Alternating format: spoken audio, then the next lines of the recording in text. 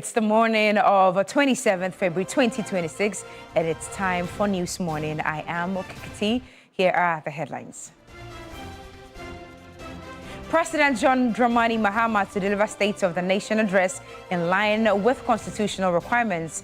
Meanwhile, Ghanaians are demanding a frank account of the country's true condition, coupled with clear and practical solutions to move the nation forward.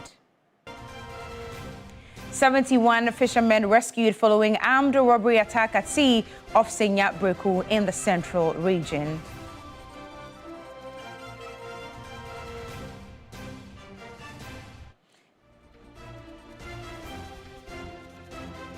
And the countdown to PURC's 48-hour ultimatum given to the Electricity Company of Ghana to resolve mounting concerns over meter irregularities and alleged overcharging on prepaid meters or face sanctions.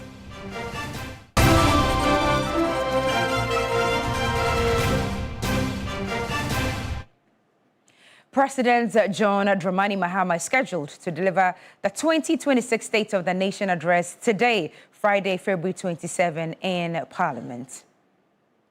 Now, the address is expected to provide a comprehensive overview of the country's current state, evaluating progress made so far and outlining the government's key priorities and major policy directions for the year ahead. Now, the president is anticipated to address critical sectors including economy, health, education, agriculture, and infrastructure, while also reflecting on Ghana's international relations and commitments. The address is also going to serve as a constitutional requirement under Article 67 of the 1992 Constitution, which mandates the President to attend Parliament at the beginning of each session and deliver a message on the state of the nation. Well, still on the state of the nation, as President Mahama prepares to deliver his second State of the Nation address to Parliament today, Friday 27th, attention is turning to what he promised Ghana's health sector a year ago and how far those commitments have been met. Now, in his previous address, President Mahama painted a picture of a health system under pressure but ripe for reform. Sarah Apenkro has been finding out a lot more on this one. Central to his concerns during his first State of the Nation was the potential 90-day pause and withdrawal of support from the United States Agency for International Development, USAID, describing the move as a critical threat to programs targeting malaria, maternal and child health, nutrition, and HIV/AIDS. At the time, President Mahama called for urgent mitigation measures, including reallocating domestic resources to prevent service disruptions. Disease outbreaks were also high on the president's agenda, referencing a severe cholera outbreak that affected several districts and claimed dozens of lives, as well as a meningitis outbreak in parts of the Upper West region, while announcing the proposed Ghana Medical Trust Fund to support patients battling non-communicable diseases. The Agenda 111 program, which was started as a knee-jerk reaction during the COVID-19 pandemic, I'm sad to note that there is no dedicated funding source for such a gargantuan project. One of the most pressing issues confronting our health sector today is the USAID's sudden 90-day pause in services without prior notice and the looming threat of complete withdrawal of programs that do not align with the USAID's strategic interests. The impact will be challenging without urgent intervention. I've therefore directed the Minister of Finance to make immediate financial arrangements to mitigate this loss. However, full implementation and dedicated funding streams are still being closely watched by stakeholders. We know that there has been some engagement with the national programs on HIV, tuberculosis, and malaria, but from the civil society perspective, we have not had any such engagement.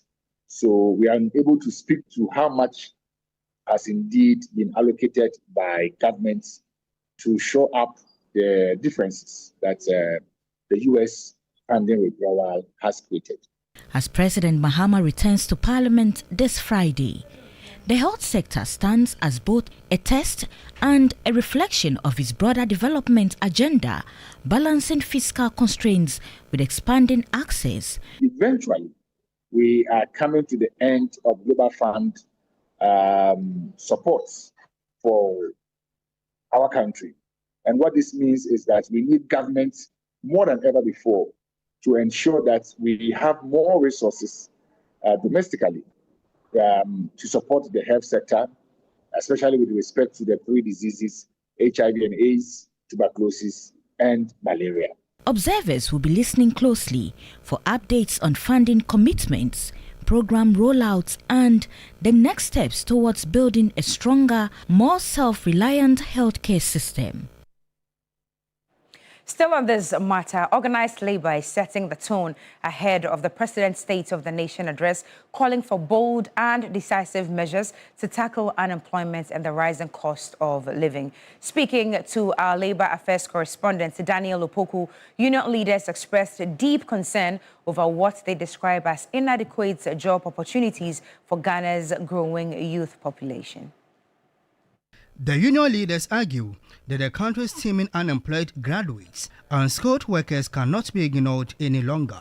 They urged President John Dramani Mahama to use his address to outline clear and practical job creation strategies aimed at restoring hope among young people. I want to stress on decent employment, not any ordinary employment. An employment that pays very well, employment that takes care of the employee, and employment that takes care of everybody economically. That is what we are looking for. I was saying that the president should have specific areas where this creation is going to happen so that we as labor can also monitor. Beyond employment, organized labor says it expects president to prioritize policies that will ease the burden on ordinary Ghanaians, particularly in the areas of food security and affordable shelter. Education, health, food, and all those things. The question is, how do we get these things done? We said that we will be food sufficient. In terms of health, wherever you are guaranteed that you will not die before your time and all that. These are the things that I'm expecting from His Excellency John Dramani Mahama. They also want firm assurances on the sustainability of pensions and improved social protection for workers. How the Ghanaian worker will be able to take care of his own 2-bedroom house. How the Ghanaian worker will be able or will be afforded daily 3 square meals. If President wants to reset the economy cannot be reset without resetting the wages and salaries of public sector workers. I think that wages and salaries are low this time, and we want the president to actualize his said. According to the leadership, this year's address must go beyond rhetoric and offer concrete solutions to the economic pressures facing citizens. And also ahead of the State of the Nation address today, a number of Ghanaians have been sharing their expectations. Noura Mohammed visited the Makola market yesterday and brings us this report. Here at Makola, we're here to gauge reactions ahead of the much anticipated State of the Nation address, which is to be delivered by the President of the country, John Dramani Mahama. And prior to this administration's assumption of office, they made several promises to the ordinary Ghanaian, to traders, to the youth, about job creation, employment, entrepreneurship, economic stability, and what have you. Our facility we use in the houses. The job sometimes it will take time because within 1 year you can't say that you are expecting much. But concerning our water and then electricity, which where I'm residing, Teship specifically, there is a water problem there because it only comes once and you can't predict for how long it will take. John Mahama, they do the work, everything calm down, we like it. We want more job come for this thing. Problem be said, electricity, the meter they will bring, no. Yeah, the meter they ring fast, power. We know if you buy credit, 100 Ghana there, you know they keep 1 month and then you finish. He has been doing great thing. I think the situation now is more relieved by by the masses, because I was having a talk with some of my friends like 4 days ago, and they were telling me in terms of transportation, the fare has reduced, and I think the system is more calm compared to the past government. To my expectation too, I think Accra needs where they will take care of the people who are not enough to take care of themselves, especially in terms of accommodation. If you go around the metropolis, you see some places, you see some junkies, and these people are from places, and these people they are not adding good nature to the beauty of the city. So I think the president should have a place like a camp where he can camp these people who are not have the standard or the financial money to get a good accommodation. Market no mum de enko yi ye nto ade kura fitida e papa no betena so no mum wa ya ade mu amaye ba adwane enko yi ye nto ade kura nti e pa no chow onhwe ne nti no nye bibi wo ho emaye problem kakra me won say edwane nye ye nto hwehwe yetimi betena ha bi a watan ade 100 cedis nkwala wo fie o ha adan utua light bay bisa ho se ubedi ahen ebeka ahen kwala bedi ahen me ma sebe omo de omo akọ school a akrachifuo wom ni ade na nka omo so mu pay no eye enso ne pay a yede ma omo no utua lolly fare nko a beji bosomi akatua ni nyina. Concluding on the State of the Nation address, the chiefs and people of Gomwa Dasum in the central region are urging the government to take immediate action to repair the deteriorating roads. They say the poor state of the road is taking a heavy toll on daily life, affecting travel, trade, and access to basic services. Their concerns were raised during the annual Gomwa Asin Traditional Council meeting. Gomwa Dasum is a farming community with large number of population, but access to good road network remains a challenge. This, among other things, became a major highlight at the traditional council meeting in Gomwa Asin. The meeting was attended by the president and paramount chief of the Gomwa Asin Traditional Council, Obrifo Ahunako Ankobia II. Addressing journalists, the traditional ruler of Gomwa Dasum, Nana Oboko Mata IX, charged a member of parliament for the area, Desmond Dipeto, and the district chief executive, Nana Akom, as a matter of urgency to fix the deplorable road network. Fortunately, we have a clinic here, we have the water, we have the electricity. That is good for the industry we are looking for. What we are looking at, then we need to have a higher power grid to take over the industry we are looking for. You understand? That this road needs to be done. Because once they are doing the major roads from Kaswa to Takra, the extensions needs also to be done. So therefore, it will aid development. Meanwhile, the district chief executive for Gomwa East, Nana Akom, has assured Nananom that the road will be fixed under the government of the NDC. We are pleading towards him so that he will help us, so that roads leading to Gomwa Township, at least, will be more travel for us, especially our market women and then our traders, so that all of us, at least, we can benefit from this big push and the other stars. A communique issued after the council meeting called for peace in the entire Gomwa Asin. Let's now move to other issues. The Public Utilities Regulatory Commission has issued a 48-hour ultimatum to the Electricity Company of Ghana to resolve mounting concerns over meter irregularities and alleged overcharging on prepaid meters. The directive follows an emergency meeting convened by the regulator after widespread public complaints about unusually high electricity bills in recent weeks. Acting Executive Secretary of the Commission, Dr. Shafiq Suleiman, disclosed that preliminary investigations have identified specific technical and billing-related issues contributing to the abnormal charges. He indicated that the regulator has formally tasked ECG to present a comprehensive corrective plan within the stipulated time frame. As indicated yesterday, we actually summoned ECG today to come to PURC, the Public Utilities Regulatory Commission, and come and explain to us what is happening and what remedies they have kept in place for the consumer. And then they've done just that. We are still in a crunch meeting. We are trying to get them to explain further. But we've given them an ultimatum of 48 hours to come out with a communique to explain to the Ghanaian consumer what exactly the issues are and the way forward, the solutions they have for the Ghanaian consumer. But they've explained generally the issues, and they will be communicating that to the Ghanaian consumer as expected. According to the Commission, the plan must clearly outline immediate remedial measures, timelines for implementation, and mechanisms to prevent a recurrence of such billing discrepancies. He further added that any non-compliance from ECG will come with sanctions. The first step is what we have done.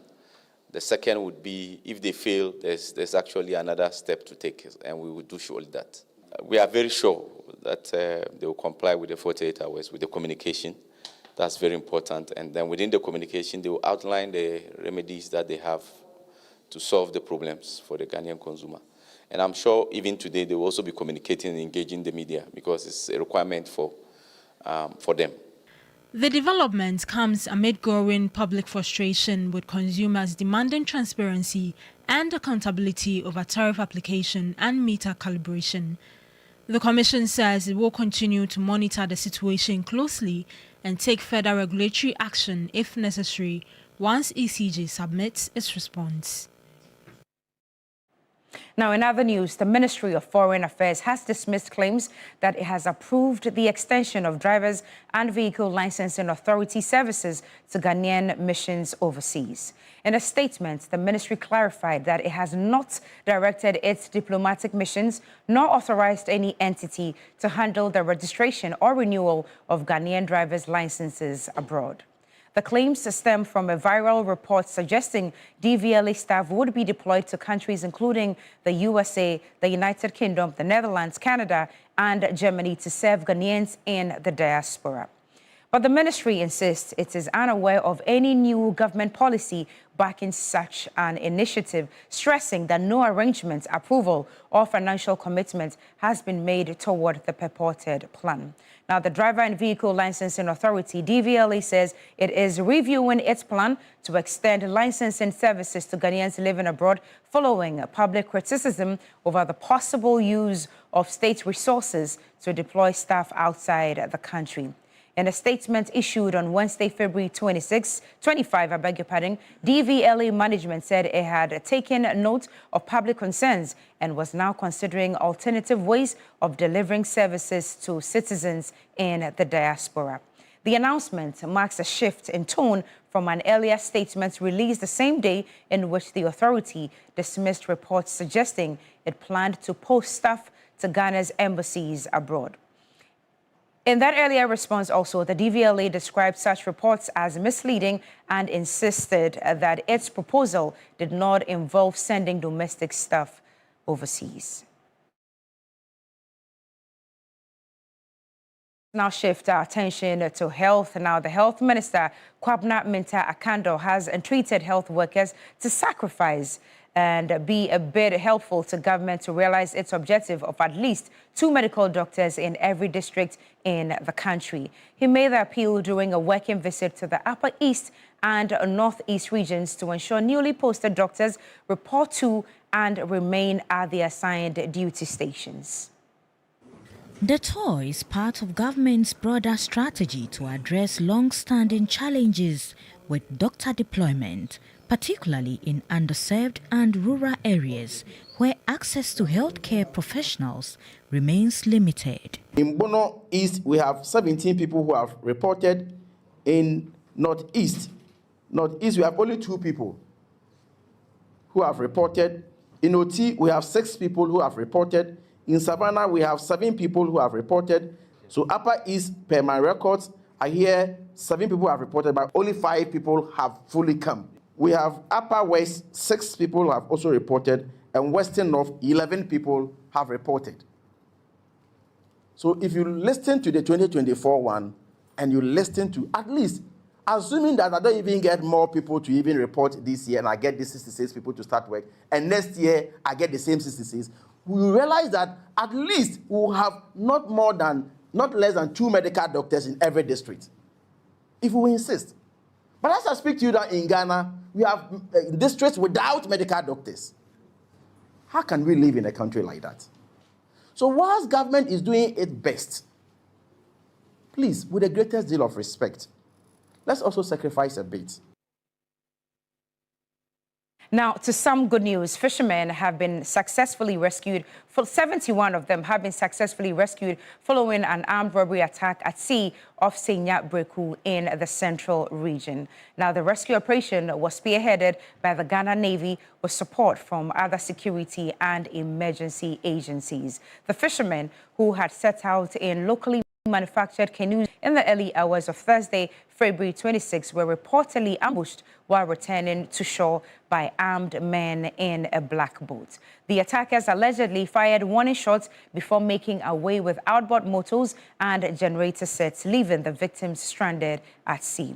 Now, following the distress reports, the Ghana Navy launched a coordinated search and a rescue mission, locating the fishermen and bringing all 59 safely to shore. Now, the incident has heightened concerns among coastal fishing communities amid reports of rising piracy and sea robbery cases.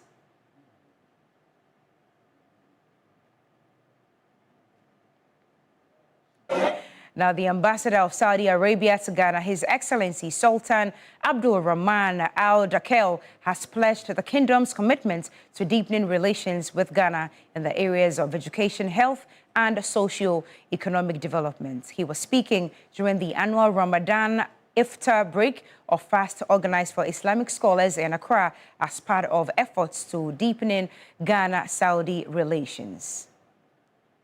Under the auspices of the King Salman bin Abdulaziz Al Saud, the Saudi Embassy in Ghana has organized an Iftar Ramadan break of fasts for Muslim scholars in Ghana. The event was graced by Islamic scholars, representatives of the National Chief Imam, and officials of the Embassy of the Kingdom of Saudi Arabia in Ghana. The ambassador, His Excellency Sultan Abdul Rahman Al Dakel, in a speech read on his behalf by spokesperson Sheikh Yahya Hussein Tutumba, commended Ghana-Saudi relations, which has been built on a common shared prosperity. A lot of countries are benefiting from this program. This is a Iftar program that is breaking the fast, as well as distribution of dates, the date fruit. The date fruit is one of the unique and very healthy fruit that Muslims all over the world break their fast with. And the King Salman is sending this date fruit to many Muslims across the world. He again said that Saudi Arabia will continue to deepen its relations with Ghana in the areas of health, education, and religious integration. What we witnessed today is just a sign of the strong relations that existed between Ghana and Saudi Arabia. And so the countries and the governments of both countries are very keen in strengthening their relations in various sectors, political consultations, as well as trade and developmental aid. And the King Salman Center is one of the Saudi agencies that contributes so much in belated times, since from 2015 coming, that contributes so much in the improvement in Ghana-Saudi relations. The government of the Kingdom of Saudi Arabia later presented boxes of dates and the Holy Quran to a number of Muslim organizations for distribution to Muslims to help them observe the Ramadan fasting. Dr. Abbas Shamsuddin Ibrahim, supervisor of Muslim scholars under the Saudi Ministry of Islamic Affairs Endowment, thanked the Saudi Arabia government for its continued support to the Muslim community. Thank you for joining us for News Morning. It's a very crucial day today. It's the State of the Nation's address, and here at TV3, we are bringing you an extensive coverage of all happenings between now and the end of the State of the Nation's address by the President, sitting President of the land, His Excellency John Dramani Mahama. Please stay with us and don't go anywhere.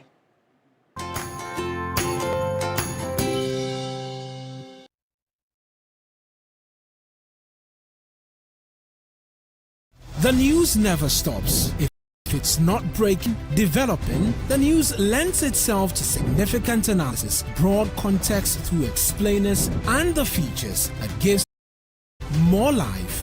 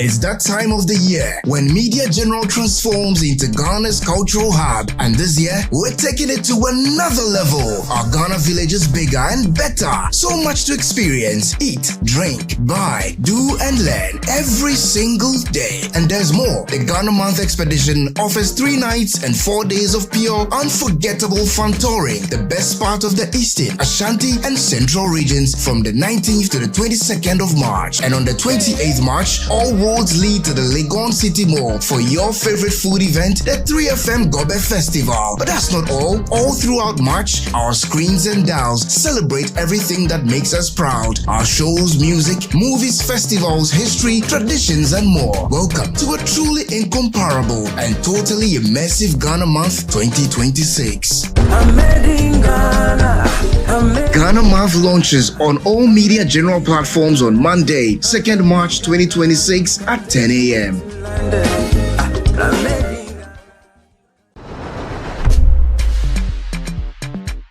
It's that time of the year when Media General transforms into Ghana's cultural hub, and this year we're taking it to another level. Our Ghana village is bigger and better. So much to experience, eat, drink, buy, do and learn every single day. And there's more. The Ghana Month Expedition offers 3 nights and 4 days of pure, unforgettable fun touring the best part of the Eastern, Ashanti and Central regions from the 19th to the 22nd of March. And on the 28th March, all roads lead to the Legon City Mall for your favorite food event, the 3FM Gobe Festival. But that's not all. All throughout March, our screens and dials celebrate everything that makes us proud. Our shows, music, movies, festivals, history, traditions, and more. Welcome to a truly incomparable and totally immersive Ghana Month 2026.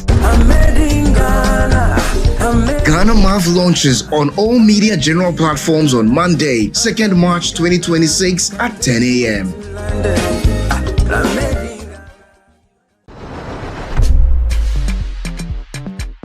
It's that time of the year when Media General transforms into Ghana's cultural hub, and this year we're taking it to another level. Our Ghana village is bigger and better. So much to experience, eat, drink, buy, do and learn every single day. And there's more. The Ghana Month Expedition offers 3 nights and 4 days of pure, unforgettable fun touring the best part of the Eastern, Ashanti and Central regions from the 19th to the 22nd of March. And on the 28th March, all roads lead to the Legon City Mall for your favorite food event, the 3FM Gobe Festival. But that's not all. All throughout March, our screens and dials celebrate everything that makes us proud. Our shows, music, movies, festivals, history, traditions, and more. Welcome to a truly incomparable and totally immersive Ghana Month 2026.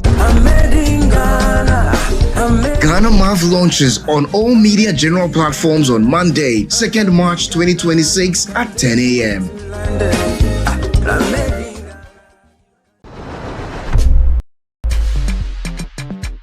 It's that time of the year when Media General transforms into Ghana's cultural hub, and this year we're taking it to another level. Our Ghana village is big. It's time to explore Ghana again. From 19th to 22nd March, join the Ghana Month Expedition. 3 regions, 4 days. Eastern, Ashanti, Central. We kick it off in the Eastern region. Chocolate experiences, fresh farm fruits, Safari Valley lunch with zebras and exotic animals, Bonsu Eco Park for canopy walks and ziplining, and then party at the Rock City Hotel. Ashanti takes over. Bonre Kente Museum, Kumasi Museum, Komfornochi Source Site, Lake Bosomtri for hiking adventures and sleepover at Rich Condos. Central brings the history at Singmanso, Cape Coast Castle, plus lunch by the coast. Then a Crown Resort vacation, quad biking, horse riding, water adventures. All this for 6,500 Ghana Cedi single, 5,500 Ghana Cedi shared rooms, and 10,500 Ghana Cedis couple. You're interested, right? Call now 0531 100927 or 0247 120 633. Ghana Month Expedition, 19th to 22nd March. Don't just watch Ghana, experience it. It's time to explore Ghana again. From 19th to 22nd March, join the Ghana Month Expedition. 3 regions, 4 days. Eastern, Ashanti, Central. We kick it off in Eastern region. Chocolate experiences, fresh farm fruits, Safari Valley lunch with zebras and exotic animals, Bonsu Eco Park for canopy walks and ziplining, and then party at the Rock City Hotel. Ashanti takes over. Bonre Kente Museum, Kumasi Museum, Komfornochi Source Site, Lake Bosomtri for hiking adventures and sleepover at Rich Condos. Central brings the history at Singmanso, Cape Coast Castle, plus lunch by the coast. Then a Crown Resort vacation, quad biking, horse riding, water adventures. All this for 6,500 Ghana Cedi single, 5,500 Ghana Cedi shared rooms, and 10,500 Ghana Cedis couple. You're interested, right? Call now 0531 100927 or 0247 120 633. Ghana Month Expedition, 19th to 22nd March. Don't just watch Ghana, experience it. It's time to explore Ghana again. From 19th to 22nd March, join the Ghana Month Expedition. 3 regions, 4 days. Eastern, Ashanti, Central. We kick it off in Eastern region. Chocolate experiences, fresh farm fruits, Safari Valley lunch with zebras and exotic animals, Bonsu Eco Park for canopy walks and ziplining, and then party at the Rock City Hotel. Ashanti takes over. Bonre Kente Museum, Kumasi Museum, Komfornochi Source Site, Lake Bosomtri for hiking adventures and sleepover at Rich Condos. Central brings the history at Singmanso, Cape Coast Castle, plus lunch by the coast. Then a Crown Resort vacation, quad biking, horse riding, water adventures. All this for 6,500 Ghana Cedi single, 5,500 Ghana Cedi shared rooms, and 10,500 Ghana Cedis couple. You're interested, right? Call now 0531 100927 or 0247 120 633. Ghana Month Expedition, 19th to 22nd March. Don't just watch Ghana, experience it. It's time to explore Ghana again. From 19th to 22nd March, join the Ghana Month Expedition. 3 regions, 4 days. Eastern, Ashanti, Central. We kick it off in Eastern region. Chocolate experiences, fresh farm fruits, Safari Valley lunch with zebras and exotic animals, Bonsu Eco Park for canopy walks and ziplining, and then party at the Rock City Hotel. Ashanti takes over. Bonre Kente Museum, Kumasi Museum, Komfornochi Source Site, Lake Bosomtri for hiking adventures and sleepover at Rich Condos. Central brings the history at Singmanso, Cape Coast Castle, plus lunch by the coast. Then a Crown Resort vacation, quad biking, horse riding, water adventures. All this for 6,500 Ghana Cedi single, 5,500 Ghana Cedi shared rooms, and 10,500 Ghana Cedis couple. You're interested, right? Call now 0531 100927 or 0247 120 633. Ghana Month Expedition, 19th to 22nd March. Don't just watch Ghana, experience it.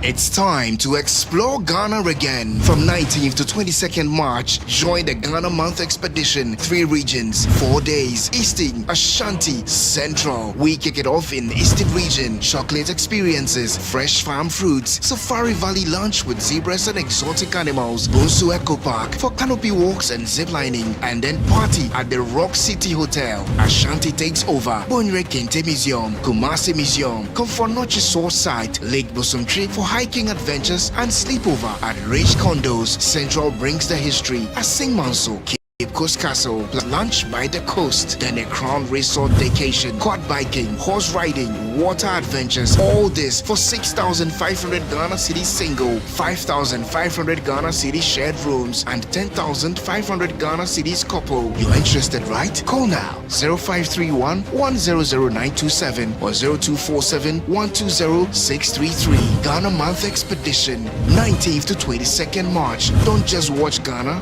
experience it.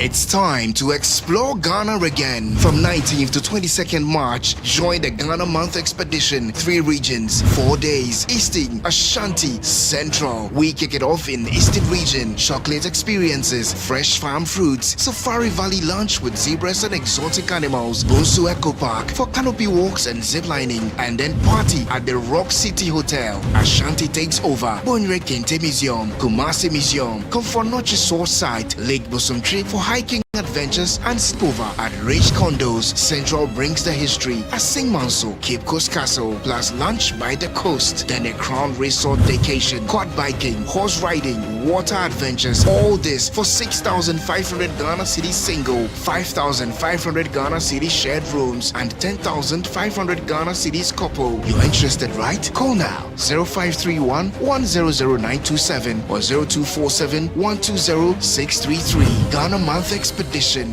19th to 22nd March. Don't just watch Ghana, experience it. It's time to explore Ghana again. From 19th to 22nd March, join the Ghana Month Expedition. 3 regions, 4 days. Eastern, Ashanti, Central. We kick it off in Eastern region. Chocolate experiences, fresh farm fruits, Safari Valley lunch with zebras and exotic animals, Bonsu Eco Park for canopy walks and zip lining, and then party at the Rock City Hotel. Ashanti takes over. Bonre Kente Museum, Kumasi Museum, Komfornochi Source Site, Lake Bosumtri for hiking adventures and sleepover at Rich Condos. Central brings the history at Sing Manso, Cape Coast Castle, plus lunch by the coast. Then a Crown Resort vacation, quad biking, horse riding, water adventures. All this for 6,500 Ghana City single, 5,500 Ghana City shared rooms, and 10,500 Ghana Cities couple. You're interested, right? Call now 0531 100927 or 0247 120 633. Ghana Month Expedition, 19th to 22nd March. Don't just watch Ghana, experience it. It's time to explore Ghana again. From 19th to 22nd March, join the Ghana Month Expedition. 3 regions, 4 days. Eastern, Ashanti, Central. We kick it off in Eastern region. Chocolate experiences, fresh farm fruits, Safari Valley lunch with zebras and exotic animals, Bonsu Eco Park for canopy walks and zip lining, and then party at the Rock City Hotel. Ashanti takes over. Bonre Kente Museum, Kumasi Museum, Komfornochi Source Site, Lake Bosumtri for hiking adventures and sleepover at Rich Condos. 5. This morning, I am here with Joseph Aka Blade. It's indeed a big day. I mean, it's one that many look forward to, and it's very crucial within the context that we find ourselves that 1 year ago, His Excellency John Dramani Mahama, who had just taken office, addressed the nation. In fact, it's a constitutional requirement under Article 67. Yeah. He's supposed to speak to Parliament on the state of the nation at the start of each session and the dissolution of Parliament as well. So he'll be fulfilling that mandate. And the importance is within the context that 1 year ago, he spoke to us shortly after he had taken over office. So at the time, it was basically a report card on the economy, the state of affairs that he was taking over from His Excellency Nana Addo Dankwa Akufo-Addo. This time around, he'll be telling us how things are. He's had 1 year to be in charge, and it's very easy to assess him. All we have to do, Kiki, is to just look at how things have been. I said that too quick, yeah? Yes, I heard that, right? Yeah, all we have to do, Cookie, is just to look at his address last year, and just look at it within the context of how things are now. Joseph, and it's imperative to note that it was exactly a year ago, so it was also 27th of February 2025, but just that today's Friday and that day was a Thursday. And I remember when he described the state of the economy then as in crisis and broken on many fronts. Well, the minority had a lot to say about it. We saw news items on it. Many people complained that it did not hint on things that they were expecting. The health sector had issues. We still have the issues. We still have the no-bed syndrome. We still do not have enough security and CCTV cameras mounted in most of our health institutions. People are still dying from basic health issues day in and day out. And the other day, I think about 3 days ago on TV3 Newday, I asked the question about Agenda 111, that when the previous government was leaving, how many of them were completed? Because I remember also this new administration telling us that at the end of this year, at least 10 of them will be completed. Do we have enough funding for that? Because at the time, I remember the president saying during last year's address that there were no funds available for the project to even start. I don't know what the situation is right now, but your expectations are welcome this morning. Let us know what is on your mind. Many people are talking about a lot of things, but Joseph, this morning you have the heavy weight on you to explain to us what the expectations are versus what he said last year. Yes, I mean, what we'll be doing for our viewers today, and trust us, we just have to stay glued to your TV set. Don't go anywhere, because we are going to walk you through right from the start. When we are taking off right now, there's exclusive, extensive coverage, top-notch analysis. We'll walk you through the things, the key issues that the president raised last year, the benchmarks that he set for himself. We'll bring you a specific promise that he made. He made a one-year commitment that when he addresses the nation, that is in Parliament, on the state of the nation, what we should use to judge him as to whether the first year has been a success or not. We'll narrow down to that specific promise once we are done with the sectoral trends, just to make the point that can we fairly say that Ghana is on the right path if his assessment at the time he took over office was anything to go by. And we're not going to do this alone. As usual, we'll have a panel over at the other side who will be joining us. We'll have a rep from the New Patriotic Party, also from the National Democratic Congress, the Convention People's Party, the United Party. We also have an independent analyst also joining us. And what we'll be doing is to assess 1 year of His Excellency John Dramani Mahama, with the understanding that the simple question of whether your life is better. You can engage us, send your messages on our various platforms. The WhatsApp is available, is activated. The normal text messages that you drop on our various streams as well. We're going to read all of that to you as we build up. We are expecting that sometime around 10 a.m. His Excellency will head to Parliament and speak to the entire nation, and we'll get a scorecard on how the 1 year has been, whether Ghana is in a much better place or not.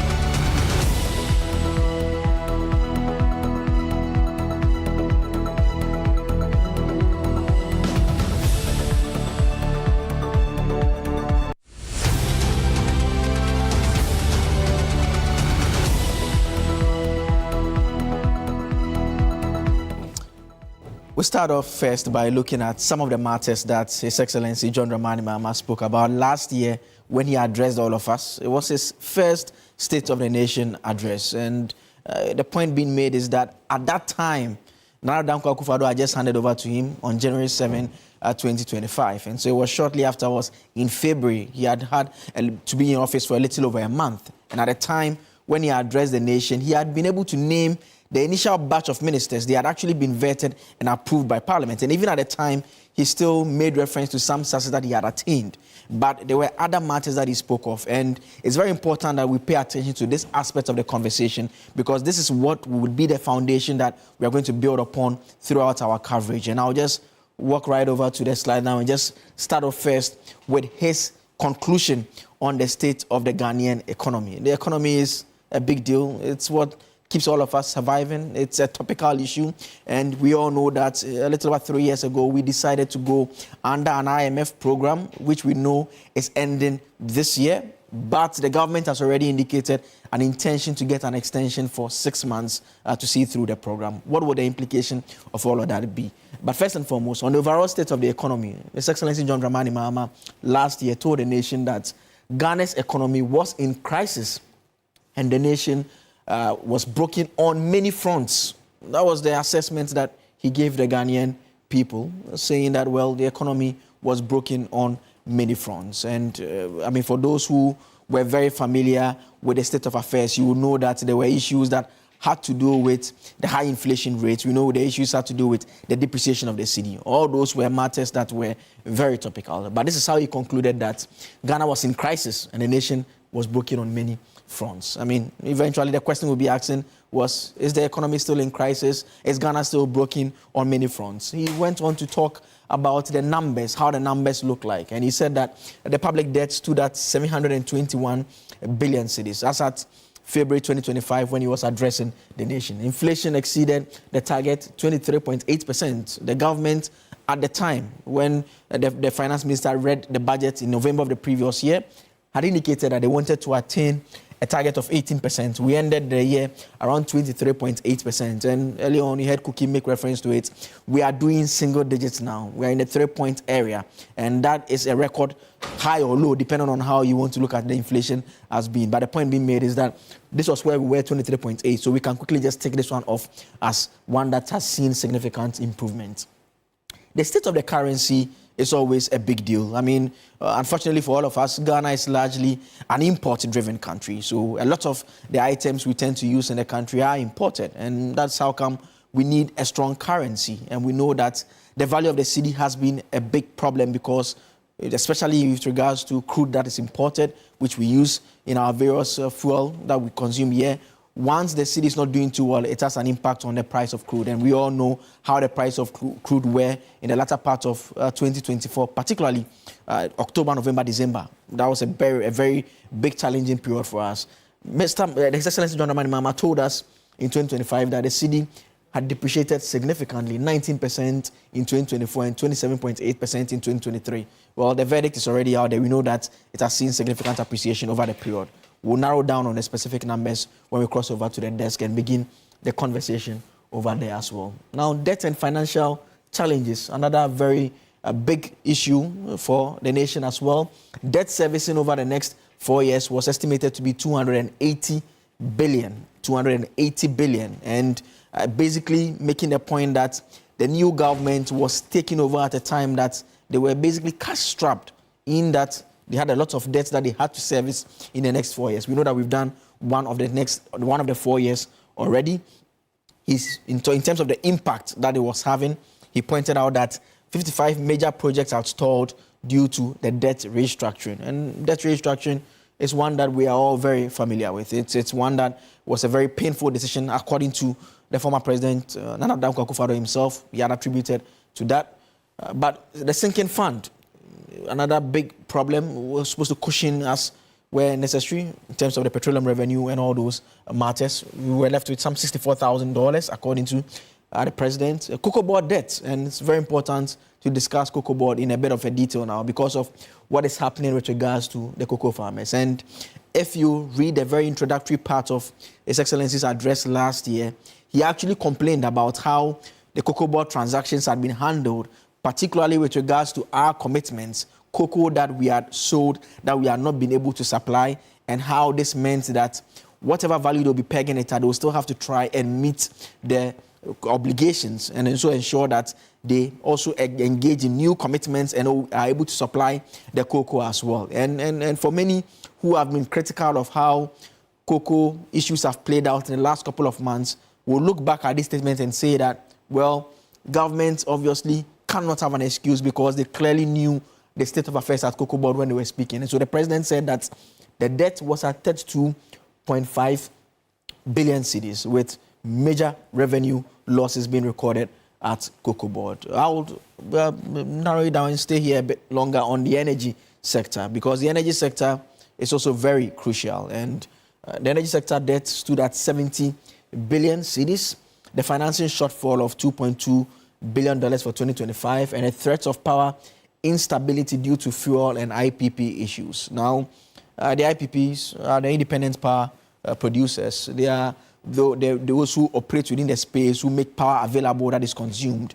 We have a fantastic mechanism in place, what the energy analysts and the experts will call the cash waterfall mechanism, which basically enables ECG collect its revenue, and at the end of the month, they allocate it according to a certain formula. We'll show you a bit and pieces of the PRC report, particularly in the last quarter of 2024, and show you the most recent report for 2025 into 2026 as well. And you see that in the past, the PRC had expressed concerns about the fact that ECG was collecting the revenue and they were not distributing it according to the formula. So what it basically meant was that the independent power producers within the value chain, even though money was coming in, they were not getting what they ought to get. And so it meant that they were basically cash-strapped. And it also meant that government was incurring debts as well on the books of the IPPs. And we had the IPPs over the period multiple times threatening to shut down their plants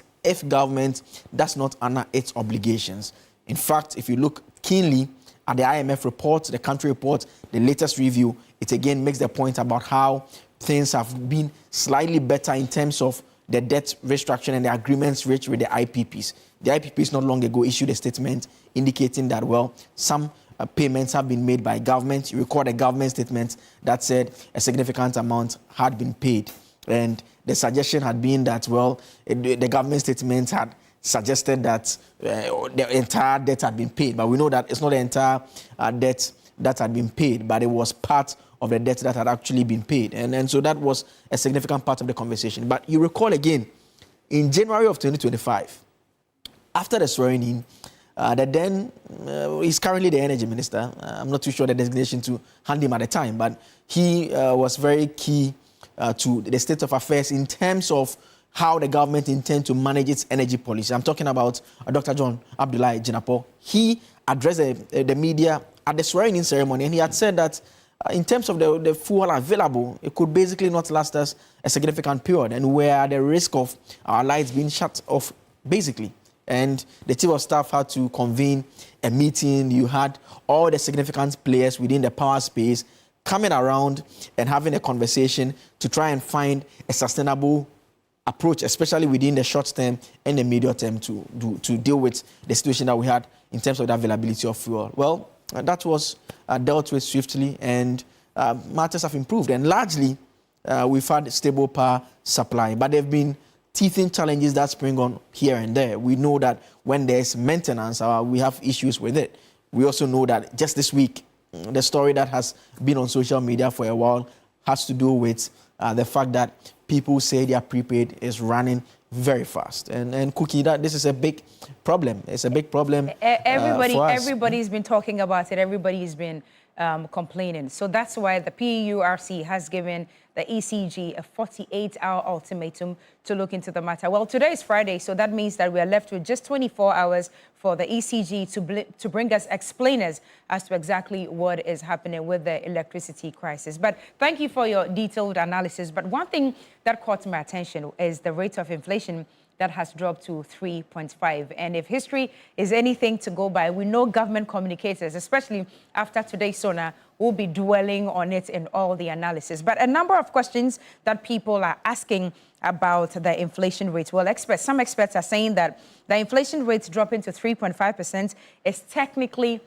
impressive, but the bigger question is whether the average Ghanaian feels this relief at the market. That's the question we've also been asking. Noura Mohammed sometime this week went to the market to ask them if they're really feeling it in their pockets. Akable, I don't know about you, but now that people are complaining that if you buy electricity that they used to buy for maybe 100 cedis, that will last for 9 days to 14 days. Now it's lasting for just 7. Are you really feeling the inflation rate in your pocket? Do you even go to the market? I mean, the experts will generally make the point quite forcefully that, well, inflation basically means that the rate at which prices are changing, are going up, essentially. And the point being made is that there will be periods that the rate will be very high and there will be periods that it will be very low. So when we're doing 23.5%, it meant that prices were generally going up very fast. And now we are doing the 3.5, which you alluded to, which basically means that it is not going up as fast as it ought to. It does not necessarily mean that the prices are going down. In fact, that would be deflation completely. It would mean that the prices are going down. So if you go to the market today and the product is 10 cedis, it means that if you go back tomorrow, you are not going to have it, if it will go up, it will not be around 20 cedis, as we used to do when we're doing maybe like around 11 or 12 cedis. Exactly, to just be moving a bit slowly. And so that is what it actually means. But a lot of the times, the thing about the politicians is that when they are in opposition, they tend to approach the numbers differently. So the opposition will tell you that, well, if it's actually not going up fast, why is it that yesterday I went over here and I bought this particular item for 10 cedis? Yeah, this particular item is 15 cedis. Again, the whole inflation is a big basket. So there are various products that are in it. And if you narrow it down, you can even check for specific items. And so the overall effect of the 3.5 in terms of the total output of 3.5 will not necessarily mean that each of the items will all have the 3.5. Some would have it within the 5% region, some will have it within 4%, some may even be doing 10%. But in the overall basket is what the impact will be. But the thing about the market to me that always excites me, Cookie, is that, I mean, in my more than a decade of practice of journalism, I've not seen an instance where we've gone to the market, we've asked the market women, how is the market? And we'll say that things are going well. It has never ever happened. And that's what I've tried to understand. Never in this history of ours, in this nation, Ghana, have we ever gone to the market and asked the women, to say, I feel way as compared to last year, to say, it's always like that, even with inflation at 3.5. Anyway, I talked about history. Let's take you down a memory lane. Let's apprise you with what the president said in the State of the Nation address last year, 2025, February 27th. About 30 years ago, in 1996, I took my first steps in public service when I was elected to this august house as a member of parliament for the Bola constituency. For 12 memorable years, I forged many enduring friendships and alliances while working with colleagues from both sides of the House to shape Ghana's legislative agenda and advance the development of our beloved country, Ghana. It has also been nearly a decade since I said goodbye to this House after delivering what many, including myself, thought at the time would be my final address to Parliament. God Almighty, Providence, and the unpredictability of life have summoned me here once again.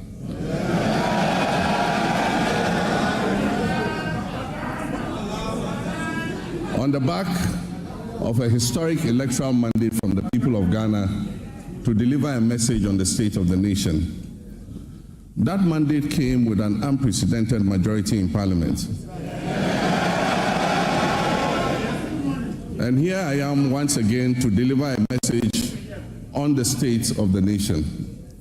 Mr. Speaker, I wish to convey my heartfelt gratitude to Parliament for the prompt vetting and approval of my nominees for ministerial positions.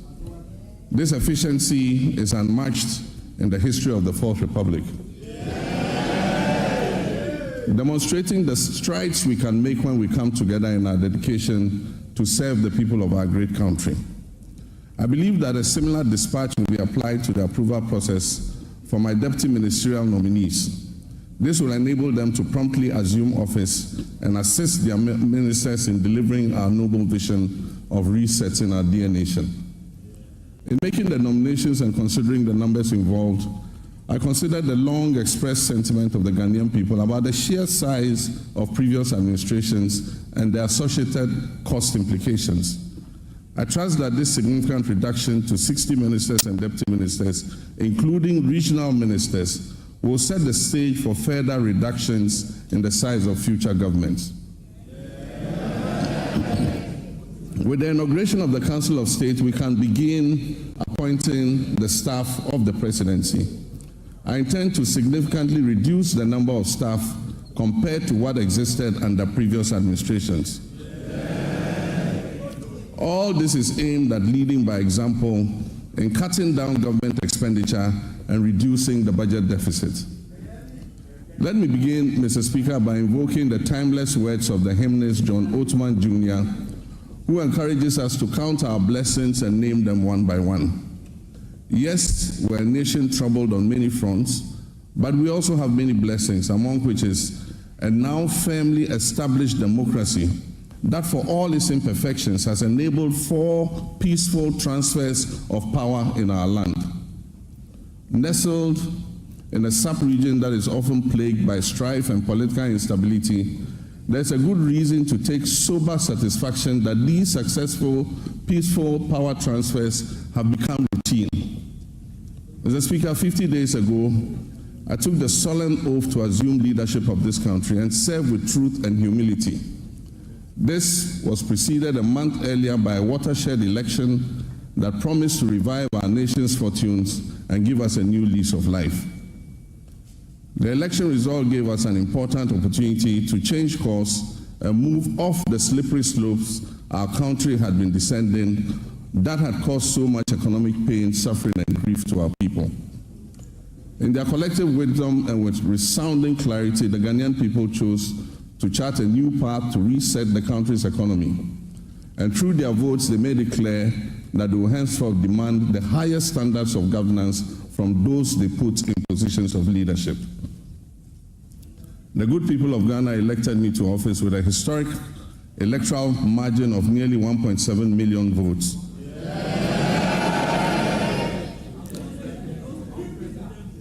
Separating me from my next opponent, giving Ghanaians the first female vice president, Professor Nana Jane Opoku-Agyeman. For the National Democratic Congress, NDC, that resounding victory is a selfless call to duty from a people who are tired of years of economic hardship and poor governance. That call therefore places an obligation on us and all who serve, including legislators from both sides of the House, to do our utmost with decency and humility to change the circumstances and the state of our country. Mr. Speaker, as I stated earlier, Article 67 of the 1992 Constitution requires that I give an account of the state of our nation to Parliament. I'm sad to report that the state of our nation is not good.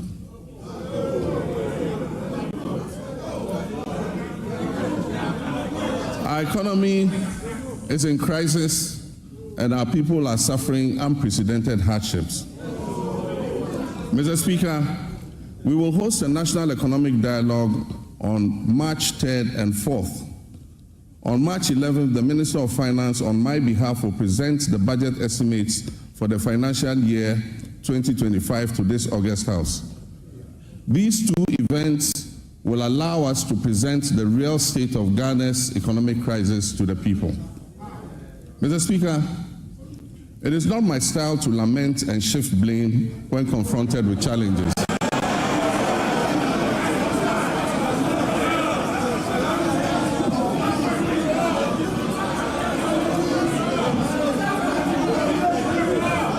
Mr. Speaker, it's not my style to lament and shift blame when confronted with challenges.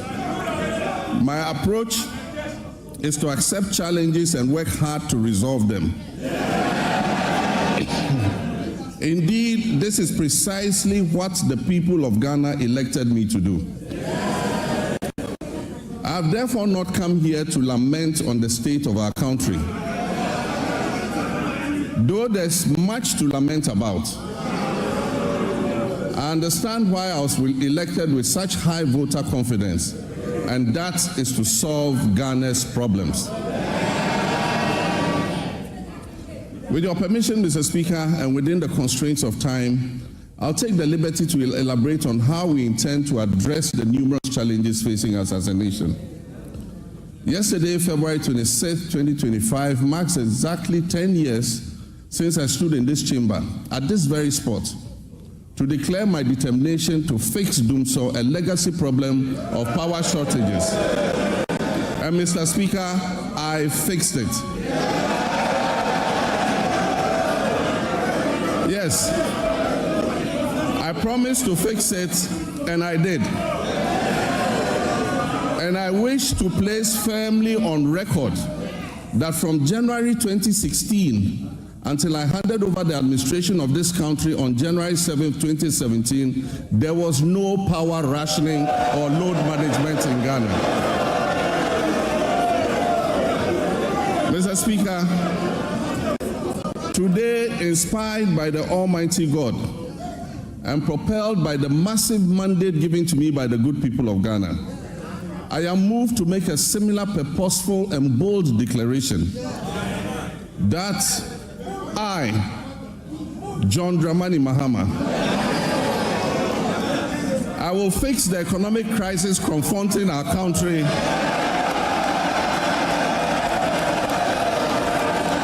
and reset it on a path of growth and prosperity.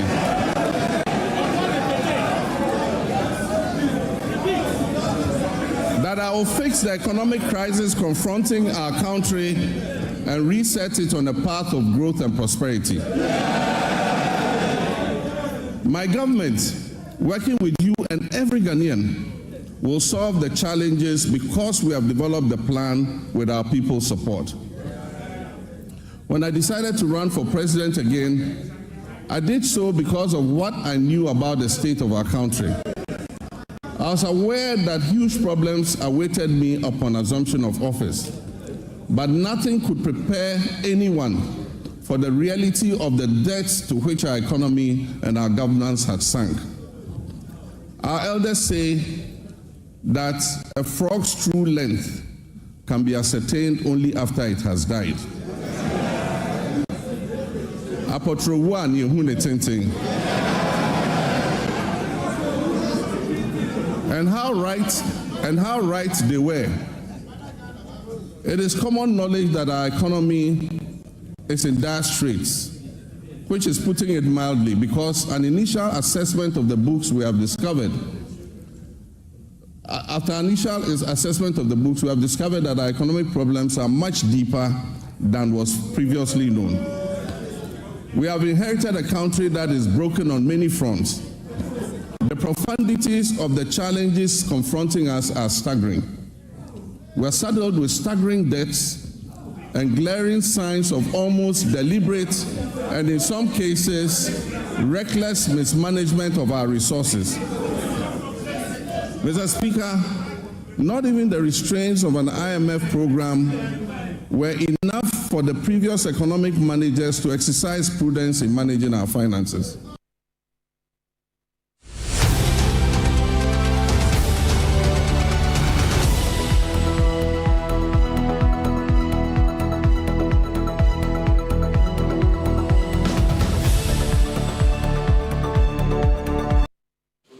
All right, and that was the President of the Republic of Ghana fulfilling his mandate according to Article 67 of the 1992 Constitution. Today, again, the 27th of February, 2026, we're expecting the State of the Nation address. And Joseph Akabley and I, early on, were talking about a number of issues: energy crisis, inflation, state of the economy, transportation crisis, and many others. Well, our guests have joined us in studio to continue the in-depth analysis this morning. But what are your expectations? Please keep the conversation going, especially on social media. The hashtag is TV3 Newday, hashtag Sona. What are you expecting the president to talk about this morning? Very rife in recent times has been the unexplained exhaustion of your electricity credits when you buy it. Is that what you want to talk about this morning? Or you want to talk about the prices of goods on the markets,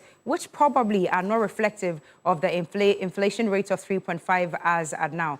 These and many others we'll be discussing today here on TV3. Now, Joseph Akabley is ready with our guest in studio. Absolutely. We'll be walking through key aspects of the economy. We'll start off first by looking at that promise that I indicated that the president made to the nation. In fact, he told us how we should judge him when he addresses us the second time. And so we'll read that to you, and we'll ask the question of whether he has fulfilled that pledge he made to the people of Ghana. Then afterwards, we'll do a bit of a sectoral focus. We have diverse expertise around the table, and we have to make use of our experts around the table. So we'll go into specific sectors and ask questions about whether we can see any significant change with respect to that. So if you're just joining us, this is our build-up to the State of the Nation address that His Excellency John Dramani Mahama will be giving a bit later on. We are building up sometime at 10 a.m. He's expected to address Parliament. And you have to stay right here with us because we are going to be here before he speaks. When he speaks, you're going to watch him live right here. And when he's done, we'll also do the analysis, the reactions in Parliament, the key takeaways. There are some major announcements that will be made as well. We'll talk through all of those matters just to put everything within the right perspective. And let me introduce you to my guest around the table this morning. Kojo Poku Nsafwa is an energy expert and also a member of the New Patriotic Party. He's at my far right. Good morning, sir. Thank you very much for joining us. I'm doing very well. Thank you for asking. Also joining us in the studio, another energy analyst as well, private legal practitioner, member of the Convention People's Party, everyone's uncle, Kwame Jantwa. Senior, good morning. Morning, Junior Counsel. How are you? I'm doing very well. Everything is well? Everything is well. You're looking smart. Thank you. I like the Junior Counsel. He always reminds me. He's a senior by significant number of years. Of course. If we were to go to court together, I have to carry his books. Only carry my books. Carry me too. That's Mr. Jantua there. Also here with us, as always, Ebo Bakman. Ebo Bakman is Deputy Communications Director for the United Party. He also does financial and economic analysis as well. Ebo, thank you for joining us, as always. It's a pleasure to be here. Absolutely. There are others who will be joining us in the course of the conversation, and I'll bring you in on as and when they'll be joining us. We'll also be crossing over to Parliament as and when the feed is available, just to give you a sense of how things are looking there. A lot of the times, we think it just happens, he shows up and he does the State of the Nation address. In fact, there are rehearsals that are done days before. Even yesterday, it was taking place. They have to make sure how they are coming in, where they are going, where they are signing what. All of that is taking place, and the place is now set. We'll go over and show you how Parliament looks this morning. Extra chairs have come in for the guests, for the ministers who will be joining in the chamber, the public gallery. All of that, we'll give you a sense of all of that, just to make sure that you don't miss anything at all when you stay with us for this extended coverage. It's a special edition of Newday. It's actually a special coverage taking place on all our platforms, online, on social media. You can join us on radio as well, on TV as well, for the very latest on all matters related to the State of the Nation address. And I want to start off by reading to you how His Excellency the President concluded his address last year. And embedded in that is the promise that he made. He said, "Mr. Speaker, let me assure you that we are leaving no one behind as we race set to build the Ghana we want, a Ghana that works for all. We shall live the dreams of our forebears in our time. And so, my countrymen and women, where despair once existed, hope must radiate, and where the sun appeared to set on our bright prospect as a nation, let a new dawn of enthusiasm and renewal supplant it, so that when next I stand before you to present a message on the state of the nation, it will be one brimming with evidence of progress." So that's the pledge he made to all of us. He says, when next he stands before us to present a message on the state of our nation, it will be one brimming with evidence of progress. And so it's a simple question we'll start off the conversation with is, can we confidently say that the nation is brimming with evidence of progress 1 year after the president addressed the nation? Let me start off with Mr. Nsafwa Puku, just right across on the right-hand side. What's your answer if I ask you that direct question? Well, before I start, I want to greet our viewers. A big greetings from Dr. Mahmoud Bawumia, the leader of the MPP, to all Ghanaians, and to the good people of Ghanaians who didn't vote in the last election. We understand why you did not vote, and Dr. Mahmoud Bawumia, now that he's the leader of the MPP, would work hard to gain your confidence so that in the next election, you will find the need to vote out this government that is bringing so much hardship to Ghanaians. Now, the question you asked, repeat it again, and repeat it again. He says that when he stands before us to present a message on the state of the nation will be one brimming with evidence of progress. Thank you. So, do we see evidence of progress 1 year on? So they now ask that they're going to be a reset, right? And the evidence of progress is after the reset, because he said in the first 1 year, there will be certain signs, and when he stands before Ghanaians, there should be some evidence. Okay. Now, one of the things that we keep telling, the MPP keep telling Ghanaians, is that we should be wary when somebody tells you that reset. Because resetting your phone or resetting anything in your life could be for good or could be for bad. Now, when you're resetting, there are certain things that it asks you. If you are resetting, do you want to keep this? When you are resetting, do you want to keep that? Now, I'm sure Ghanaians, when they were now resetting, were promised a few things, which were the options they were given, right? First thing that Ghanaians youth are looking out for was jobs. They were promised 133, right? 1 job, 3 shifts, 3 people. Has that been fulfilled? That has turned out to be 419. So today, instead of 133, Ghanaian youth now has 419. So when the president stands in front of the nation today, he has to tell us how come he promised us that there was going to be 1 shift, 3 jobs, 3 people, but hasn't happened. Secondly, haircuts, right? When he stood in front of Ghanaians last year, he said that he's going to reset. He has reset a lot of things to the point that he's now giving haircuts to cocoa farmers. So today, the over 1 million cocoa farmers that's going to watch the state of the nation, you are saying that you're going to stand in front of them with evidence of progress. What evidence of progress? The one, Asante Kasemesi Wanyabia Moasia, Yamonokrono, you promised them 6,000 cedis a bag. You couldn't give the 6,000. You now give 3,600. Out of the 3,600 you gave, today, when you stand in front of Ghanaians, the over 1 million cocoa farmers, you've given them a haircut of 1,032 per bag. Is that evidence of progress? The Ghanaians will now tell him when he stands there. Today, in the last 1 year since he now addressed Parliament, there has been over 30% increase in electricity, right? The recent increase is 10%, which what is reflected in your bill is about 15%. So in all, let's say there's about 35% increase in electricity.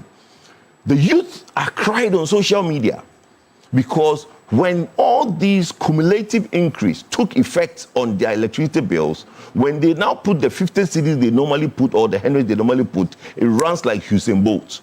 And they see the meter reading in front of their eyes. Somebody's on social media saying that their light went off. They thought, let them put 100 cedis and then in the morning they will address it. It didn't take them to the morning because now the reset they have in their life, the reality they have in their life is that after 1 year of over 30% increase in electricity, now your meter runs like Usain Bolt. I mean, but on the point of the meter, I mean, is that not an anomaly? We have been told. Well, it's not, my brother. You see, been told I know what it is. I'm coming if I can just make the point. You've been told the minister has said that. Just hold on for me. Okay. Just listen to me. Just listen to me.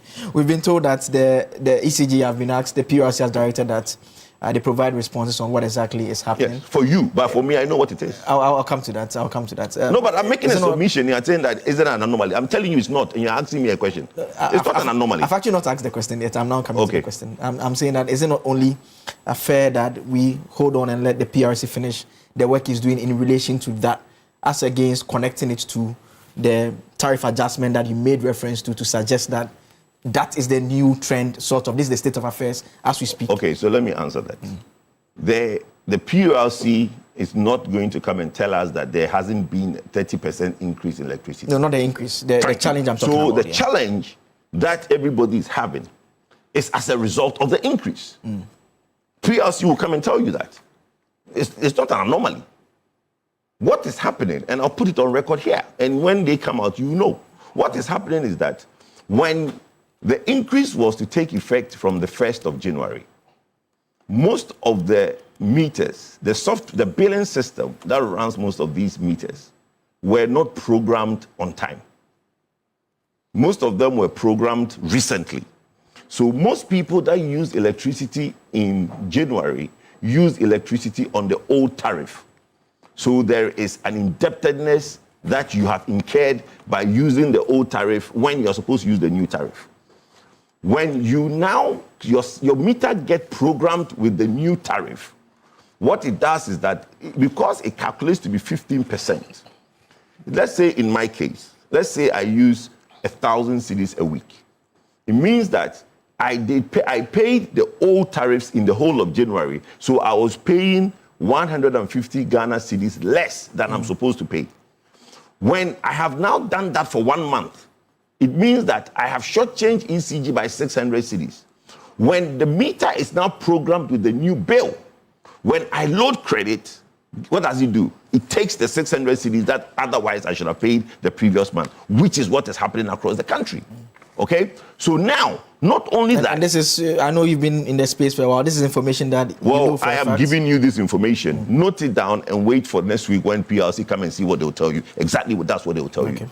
Now, the issue going forward is that after that money has been taken because your bill has now been programmed, you are now faced with the new tariff, which is more than the old tariff. So your electricity bills are now running faster. The point I'm making is that when the president spoke to Ghanaians and said that there was unprecedented hardship last year, January, 1 year on, there's been a 30% increase in electricity. So Ghanaian youth who are trying to start off in life are going to look at him today and say that, Mr. President, the hardship is worse. Because when I buy 100 cedis, I can show you the message. I did a TikTok, and ask people across the country to come into my inbox and give me their experiences. If you have time, you can read all of it and see what people are going through. That is one aspect of it. Then we move on to the area of Galamsey. Has the president faced Galamsey? No. Even in his own backyard of Bole, we are now being told that now there is a big problem in his own backyard, in his constituency where he was once an MP. Galamsey has now overtaken that place. When it wasn't so, when he last did the State of the Union, State of the Nation address to us, that situation did not exist. So Galamsey in some parts of the country has gone up. Then you look at the teeming nurses and teachers who have been crying for payments, crying that their money should be paid. Nothing. When the president spoke, he said he was giving hope. He's going to come back and basically tell us what he wants to tell us. Going forward, has he now resolved the teachers and the nurses problem? It has not been resolved. We recently heard about the no-bed syndrome. It existed before he took office. When he took office, he said he was going to change our lives. Has that situation changed? No, it hasn't. Just this week, we heard somebody dying because of a no-bed syndrome. Okay? So for me, the only thing that the NDC would take credit for, dollar is low, inflation is low. My grandmother said, Kojo, you guys should work hard and take out these American people. And I'm like, why are they American people? He says, every time I listen to radio, all I heard is dollar, dollar, dollar, dollar. The dollar is down, yes. But what is the impact of the low dollar on the lives of the ordinary Ghanaian? Fuel is low, yes. But has petrol prices gone down? When petrol prices went down, has the transport fares gone down? Transport fares has not gone down. Dollar is low. But when you enter the pharmacies and the supermarkets, what has been reduced? Your salary has been reduced? No. Has it gone up? No. You are receiving the same because guess what? Manufacturers, industry cannot afford to pay more money to staff because they've been given a haircut. Why has industry been given a haircut? Because the government came in and artificially now put the dollar to the cedi to 10.4. When I do export of $1 million, I'm supposed to get 13 or 14 million Ghana cedis. Now I only get 10.3 million Ghana cedis. I've been given a haircut of 4 million Ghana cedis. Now I'm shortchanged. But every raw material I buy in Ghana is the same cost or gone up. On the flip side, if you import? Well, you see, in every country, there are two stages. There are importers and exporters. Importers are happy. But guess what? The Abusio kind importer, who is importing cheaper, right? It's not giving the benefit of the importing cheaper to Ghanaians. Go to Abusio kind, spare parts have gone up. When you go and tell them, they say, oh, my rent is going up, electricity is going up, insurance is going up. So this issue of dollar is low. Who is benefiting? I mean, so is that a more fairer analysis to say that it does appear that certain sectors of the economy are not responding to the positive sign that you allude and agree to? Well, what I'm saying is that the issue of benefit has to be the masses and the populace, right? If a few benefits, it's not a good policy. The benefit is for all of us, but the benefit should be for all of us. Certain aspects of the economy are not responding. Yes, but my point is that when you talk about benefits, the masses, the majority of the people, the teeming majority of the country should benefit, right?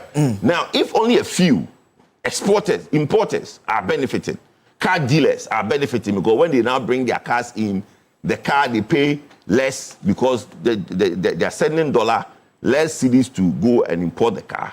They are paying less duty at the port, right? Which is a good thing. But that's the cost of the car. To the Ghanaian, has it gone down? No, it hasn't. Just a final question, and I'll come back to you. I just allowed you to do the general analysis so that we come into the specifics much later on. If you had to score him 1 year over 10, what would the score be? That's a tough one. It doesn't seem tough. I mean, from your analysis. No, it's a tough one. You know why? From your analysis, we can extrapolate the number. It's a tough one. It's a tough one because I'm tended to give him 5 over 10. But 5 over 10 is a good pass, which for me, I think I'm being generous. 5 because, look, I'll give him 4 over 10. Let me tell you why I gave him 4 over 10. I'll have given him 5. That one I'm taking away is not giving credit to a lot of the good things that they inherited. Because you see, the economy, was good in 2024. Do you know that this government got more money from cocoa in 2025 than the MPP government got for cocoa in 2024? They got more money for cocoa, right? They actually doubled, almost doubled the amount they got for cocoa in 2025. But today, we're having problems in the cocoa board and they want to blame the MPP for it when you have gotten more money in 2025. So in a nutshell, they should have given credit. This economy grew by 5.8 the year before. They grew it by 6.1. This economy was about 3.2 about 3 years ago. So you have come to meet an economy that is growing. Now you look at the issues they are beginning to have in 2026. It tells you that most of the 2025 successes that they had was because of the good work the MPP had done in 2024. But they did not give credit. Atuforsen have taken every opportunity. And we will come back to that policy he laid in Parliament yesterday. And that one seems to be a fraud of something else that he wants to put up. We'll talk about that later. We'll interrogate some of the numbers that you've alluded to quite shortly. Let me come over to Ebo next to me here. And Ebo, the same question. Do we see evidence of progress? I mean, if Mr. Nsafwa is the lecturer marking the script, clearly he does not seem to appreciate the evidence of progress. What's your own scorecard? No. Even before I say anything, I would want to disagree with Kojo. I got the name right? Yes, Kojo Poku. Kojo Poku. I think Kojo, it's shocking to hear from you that when a government performs so well to stabilize the currency of a country, you call it as a negative because it affects your export earnings. Is that how you have to view it? That you view it in this narrow sense that because it affects your export earnings, it's a kind of negative thing. So we should allow this currency to depreciate. To what point? You have in a country that is import dependent, whether you like it or not, because you've not done enough. 8 years, you couldn't even expand our production base of the country. And so we are still dependent on imports. So if your currency is strong and it is affecting your imports, let me tell you, prices of cars are low. I don't know, maybe he is not buying cars anymore because he's in opposition. But those who are buying cars know that the prices of cars are falling because of the reduction and stability of the currency. So it's quite disingenuous to think or to view things in that narrow perspective. Okay, again, let me say this. You see, they've been using this haircut. I don't know whether they don't understand the word haircut. They should stop using it. They are misleading Ghanaians. Again, if your currency stabilizes, and as a result of that, your export earnings reduces, it is not haircut. Who taught him that? 2, cocoa farmers have not been given haircut. Haircut has to do with reduction in the value of your assets, debts, or investments. Cocoa farmers, if the government had given them the 3,600, right? If the government had reduced that 3,600, those who supplied and were giving cheat, if they had been given something lower than 3,600, that would have been haircut. But the government said, I'm going to pay that. But the new ones that you bring, I'm going to give you a new price. So what is haircut here? I understand. Because they gave Ghanaians a very painful haircut. And that has become a stain on them. And therefore, they want equalization. That is why they've come out with this force equivalence. That, you two have given haircut. We will never forget the kind of haircut you gave Ghanaians. I mean, that painful haircut you gave to Ghanaians, that resulted in many people losing their lives.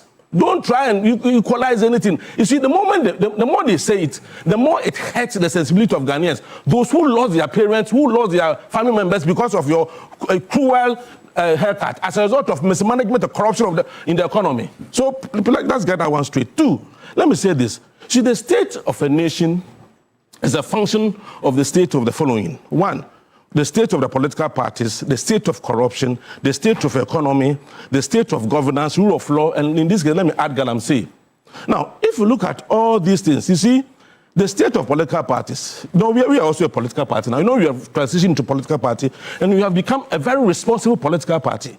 MPP remains irresponsible political party, irresponsible opposition, and then whenever they speak, this is what you detect. Pain and bitterness is what you detect from whatever they say. Two, of course, their own leader in parliament. You have to explain the I will come. Bit. I mean, their own leader in parliament to call a political party responsible. Irresponsible. You see, to call a political party responsible is when you proffer solutions, you proffer alternative solutions and prescriptions to whatever the government is doing. But when you have to just oppose because you're in opposition, that makes you irresponsible. Tell me one prescription, one policy prescription MPP has put forward in support of what this government is doing. Even when the government is doing right, only MPP people see wrong thing being done. And that's quite worrying. And I'm saying that if you look at them, their own leader in parliament has said opposition is lonely and painful. So whenever they are expressing their bitterness and pain, you have to understand them. Two, you see, the only problem I have with this government, let me tell you this, the reason why I will never give this government 10 over 10 is that, Mr. President, you told us, and it was true, that this country had become a crime scene. Corruption became so pervasive in this country. And so you told us, and we believed you, that you're going to help us to recover all the stolen money the plunderers and looters have taken from this country. Mr. President, the reason why they are still speaking the way they are speaking is that none of them has been put behind bars, or no amount of money has been retrieved from them. Mr. President, those who lit the fire are walking easily and safely and arrogantly in the smoke. Mr. President, let's get them out. Let's get them out. Ora must not fail. Ora must not fail. That's the reason why I will not give it 10 over 10. Because I don't think we've done enough in respect of, prosecuting the thieves, the plunderers, the looters of this country. And if you do that, I can always give you 10 over 10. Now, let me come to the issue of the economy. I mean, it's quite also funny that MPP that left us a 23.8% inflation. It's now complaining that inflation is not having an effect. Come on, go to the markets. Our market women will tell you, even when this cocoa issue came up, you remember, some of them said, prices of commodities have gone down. Of course, rice, go to oil, and prices of the dollar also has come down. Why is it that if cocoa price comes down, people are complaining? People know that there has been effects as a result of the inflation. Inflation does not necessarily mean reduction in price. It means the rate at which price increases is a slowdown. But even that one, it has affected some of the commodities you have on the market. So indeed, if you look at the macroeconomic environment and what this government has done, what was left or what was handed over to this government, if you look at what was handed over to this government and what this government has done to stabilize the macroeconomic environment, you can only give the government praise. You can only ask the government to do more. But you can't say that that is not an achievement or that is not something that should be praised. And I think the reason why we are having the kind of situation we're having in respect of the economy is that unlike the previous government that resorted to borrowing, reckless borrowing, senseless borrowing, and wasteful expenditure, creating holes, 1 million holes, apart from the kind of burdens that were brought down at that location. $97 million waste of our taxpayers' money. Look at even this policy, the most wasteful, useless policy, NAPCO, and the amount of money that was spent there. Dr. Bawumia brought NAPCO because as an economist, he thought that was the only way to solve our problem as a country. You have about 4 billion Ghana cedis to spend. Instead of them to invest in productive sector of the economy, to expand the economy for people to get a job to do, you just go and give 700 a month to university graduates that after university, 700 a month, go and walk, go and just sit at the office, we'll give you 700 a month. And that's how you thought you could solve the problem of unemployment. So, yes, we've come a long way, given the kind of records MPP left. But we still have a long way to go. So on the issue of the economy, this government has done so well. Prudent management of our resources. I mean, look at how the governor of Bank of Ghana has fared in respect of the monetary policies management of this country. And look at the way Atuforcing is forcing in respect of the expenditure and the revenue bit of our country, the fiscal management of our resources. So clearly, this government has done so well as compared to what MPP left. And the issue of Galamsey, let me tell you, any genuine Ghanaian, any well-meaning Ghanaian will know that the effort that this government has put in place or has made in respect of Galamsey is commendable, except that we still have a long way to go. I mean, we had a period where the seat of government was deeply involved in Galamsey. According to Professor Fupong-Bati's own report, their own minister, a minister that was in charge of managing Galamsey or managing our environment, said that the seat of government was neck deep involved in Galamsey. What are you saying about Galamsey? Look at what Nambos is doing. Every day, follow what they are doing. They are doing fantastic work. As I said, we have a long way to go, but we've come very far, given where, in the issue of governance, thank God we are not having a president who is ordering chiefs to stand up or get up. This is look at the president's demeanor. Look at the kind of governance system we are having compared to the Nakufado's era, the Nakufado-Bawumia's era, and you see the difference. It's a very serious improvement. Rule of law, yes, I have a problem with our legal system. Still, I believe that if you're going to succeed in fighting against corruption, our judiciary should be able to play a very pivotal role. A period or that era of 6 years, 7 years, criminal cases running in court should end. We should succeed in this fight against corruption.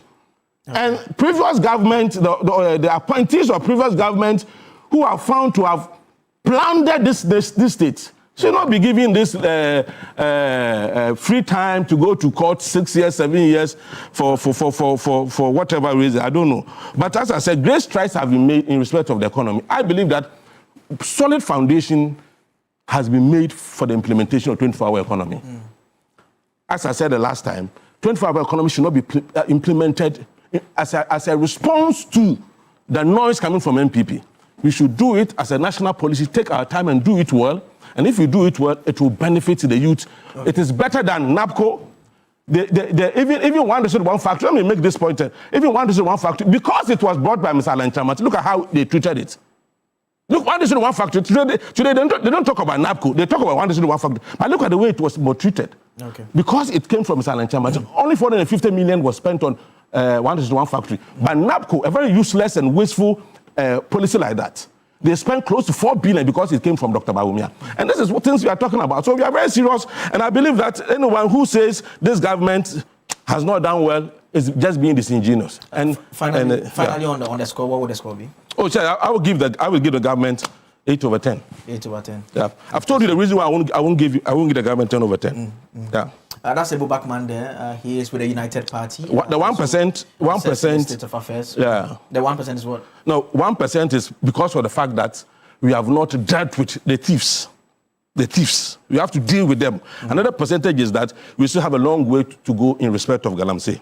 But the 8, in terms of governance, in terms of the economy, let's give the government what is due the government. We still have a long way to go, though.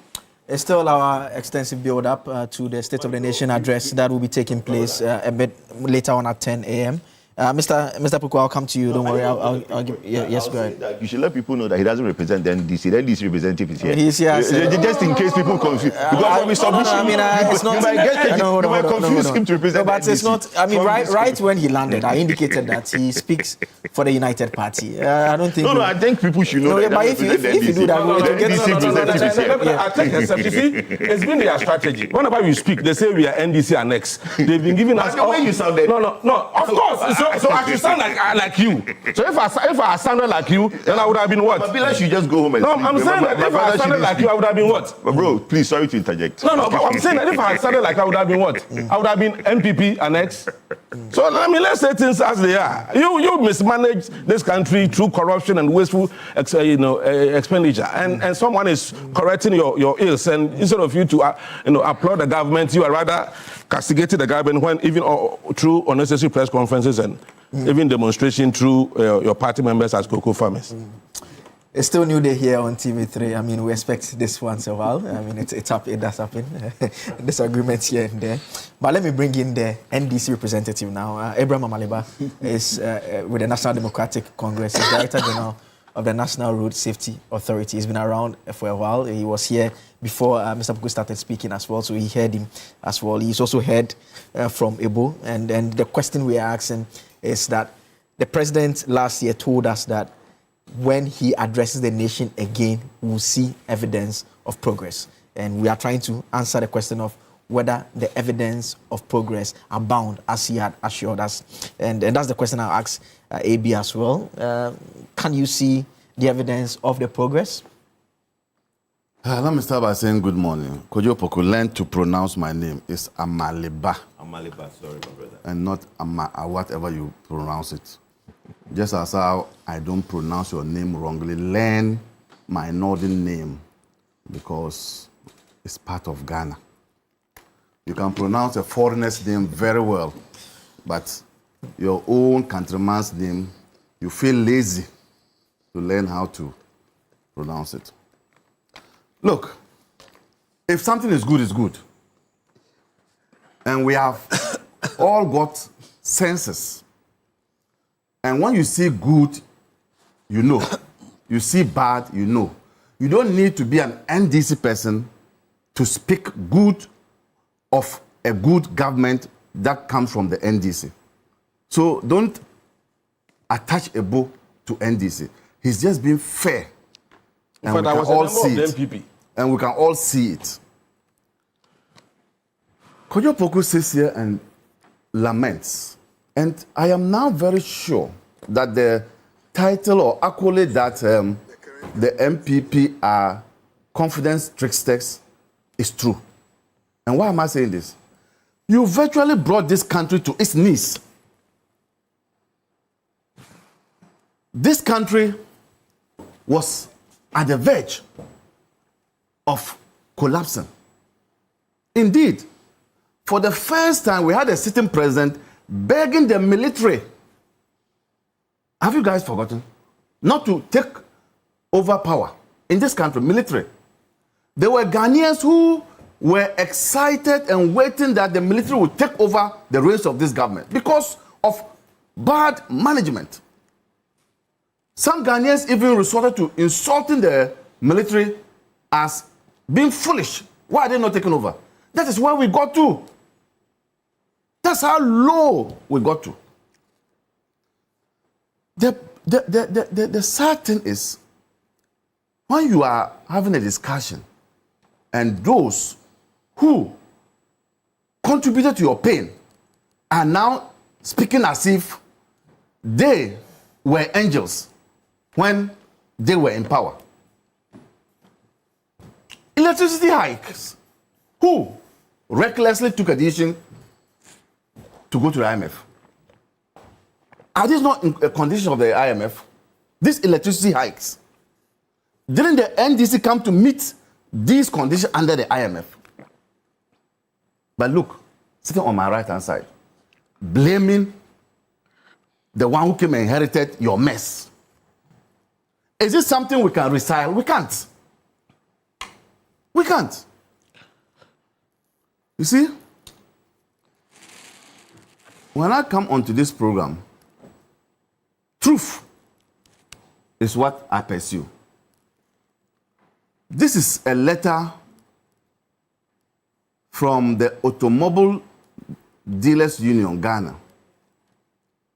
A press release was on the 15th of February 2026, just last week.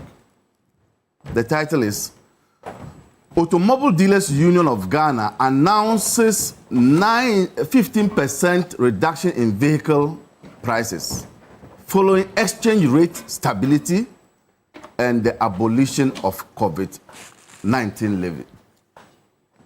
Then you come and sit here and tell the people of this country that vehicles, following the reduction or following the exchange rate reduction, vehicles are still up there. The prices are still up there. This is Automobile Dealers Association announcing to the whole world that they have reduced prices by 15%. You come and sit here and spew lies to the whole people of this country. And when you were trying to restrain him, he was all over the place. This attitude of thinking that let's throw mud at the government and that one will stick or two will stick will not work. Ask those who buy cement, and they will tell you that cement prices have come down, enabling them to continue with their constructions. So you tell such a person that the economy is not good based on what you say is a cut in cocoa prices, when the farmers themselves have indicated that they understand the situation. Because what you get, that you give. Then you go and mobilize your party branch or the police station executives to go out there and demonstrate as cocoa farmers. You have been exposed by them. Some have shown the money that you asked them to take and come out and parade the streets. Is that the kind of opposition we are looking for? Aren't you behaving like an irresponsible opposition that has lost its way and now thinks that it should throw mud at the government and think that it will stick? Why? When the president spoke last year, haven't we seen, after 1 year, improvements in our living conditions? If you have sellers in the market who are adamant to reduce their prices, that is not the doing of the government of the day.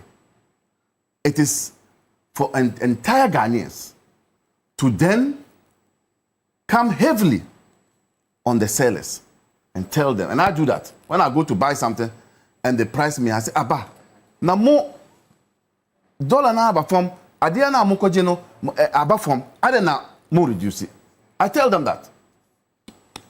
So you don't come into a platform such as this, where every Ghanaian attests to the fact that upon the advent of this administration and led by President Mahama, we have seen remarkable improvements in our living conditions. Governance is at its all-time high because you see a government that engages. Then you talk about one work, 3 people, and say that you've not seen the work. Was it not just last week that Parliament passed a bill to establish the 24-hour Institute Authority? Was it not just last week? And so I think that if you listen to the MPP, it's a case of déjà vu. Déjà vu in the sense that they are still really in pain, having lost the last elections. They are in self-denial. They have not yet gone through all the processes of healing. So by the time they get to the last stage of healing, which is accommodation, this country would have gone past their way of thinking. And that will affect them in the coming elections. Okay. They have indicated that people did not go out to vote for Baumia. They should continue tickling themselves in that direction. They should continue doing that and forget to do proper analysis of policies and give out alternatives to the people of this country. They should leave that one and continue tickling themselves that people did not go out to vote. When Baumia got, how much did he get in their election? 50-something%. That one too, people didn't go out there in that elections, in their internal elections. are they also going to say that their own party branch, police executive, did not go out to vote? You have a bad product. And Ghanaians can see through. And that's why they voted the way they voted. And stop tickling yourself that people did not go out to vote. 1 year, what would your score be? I saw Ishmael Norman give the president 7.5. And I think that his score is a bit lower. I'll give him 8 because we are of the view that the president has more to do. So 8 will be a good score. Let me bring in Mr. Jantua at this point in time. And Mr. Jantua, the same question. Are we seeing evidence of progress in the last 1 year? Good morning. Good morning. And let me state to the listening of everybody and everybody watching us. I'm a CPP man through and through. I am genetically CPP. But when something is good, you've got to talk about it. It's like saying cookie is beautiful. Everybody is saying it's beautiful. Then somebody comes and says, but look at the shoe she's wearing. They are not talking about the beauty of her. I'm giving you an analogy. I'm giving you an analogy. You're not talking about the beauty of the lady. It's the shoe she's wearing. That you are saying, but look at the shoe she's wearing. These submissions, now you see. Is pregnant with some. Now you see, that is up to you. Now you see. These submissions cannot go. When you were talking, I was quiet. It cannot just go like that. I was talking, I was quiet. It is pregnant. It is a kind of analogy I'll use. People understand what I'm saying. It's a kind of analogy. People understand what I am saying. That is why they boycotted your station. Which station? That is why. MPP. They boycotted TV3. That's why they boycotted. Because really and truly, as to what to say now, they have nothing to say. And really, this Sankofa type of politics, I'm not interested in it. I'm not interested in that Sankofa kind of politics. I want to know, going forward, my party says forward ever, backwards never. Going forward, what's going to happen? When President Mahama came, look at the decrease of inflation within the duration. With their own 1 year, when President Akufo-Addo came, that 1 year, did we see a fast decrease of inflation at the time? President Mahama, their haircut, the Sakura haircut that these people gave Ghanaians, hasn't this government been able to pay the interest and all that of the DGPE people? Debt, 721 billion debt they came to meet. Hasn't the finance minister tried to do it? And let's face it. Things won't just turn around just like that in a year. It won't. Because we had reckless management. And look, sometimes I ask myself, did President Akufo-Addo know what his finance minister was doing? Did he know? Was he aware of some of the things? Or his finance minister was giving him different figures and was doing something different? Was that what the situation was? Because I find it difficult to understand how we stooped so low and the economy went so low. I find it very difficult. But for me, what we need to look at is going forward. And one of the major questions that needs to be asked is, when we finally come out of IMF, how are we going to handle the economy? Why? Because we've seen, we've gone to IMF how many times? 18. Am I right or wrong? That's 17. 17. So this is the 18th. This is the 18th time. Anytime we come out of IMF, things start going basa. It happened with the MPP. They now borrowed. All things were going basa. The president needs to tell us how the economy will be handled after IMF. Because you see, at any given time when IMF is in, things go well. But President Mahama has been able to stick to the promises he gave us.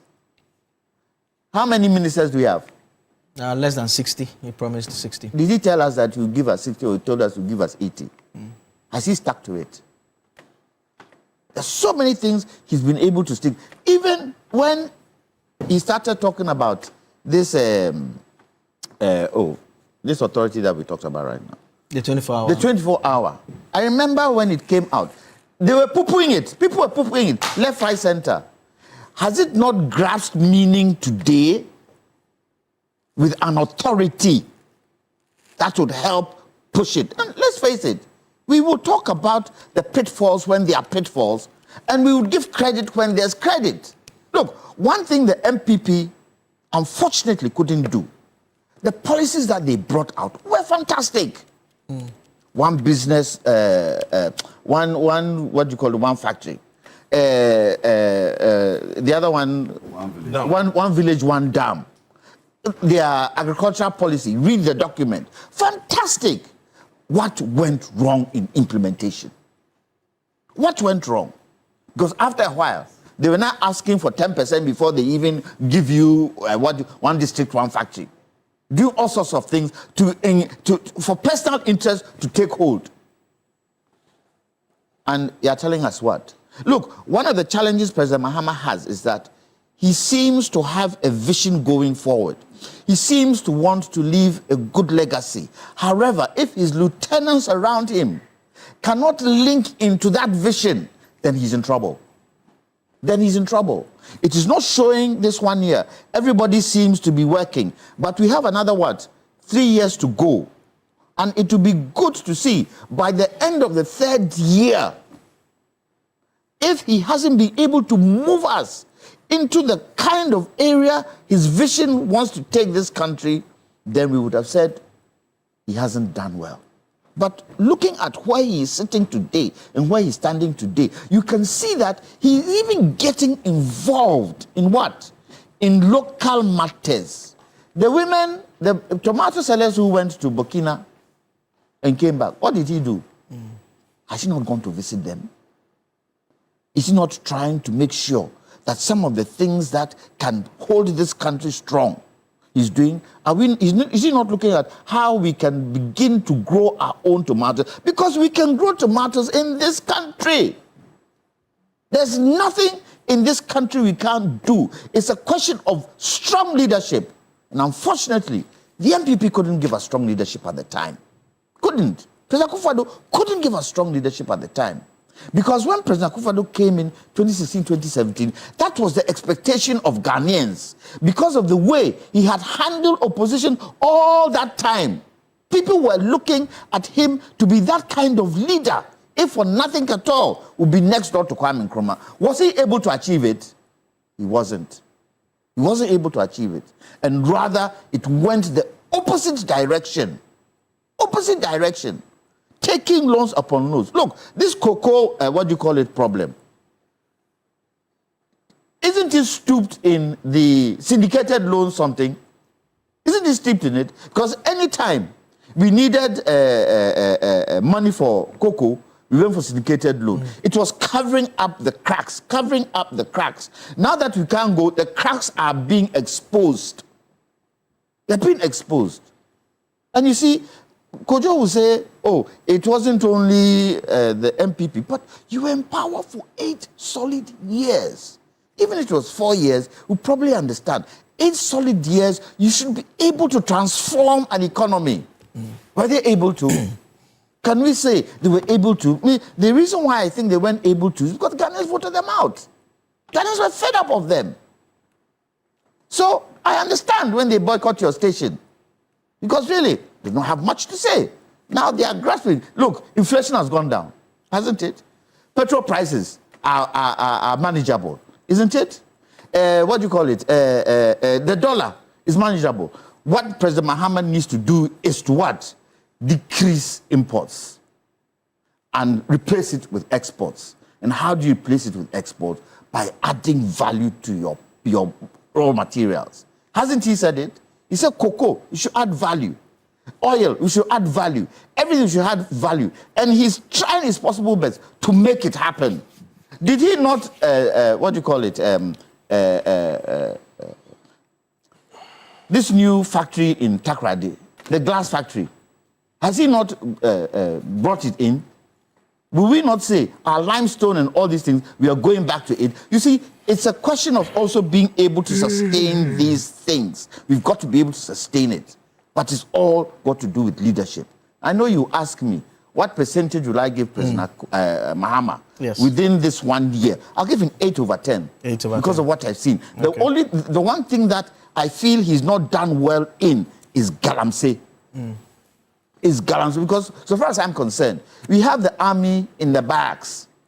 This is a war. We are fighting. The army, he should let the army go in full speed. Apart from that, those who are financing Galamsey, not the MPP, not the NDC, have been able to track those people down. We need to be able to track them down to cut the source of funding for Galamsey. Okay. And then to end it all, I still believe that we should put a moratorium on small-scale mining. Why? To restructure it better. To restructure it better. Because if we restructure it better, everybody will want to go into it because there's gold everywhere in Ghana. If we are not restructuring it and we are leaving it the way it is, then we are just what? Chasing our tails, going round in circles. It needs to be restructured, President Mahama. It needs to be restructured. If it's not restructured, we are wasting money. NIMOS will do whatever they want to do. People will still do it. Ban it for a moratorium, restructure it, and let's have a good business in our gold industry. Thank you. Okay. Yeah, I want to appeal to the spare parts dealers. Just as how their counterparts, the vehicle, those who sell the vehicles, have reduced prices. I want to appeal this morning to the Abosu Okai spare parts dealers. Don't be seen as anti-Ghana. Prices must come down because your dollar, which is used to import the parts, have come down. COVID levies have been removed. They've also come down. For God's sake, when Nana Akufo-Addo won, and without even putting in place one policy, you solidarize with him and reduce prices. In this one, we're not saying that solidarize with the government, but respond to the conditions. And I think that when you do that, we all will be better off. Emulate your counterparts who sell the cars. And that's the message I have for them in the morning. Mr. Poku, you spoke first. Any reaction to some of the matters that your colleagues around the table have raised? Yes, because you see, right now, there's something called arrogance of power. When you're in power, everything anybody says is seen as an opposition cry.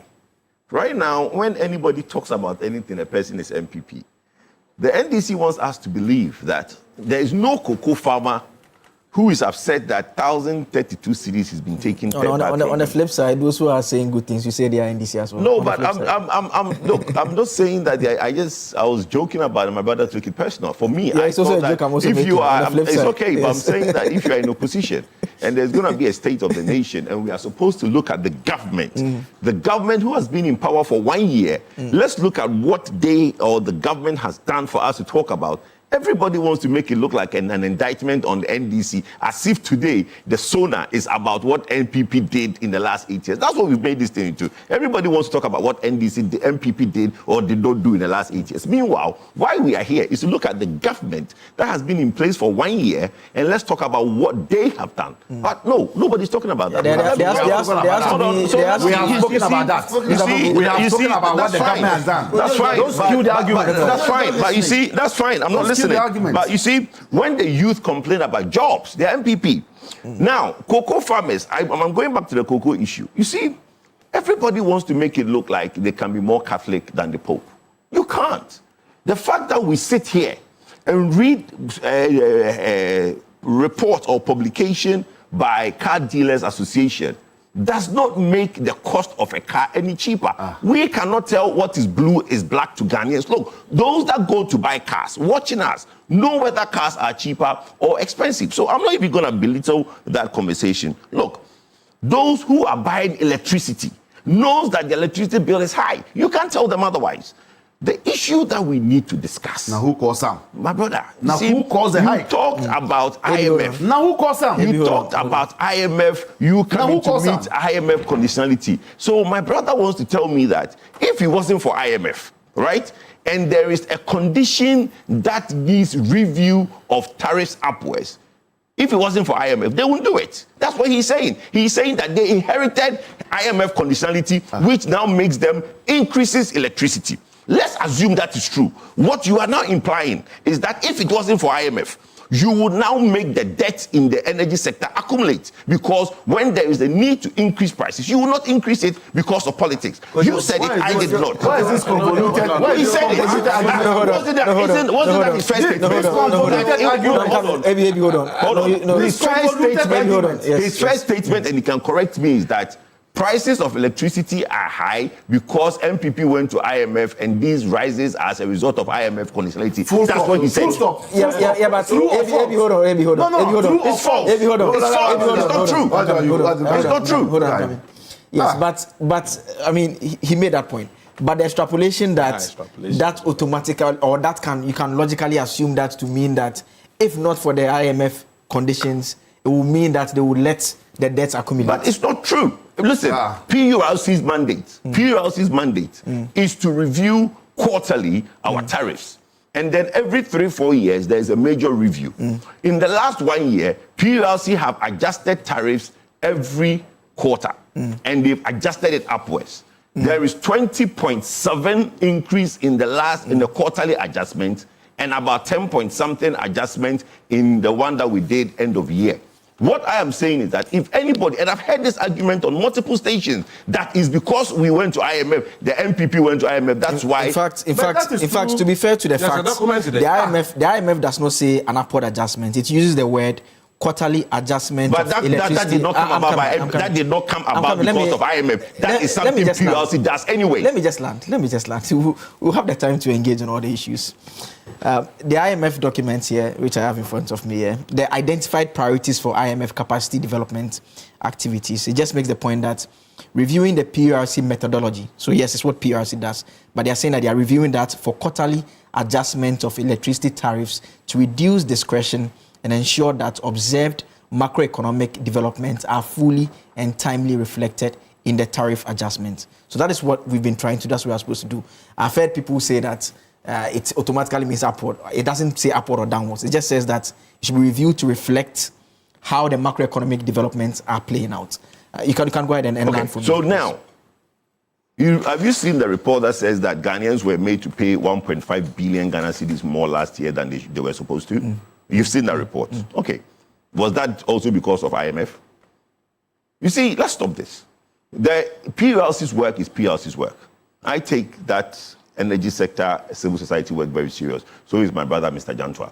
Let's not sit on any platform. A lot of people are trying to say that electricity prices are high today because of MPP took Ghana to IMF. It's not true. And electricity prices would have been high regardless of IMF or not, because a prudent government that wants to reduce the energy sector indebtedness will now pass on the full cost. What has happened in the past, which has caused the energy sector indebtedness, is when they are supposed to do a review and you're supposed to adjust it by a certain percentage, then the government will say that, oh no, don't, because Ghanaians are suffering, then the indebtedness is there. But government doesn't have money to also subsidize the sector. So for me, my reaction to what they've said is that it's simple. I cannot sit here and tell Ghanaians that blue is black or red is pink. Ghanaians know better. Okay. AB, you wanted to have some reaction to what the point Mr. Poku was making? No, he was making some convoluted arguments, and I think he has been corrected. Okay. Any reaction? Yeah, I think, you see, let's say things as they are. And Akufo-Addo himself, remember 2024, after he had sat down aloof for his own cousin Bawumia and the governor destroyed this economy. Hold on. Bawumia is another's cousin now.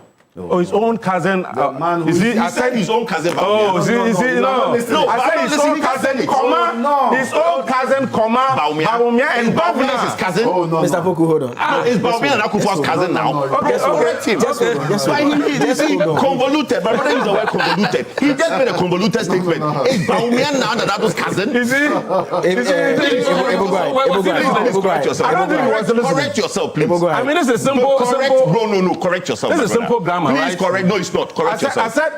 So let me repeat it. I said Nenado, after he had sat down aloof for his own cousin, Bawumia, and the governor destroyed the economy, he admitted that he has failed.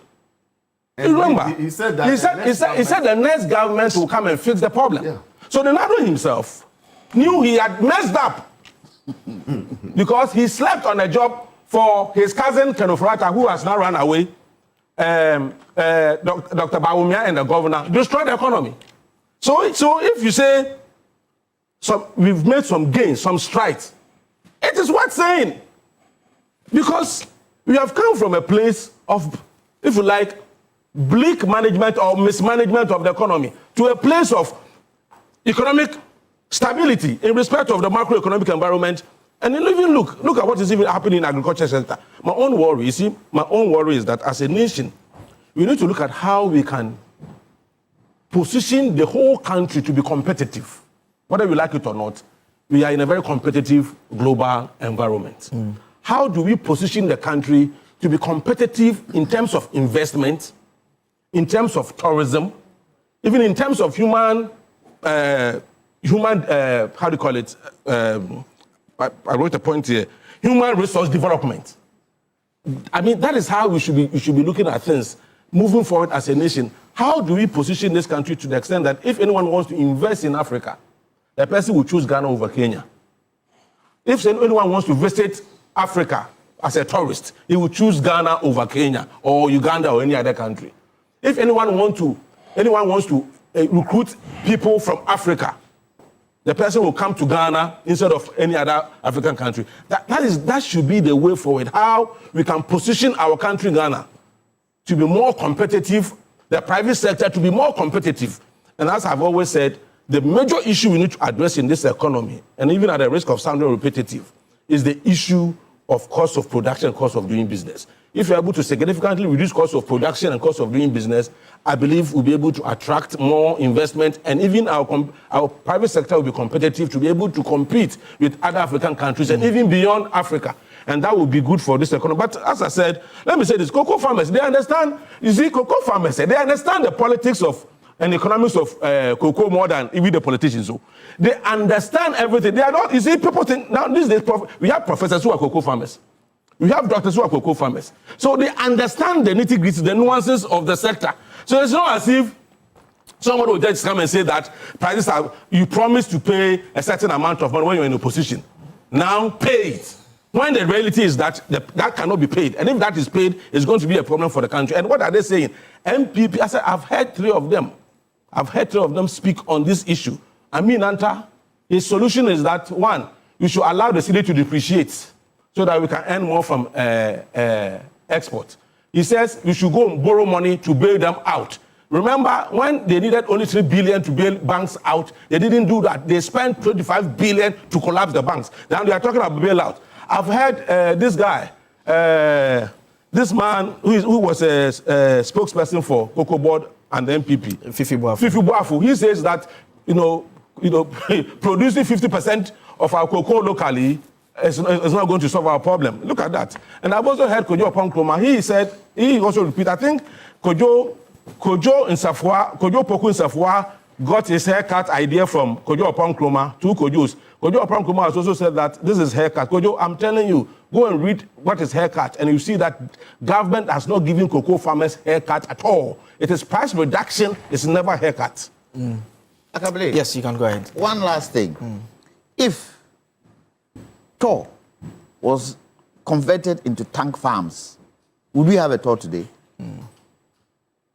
Isn't Tor making profits today? Kojo, answer me, yes or no? No, they are not. They are not. No, they are not. Tor is not making any profit. You want to have a Tor conversation? Okay. We can have a Tor conversation. Okay. Tor is not making any profit. Your party wanted to change that place into a tank farm for a foreign company. Wanted to change the tank farm. At least, if for nothing at all. There is no. They are not reeling. They are not reeling. That is not an MPP policy. No, yes, but it's not. He was a minister in your government. Never a government policy, please. Forget government policy. Government policy. He was minister of energy. Yes, but it was the government policy. He was a minister of energy. It was not and a that is what he government told. policy. That is what he told the people of Ghana. Please, let's stop this thing. Please Told the people of Ghana. It was cabinet decision. Where is the cabinet decision? Stop that. You had all the chance and everything to turn this economy around. In 8 years, you couldn't. So don't come and tell us what you're telling us. If you had turned the economy around, you'll still be in government. But you weren't able to do it. So if somebody is trying his utmost to give some comfortability to Ghanaians, let's give him the push. Really, it will be at the end of President Mahama's 4 years. That is when we will see whether he's done extremely well, whether he's done well, whether he has forced all of us by not being able to stick to his promises. But as we sit today, walk the streets of Ghana today, Ghanaians will say, kakra kakra, eyeba. Interesting there. It's still live here on Newday on TV3. This is our coverage of the second State of the Nation address by His Excellency John Dramani Mahama. And Mr. Jantwa just ended his submission. Those of you earlier on, you were asking me questions. Where is Cookie? Where is Cookie? Following the comments made by Mr. Jantwa. They don't know Cookie. Just right across. That's a beautiful Cookie. And her shoes are nice. People say it's not nice. Her shoes are nice. As my brother says, he's pregnant. Thank you. Cookie, interesting conversation around the table there. We did indicate that the first part we're going to do a bit of a summary of everything, get their scorecards. We're not going to do sector-specific ones. And you want to take us a bit back in time, Cookie? Exactly. I want to take you back and remind you about what President Mahama said last year during the State of the Nation address about energy. Let's take a listen. It's of deep concern that several state-owned enterprises in the energy sector are struggling to stay afloat. And unless urgent interventions are made, many of them will go under. Financial distress in the energy sector remains a significant obstacle to delivering consistent and affordable electricity to Ghanaians, and it poses an existential threat to our economy in general. Compounding these challenges, critical maintenance activities such as the scheduled pigging of the West African gas pipeline, WACO, were postponed from 2024 to 2025 without sufficient contingency measures for alternative fuel supply. As a result, my administration has had to swiftly mobilize resources to secure emergency fuel supplies to ensure that electricity generation continues despite the closure of the West African gas pipeline. I've been informed that the pigging exercise will be completed in the first week of March, and once again, additional gas will flow from Nigeria. We are anticipating a marked improvement in the power situation once this begins. While the current state of our energy sector poses grave concerns, we must remain resolute in our commitment to restoring stability. I've directed the Minister for Energy and Green Transitions to implement far-reaching reforms, including enforcing a single revenue collection account, strictly adhering to the cash waterfall mechanism, and eliminating all wasteful expenditures by the state utility. Mr. Minister, Mr. President, Mr. Speaker, following my directive, Mr. Speaker, following my directive, the Minister has set up an advisory committee to guide the participation of the private sector in metering and billing in order to improve efficiency in revenue collection and also reduce the high commercial and technical losses that are threatening to drown the state-owned utility company. A pilot partnership between ECG and Enclave Power has proved highly successful and provides us with a workable framework. ECG provides bulk supply of power to Enclave Power Limited. This is an organization in Ghana. Enclave Power provides meters and bills to all companies operating in the free zones enclave, with 99% revenue collection and nearly 100% uptime in power supply. This is being done here in Ghana. We can use it to cover the rest of the nation to ensure that we get revenue compliance and be able to bring down tariffs for our people. Mr. Speaker, I'm still getting used to being president, that's why I said Mr. President. Mr. Speaker, reduction in commercial and technical losses will lead to affordable tariffs for everyone and will bring relief to all users of electric power. We also aim in the medium term to achieve 100% gas utilization for power production and to eliminate completely the use of crude oil and fossil fuels. This will save Ghana hundreds of millions of dollars spent on the importation of fuel oils for power production annually. With regards to renewable energy, this administration will soon operationalize a renewable energy and green transition fund to enhance efficiency and accelerate Ghana's transition to renewable energy. This initiative will drive investments in sustainable energy solutions, including solar street lights, rooftop solar installations, off-grid solar systems, electric vehicle charging stations, and rechargeable outboard motors. These measures will reduce dependence on the national grid and position Ghana as a leader in Africa's green energy transition.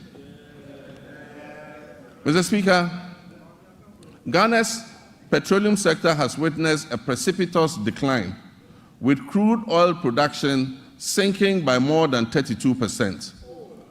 This has resulted from the high opacity levels, a very hostile business climate, and excessive political interference in the sector, culminating in most of the major oil companies exiting and stalling all upstream activities. The decline in upstream activity is obvious to any person familiar with the twin cities of Sekondi and Takoradi. Just under a decade ago, these cities were the bustling epicenter of fabrication, logistics, service activity associated with the upstream oil and gas sector. Unfortunately, my recent visit reveals many shut down facilities and many businesses have packed and left the shores of our country. Hundreds of workers have been laid off and left unemployed. I wish to assure the good people of Sekondi Takoradi and indeed the whole Western region that we're going to breathe life back into your area. Interesting moments in the studio this morning. Yes, gentlemen, please keep it down and quiet for us. We'll come back to you. But yes, we're still talking about the energy sector. And like we said early on, very rife in recent times is how people are complaining about the unexplained exhaustion of credits, electricity credits when you buy them. Yesterday, we had a lot of callers here on TV3 Newday explaining to us how much they used to buy in the past, maybe like a year ago, and how much they are paying now. But we've been joined here also on Zoom by Joe Jackson. He's not new to the station at all, CEO of Dalex Finance and a financial analyst as well. Good morning, Joe Jackson. Good morning. Good to hear from you this morning. Good stuff. We hope that you're doing well. Today is a very critical day in the history of our dear country, Ghana. We are talking about the energy sector. Of course, we're talking about pockets as well. But to you, from where you sit personally, what is the state of Ghana's energy sector for you at the moment? It's a mixed bag.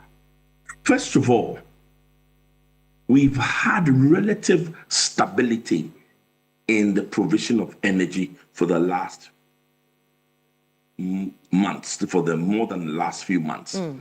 And that is good. But the cost is high. And the cost is very high and seems to be increasing. And the challenge is that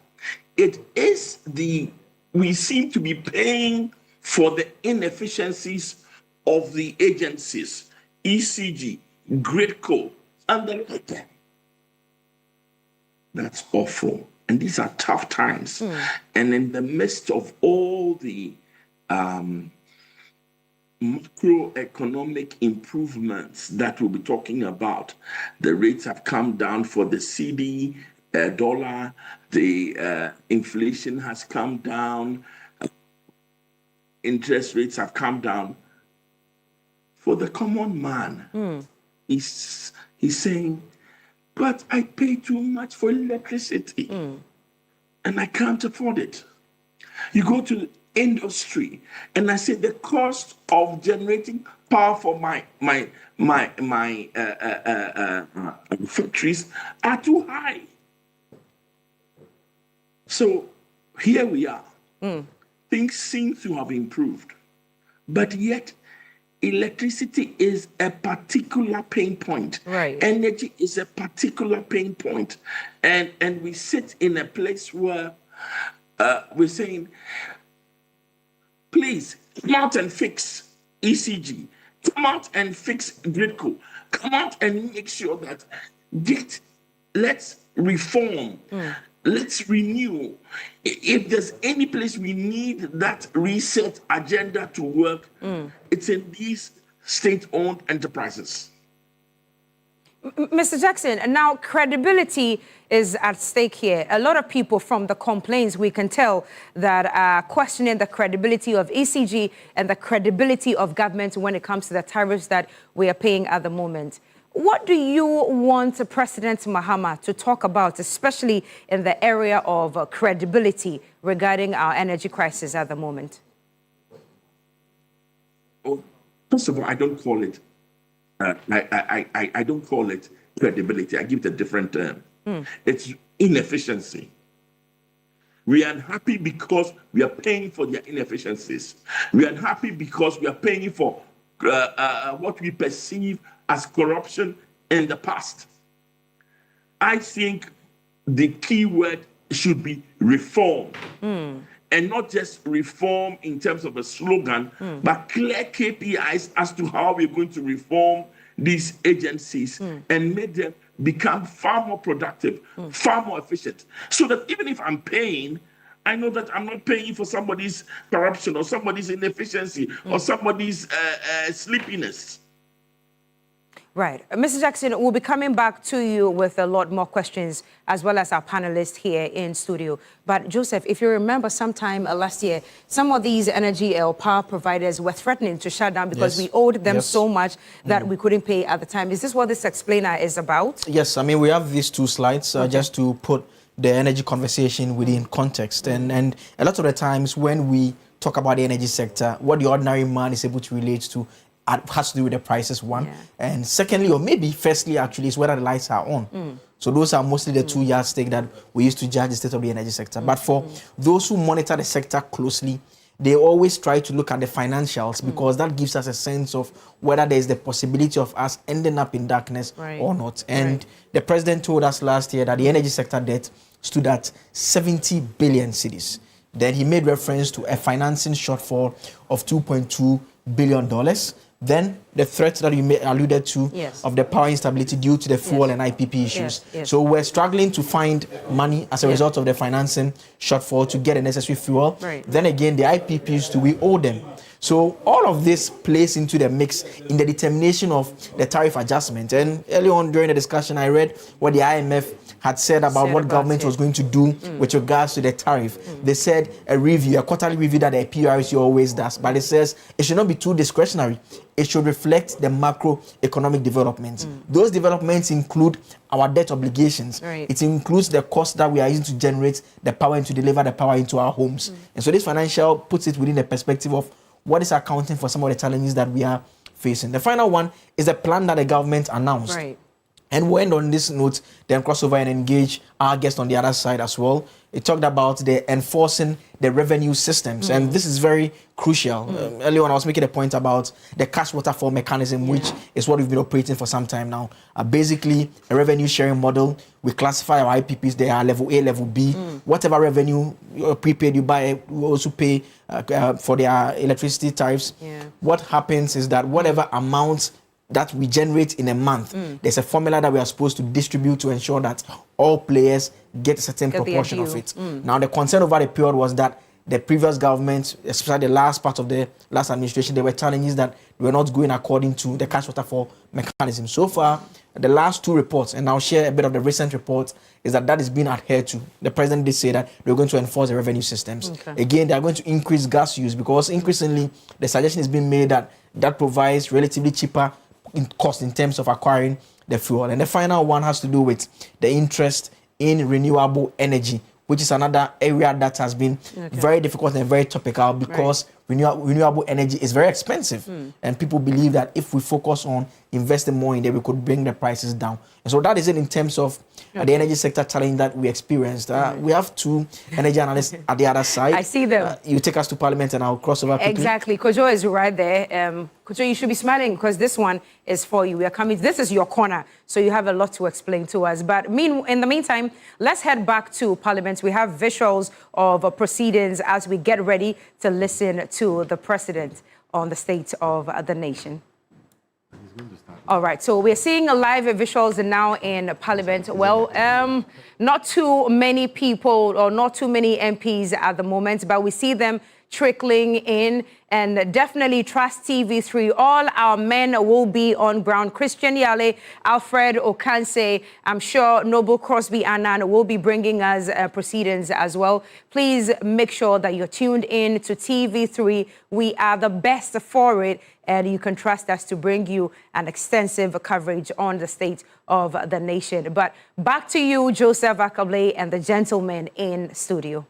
Thank you very much, Cookie. I'm quickly at the other side now. Let me bring in Mr. Jantua at this point in time. And Mr. Jantua, earlier on, Mr. Poku stayed a bit on the energy space, and he talked about the cost of electricity as we are seeing now.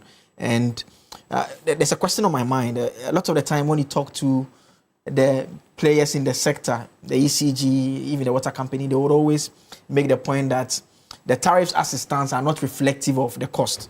In fact, every year they almost ask for 100%, 200% increase. And here we are talking about the adjustments that are taking place that are too high, yet it's not even reflective in their opinion of their cost. Would you say that things have improved in terms of the challenge that the energy sector faces and where we are now? Have things improved? Things in terms of doomsday or what? I mean, things in terms of lack of water or abundant water? I believe we should pay realistic prices. It's been my stance all along. At the current prices, we should are they pay realistic prices that would cover our cost. Okay. Because in terms of revenue, we are not getting the kind of revenue the revenue we are used to generate electricity and produce water. We are not getting it. And I keep saying, you cannot blame government 100%. The people have a huge role to play where electricity is concerned, where water is concerned. One of the challenges that once upon a time wasn't too pressurized on water was Galamsey. Galamsey has created a huge challenge for us where water is concerned. And it's got to do with, 2 things. The people doing Galamsey and government being able to control it. 2 odd poles. Who is supposed to move? And for me, it's up to government to make sure that Galamsey ends. Because water is life. And if we have to do what? Buy expensive chemicals to purify the water, definitely there will be a cost to it. Definitely. But so far as I'm concerned, the generation mix is such that sometimes it becomes very, very difficult to handle. Look, I said, and I've been saying it for years, we've got to get to a point where we can move certain parts of the generation mix into residential and move residential into business. And what do I mean? Go to countries around the world, Israel being one of those. Every building in Israel has a solar panel. Every building. If it's not for electricity, it's for hot water. And we should take the bull by the horns and tell construction companies and make it a policy that from this day on, can you imagine if year 2000, when all this solar thing was coming on board, we had the policy where we said every new house that is built should have a solar panel. Where would we be today? We would be able to move conventional power into industry. What's the current inflation again? Into industry, where people would have control of the electricity, where they will not be stealing and waste.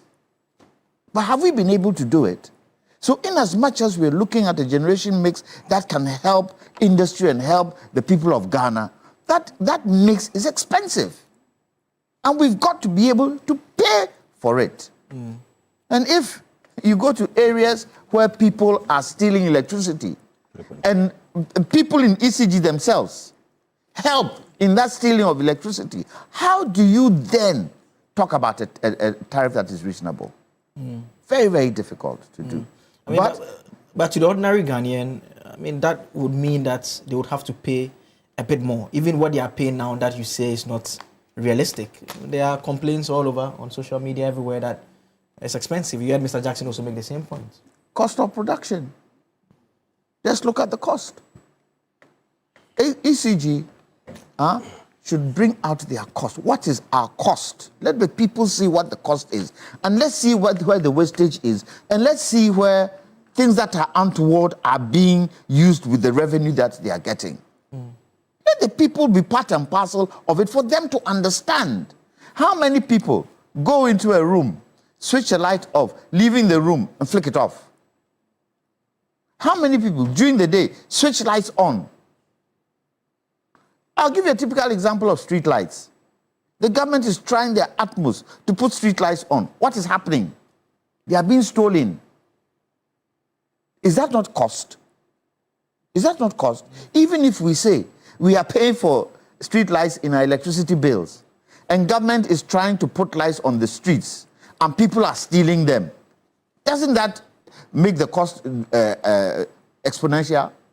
So we as Ghanaians have a role to play. How many times would you find a car parked by an electricity pole in one of these ladder type trucks, and Ghanaians will go and ask, please, what are you doing here? Do you have a permit to do what you're doing? And most of those people who do that are stealing the lights, are stealing the solar equipment.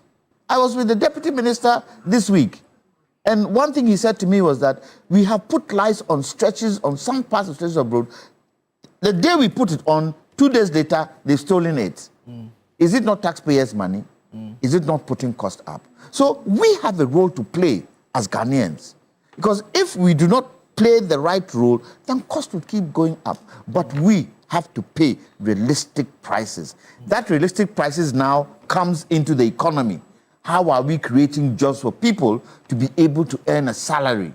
How many times do people's salary go up every year? Because cost always goes up.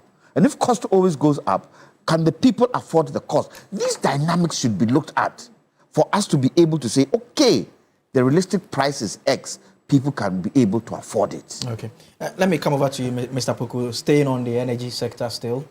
Outside of the tariff concern that you highlighted on, what would be the other issues that you look at if you are to assess the management of the energy sector, a sector that you are very, very familiar with? Well, looking at the numbers, I think Ghanaians should expect a reduction in the first quarter review.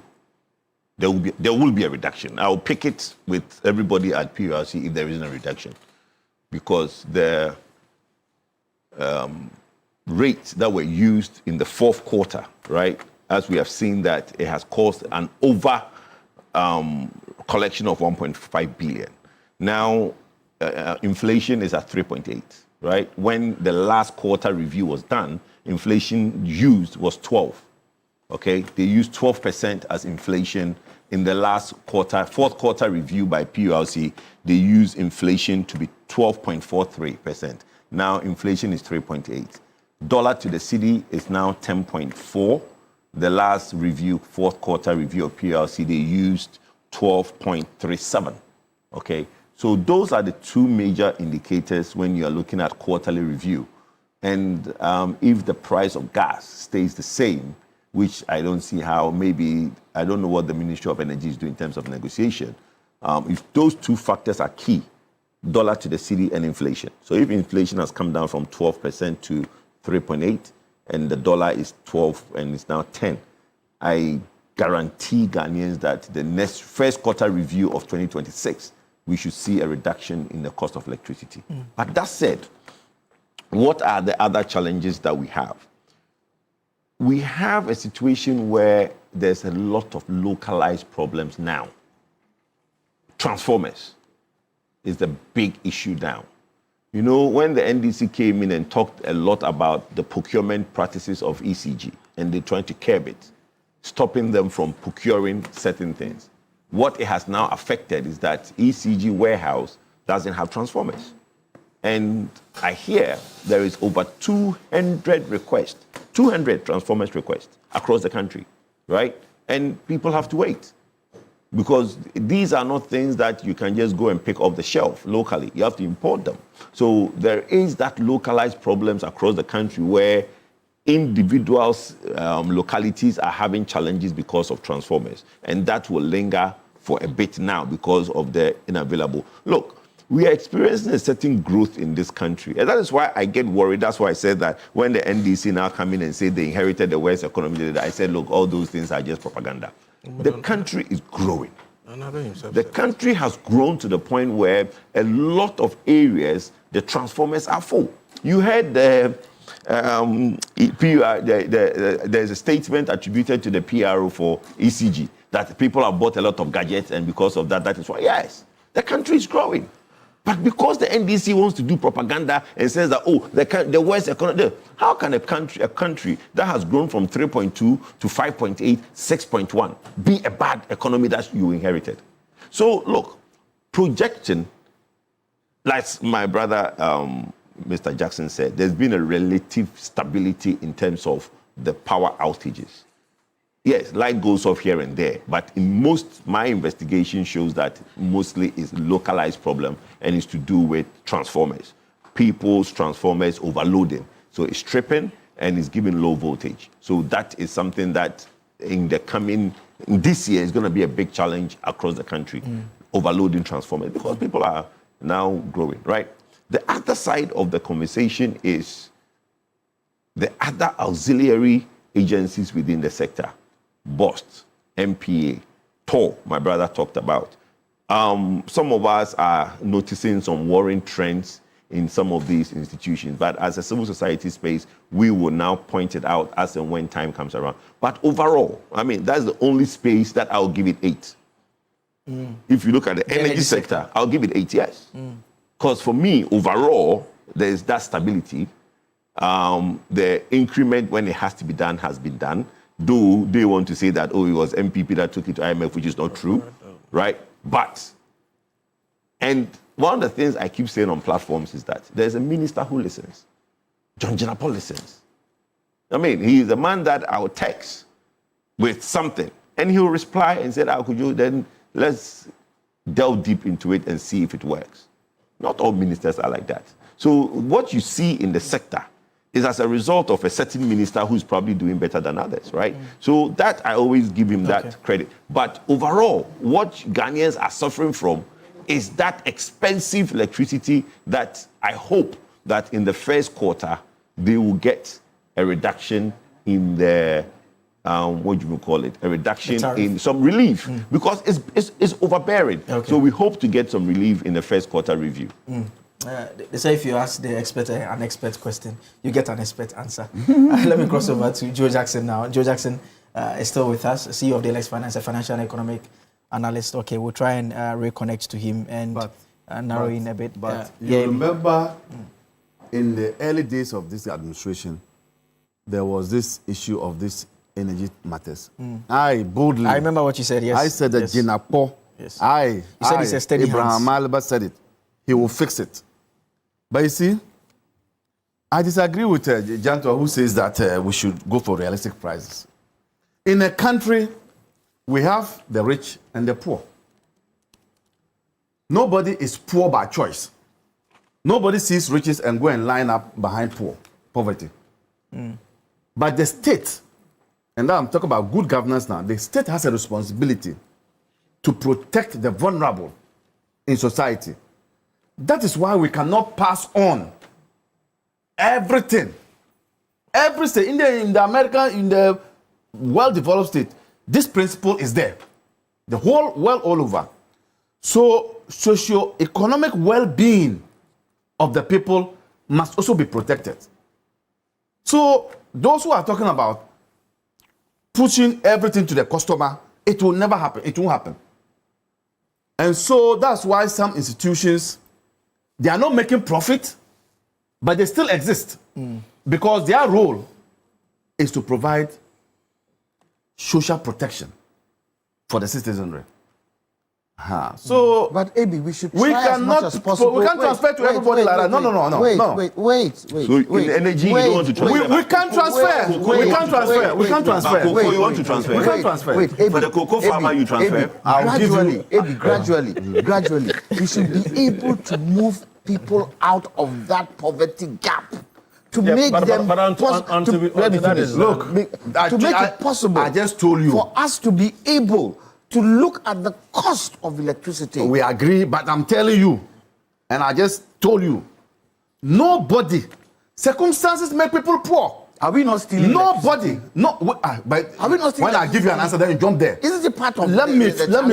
Stealing is about police matters. I'm saying that. Police matters. Nobody. I thought. Tell me that this my statement is wrong. Then I'll stop. I'll get up and go. I thought that nobody is voluntarily poor. Circumstances makes that person poor. Yes. And so the circumstances, no matter how a country becomes rich, there are still pockets of people who are poor. So let's also rope them in. Governing a state is not to disintegrate, bring everybody on board. And so some of these socio-economic interventions are meant to ensure that even the vulnerable is taken care of. But in that case, the government who is responsible has to now cushion and, in the word, subsidize. Because the sector has to be able, like Mr. Johnson is saying, the sector has to do full cost recovery. Because you are getting the private sector to generate electricity. Yes, I agree with my brother. Some people need to be cushioned because that's why we have the lifeline tariff and all those things. But the government should be able to do what? Find money to now make up for the shortfall. Because if not, then that's you have the energy sector indebtedness. It's going to exist and it's going to continue. So the problem with you is that you are conflicted. You say you are civil society and you are speaking for another government. That is your problem. I thought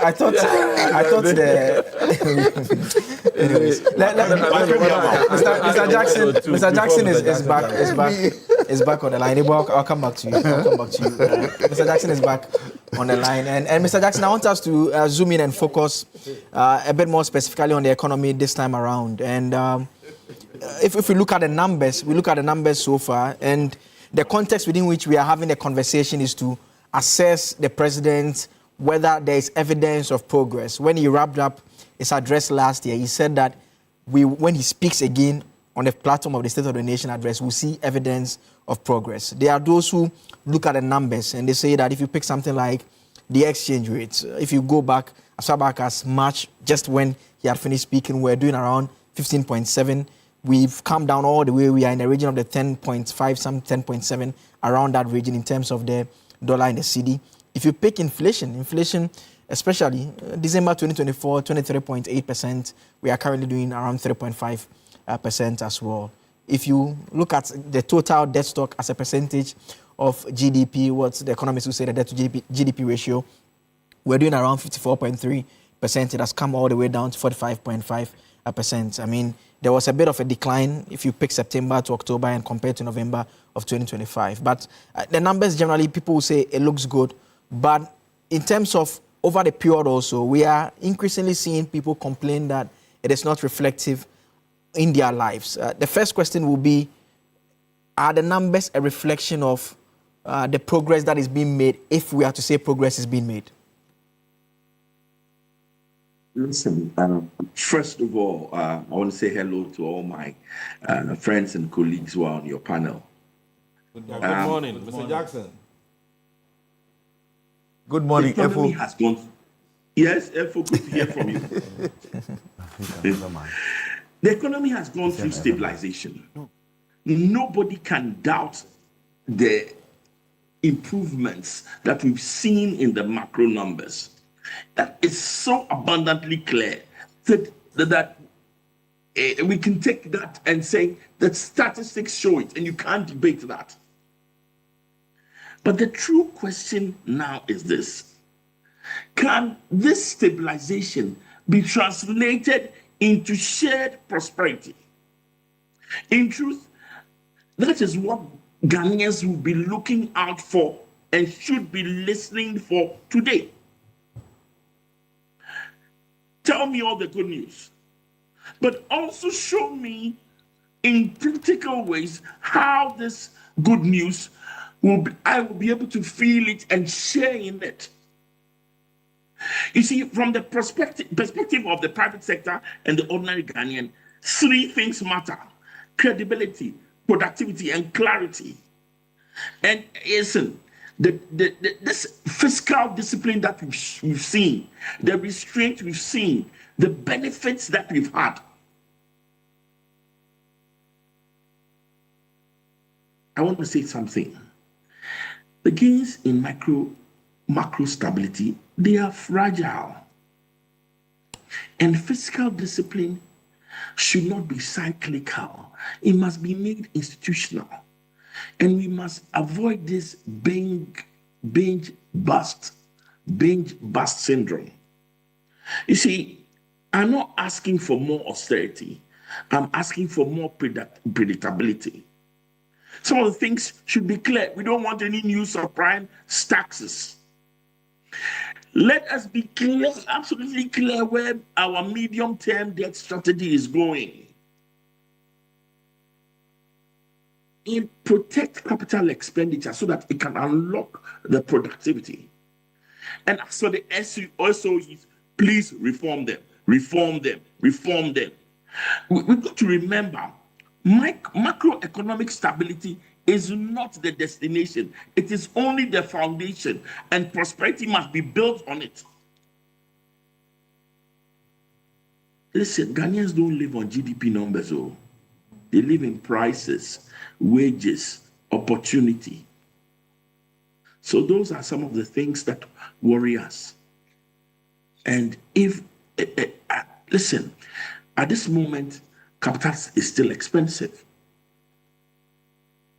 And growth will be timid. But we must face those issues. Those are some of the things we want to listen to. How am I going to share in it? And as for cost of living, logistics, storage, energy, irrigation, until food prices stabilize structurally, macroeconomic theory will just be theory. And I could go on and on and on. But that's the whole point. For us, how do I share in prosperity? That's what we'll be listening for today.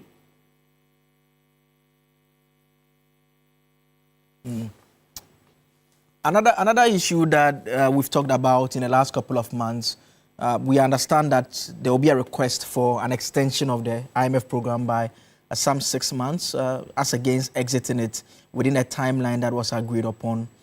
Do you still think that we should opt for that extension?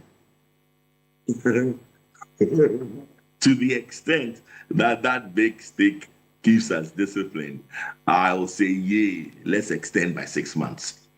Let's keep that big stick till. Listen, the big stick means that restraint is not just motivation, but there is some serious punishment if we are not restrained, if we don't keep fiscal responsibility. Given our past history of not being able to keep that restraint as soon as the IMF exits, given that we need to strengthen and fix into our expenditure patterns a direct correlation with revenue, I'll say 6 months is not bad. 6 months, good. Let's stick with it for another 6 months. You see, one of the things we need to do, reassure the markets. One of the things we need to do, get the government back into borrowing through bonds and not through T-bills. And if all those things are going to happen, a 6-month extension will just have a calming effect on the market because everybody is scared. What happens when we exit? Let's calm it. Let's show that the restraint is not just because there's a big stick, but it is because we truly believe in it. And then let's move forward. So I'm all for the extension. Okay. Let me come back to the studio and I'll return to you, Mr. Jackson. And about the same thing, the last question that I was asking him about the extension. I mean, everyone generally believes that because they are around, we are within our means. But we can't keep on extending it forever. At some point, they would have to go. Yeah, you see, if the extension will give us time, some space to prepare ourselves towards the exit, then that will be okay for us. But if you take the extension and you don't do anything, we just business as usual, then it's not going to inure to our advantage in any way. You see, IMF conditionalities can only help you to stabilize your economy. But as to how you're going to expand your economy, to increase production, to increase job creation, and all the things that will come with it, will depend on what you do. So it is important, even as we are asking for, or we are contemplating as to whether we should go for extension, we should prepare ourselves in the next 6 months. How are we going to position this economy in such a way that the private sector, which will be the driver of the economy, will be able to, breathe well. Mr. Jackson spoke about the issue of cost of capital. Even though, if you look at this year, if you look at 1 year that this government has been in power, we've had a significant reduction in the cost of capital. I mean, if you look at the fact that it used to be between 35 to 40%, and now it is moving around 22 to 18%. I think it is good, but it still doesn't make us competitive. Because if you look at what is happening in our neighboring countries, and even China and other parts of the world, we are still not competitive in terms of the cost of capital. So I believe that the 6 months that you're going to have, if you're going to still be there for the sake of being forced to be disciplined, we can use the 6 months also to be able to prepare and position ourselves. And this country can only be moved forward by the private sector. And so every decision that we take, whether it is energy decision, whether it is capital decision, whatever tax decision, we should take the decision in a way that would benefit or give a certain leverage to the private sector to be able to expand and grow. It's only when the private sector grows that you can employ people. As for the public sector, it is choked. It's only until somebody dies or somebody go on retirement, there's no way someone is going to get a job to do. So let's prepare ourselves very well in positioning the private sector to be competitive out there. I mean, we're going to have Africa Continental. In fact, we have Africa Continental Free Trade Area. If it comes on board fully, we need to be competitive even within Africa to be able to get the market share. Other than that, I'm telling you, we will still be struggling. And I agree with Mr. Jackson that stability, the macroeconomic stability, is just a precursor. I mean, it's a foundation on which we need to build this economy's growth and all other things. But let's keep our foot on the stability pedal.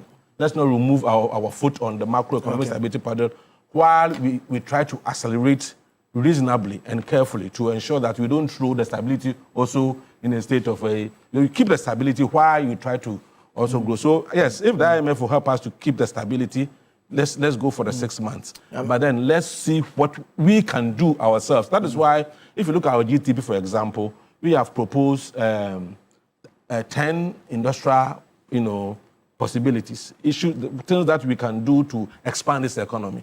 And I know, if you look at, as I said, that's why I'm saying we are responsible opposition. If you look at the 24-hour economy, I said it last week. If you put side by side the GDP, you can see that the government gleaned something from it in the preparation of the document, the 24-hour document. And it's good for the economy. It's good for the country that we share ideas to move this country forward. That's why I expect that MPP will also be sharing ideas, not only brother, carry your own burden. Stop this MPP business. Not be only opposing for opposing sake. So that's the point I'm making. That we are doing our part. No, we are doing our part. What party is it anyway? Which party is that? United Party. Which one is that? Yeah, the UP Plus, the responsible opposition party. That is the party I belong. Yes, Avi. I see that when it comes to matters bordering on economics and energy, you are hesitant to call me to talk. No, but I'm always going to come to you. I was always going to come to you. I may not be that technical, but I am streetwise. Look, IMF, if IMF goes, are we going to go back to our former selves by engaging in free expenditure and all those things? I say no. I say no because Atufose himself, those of us who have encountered him, himself is like an IMF. He's very, very critical when it comes to public expenditure. And he will tell you in open meetings that if he's finished spending this money and this project is not completed, I'm not going to give you money again. Okay. He does that a lot. Okay. So it depends on who is for the time being heading that sector of the economy. Okay. Just hold on for me. I'll come back to you shortly. We have to cross over to Parliament, and Nashoko is on the other side. Hello. All right. So let's cross over to Parliament now. Nashoko will join us shortly as well. Christian Yale is in Parliament for us. Chris, what is happening now? So I just arrived. This is where the president will be received. But the Honorable Michael Ochubefi is with me right now. Briefly, let me first ask you, government has been in office for the past 1 year. What has been your own impression of how far they've come? I think they have done their best so far, so good. It's not bad. Yeah, that they can do better. So we are trusting God that they will be able to do better than what they have done. We're expecting a lot, but they give a lot of hope to Ghana and Ghanaians. So we are expecting that they will be able to do their best to shape the economy and make sure that Ghana come back on track. In fact, there have been a number of concerns, security concerns, agriculture concerns with the cocoa sector crisis and all of that. How do you expect the president to outline measures or strategies to deal with some of these issues? The first point that I want him to look at critically is not even the security, but the 24-hour economy policy. This is a policy that the government advertised during the campaign. It's the flagship policy of government. And so we're expecting that when they assume office, they were going to work on the 24-hour economy to get it done properly. Now, they are only dressing the window.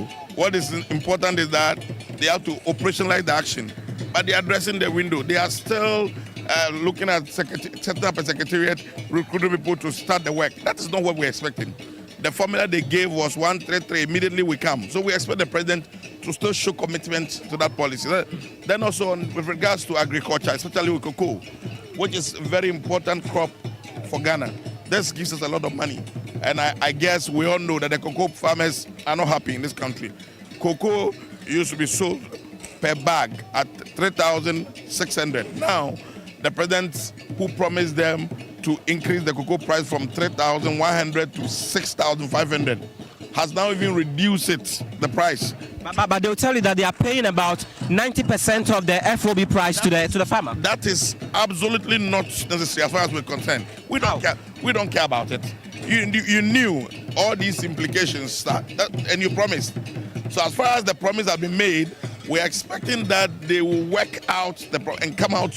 Because that's what we're expecting. You told them that you do this for them.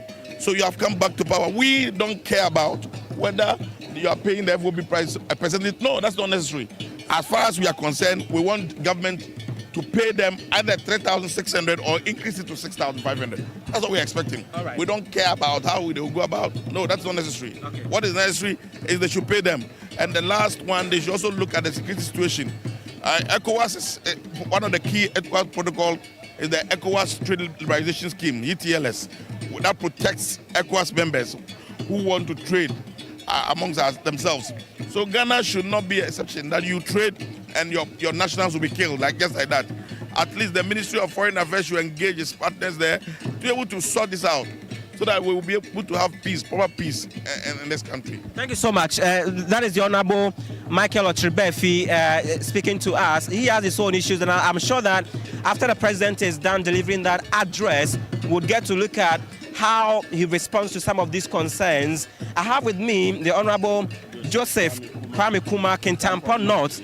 You are from the majority side. You heard your colleagues speak about all the things that they are expecting. But before I even come to you, I could see that some members from the diplomatic corps, these are people coming from the British High Commission or the British Council. Yes, and there's the commissioner who is just arriving with one of the aides there as well, Duke, whom I know. And so it just tells you that the guests, the dignitaries, continue to arrive in their numbers and in their own fashion. But Joseph, you heard your colleague talk about some of the things they expect and what does not matter to them. How would you react to some of the things he said, Evie? Let me take this opportunity to thank your audience and to say that talk is cheap, because talk is indeed cheap. Why am I saying so? It doesn't lie in the mouth of the MPP or the MPPs to sort of tell Ghanaians that what is happening is not good. Why am I saying so? This very economy, we know His Excellency John Mahama is aware that both assets and liabilities have been inherited. What did they leave in the coffers for the cocoa farmers? It is a syndicated loan that you took. And the beans, the cocoa beans that the nation was supposed to supply to the people, they couldn't. You couldn't meet the 1 million tons target. You only produced 500,000. This country bequeathed under John Mahama's first term 1 million tons of cocoa to Nanado. So fast forward. And so fast forward, if you reduce the production to 500,000 tons, it means we owe the syndicated loan. So you want, upon owing them, and government is trying to pay, they should go for another loan. Look, John Mahama is mindful. We will not be coerced in rushing for additional loans to let Ghana go into a ditch. That is the simple issue. But what are your own expectations for the president? Or if I should ask you, what is the state of the nation to you in government? What have you been able to do? And what do you expect the president to say, the issues that he should touch on? The issues the president should touch on is the continuity of the free senior high. It's about the continuity, the ability to continue with the free senior high system and to sponsor it as it deserves. And the president has given it a mandate by now committing it to Get Fund. And Get Fund is taking full control of free senior high. Same, the president should invest more in basic education, which was left to almost rot. And by combined action, the president has authorized that 20% of GACF common fund be allocated to the school infrastructure, and every constituency is getting 2 classroom unit blocks. It doesn't matter whether it's MPP stronghold or whatever. So that in 2 years, if it continues this way, government will be able to build 1,040 school infrastructure. That is the commitment we want. Thank you. Free senior high has been given a boost through Get Fund allocation. Because Get Fund is now fully in charge of free senior high. This is the sort of commitment Ghanaian want. Sure. Joseph, I'll talk to you more after he's done. So thank you. Thank you. But let me try to engage the Takrady MP, the Honorable Kwabna Otredaku-Mensah. You are in opposition, minority. You've had your own concerns over the period, a number of issues that you've tabled over and over again. What commitment are you expecting the president to make today in that State of the Nation's address? First, we want him to be truthful and tell cocoa farmers that he's going to reverse the cocoa price reduction, because he promised 6,000 of cocoa proceeds for farmers. So if that whole sector that have supported this country for the first time in the history of this country is reducing their prices. Clearly, that's a disservice, a very big disservice to our cocoa farmers. And you know, Western region, we plant a lot of cocoa. About 40% of Ghana's cocoa come from Western region. And that is very, very sad for us, and want him to reverse it in this State of the Nation address. Secondly, if you look at the cost of living, it keeps going up. One of the cost of living that cuts across the whole country is electricity. As we speak, we have been told that fuel prices have come down, and therefore we expect generating prices for electricity to come down. Unfortunately, they are up. So there's a disconnect, and we want him to correct it. We believe that these two key issues are issues that he has to critically. But when you talk about the cocoa issues, they will tell you, for instance, that the farmer currently, as it stands, is getting about 90% of the FOB price. Also, with the raft of measures that they have announced, they believe that even if it disadvantages the farmers today, it is for the bigger picture ahead. Isn't that the way to go? True. The prices we are getting today is through the mismanagement of the NDC government and Cocoa Board. It is not through the fault of the farmer or the price on the international market. All over the world, prices always goes up and come down.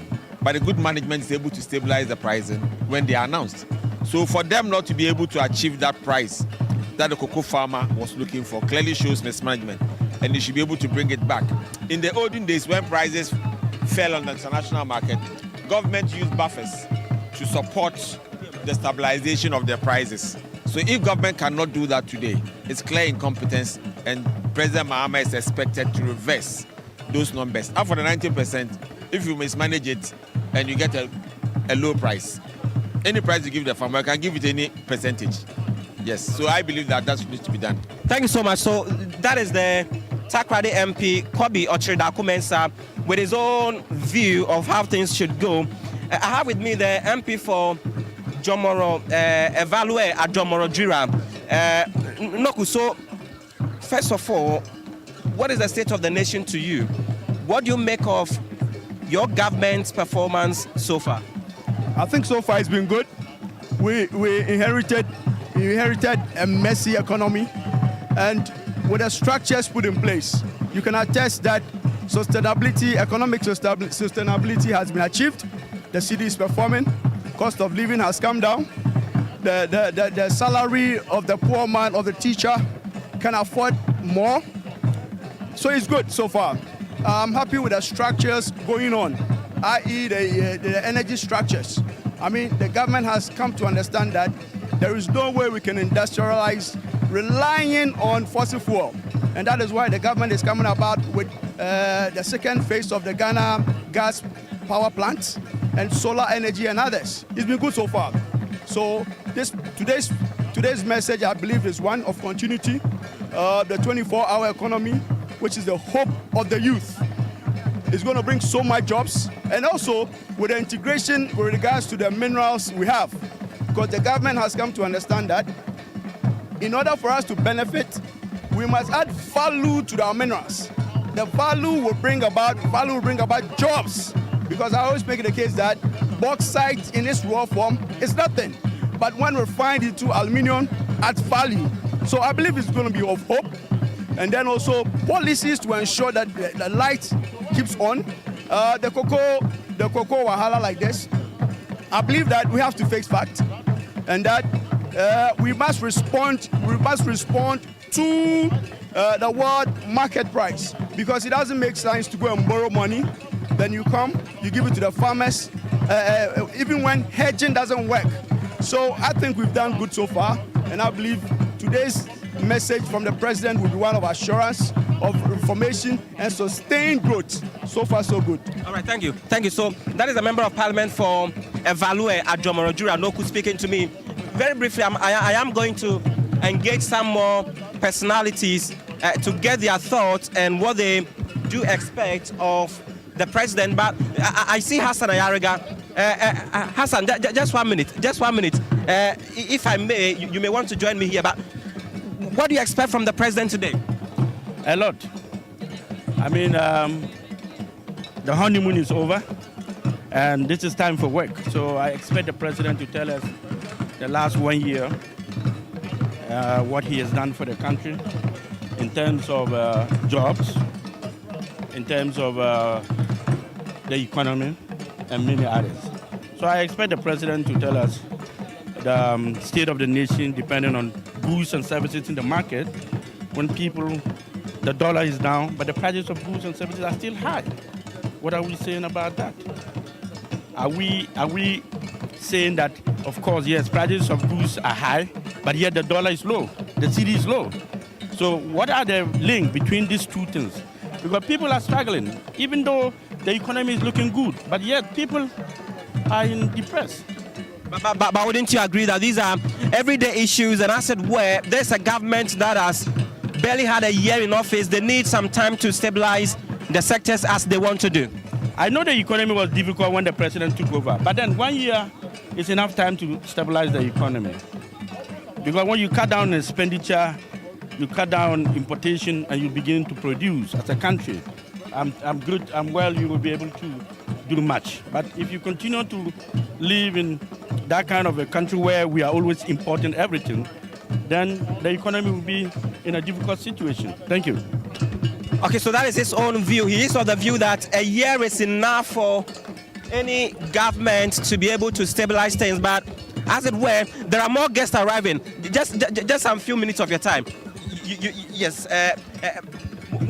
What do you expect today as the president delivers the State of the Nation's address? Well, I expect the president to tell Ghanaians the good news that his government brought to the good people of this country. The economic stabilization, Yes. Okay, so he'd want to quickly touch his face because of the sweat, but as it were, many guests are arriving today to perform that role of partaking in the State of the Nation's address. So maybe you want to start afresh for me. What are your expectations? Well, my expectation is very simple. The president will continue to deliver good news to the people of this country. The president will keep on fulfilling the promises that he gave to the good people of this country. The president will tell the story of a good economy. The president will tell the people how the cedi has stabilized. The president will tell the good people of this country how he is improving the infrastructure of the country, how roads are being constructed under the big push. The president will tell the good people of this country how services are extended to the farmers to the extent that today productivity has gone very high. People are rather complaining of glut in the market. But your critics will say that all of these things you mentioned, productivity has gone high, economy doing well, have not translated yet into the day-to-day living of the ordinary Ghanaian. I used to buy about 2,500 Ghana cedis fuel to fill my tank. Today, I spend just around 1,500 to fill my tank. If that has not translated into my pocket, then I don't understand. Because today, my car, which I used to buy about 2,500, today I buy about 1,500 and my tank is full. And so that translates into the pocket of the people. And I believe that if you go to the market women themselves will tell you about the reduction in prices of items as a result of the good management of the economy. So definitely, the people themselves will tell you how the economy is doing. So for instance, your government promised cocoa farmers 6,000 cedis per bag, 70% increment. That has not happened. We've seen even a reduction from 3,625 to somewhere 2,000 thereabout. How would you justify some of this to your critics who think that you have not delivered much of the promises, especially the 24-hour economy?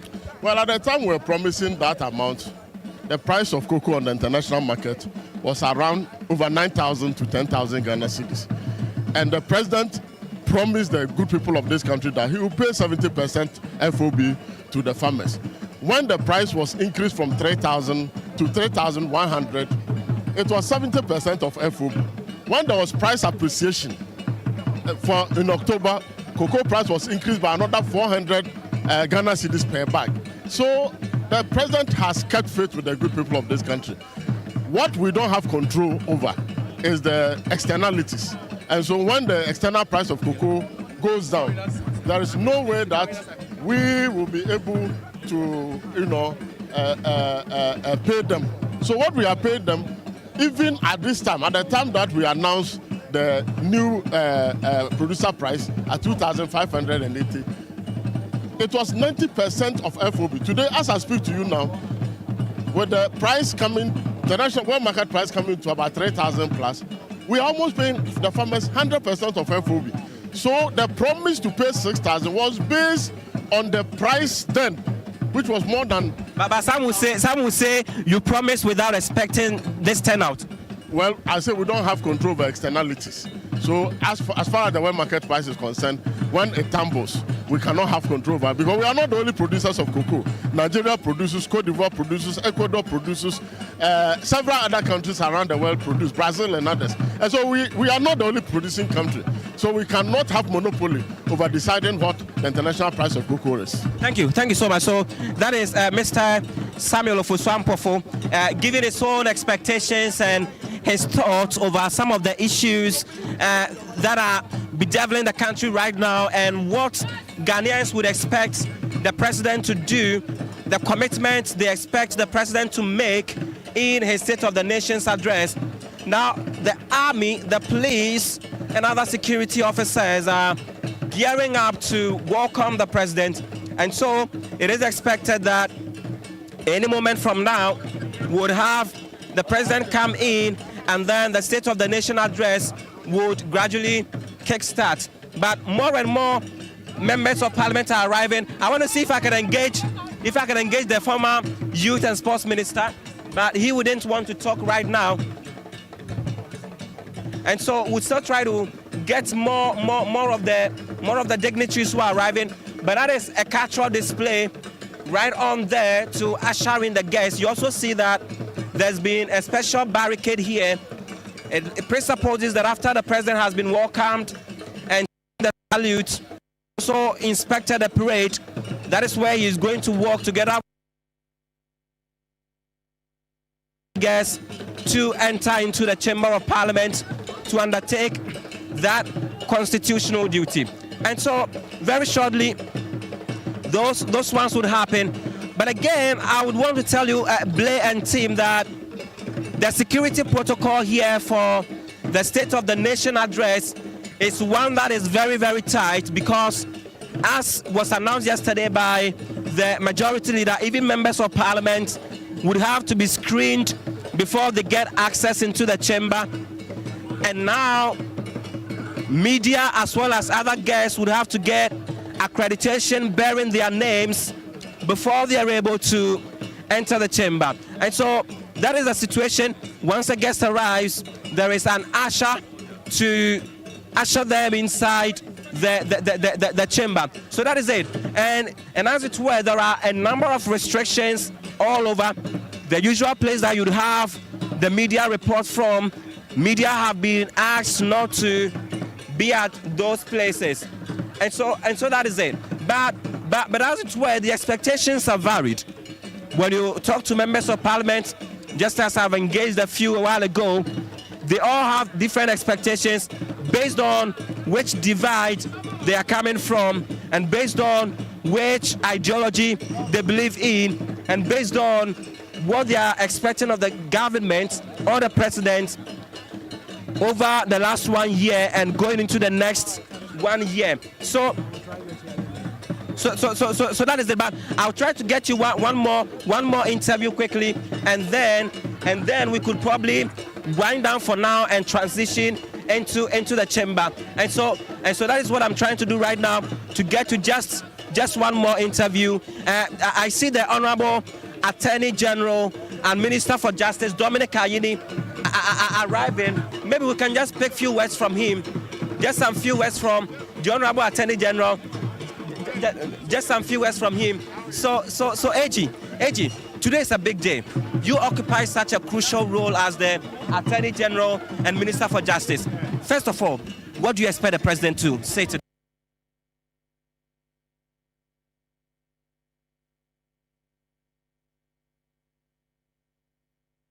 To basically outline to the Ghanaian people, account to them for this.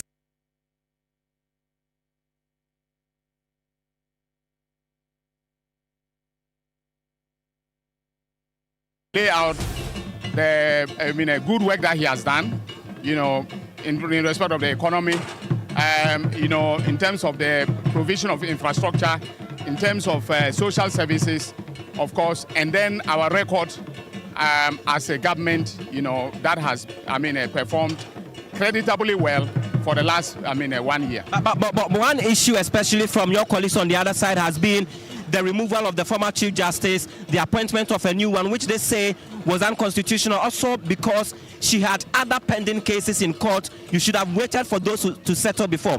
How would you react to them, and what kind of judicial reforms are we looking forward to? Well, in terms of the removal of the Chief Justice, as you rightly pointed out, she was removed. She was removed in accordance with law under Article 146 of the Constitution. And we think that the process was constitutional. There was no interference by His Excellency the President, nor by his Attorney General. This was, a process that was complied with as far as the Constitution is concerned.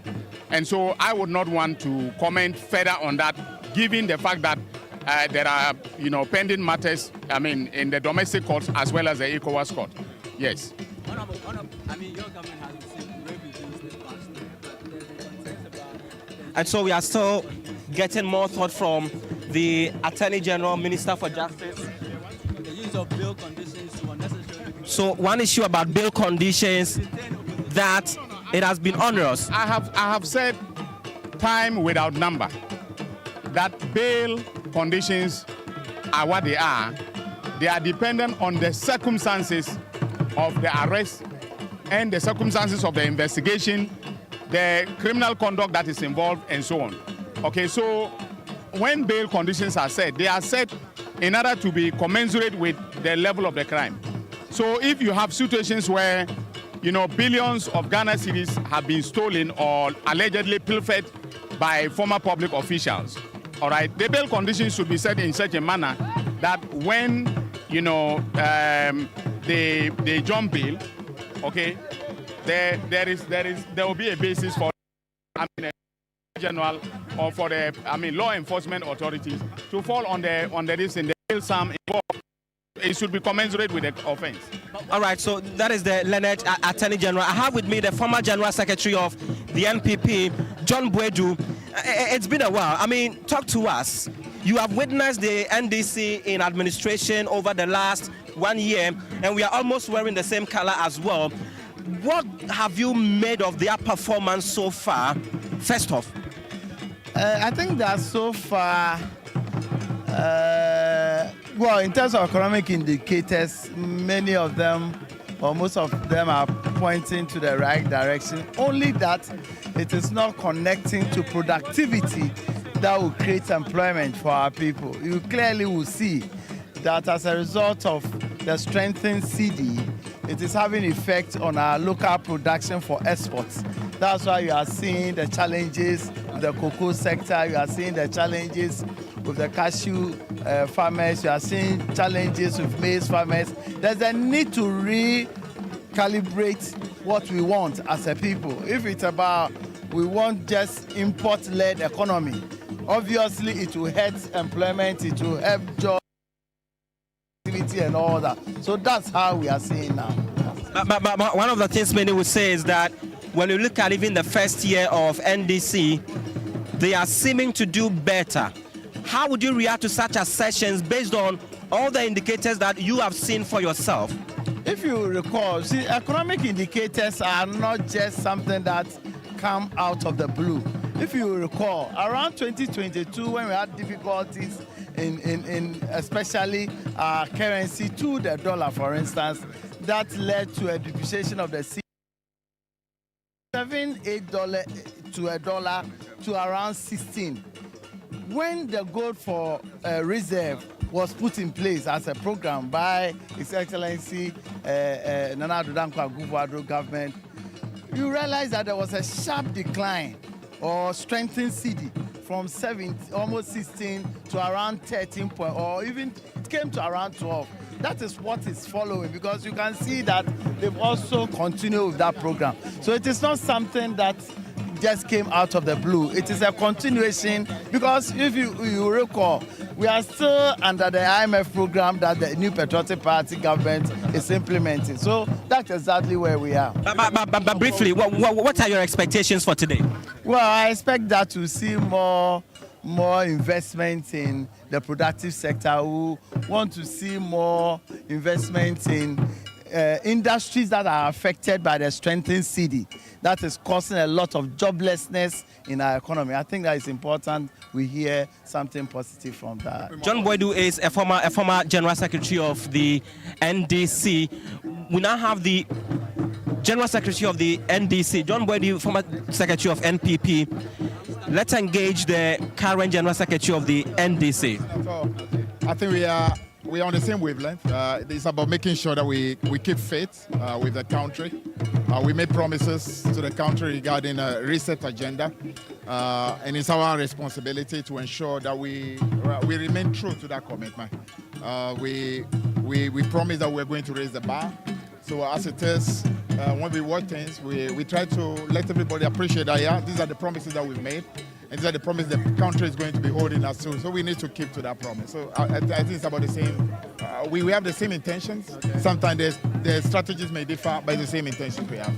Okay. Now, one of the issues has been that one of the things you promised was a 24-hour economy. They say, your critics, that you've not been able to implement it, and also it is overly ambitious. First and foremost, about not having done it already, what is worth doing is worth doing well. So you have to make sure you go through the processes that will ensure that the foundations are in place before you can start implementing. And that has been happening. The 24-hour economy is an economic strategy. It's not just politics. If we wanted to just do like 1v1D as our friends were doing, without any, should I call it, deep thinking into it, or the 1D1F that they came and basically just went and took companies and put billboards there, we can easily do that for political convenience. But we want to do something that will be actually very enduring. And this largely has to do with putting in place the incentive system that will allow the private sector to come on board. So that's the strategy. So I can tell you, I'm monitoring very closely, and I can tell you that very soon the country will see something very beautiful. Thank you. Thank you so much. So that is the General Secretary of the governing National Democratic Congress. Let me try as much as possible to get the Chief of Staff to just say a few words. So Chief of Staff, what kind of commitment are we seeing your government making today going into the next year? Well, bottom line is that you see the president has been delivering, and we are very optimistic that he's going to keep to his promise that he made to the nation. Just be rest assured. We should be rest assured, but there are issues around you not being able to implement 24-hour economy as of yet. Your critics say you promised cocoa farmers 70% adjustment, yet you've not been able to do that. How do you respond to them? You see, as a government, you don't rush into implementing policies. And if you follow the 24-hour program, we've taken it to Parliament, it's now become an authority, and they are going to roll out according to the plan of the president. Be rest assured. You've reduced cocoa prices. How would you assure cocoa farmers that that is in their interest based on what you've done so far? All right, and so the Chief of Staff, Julius Deborah, he wouldn't want to say much for now, but let me still try to engage more members of Parliament. You are live on TV3 Ghana. In fact, let's come here because others are also joining in right now. But your colleagues promised a lot. They said a lot. 24-hour economy, increasing farm gate prices of cocoa and whatnot. How do you assess them so far? You started by saying that they promised a lot. That is enough. The question is whether it's been implemented, whether the Ghanaian people are feeling it. It is without a doubt, we need to credit them for the relative stability of the Ghanaian cedi. The question is whether it is impacting the ordinary Ghanaian. The ordinary Ghanaian is saying that it is not impacting them. Last year, the president was here. He said that the unemployment rate was 2 million. 2 million Ghanaians were unemployed. Till date, the unemployment is increasing. The only people who are getting employed are few NDC, members of the NDC, who are being employed in some state-owned agencies, are graduates continue to be unemployed, and there appears not to be any hope, because within the last year or so that the NDC government has been in place, there haven't been groundbreaking policies that will create the necessary jobs to absorb our teeming youth. When we say that the issue of unemployment has been there for ages, your government attempted, yet we still have them numbers, a lot of backlogs across sectors, health, and all of them. So how would you react to that, and what government has intended to do? That's why the NDC promised Ghanaians a reset. A reset is not the same. A reset simply means that you want to change the status quo and make it better. The question is whether the system is better or has become more of the same. The answer is that it has become more of the same. It is more of the same of Galamsey. It is more of the same, right? And indeed worsened cost of electricity, cost of water, right? So things are not getting, it's not improving in a manner which Ghanaians expected. And so yes, there have been some improvements in the system, particularly the exchange rate, but the ordinary Ghanaian is not feeling it. It has not translated into jobs, it has not translated into the cheaper cost of living, and it has not translated into stability in other areas of the economy. The Galamsey's menace hasn't improved, right? The 24-hour economy has now become a statute which is yet to even function. They brought a bill to establish the authority. Isn't it the beginning of it? Did they tell you that they were going to establish an authority before the 24-hour economy kicks in? They told you that once they come into power, 1 job, 3 shifts. Is that what you heard? So reset has been redefined. The word reset in the dictionary has been redefined by the NDC government. It has become more of the same. So the situation has worsened. All right, but so what are your expectations going into this, Sona? I expect the president to, whilst acknowledging the some of the good performances, also acknowledge that in many respects, the promises they made to Ghanaians, they are yet to accomplish them. And to also tell us, for instance, what he's going to do going forward. We expect you see, when you are given such huge numbers, when Ghanaians give you over 180 parliamentary seats, it is a bold mandate to do groundbreaking things to transform the country. Are you seeing it? What are the policies? I'm not seeing them. No major policy implementation to reform the system. And so it is really more of the same from the past, right? Rather than the reset. And so the reset has indeed been redefined. All right, thank you. That is Nana Ajay Bafwe, Member of Parliament for Menchia South. Right now I see that the parade or the cadet group are marching on, but I have my colleagues here with me. Alfredo Kanse, I have Eric Mawinegbeta, Sixtus Don Unlo. They are all here to support this coverage. And so, like you see in your shot over there is the parade marching on. What it means is that any moment from now, the first gentleman of the land is going to arrive. President John Dramani Mahama would arrive to deliver the State of the Nation address to the Ghanaian people. A lot of expectations, security, health, jobs, and whatnot. Alfred, let me just pick your thought briefly. With all of these and all the interviews you've had, you've been here and listened to them. What are your own picks? Well, Christian, and good morning to our viewers and listeners once again. Clearly, the economy is number one on the list for the many members of parliament we've been speaking to, and indeed the members of the general public as well that we've been talking to, who have thronged this particular venue, the Parliament of Ghana, where the president will be fulfilling his constitutional mandate of presenting the State of the Nation. And rightly so. It's all about the bread and butter issues. It's all about the economy. And the economy will be the topmost because it is what people wake up and think about. So, for instance, You hear people talk a lot about the cocoa situation because this is one that has been trending and being talked about at least over the last 1 month. So the president is expected to make a decisive statement on that because over time, he's not spoken extensively on this cocoa situation. All he said is that he's a cocoa farmer, he understands the plight of the cocoa farmers and so on. But in terms of the reform that have been put in place and what is expected, it's one that we will be expecting the president to talk about as well. And the matters related to, for instance, inflation, you hear some of them say, well, it has not been reflective. It is for the president to let people understand the real meaning and impact of inflation on goods and services, and also, for instance, on the cost of credit, because the Bank of Ghana has been pursuing this inflation targeting. So inflation going down would influence, for instance, the cost of credit. That is the interest rates that the banks charge on credit. Private sector will be interested on that as well. Private sector and informal sector has been accused of not reducing the price of goods and services even though inflation has gone down. They have also been pointing to the tariffs that have gone up, electricity 28%, water 15%, and say that is what has also increased the cost of production for them. They would also be looking at how this state of nation will address those particular concerns. If you look as well at the Bank of Ghana, it has been quite clear that when it comes to this cost of the stability we're enjoying now, the governor of the central bank has been quite clear that this stability has come at a cost. And the Bank of Ghana is not going to bear that cost alone going forward, right? So what that means is that there has to be a change in policy.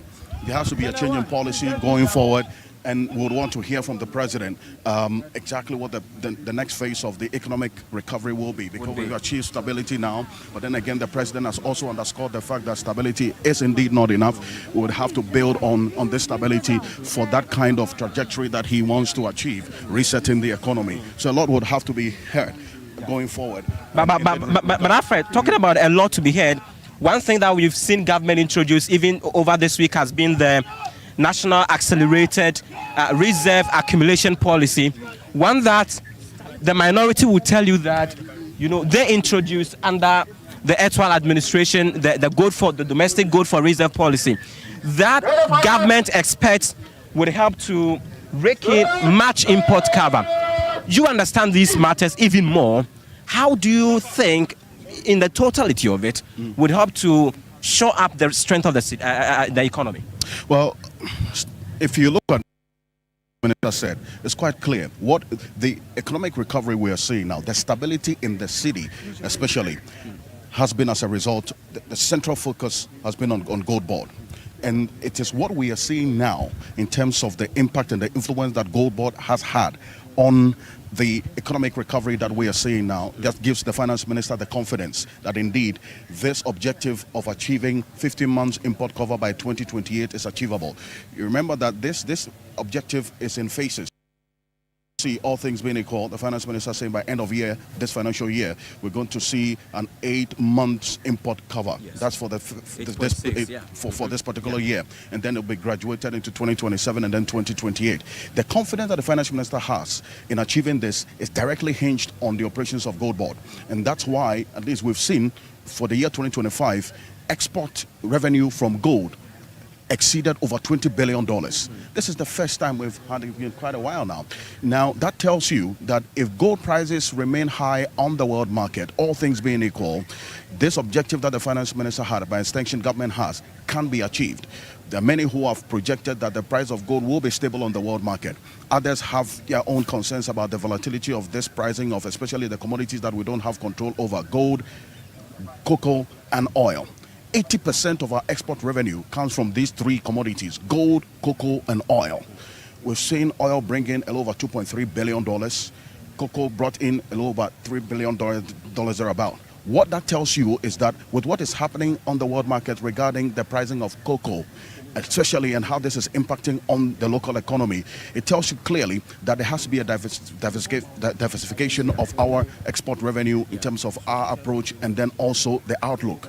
That is what we want to hear as well from the president going forward. For the people who are in the market, this has to make meaning to them. And that's why they're also looking at how this will trickle down to make sure that at least their cost of doing business would also reduce. Education is another place to look at. There's been a lot. With all the issues of indiscipline and attacks we've seen over the last few weeks. Alfred, thank you. And just like I mentioned, we are here, the parade, is set and ready. Very shortly, would have the president come and be received. The regular custom of taking the salute, and then the national anthem would go. Then you would have him walk up there into the chamber. Alfredo Kanse is here, Komla Kluche, as well as Eric Mawinegbeta. They are. We've seen the parade set, a beautiful one indeed, just like you see in your shot. You've been here for the past 1 hour or more. We've spoken to a number of dignitaries, had their views and what they expect going into the State of the Nation address.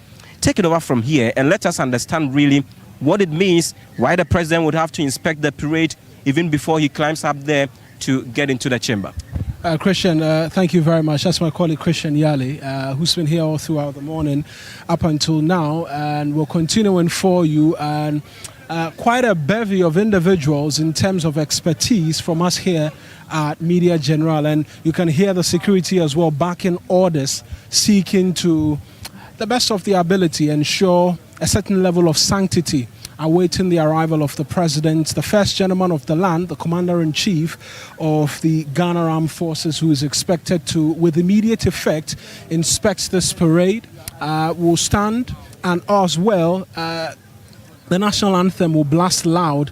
Then he will make his way into Parliament. Just any moment from now, really, the expectation as to that. Komla Kluche is presidential affairs correspondent as well. That's why I told you that we have it all in terms of expert delivery and coverage. This day, as the president delivers his second State of the Nation address, Sixtus Dongulo as well with the legal perspective. But let's talk presidency and protocol with Kluche right now in terms of the order of procession from here on in before he makes his way into the chamber. So before the arrival of His Excellency, the President will be that of his vice, Professor Nana Jeno Pokwajiman. She will come and take the salute ahead of her boss's arrival. She will be ushered in as well, and then the President would be the last. As we speak now, no other vehicle is allowed to come in. The speaker is already in, we're told, the CJ as well, and all that. But I mean, with the rest of the protocol, it has to be the vice and then the president, and he will take the salute, go around and then inspect the guard. This, I am told, is the guard of honor, which has been mounted by the Ghana Navy, and they have been on national duty even at the Jubilee House. You know, they do it for a period of time, and so it's them who are mounted. Absolutely, yes. So, I mean, beautiful ceremonial dress they are wearing, but I mean, like I was hearing Christian Yale say a while ago, it's the norm. He's the commander-in-chief of the Ghana Armed Forces, and if he's coming to address the nation, he's addressing the nation one as the president and commander-in-chief of the Ghana Armed Forces. All the forces look up to him, and so they give him all the protocols, they give him all the security there is that must be accorded him. It's the reason why, I mean, in instances like this, it's been in the past, or as long as it will be, that they have had the guard of honor being mounted, and he goes around to inspect it. It's also one of the because it's a ceremonial event. This is a ceremonial event, so it comes along with it. And so I think that there's no qualms at all with respect to the guard of honor being mounted.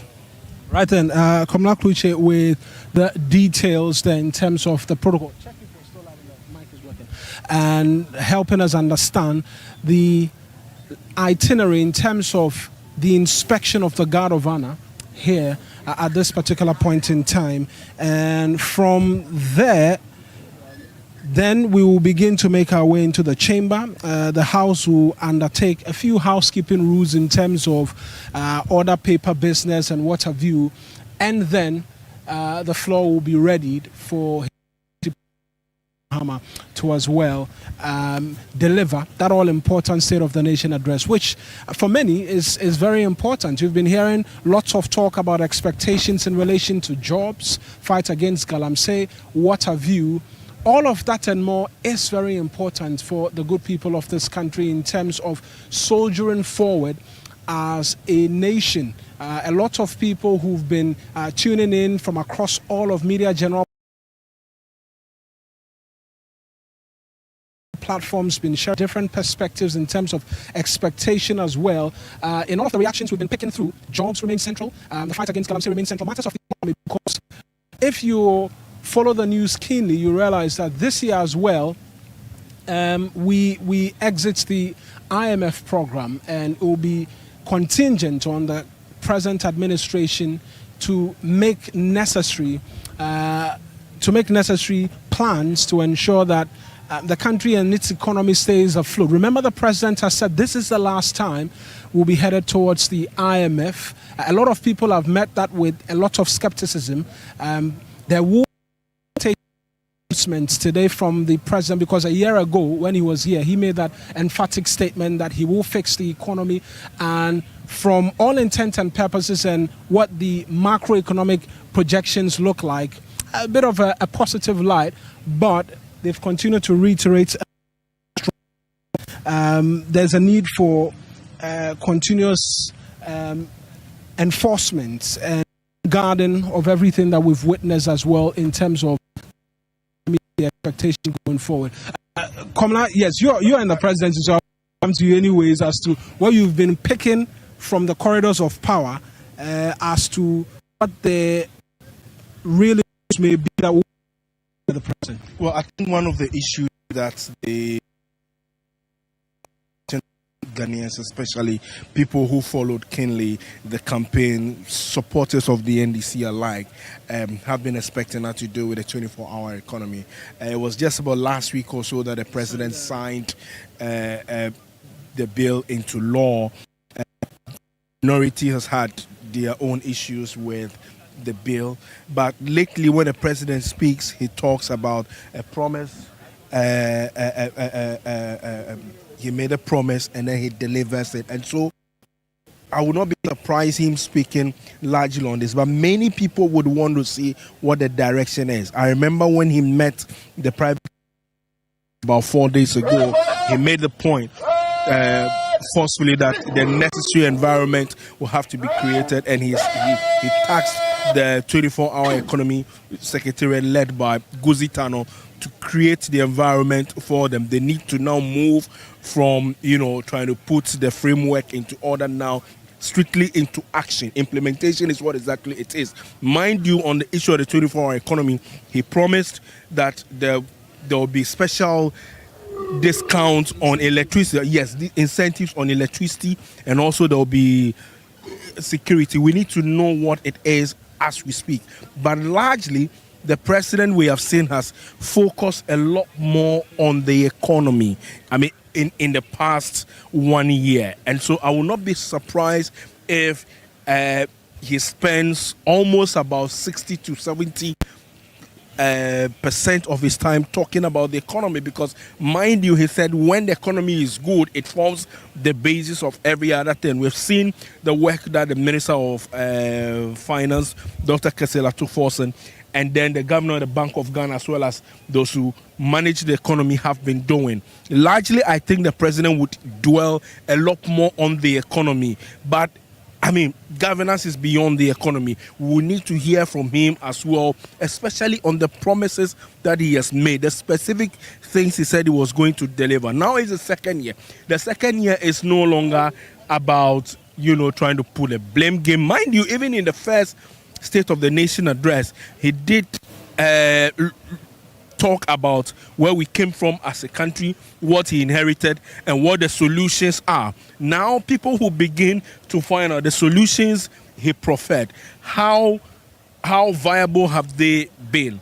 How has it been able to work to inure to the benefit of the ordinary Ghanaian? And so that's what a lot of people would be looking out for. So I will not be surprised that he will speak a lot more on the economy. But the expectation also would be the issue of the cocoa farmers. I've seen the minority MPs where they are drawn in black. It tells you what you can expect. The cocoa farmers will come out forcefully, and they would register that forcefully. And sirens are blaring from quite some distance. It will suggest that perhaps the the Vice President is on her way. Will be the first to inspect this guard of honor, which has been made ready. We're live on TV3, live on 3FM 92.7 as well. Indications were picking that the Vice President will be here pretty shortly, and then we will get into Parliament. But it's an important point Komla Kluche makes as to the color code in terms of dressing by the minority MPs and the heckling and all summary part of parliamentary business. And the motorcades are here.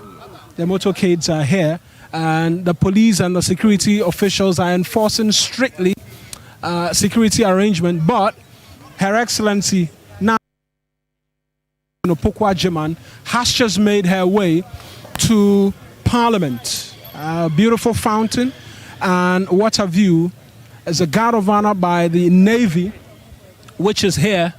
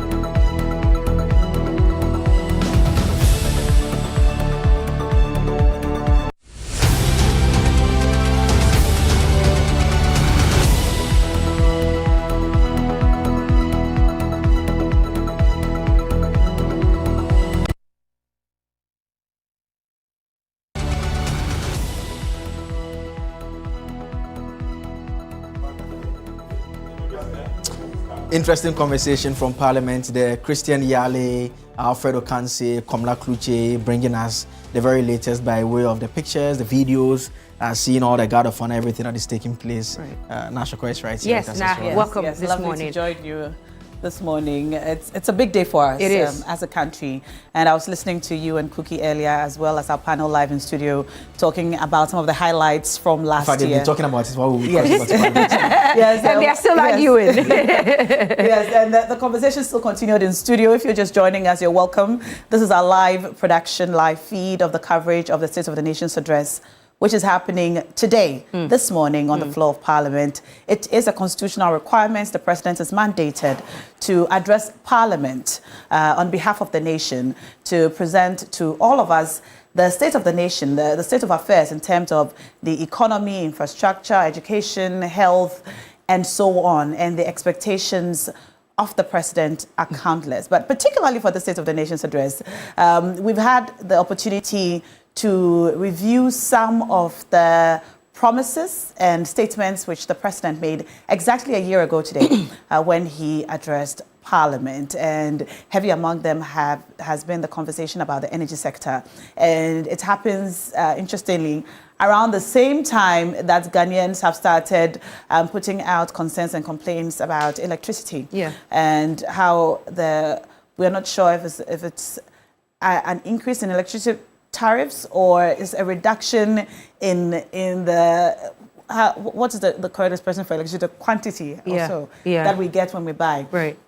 But we're bringing you live a live feed from Parliament now, and we have already seen that some of the members of Parliament, ministers of state, have all arrived. We saw earlier some traditional drumming and dancing to welcome some of the members of Parliament. In your video now, we see, is that the Speaker of Parliament? So, yes. All right. Well, no. So I see that a guard of honor has been mounted at the moment. So it means that probably in no time the President will be arriving. But you know, we're talking about the energy sector. I've been monitoring social media, and you know how it is for Ghanaians. It's always bread and butter. Bread and butter matters. And I've seen people asking a few questions, and I just want to run them by you also. So probably we talk about it before we cross over again. One of the questions that I saw is that are Ghanaians actually feeling the economic relief, or is this low inflation number only cosmetic. That was the first one that I saw. And this one is really important. And it's asking that what has happened to real wages, purchasing power, and household consumption in the last year? I don't know how much you were receiving last year when the State of the Nation address was given by the president. How much are you still earning right now? Has there been any increment? And this one pertains to the youth, and I think it's very important. The question is the economy growing fast enough to create jobs for young people? Exactly. And I think our concentration should shift a little bit to the young people, because if everybody's saying inflation is low now, 3.5 and all of that, is it creating the opportunity for young people to get jobs in the country? And I think it's one of the reasons or one of the points that I would want to hear from the president today. We form a majority of the population, and if we are not getting jobs right now, it's a problem. Absolutely, and I think it's one area that we would expect the president's address to touch on, especially because at the time he took over, he said the economy was in crisis, and the expectation of many was that the first step would be to attempt to stabilize the economy. We know that the numbers are generally looking good. The experts, everyone,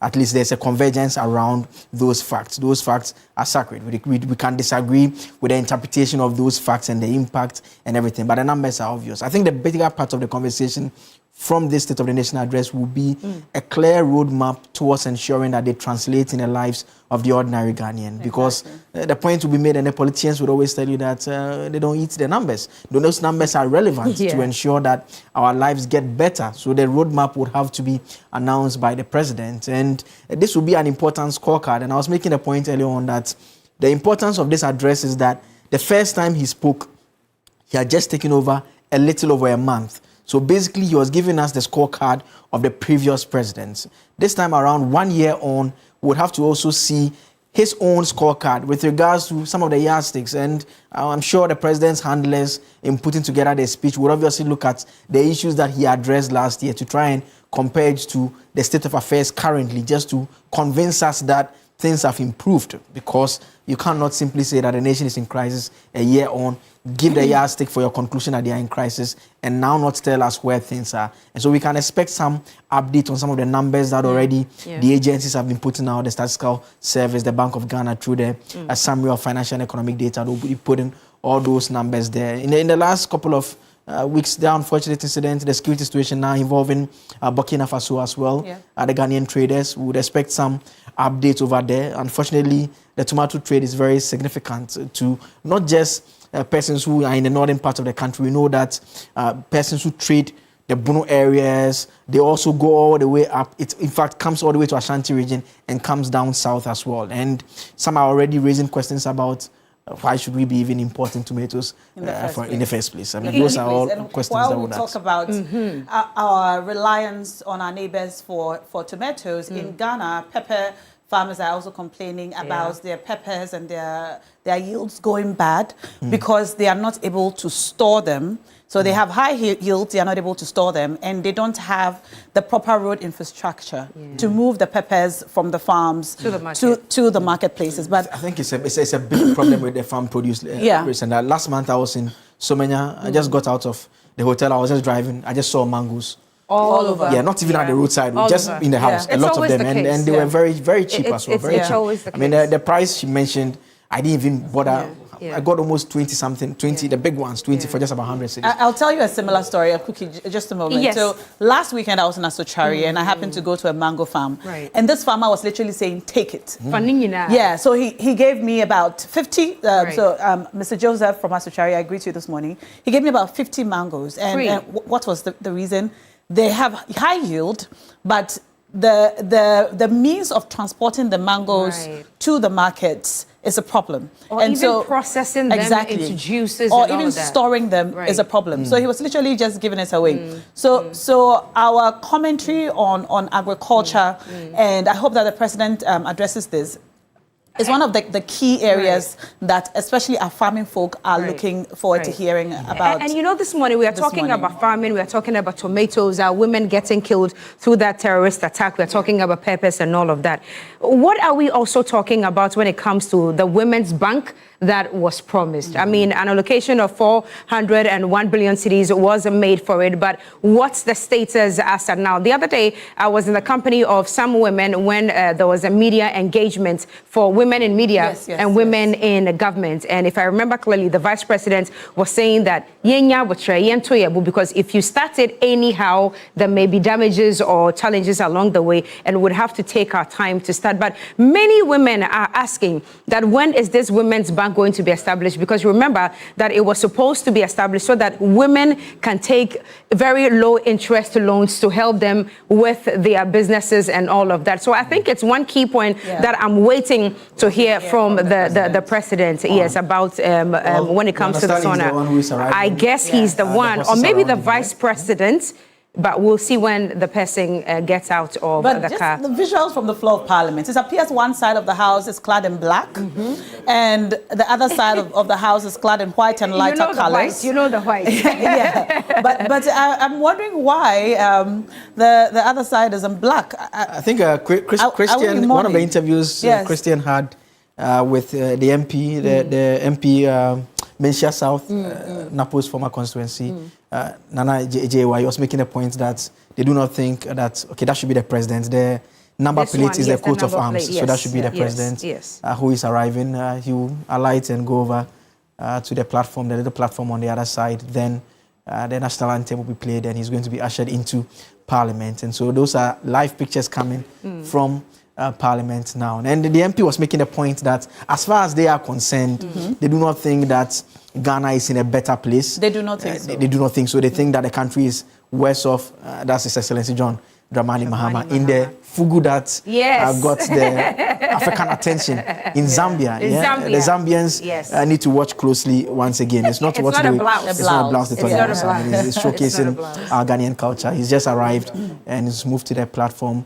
We will cross over in a bit and pick a bit of the sights and sounds from there. But that means that we can expect the address to start any moment from now. Very important constitutional mandates. Like but talk about punctuality. I think this one is good because we were promised 10 a.m. and it's only 7 minutes past 10. So I think this is laudable. This is beautiful. But okay, you were speaking about inflation earlier and the responses that people on social media have given you in respect of the expectation that the prices of goods and services will go down. So I happened to chance on an article about such expectations. But okay, now you may want to hold on because I think the national anthem is about to be played.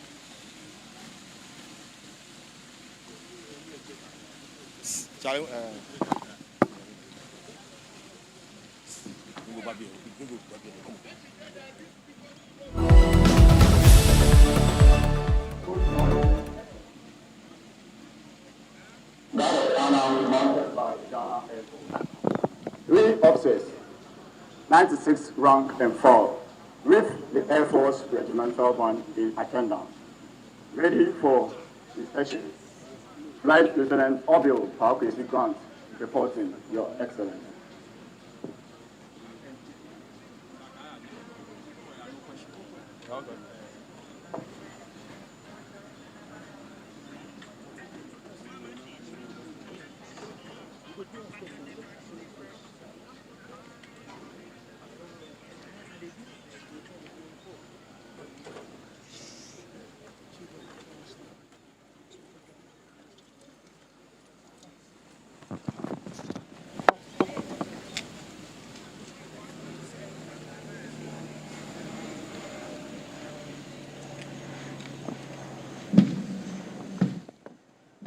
ago, the president is currently inspecting the guard of honor, and that has been mounted right in front of Parliament House.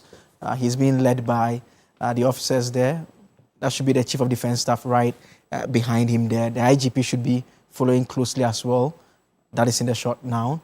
He's doing the ceremonial inspection before he goes into the chamber for the parliamentary session to begin. I mean, this is a parliamentary session actually. In fact, the constitutional requirement is that he addresses Parliament. And we know that Parliament, by law, are the representatives of the people. So by extension, he is also going to address us on the state of the nation. And that is the importance of this mandate. He's supposed to do it at the start of a session of Parliament and also before the dissolution.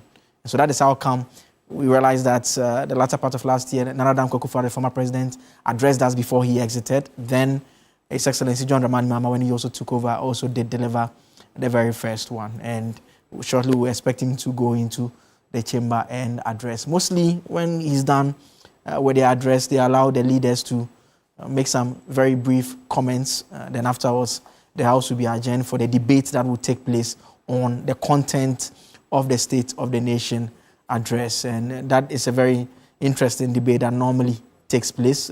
Both sides of the House, as expected, they will not agree on some of these matters that have come up. And there are lots of teething issues that we've been projecting. He'll be touching on in the course of this all-important address there. But the inspection is still ongoing. He's been accompanied by the IGP and the Chief of Defence Staff. Nice, interesting pictures from Parliament. Once he's done, normally he's going to go up the staircase. He goes up the staircase, then he'll be met by the Speaker of Parliament, the majority and the minority leader.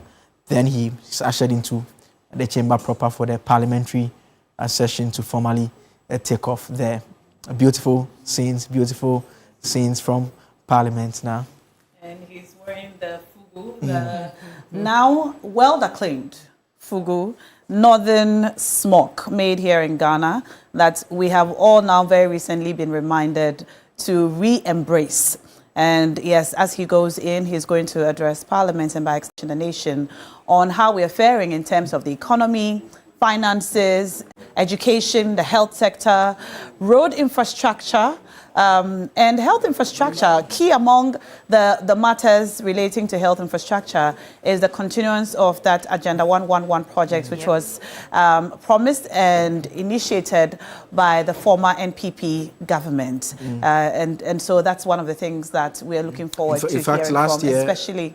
In fact, last year, when he addressed the nation, he did touch on it and he expressed concerns about the fact that it did not appear there was a sustainable funding model in place. And at the time he spoke, he said that per their records, not a single one was functioning.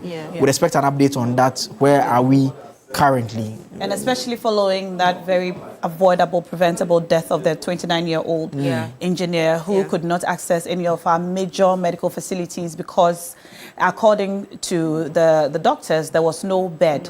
Now, the Deputy Minister of Health on the floor of Parliament yesterday, a couple of days ago, was speaking about this matter, the fact that the no-bed syndrome contributed to the death of this young man, the 29-year-old engineer.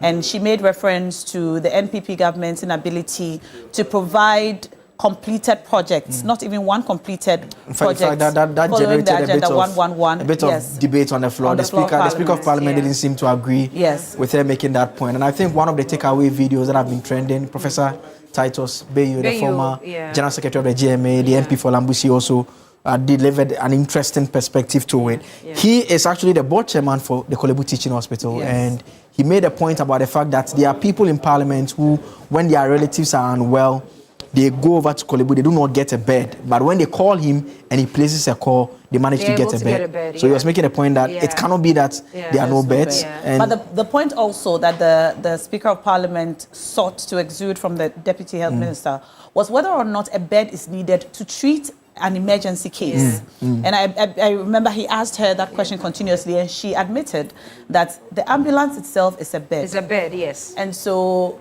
such emergency cases could have been properly handled and treated even in the ambulance. And so in addition to the Agenda 111 projects, which we're hoping the President will speak on, they also spoke about refurbishing of the ambulances that we currently have, so that the ambulances can serve properly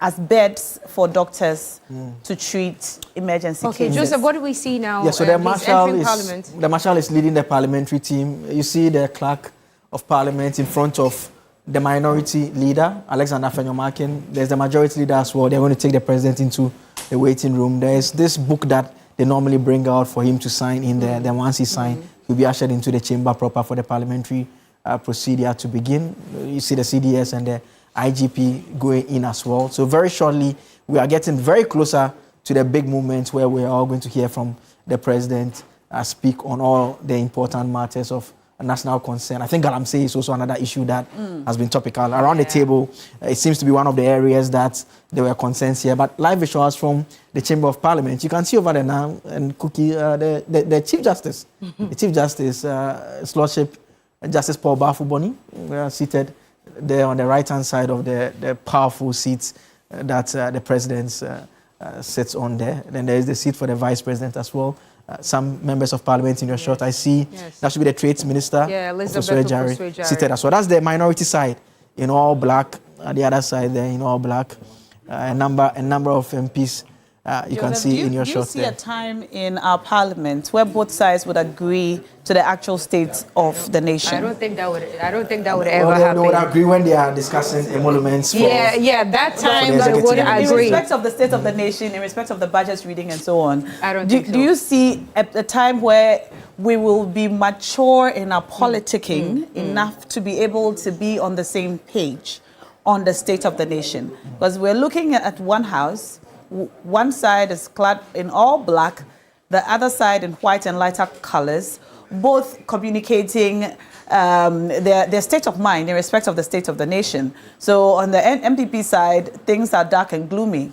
On the NDC side, things are bright and white. And white. I don't think so, though, but because if we're pursuing excellence, everybody has a different opinion, and what you think is right for me may not be right. So I don't think a day like that would ever come. But we look forward to it. Maybe one day when the Ghanaian dream is finally realized, then both sides of the divide probably will be clad in the same outfit. But so, Joseph, what happens in that room that the president, the chief of defense staff, and the IGP entered? So there's a book. In fact, when I was earlier making the point that there's actually a rehearsal that is done. Yes, you did mention. Yes, so they go through all of that. There's a book that he signs when he comes in and when he leaves. What does it signify? As in time check in, check out? Yes, it's more like an official indication that he has arrived. He's been there. Because historically, when you go into their archives and you pick the records, you see all the other presidents come in and sign it. Okay. Because mind you, it's a constitutional mandate. Requirement. This is an issue where in the event he does not deliver the message at the beginning of the session, someone could take it up and say that, well, you've breached the constitution. Yes. So what will be the official record that he's actually appeared and attended the parliament? Right. Even the oath, even the presidential oath, even though we all watch him swear the oath, he still signs to say as that, well. signify that he's actually Speaking of the history done that. of the State of the Nation's address and how it's conducted, now we know that it's a constitutional requirement, so it's been on our books since 1992. Yep. However, the very first time it was actually delivered was in 2001 by President John Agyekum Kufuor. So in the book, I'm sure that it will begin from 2001 and not from 1992 under the presidency of Jerry John That's Professor Titus Bayo in the shot once again. A bit of an open shot just to give you a sense of it. So you would have in your shot, if you are watching the TV, on your left side, but ideally it's the speaker's right-hand side. That is where the majority MPs are seated. Then you would have the minority on the left-hand side of the speaker, from where you're watching the TV on the right-hand side, all clad in black. They've explained through some of their representatives that they do not believe that Ghana is in a better place than Nana Dankwa Akufo-Addo His Excellency left to the current president. I see Communications Minister Sam George flanked by Clotte, yes. MP, Dr. Zaneto Rollins also. Akablaze, so we saw in the room, the Speaker of Parliament followed the President to the room, but then the the Chief Justice is seated and waiting. Is there a reason? Yeah, is there a reason the Chief Justice doesn't join them in the room? It's not clear at this stage. In the past, I've seen the other ones when Her Ladyship Justice Gertrude Kono was around. There have been instances that she also did go in with them. I'm not too sure why that is not the case. My assumption would be that he would have signed and also gone over already, but he is seated waiting for them to come as well. I'm just asking for the lay people on the streets. This is parliamentary business. Yes. So why do we have the need to have all these chief justices and everybody? In fact, in all our major national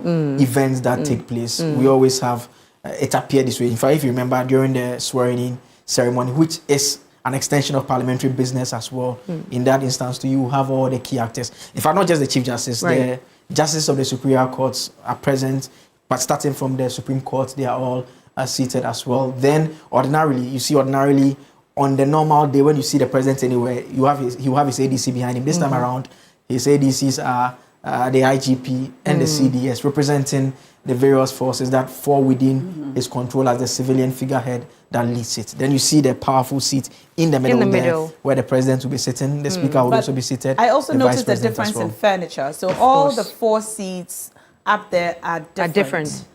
The one the president will sit on is obvious, the golden one in the middle.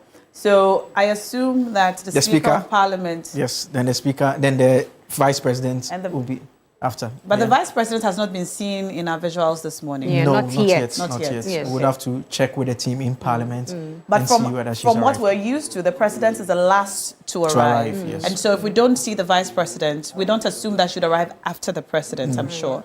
So we'll probably be missing her this morning. Well, in our short... Potentially, too, she may have arrived already. We would have to check with the team in Parliament to confirm that. Yeah. But I just saw something that draws my mind to what the Speaker of Parliament has also been talking about, the reconstruction of a permanent space for parliamentary business. I can tell that in the shot that went by, one of the parliamentarians is fanning herself. I can imagine how hot the place is, which I think is calling for a better space for these parliamentarians to conduct parliamentary, maybe newer conditions. While we ask for more hospitals and infrastructure, I can only imagine the kind of pushback that a new chamber would, the chief of staff, the chief of staff in your shots now, Julius Deborah, the First Lady, Lodina Mahama also over there as well. But the conversation about the permanent space for Parliament, I mean, it's one that, you see, the people of Ghana, if you've followed the conversation in the last 24, 48 hours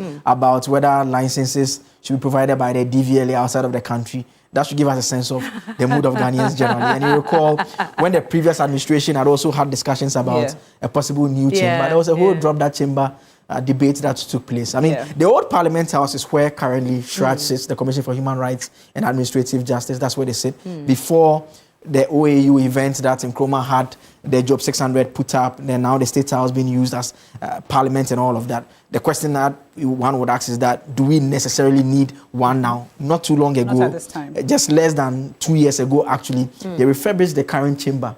There was a massive refurbishment. They complained about the seats, the microphones, the screens to accommodate e-voting.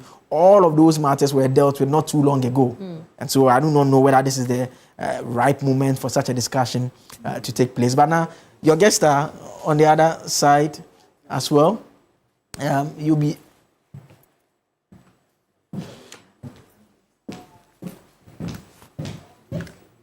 Okay, so shortly we would engage our guests who have been with us all morning so far, and they've been with us. System that we practice. At the moment, Ghana practices a hybrid system of the British parliamentary system and the American presidential system. And this system mandates the president, the executive president, to draw majority of his members. Oh, and that's our first deputy speaker, the Honorable Bernard Ahiafo, who is also the MP for Akachi.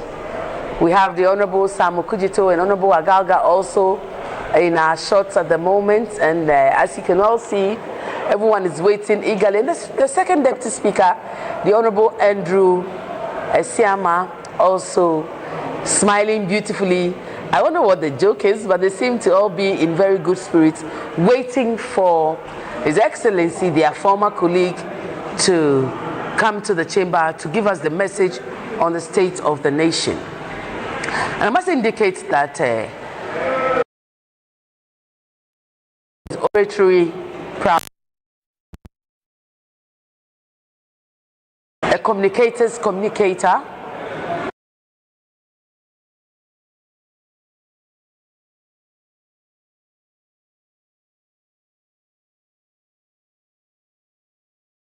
what effective messaging is about. Members in the minority wearing black, members in the majority wearing white. The beauty of diversity of ideas. And that's the Honorable Roxin Dafia Mekpo Eche. And Honorable Ricketts also just in the short. Generally, honorable members seem to be in very good spirit this morning, and it is our hope that this good spirit and conviviality. Oh, this is our one and only former leader, Minister of Finance, Honorable Cecil Atuforsin. He was in the House not so long ago. Members of Parliament are now doing what members of Parliament do best.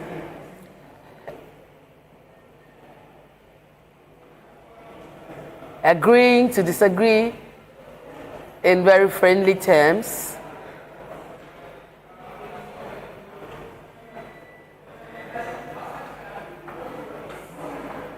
The House of Parliament is a house where dissenting voices are allowed.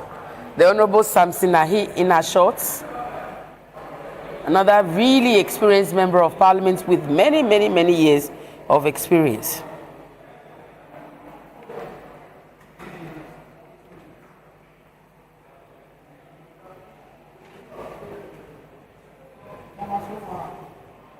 Oh.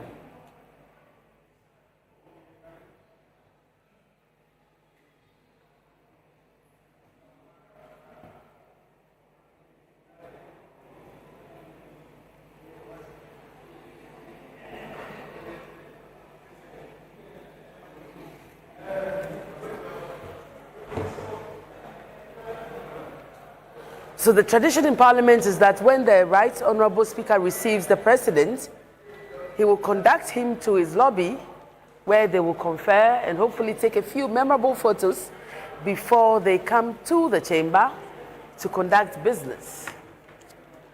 The President is no stranger to the House, Honourable Collins Dauda. He has been here forever, just like some of us.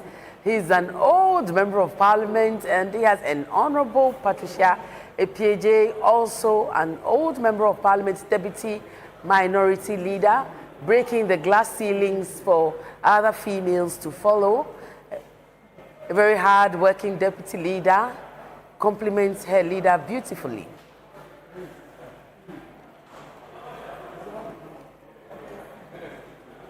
One of the ways that we express culture in Ghana is through drums and drumming. And so when the President gets to come and speak to us, we bring out our Ghanaian President John Ajekum Kufuor in our shots at the moment. The President, referred to generally as the gentle giant, he usually would come to our events anytime we invite him. He has contributed to the Fourth Republican democracy, and like all the presidents that's gone before him, Ghana is lucky to have had presidents like him. Ghana is fortunate to have President John Dramani Mahama, and that's our Attorney General in our shot, the Honorable Ayini, and Honorable Bejira also in our shot, wearing his boo-boo and waiting for the President to come.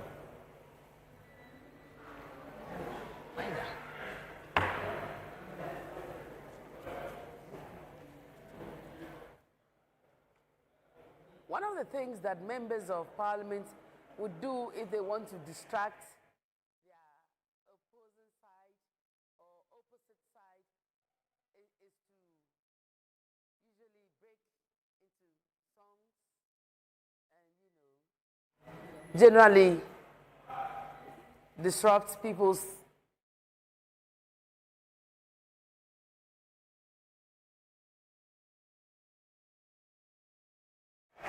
the Honorable Zanetta Ajiman Rawlings, daughter of former President Rawlings, first president of the Fourth Republic, is also in the chamber. And the Jinapo brothers are also representing. I can't get over the Right Honorable Speaker's beautiful cloth that we're witnessing today. Really, really, really nice. Mr. Speaker is conducting, the Right Honorable Speaker, conducting His Excellency, the President, to the chamber. And this is an activity that is usually very well curated, as is today. People in the procession are carefully selected, and you can only be there if you are allowed to, or if you are part of either the President's entourage or the Right Honorable Speaker's entourage.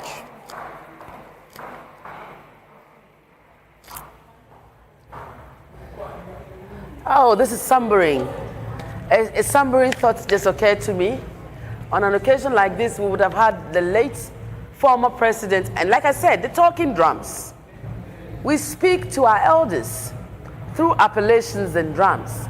And so the Phantom From is doing the talking as we welcome His Excellency John. Bridge of the parliamentary proceedings today is the State of the Nation address. The drums are being played now very shortly. His Excellency will be ushered into the chamber for the parliamentary session to begin.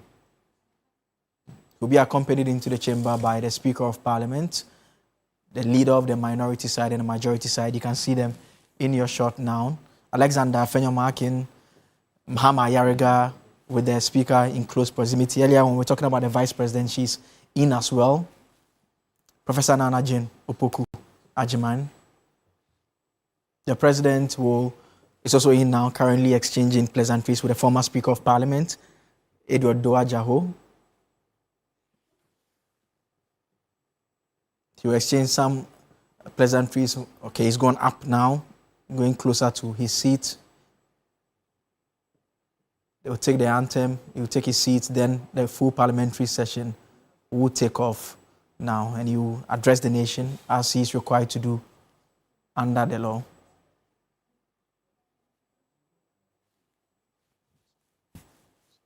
And then it will get down to business. He will be welcomed by his host, Alban Sumana Kingsford Bagbin, and then he will proceed to give us his message on how our state is faring.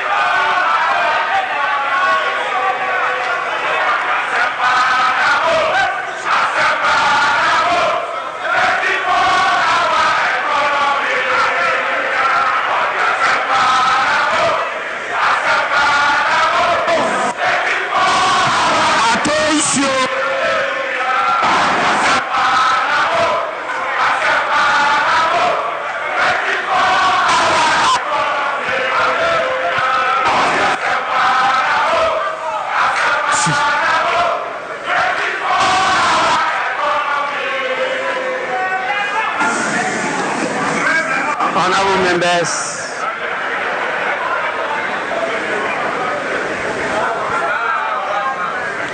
honorable members,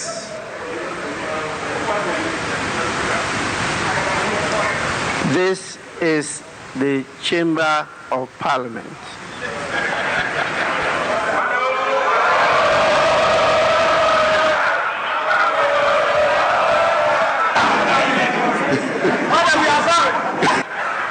Honorable members, the House is extremely privileged to have the presence of His Excellency John Dramani Mahama,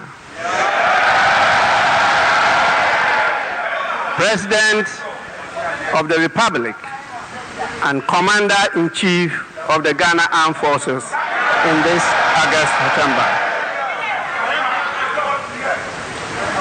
His Excellency the President is here in accordance with Article 67 of the Constitution of the Republic to deliver on the state of the nation to this honorable House. On behalf of leadership and honorable members, it is my privilege and singular honor to welcome His Excellency the President of the Republic to this august House. Honorable members, before I invite His Excellency the President to deliver a message on the state of the nation, permit me to recognize the presence in this chamber the following distinguished personalities.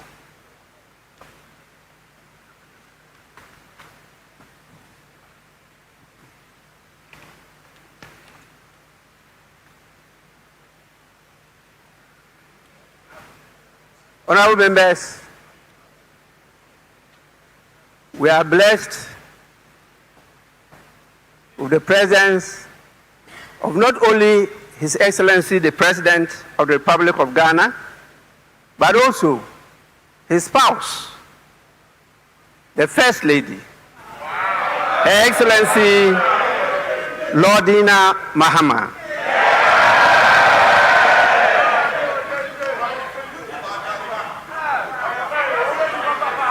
We also have the presence of the Vice President, the First Lady in Ghana to be a Vice President. Her Excellency Professor Jane Nana Opoku Ajiman.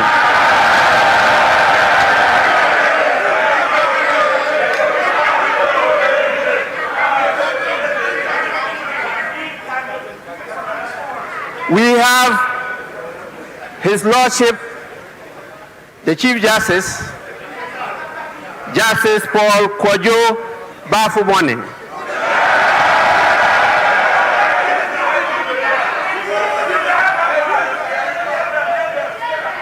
Honorable members, he did not come alone.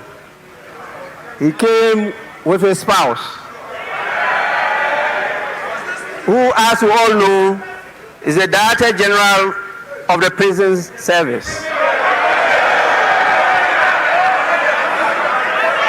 Honorable members, honorable members,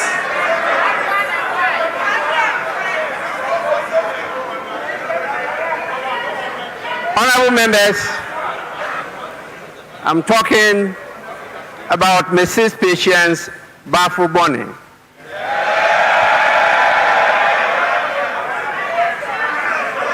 Surely we have the presence of your lordships, justices of the Superior Court with us here. We also have the chairman of the Council of State and the former Speaker of Parliament, Right Honorable Edward Do Ajaho.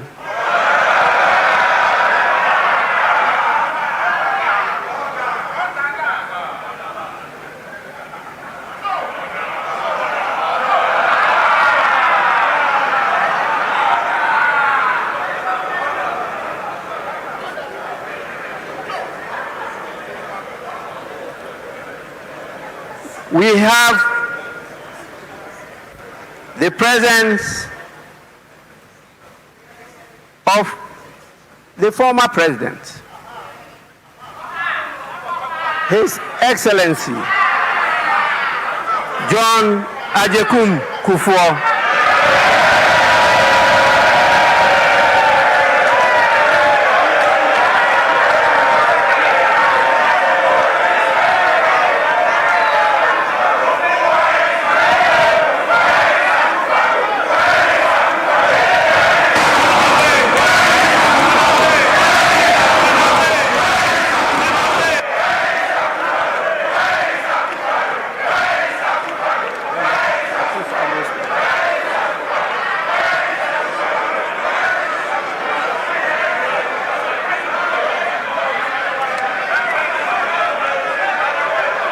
Honorable members,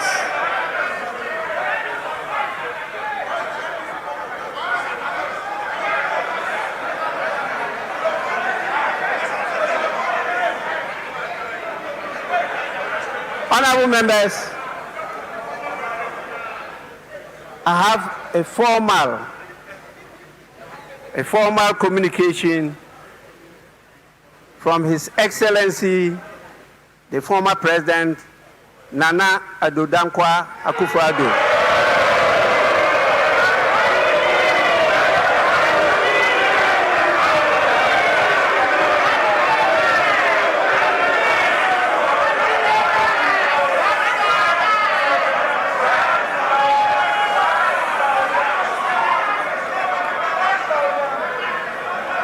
He expresses his gratitude to the invitation for him to be here. Unfortunately, for good reason, he is not able to attend this occasion. It's a lie. It's a lie. Honorable members, he, however, extends his best wishes to you and to His Excellency the President on this occasion.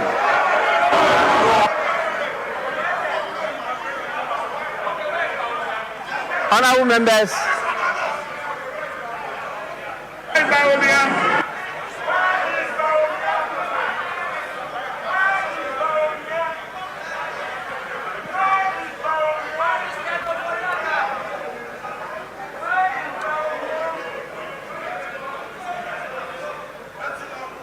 honorable members, we also have the presence of the former Speaker of Parliament, Right Honorable Sechi Hughes.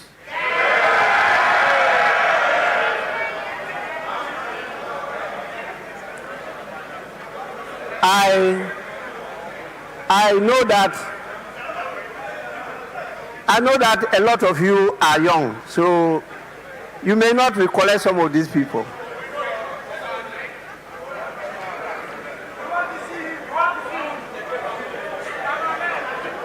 Honorable members, we also have a number of the members of the Council of State who are here today. We have also the presence of the Chief of Staff, Honorable Julius Debra.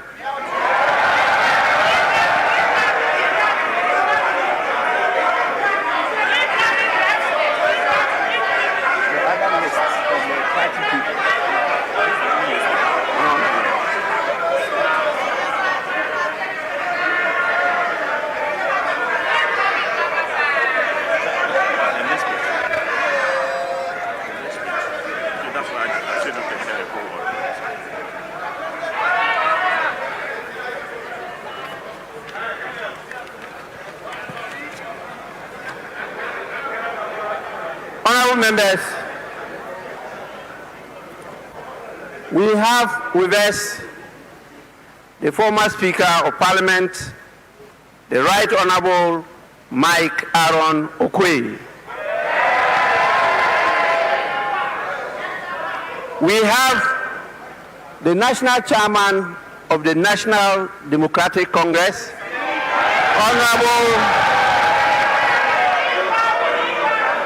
Honorable Johnson Asedu Nketia,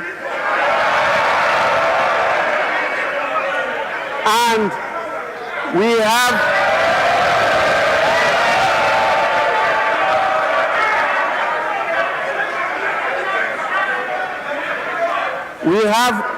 the acting National Chairman of the New Patriotic Party, Mr. Dankwa Smith Bute. Honorable members, we have the General Secretary of the National Democratic Congress, Mr. Fifi Fievi Kwete. And we have the General Secretary of the New Patriotic Party, Mr. Justin Frimpong Kodia. For sure, we have, as usual,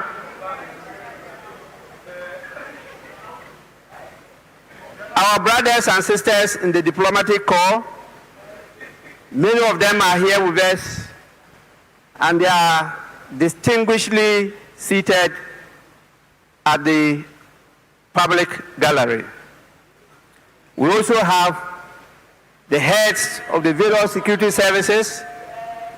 We have our revered traditional leaders, religious leaders, and the former clerks to Parliament.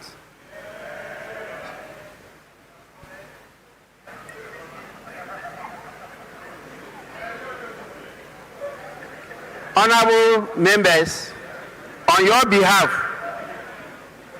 I warmly welcome all of them to the House.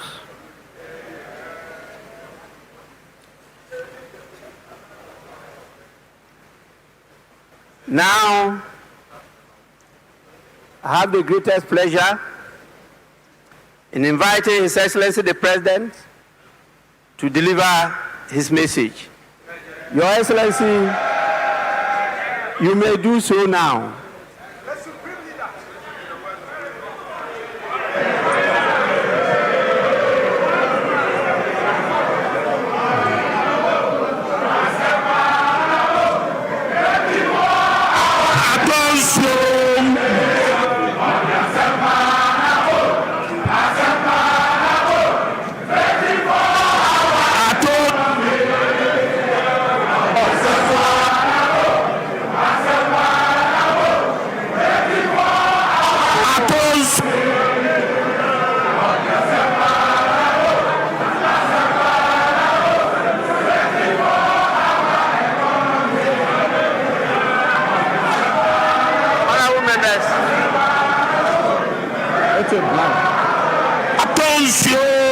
Honorable members, please.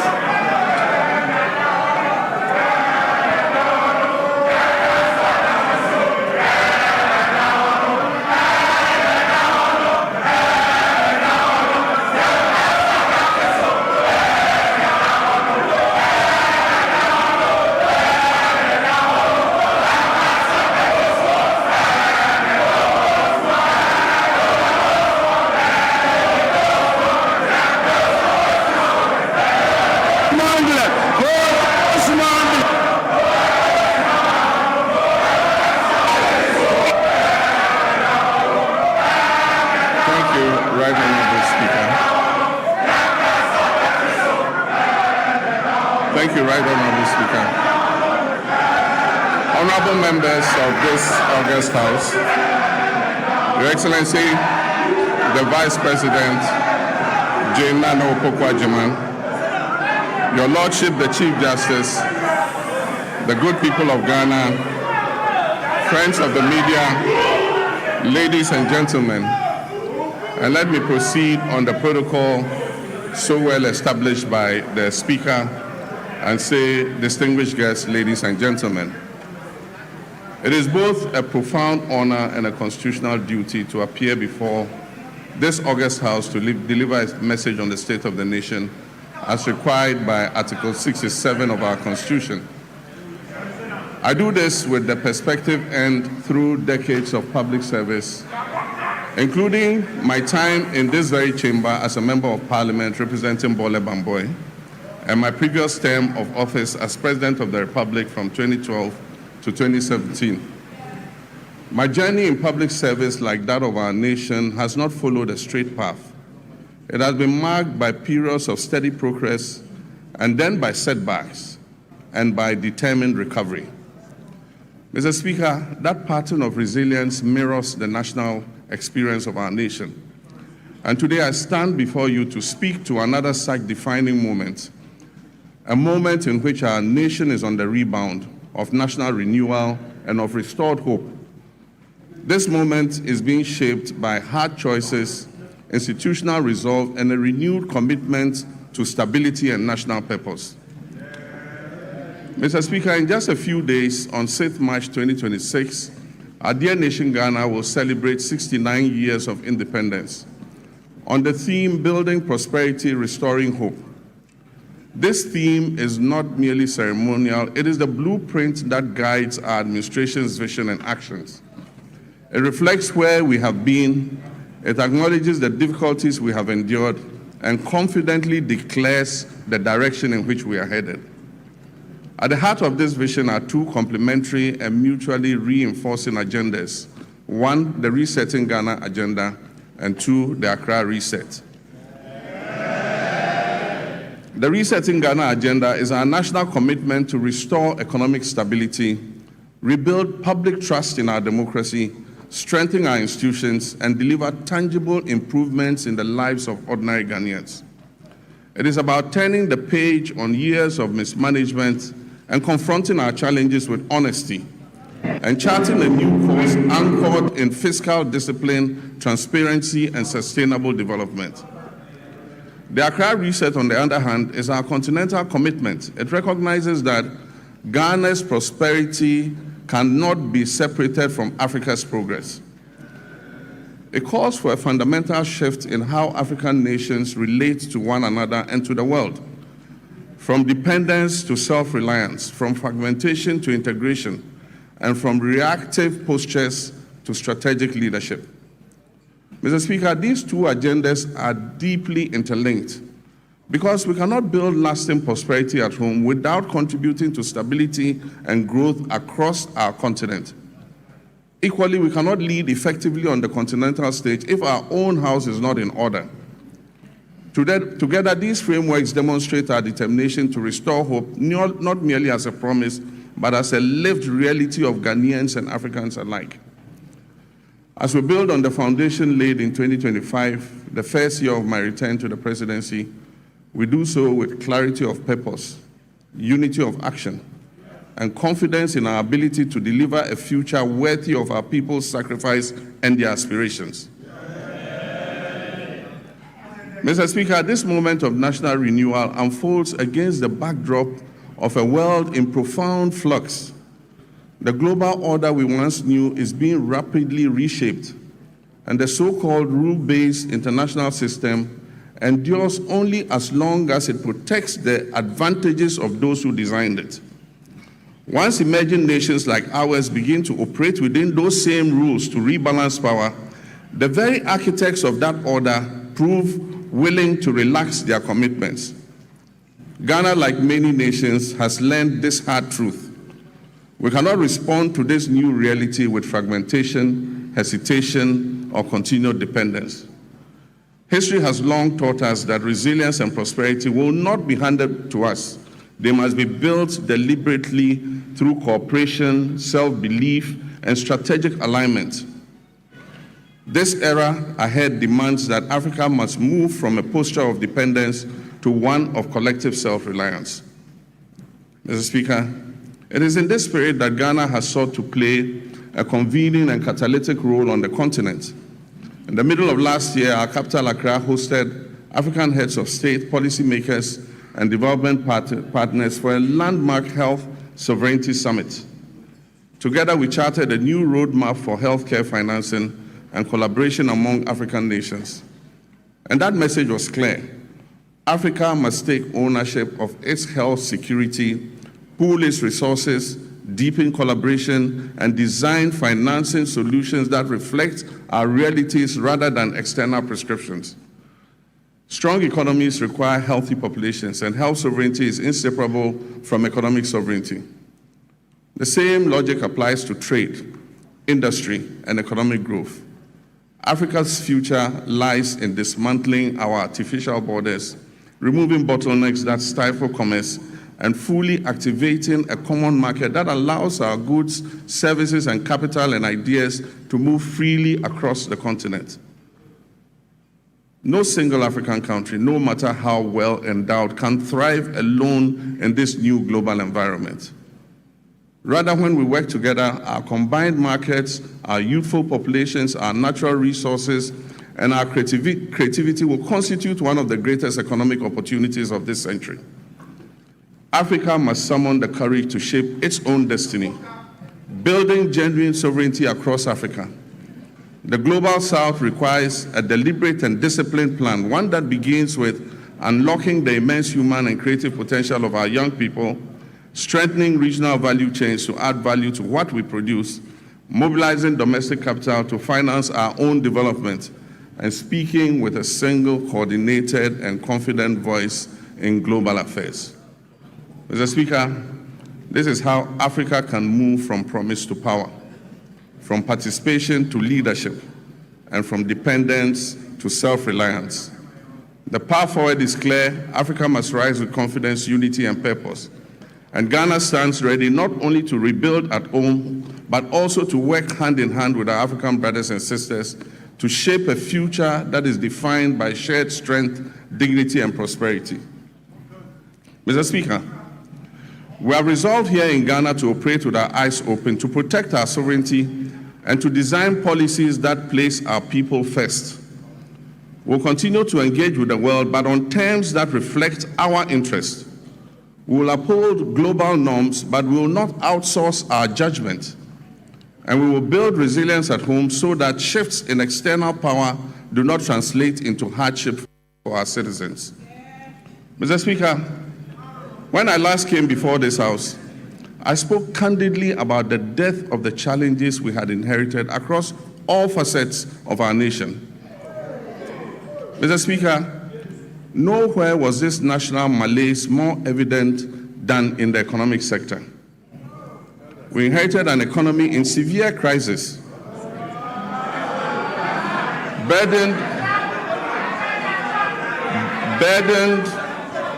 by unsustainable debt, high inflation, a rapidly depreciating currency, and an escalating cost of living crisis that had left our citizens reeling from unimaginable hardship caused by years of general imprudence and reckless management of the economy. Mr. Speaker, I was clear from the outset that recovery would not come easily. But I was also clear that I'll stop at nothing to turn this situation around and bring relief to Ghanaians. I promised then that just as I have confronted and overcome crisis in the past, I'll reset our economy and return us to a path of growth, progress, and development. Mr. Speaker, I told this August House then, when I appeared before you last year, that we would have to take tough, prudent, and necessary decisions to restore stability and credibility. Today, Mr. Speaker, I can say to you with confidence, Ghana is back. Ghana is working again. And Ghana is open for business. The fundamentals are improving, and the path to sustained acceleration is very clear to everyone. From the outset, we resolved to choose discipline over waste, reform over excuses, and stability over speculation. As a responsible government, our first order of business was to halt the economic hemorrhaging and restore order to our public finances. We tightened expenditure and commitment controls. We improved payables reporting and conducted a comprehensive audit of 2024 commitments to restore credibility and discipline. Mr. Speaker, these measures have begun to deliver some of the most remarkable economic outcomes in decades. Mr. Speaker, as we approach the celebration of our 69th independence anniversary, we do so not only with pride in our past, but also with renewed hope for our future. We are building prosperity through sound policy, responsible governance, and inclusive growth. We are restoring hope by delivering on our promises and proving that good leadership makes a measurable difference in our people's lives.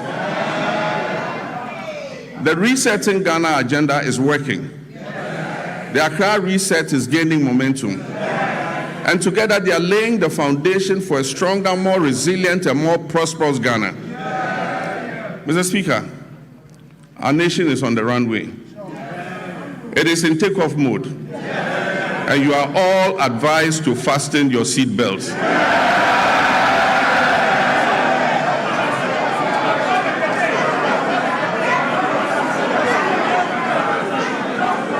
Mr. Speaker,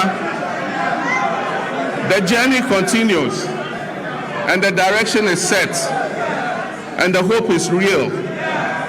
Our theme today of building prosperity, restoring hope is not merely aspirational. It reflects the tangible transformation we have delivered for the Ghanaian people. Mr. Speaker, our economy has grown significantly. In 2025, Ghana's GDP is expected to reach $113 billion, an increase from $83 billion at the end of 2024. This has placed Ghana among the top 10 largest economies in Africa. Mr. Speaker, average GDP growth for the first 3 quarters of 2025 is reported at 6.1%. But growth means nothing without discipline. Our primary surplus reached 2.6% of GDP, far exceeding our target of 1.5%. Mr. Speaker, we closed our fiscal deficit at 3.1%, well below the projected 3.8%. Mr. Speaker, this is not prudent governance. It is promise-keeping, and it has benefited households and businesses because we have borrowed less and spent more responsibly. Interest rates have fallen, confidence has returned, private businesses are breathing again. Mr. Speaker, the 19th of December 2022 will go down as one of the darkest days in Ghana's economic history. On that day, Ghana declared its inability to honor its debt obligations. We declared a debt default and placed a moratorium on both domestic and foreign debt repayments. Following this, we entered a protracted and complex debt restructuring process.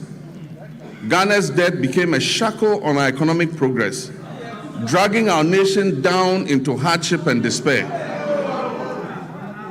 Looking at Ghana's restructured debt profile, it is clear that those who negotiated on our behalf were only intent on kicking the can down the road. With the largest debt repayments scheduled, interestingly, between 2025 and 2028. Mr. Speaker, we confronted this crisis with action, not rhetoric. We established sinking funds, we restructured obligations, and we pursued bilateral agreements. Mr. Speaker, the result, public debt fell by 82.1 billion Ghana cedis and took our debt to GDP from 61.8% to 45.3%. Mr. Speaker, this is one of the sharpest reductions of debt in Ghana's history.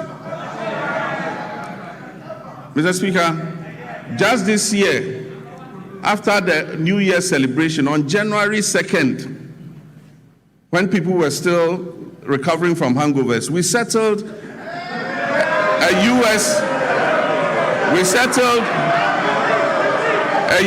709 million euro bond ahead of schedule. We settled a US dollar 709 million euro bond ahead of schedule, completing the US 1.4 billion in debt service that was meant for 2025. Mr. Speaker, and the world noticed, Fitch, Moody's, and Standard & Poor's all upgraded Ghana's credit ratings, the first triple upgrade in many years. Mr. Speaker, Ghana's credibility is restored. Ghana is rising. The heaviest burden we inherited was the very high inflation rate, which was silently eroding every household's purchasing power. It peaked at 54.1% at the end of 2022, and it declined to 23.5% by the end of 2024. Mr. Speaker, we treated this with urgency. Through fiscal consolidation, currency stabilization, and disciplined monetary policy, inflation fell from 23.5% at the end of 2024 to 3.8%.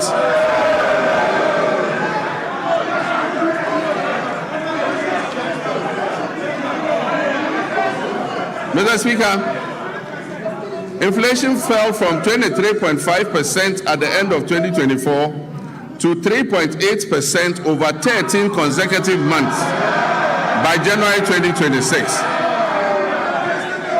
Mr. Speaker, and very interesting, food inflation, which had been the main driver of the upward pressure on inflation, fell by 26.6 percentage points. Inflation for locally produced goods fell by 22.6 percentage points. Mr. Speaker, these are not just statistics. These translate into the reality of a parent being able to put food on the table for their children. It translates into the reality of businesses thriving and creating opportunities for Ghana's young people. Mr. Speaker, petrol prices dropped from 15.2 Ghana cedis to 10.7 cedis per liter. And only recently, it dipped below the 10 cedi mark to 9.97. Diesel fell from 15.4 to 11.3. And this brought relief to our nation's 3.7 million car owners and the tens of millions of Ghanaians who depend on transport daily. Mr. Speaker, to the interesting part, exchange rate volatility has long been at the heart of hardship in Ghanaian households. We made currency stability a priority, and Mr. Speaker, we have delivered. Mr. Speaker, we did not arrest the dollar. We strengthened the cedi to put up a good fight against the other currencies.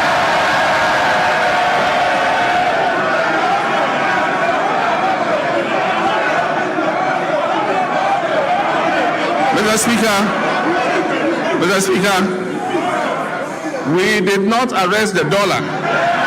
We strengthened the cedi to put up a good fight against the other currencies.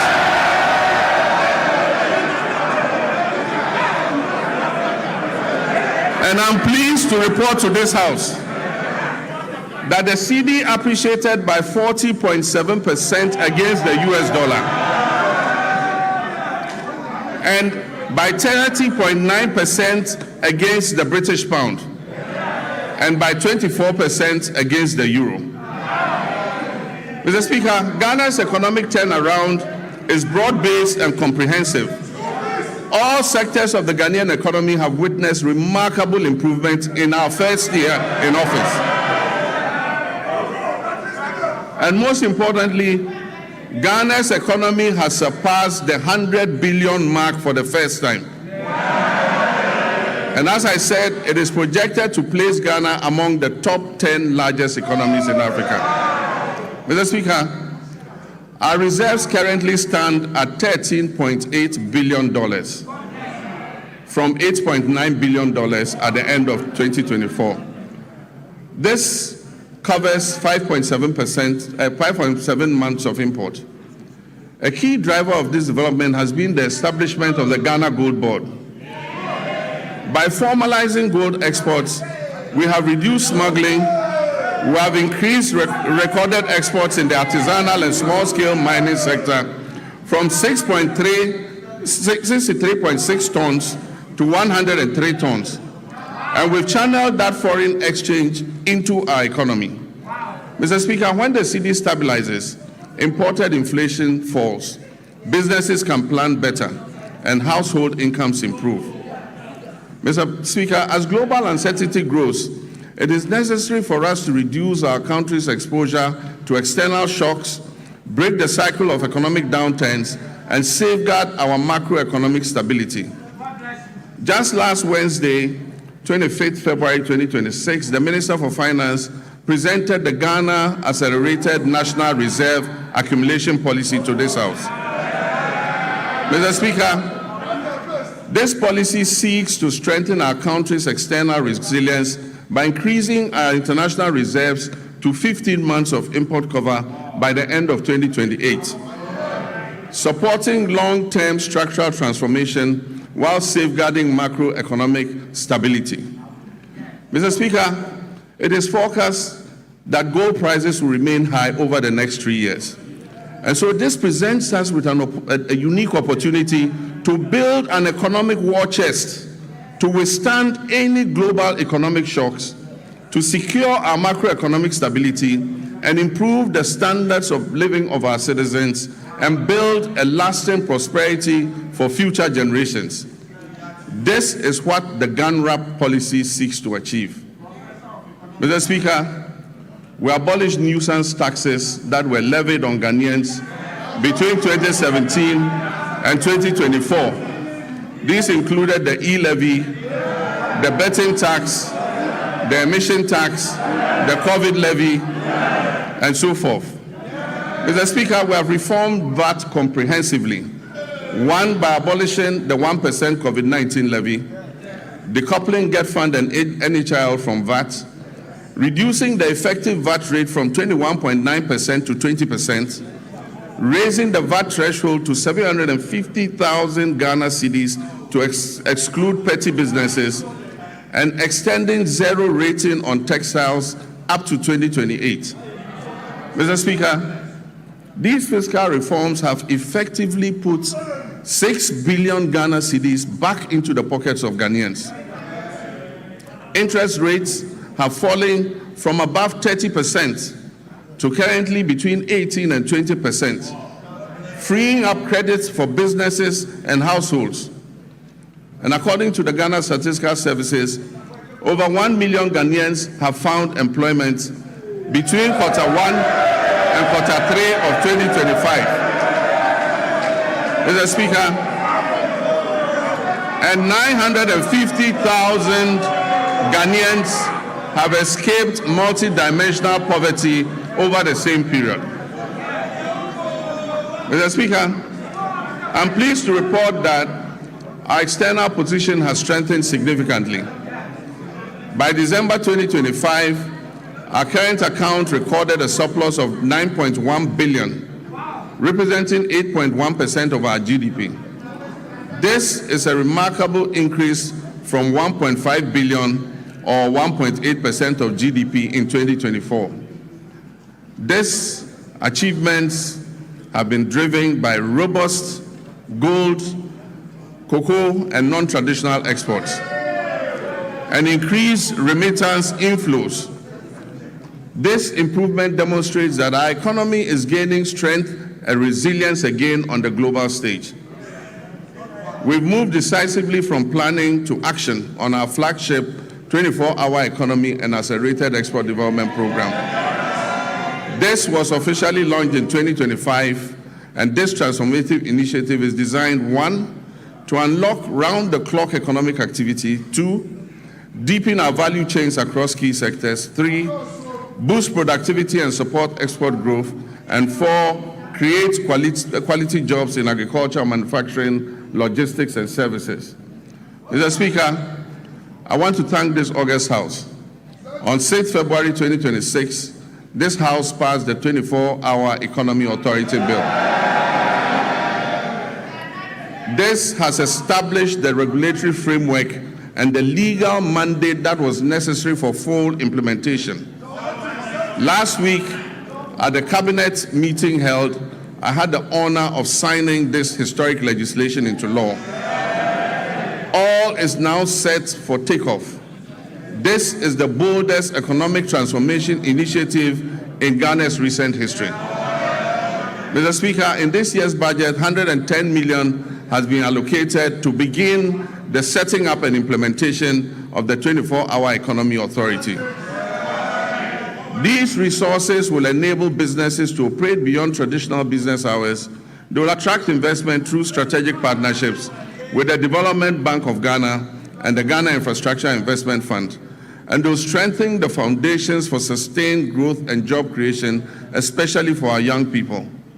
This is about building prosperity and restoring our people's hope through concrete action. Mr. Speaker, a nation that does not learn from past mistakes cannot get out of the cycle of problems that impose hardships on its citizens. We've just begun to emerge from the most devastating economic crisis in our nation's recent history.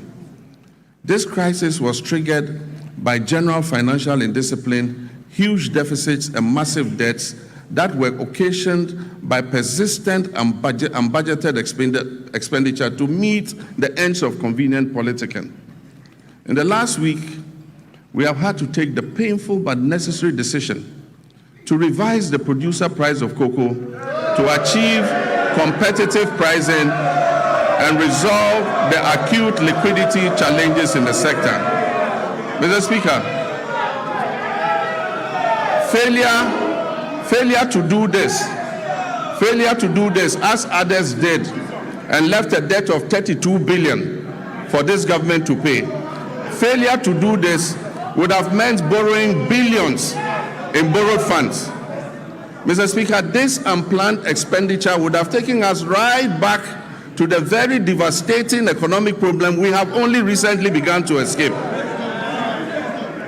So, Mr. Speaker, while fully understanding the concerns and protests of our farmers, I can firmly assure them that the reforms announced by government will see a total transformation of the cocoa sector.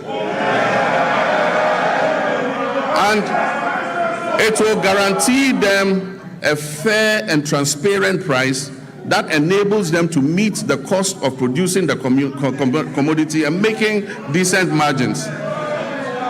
Mr. Speaker, the difference between economic hardship and avoiding the same is the exercise of sound economic judgment. And I'm determined to take decisions that ensure our collective well-being and avoid the suffering of all our citizens. These are difficult decisions to take, but Mr. Speaker, I had to take them.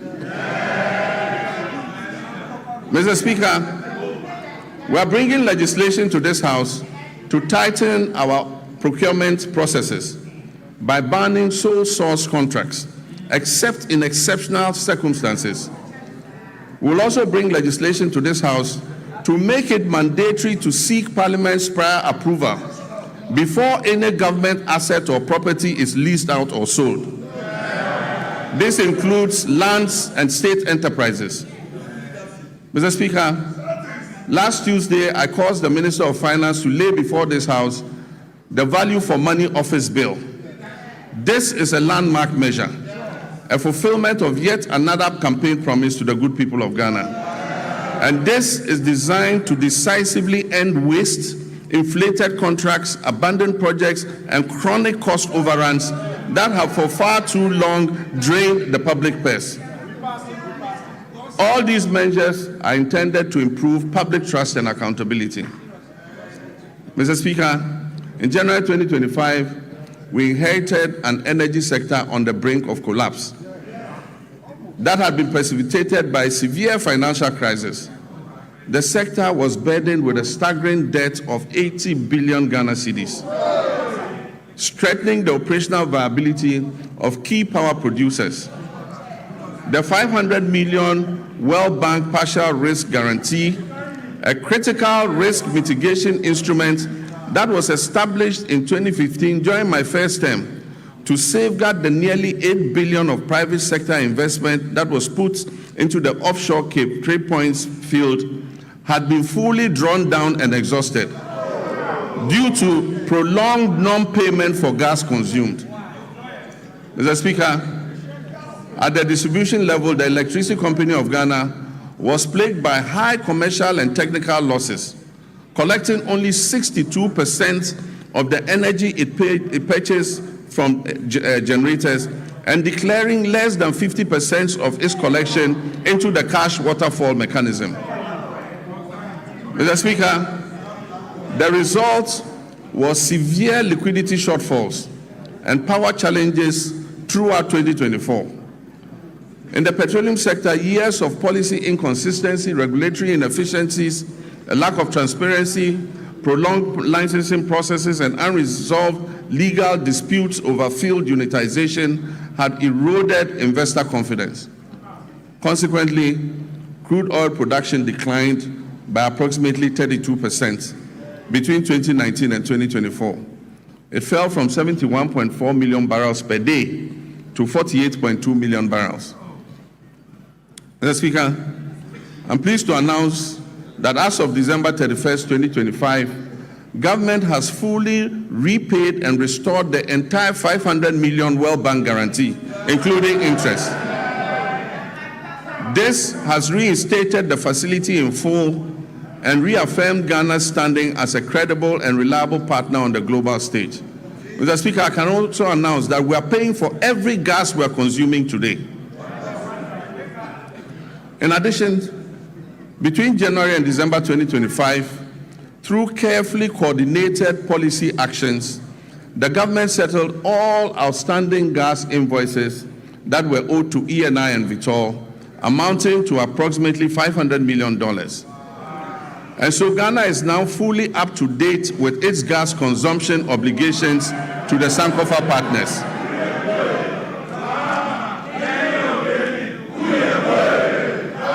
And I'm pleased to announce that the 2026 budget has made adequate provision to ensure timely payments for all liquid natural gas that we consume going forward. Mr. Speaker, to ensure equity and fairness, the government has also held constructive engagements with Tallow Oil and the Jubilee Field partners, and we've reached a comprehensive roadmap to guarantee full payments for all gas that is consumed. This approach supports reliable nationwide electricity generation and accelerates industrial growth. Engagement with upstream partners has resulted in increased gas production, guided by a clear national vision to rapidly scale up domestic gas supply and reduce reliance on expensive liquid fuels. Mr. Speaker, beyond clearing inherited arrears, a robust framework has also been established to strengthen monitor implementation of the cash waterfall mechanism. Another major milestone was the operationalization of the ECG's single holding account, which is overseen jointly by the Ministry of Energy and Green Transitions and the PURC. This intervention has significantly reduced revenue leakages, and it has enhanced ECG's capacity to meet its payment obligations. To address the high cost of power, the government has successfully renegotiated existing power purchase agreements. Engagement with the 9 independent power producers have resulted in a 250 million immediate savings and 1.1 billion of legacy debt restructured for payments between the period 2026 and 2028. These revised agreements will be submitted to Cabinet, and I'm pleased to inform you, Mr. Speaker, will be brought here to Parliament for ratification. Mr. Speaker,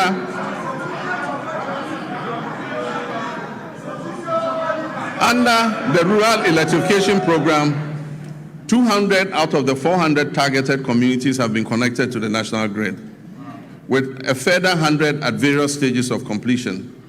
The national electricity access for Ghana today stands at 89.05. We are committed to ensuring that every Ghanaian has access to reliable, affordable electricity. It is worrying that the Electricity Company of Ghana continues to experience high power losses, with reports indicating that around 25% of generated power is lost. To address this phenomenon and anchor the gains we have made, adopting private sector participation, particularly in billing and collection, is the most effective way to significantly reduce these losses. Cabinet has approved the multiple lease method for concessions in the distribution utilities, and work is ongoing to implement this critical reform. Mr. Speaker, the Bui Power Authority has completed an additional 50 megawatts of solar power. In the distributed solar sector, 30 megawatts was achieved through rooftop installations, bringing our total installed capacity to 250 megawatts of solar, and this represents 5% of renewable energy in our entire generation mix. A few months ago, I broke ground for a 200 megawatt solar power project at the Dawa Industrial Zone, with the first 100 megawatts scheduled for completion in December 2026. The Ministry of Energy and Green Transitions is constructing 35 mini-grids to serve 47 islands and lakeside communities in the Oti, Savannah, and Bono East regions. The ministry will also supply 12,000 new smart net meters from the end of the first quarter of this year, 2026. And under the off-grid solar home system for public institutions, delivery of materials for the first phase of 350 systems has commenced. It means that public institutions are going to be fitted with solar to reduce their power consumption. Mr. Speaker, as part of the last mile electrification effort to achieve 99.98% universal access by 2030, the ministry has mainstreamed mini-grids into the National Electrification Scheme. Consequently, a feasibility study for the Afram Plains North District was completed for 100 communities to receive solar power, bringing the total number of islands and lakeside communities in the Afram Plains North and South to 150 that are ready for mini-grid solar electrification. I'm pleased to announce that the African Development Bank has committed to providing $100 million to fund the construction of renewable energy-based mini-grids for these communities. Mr. Speaker, we've signed a memorandum of understanding with the Jubilee and Tenfield partners to commit another $2 billion to additional investment in the Jubilee field. This will include drilling up to 20 new wells, the first wells being drilled in more than 9 years. Mr. Speaker, there's a second memorandum of intent with the OCTP partners, that's ENI and Vitol, to commit $1.5 billion of additional investment in the OCTP field in the Cape 3 Points Block 4 contract area, among others. This agreement will significantly increase Ghana's oil and gas production, thereby enhancing energy security, domestic demand, and infrastructure development. Mr. Speaker, we're on course to revitalize the Ghana Cylinder Manufacturing Company through a strategic partnership with the National Petroleum Authority, Ghana Gas, and the Ghana Commercial Bank. This will boost production, ensure a steady supply of safe LPG cylinders, and strengthen local manufacturing. Mr. Speaker, I'm also pleased to announce to you that Tema Oil Refinery is back.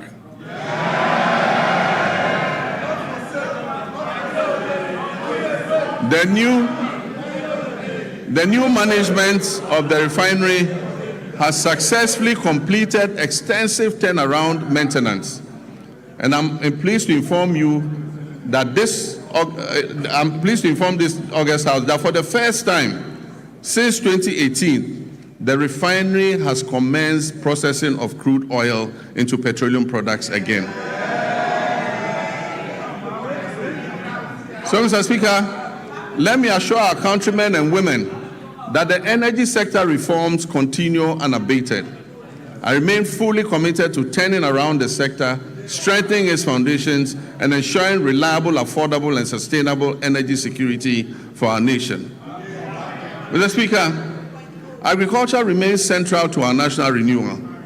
Since January 2025, this administration has embarked on a decisive reset of Ghana's agricultural sector under our Agriculture for Economic Transformation agenda, with the Feed Ghana program serving as the flagship vehicle for implementation. Our objective is clear: to restore food sovereignty, stabilize food prices, reduce import dependence, increase decent jobs, especially for youth, and reposition agri as a strategic growth sector under our 24-hour economy policy. Mr. Speaker, as of January 2025, food inflation stood at 28.3%, following an unprecedented peak of 61% in January 2023. This situation placed severe pressure on households and undermined national stability. Today, food inflation has declined significantly to 4.9%, and this has provided relief to Ghanaian families and businesses. Mr. Speaker, this year we have committed 300 million Ghana cedis to the National Food Buffer Stock Company to mop up excess produce, to stabilize prices, and build a strategic national food buffer against emergencies, marking the first time Ghana has deliberately built a food reserve for national resilience. Over 413 institutions, from basic schools through to tertiary institutions, have been registered and are actively participating in the Feed Ghana program. Institutional farming is currently being undertaken by the Ghana Armed Forces, the Ghana Prison Service, the National Service Authority, basic and second cycle schools, public universities, and faith-based organizations, including churches and mosques. A key pillar of the Feed Ghana program is the home gardening initiative. Across the country, families are being encouraged to grow vegetables at home and in their communities to reduce food expenditure, improve household nutrition, and enhance food availability. The Feed Ghana program is also firmly anchored on irrigation for wealth creation. Government is deliberately shifting our agriculture from rain-fed dependence to irrigation-based farming to support year-round production and also strengthen our climate resilience. And so over the past months, processes have begun for the following interventions: the construction of 2 new mega dams, the rehabilitation of 8 existing irrigation dams, and the construction of 250 solar-powered boreholes for farming communities and schools across the Northern Belt and Brong-Ahafo regions. In addition, major irrigation schemes, including the Via, Weta, Tanoso, Bong, Ashaman, and Aveime, are undergoing rehabilitation, while new inland valleys covering over 1,300 hectares are being developed to expand rice production. Under the Global Agriculture and Food Security Program, we've launched a 20 million agro-input distribution project to strengthen food and nutrition security across the Northern Savannah Ecological Zone.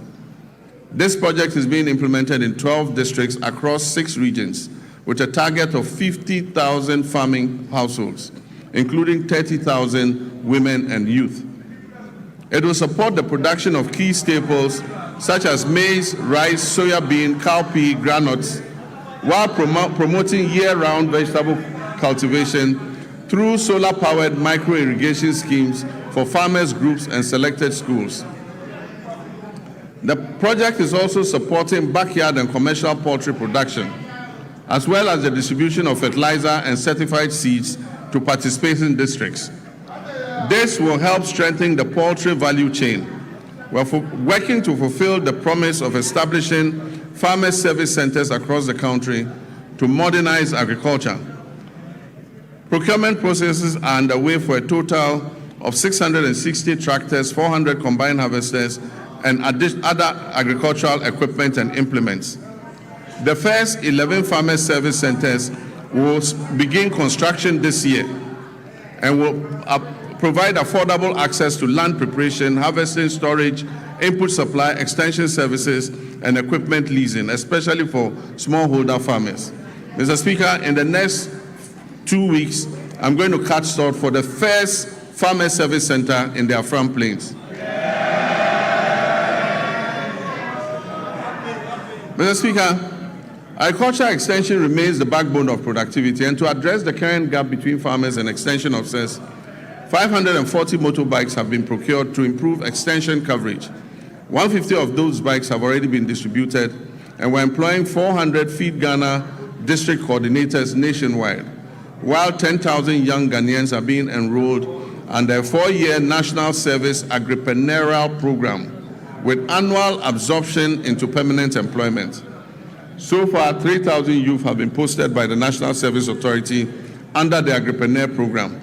This intervention is strengthening frontline service delivery and creating employment opportunities for young people. We're also placing farmer cooperatives at the center of our agricultural transformation plan. As of October 2025, 70,000 community commodity-focused farmers cooperatives had been established nationwide. And they are serving as platforms to access inputs, mechanization services, climate advisories, aggregation, and fair market negotiation. Government is actively linking farmers to agro-industrial investments to stabilize prices, create jobs, and accelerate Ghana's journey towards food security. A major highlight of this effort is the 154 million Ghana-Italy irrigated commercial farming project to establish a 10,000 hectare irrigation model farm to produce rice, maize, soya, and tomatoes. All produce from this project will be sold locally. This intervention is strategic and designed to fast-track progress towards food security, ensure a reliable supply of raw materials for agro-processing, and reduce Ghana's dependence on food imports. Mr. Speaker, other key initiatives under the Value Addition and Agro-Industrial Drive include rice processing facilities in the Upper East and Upper West regions, poultry feed production facilities in Ashanti, cashew and onion processing facilities in Bono East. In addition, a 40-ton per day soya processing plant is being established in northern Ghana to support soya bean farmers and reduce their feed costs. The share industry is also being revived through secured export contracts and measures to protect raw material supplies. Mr. Speaker, to reduce Ghana's 300 to 400 million annual poultry import bill, Ghana has launched a comprehensive poultry farm-to-table project. These comprise 50 anchor or commercial farmers producing 4 million birds, 500 SMEs producing 3 million birds, and a small-scale Nkokon Kitinkiti backyard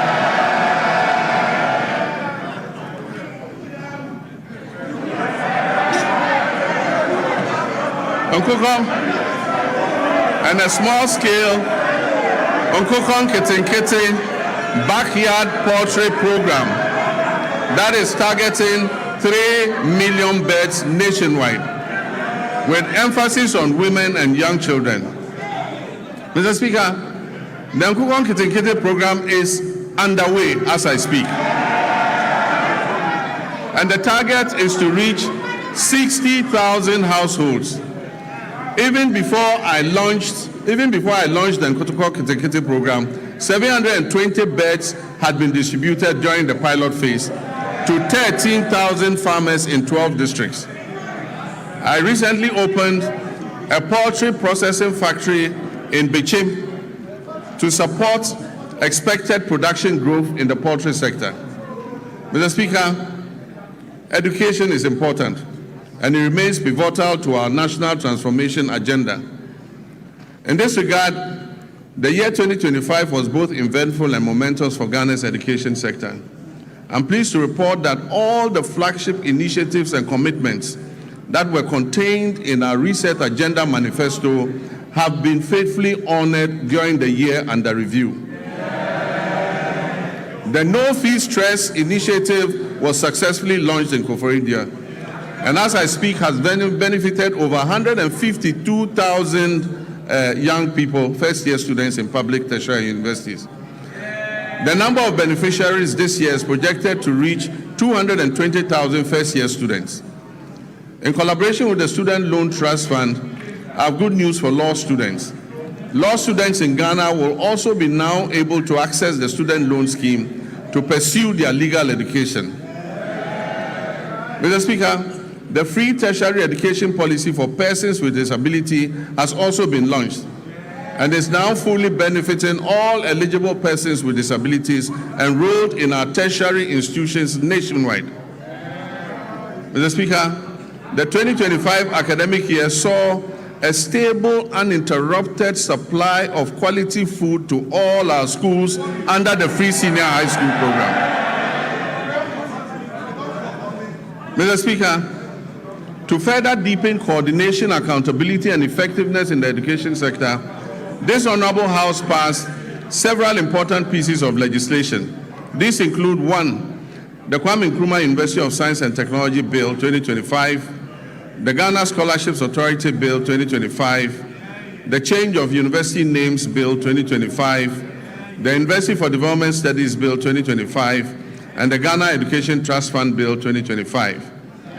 To enhance private sector participation in the tertiary education sector, new legislation will be introduced in this House to ease regulatory bottlenecks and remove the requirement to charter, making it optional. Mr. Speaker, basic education remains the critical entry point into our education system. It is at this level that children acquire foundational literacy, numeracy, critical thinking, and problem-solving skills, upon which all future learning depends. Government understands the importance of the basic sector and is therefore undertaking a major policy shift to rebalance our education investments in favor of basic education. As part of this shift, the standards-based curriculum for kindergarten to primary 6 is currently under review to incorporate robotics, coding, and the responsible integration of generative artificial intelligence.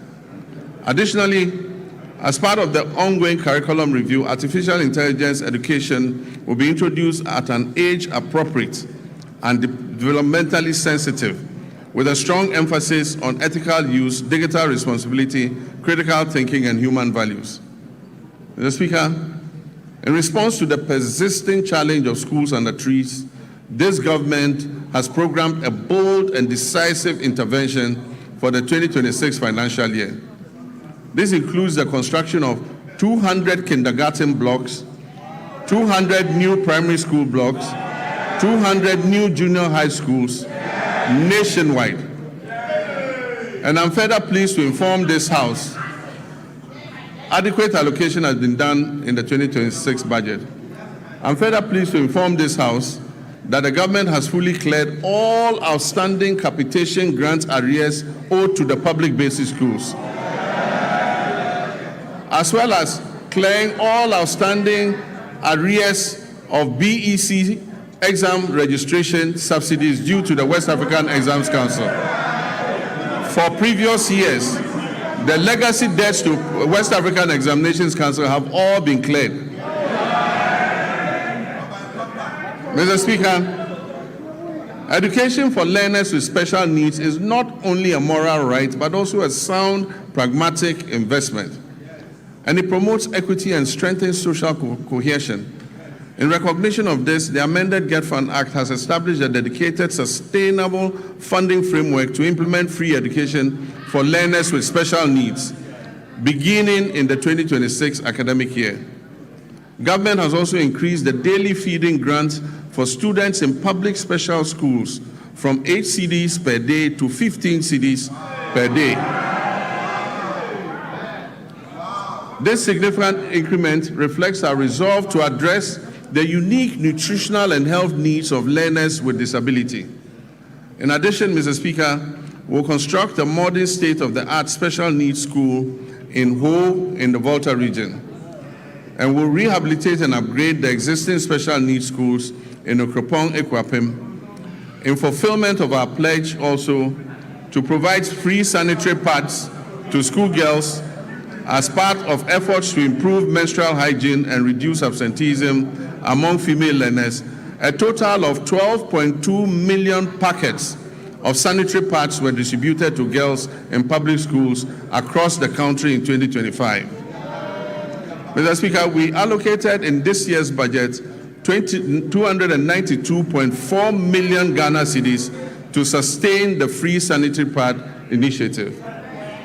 This commitment aims to remove gender-specific barriers to education and ensure that no girl's education is interrupted due to challenges related to her menstrual hygiene.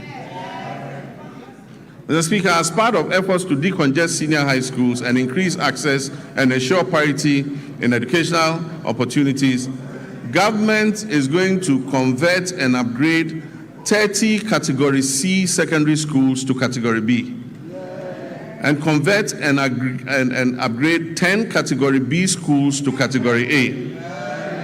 In addition, facilities in Category A schools are going to be upgraded and expanded to be able to take in more children.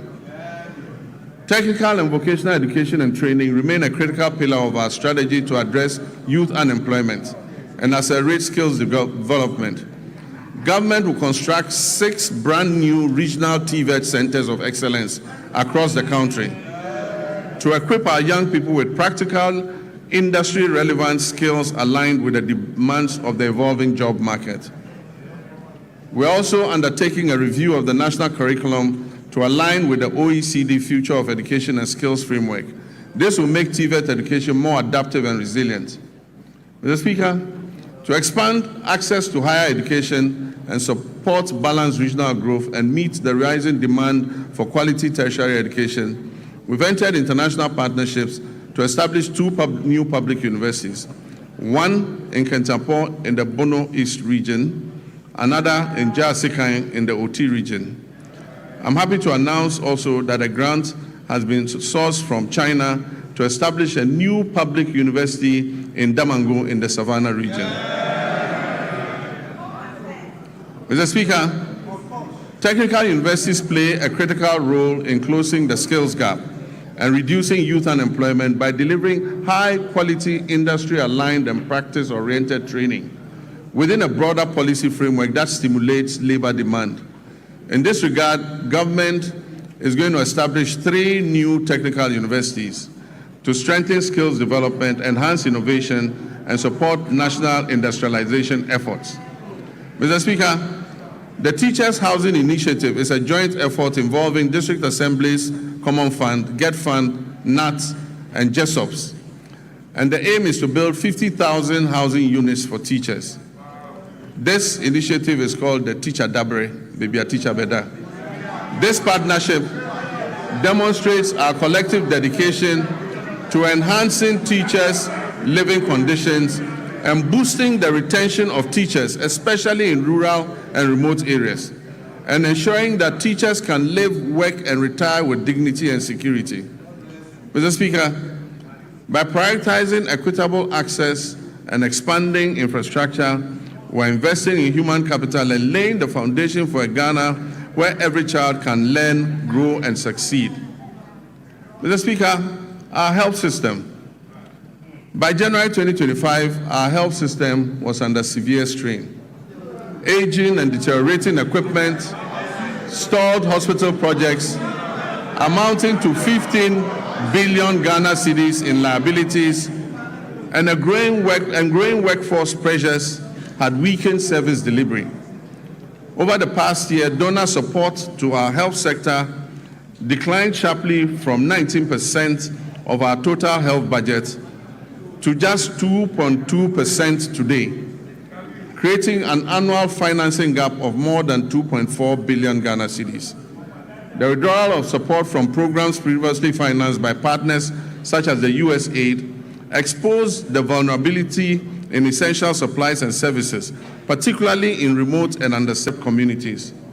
Faced with these realities, my government chose to act decisively. In 2026, direct government funding for health will account for about 72% of our total health spending.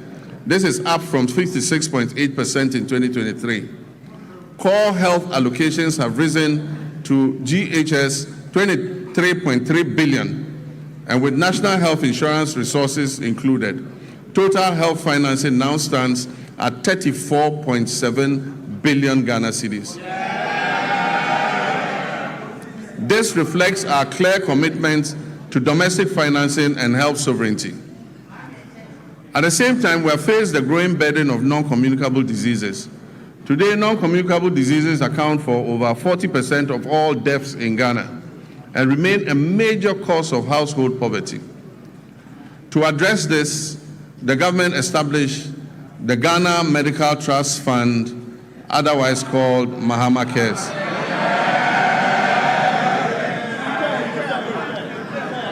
Mr. Speaker, this is the first nationwide financing mechanism dedicated to chronic and non-communicable diseases. Mr. Speaker, the National Health Insurance Levy has been uncapped. Claims payments are now timely, with facilities no longer waiting more than 6 months as happened in the past for payment to be made. We're also finalizing measures to increase provider tariffs by over 100% to reflect the realistic cost of health treatment. As a result of the increased trust, NHIS enrollment has risen from 57% at the start of 2025 to 66% today. Mr. Speaker, Ghana's health workforce density has risen from 16.6% per 10,000 people in 2025 to nearly 42 per 10,000 today, while public sector health employment has doubled to approximately 200,000 workers. And yet, significant challenges remain. At the beginning of 2025, when we took over, 103,000 trained health workers were still awaiting placement, employment, or enrollment onto the payroll. Over the past year, 13,500 nurses and midwives, along with hundreds of doctors and pharmacists, have been absorbed into the public payroll. Nursing trainee allowances have been regularized and restored. Application fees have been reduced, and the no-fee stress initiative introduced to ease access to training has been extended. Service conditions are being implemented to boost morale and retention. Looking ahead, government will expand recruitment and take necessary action to add more health workers onto the payroll. We will also correct the maldistribution of health workers through targeted incentives for health workers who agree to serve in underserved areas. Let me use this opportunity to appeal to our gallant health workers to accept postings to our underserved areas, seeing as it is a national call to duty, while we work to ensure that they have an enabling environment to do their work. Mr. Speaker, we will also scale up specialist and advanced nursing training to match the country's changing disease profile. New post-basic nursing programs in cardiology, nephrology, endocrinology, and oncology will be introduced. While the two existing ones, emergency and critical care nurses, will be scaled up. At least 30 nursing training institutions will transition to competency-based degree curriculums, supported by new scholarship opportunities for PhD-level training for nurses and allied health professionals. Mr. Speaker, on health infrastructure, my government remains firm in its commitment not to abandon unfinished projects. We'll continue to retool facilities, strengthen emergency and disease surveillance systems, and ensure that health infrastructure is properly aligned with staffing, equipment, and financing. In 2026 budget, provision has been made to commence regional hospitals in Oti, Savannah, and the Western North regions. This will expand access to quality care. Aligned with the reset agenda, we're making strategic investments in local pharmaceutical and vaccine production. The government has allocated 50 million in seed funding to the National Vaccine Institute. And in 2025, a local manufacturer secured market authorization to produce snake venom antiserum right here in Ghana. We're also finalizing steps to implement an advanced market commitment to prioritize locally manufactured vaccines and pharmaceuticals in public procurement. Production of the tetanus diphtheria vaccine is expected to commence this year through a partnership with an Indonesian pharmaceutical firm. Disease control remains our priority in our country's immunization financing. We will strengthen immunization financing. In 2025, the vaccine budget for children and pregnant women was increased by 46%, exceeding the 171 million Ghana cedis. And this enabled Ghana to fully and promptly finance all its vaccines and reduce the risk of preventable outbreaks.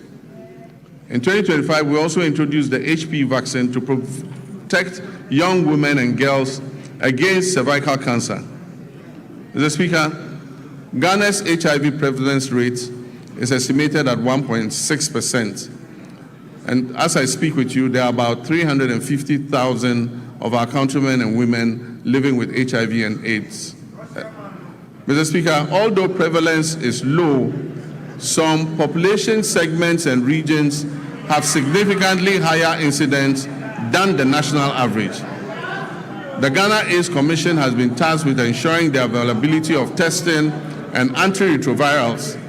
This year, government will fully roll out a free primary health care program, removing all cost barriers at the primary level where it is most needed, while strengthening prevention, screening, and health promotion, especially for non-communicable diseases.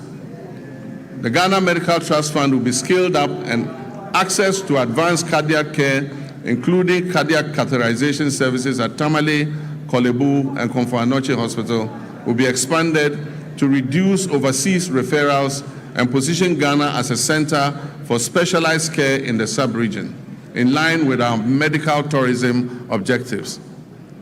Mr. Speaker, the Ministry of Health is expected to issue guidelines to eliminate the unacceptable no-bed syndrome.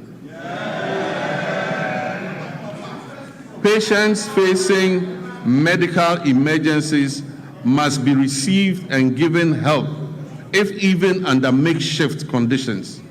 You don't need to have a comfortable bed to save a patient.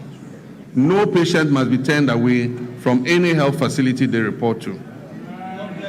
Mr. Speaker, but in the meantime, government will expand capacity by implementing the Rich Hospital Phase 2 project to increase the number of beds at the Greater Accra Regional Hospital. We will also continue and complete the Police Hospital project, and also continue and complete the La General Hospital. Mr. Speaker, in the Ashanti region, we will complete the Sewa Regional Hospital. We will complete the Aferi Military Hospital, and we will complete the Komfo-Anokye Teaching Hospital Maternity and Children's Block. Mr. Speaker, we remain on course to build a stronger, more resilient, and more self-reliant health system for all Ghanaians. Mr. Speaker, roads are a very important sector. We inherited a burden of significant financial obligations and structural pressures in the road sector that had accumulated over the years. As of December 2024, outstanding payments on road projects financed through the Consolidated Fund stood at 21 billion Ghana cedis. These were certified works executed by contractors across the country for which payment had not been made. In addition, indebtedness to contractors that was lodged with the Ghana Road Fund Secretariat and awaiting payment amounted to 5.43 billion Ghana cedis. This figure excludes accruing interest charges, which continue to compound the state's financial exposure. Mr. Speaker, beyond these areas, we inherited also contractual commitments, that is, signed contracts, totaling more than 104 billion Ghana cedis. These commitments represent signed contracts for road projects at various stages of execution, many of them without corresponding secured funding to guarantee timely completion. By the end of 2025, the Ministry of Finance and Roads had cleared arrears amounting to almost 10 billion Ghana cedis owed to road contractors. and we are steadily continuing to reduce the road sector debts. Mr. Speaker, the famous Big Push infrastructure program. This is my vision for a national infrastructure drive to restore critical national infrastructure. Naturally, the bulk of the money is dedicated to the road sector. We want to open economic corridors, create jobs, and reduce the cost of doing business. Mr. Speaker, as I speak to you, work has started on 50 major road projects that cover a distance of 1,144 kilometers. The total estimated cost of these projects is 50 billion Ghana cedis. Meanwhile, government is also completing 23 projects that were awarded by the previous administration but were not paid for. These projects amount to another 573 kilometers and are estimated to cost 15 billion cedis. So if you add that to the 1,500, it means about 2,000 kilometers of roads are currently undergoing rehabilitation as I speak. This is the biggest major investment in our road sector in the history of Ghana.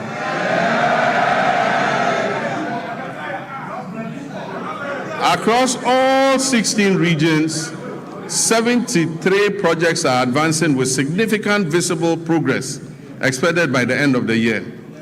Some of these include Tepamaban-Goso, the Kumasi Bypass Road, Swami Interchange and Local Roads, Sunyani Outer Ring Road, Sampa Jinijini Road, Techima Nkonsia Winchi Road, dualization of Winneba Cape Coast Road, Kwau Tafo Adosu Road, Dodowa Afienya Dawenya, Bintiri Nakwanduri, Tamale Outer Ring Road, Wenchi Sola, Sola Wa, Bole Chache, Bole Town Roads, Navrongo Tumu, Tumu Han Lora, Atimpoku Ho, Ho Denu, dualization of Accra Aflao, dualization of Cape Coast Akrade, Dadieso Akontombra, to name just a few.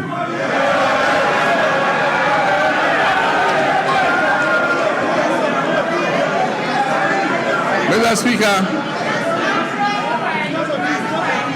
other feeder roads are Akosombo Jakiti Kudupe, Kudikope, Yeniam Junction Sedom, Apegosum Pakadan, Todome to Palime Gemini Road. Indeed, there are many others too numerous to mention.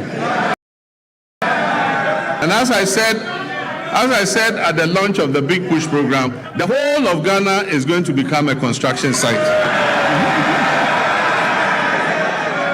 And Mr. Speaker, Ghanaians can already testify that serious road works are underway across the country.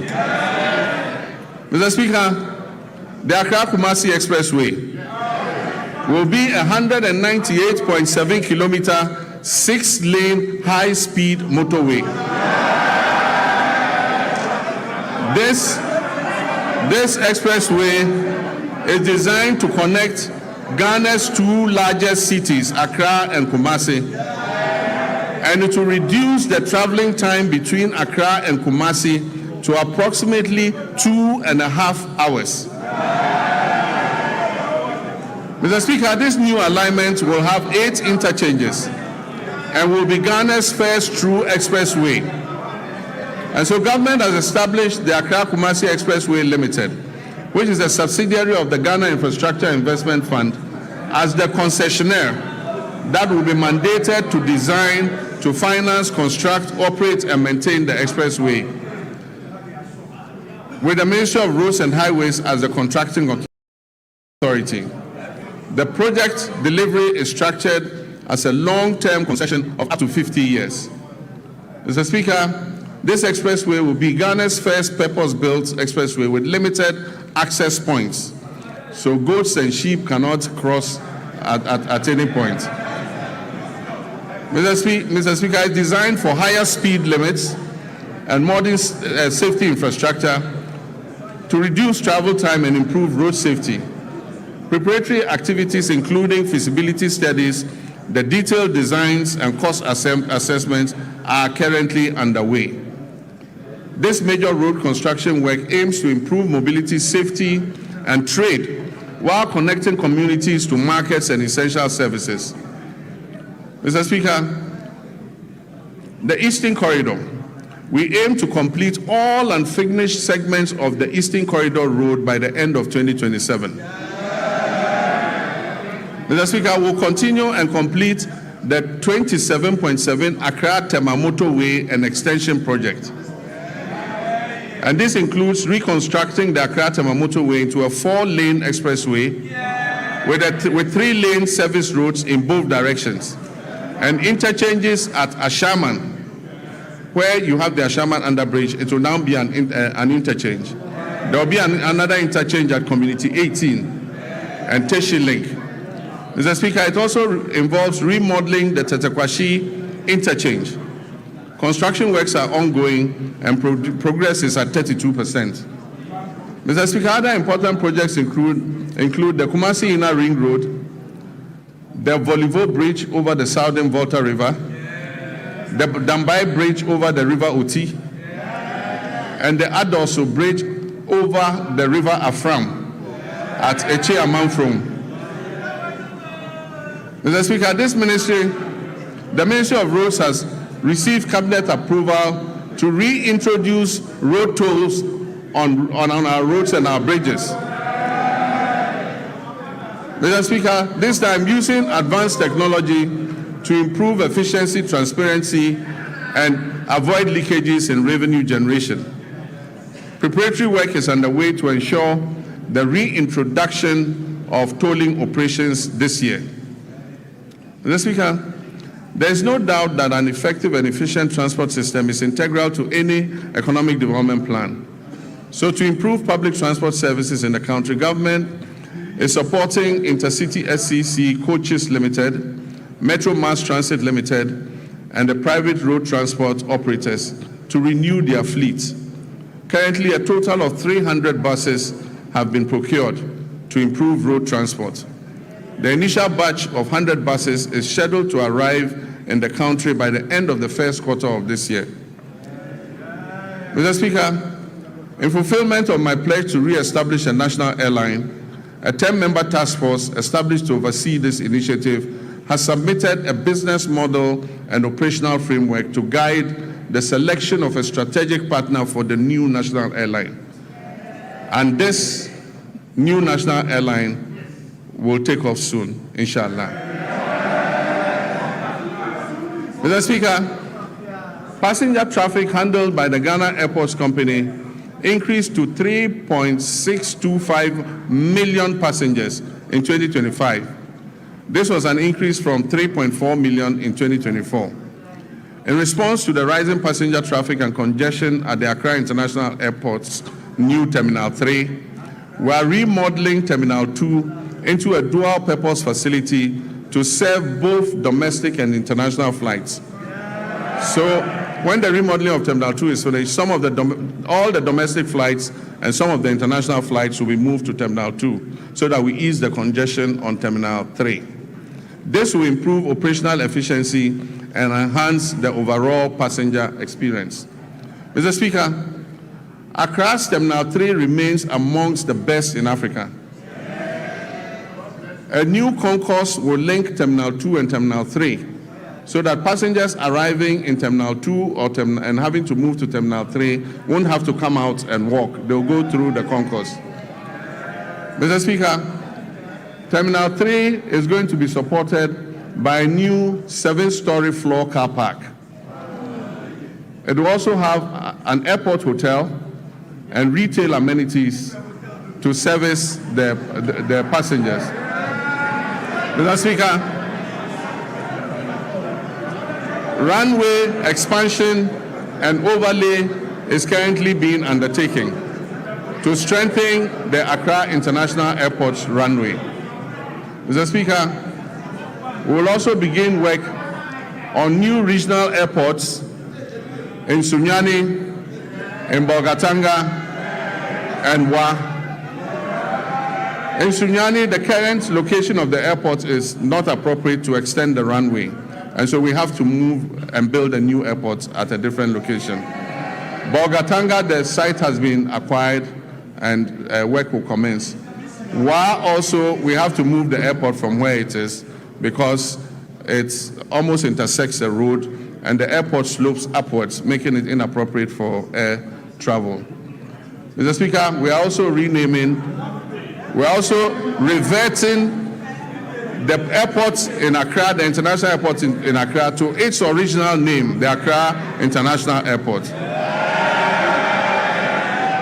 Even though NLC Decree 129 was passed, no effort or nothing was done to effect the clause in the decree that said that the airport should be renamed after Kotoka.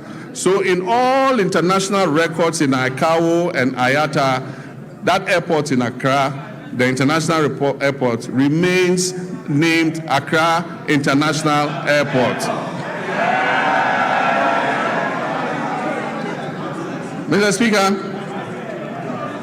we are working to fully operationalize the Tema-Mpakadang rail line to maximize passenger and freight traffic between Tema and the north using the Volta Lake waterway.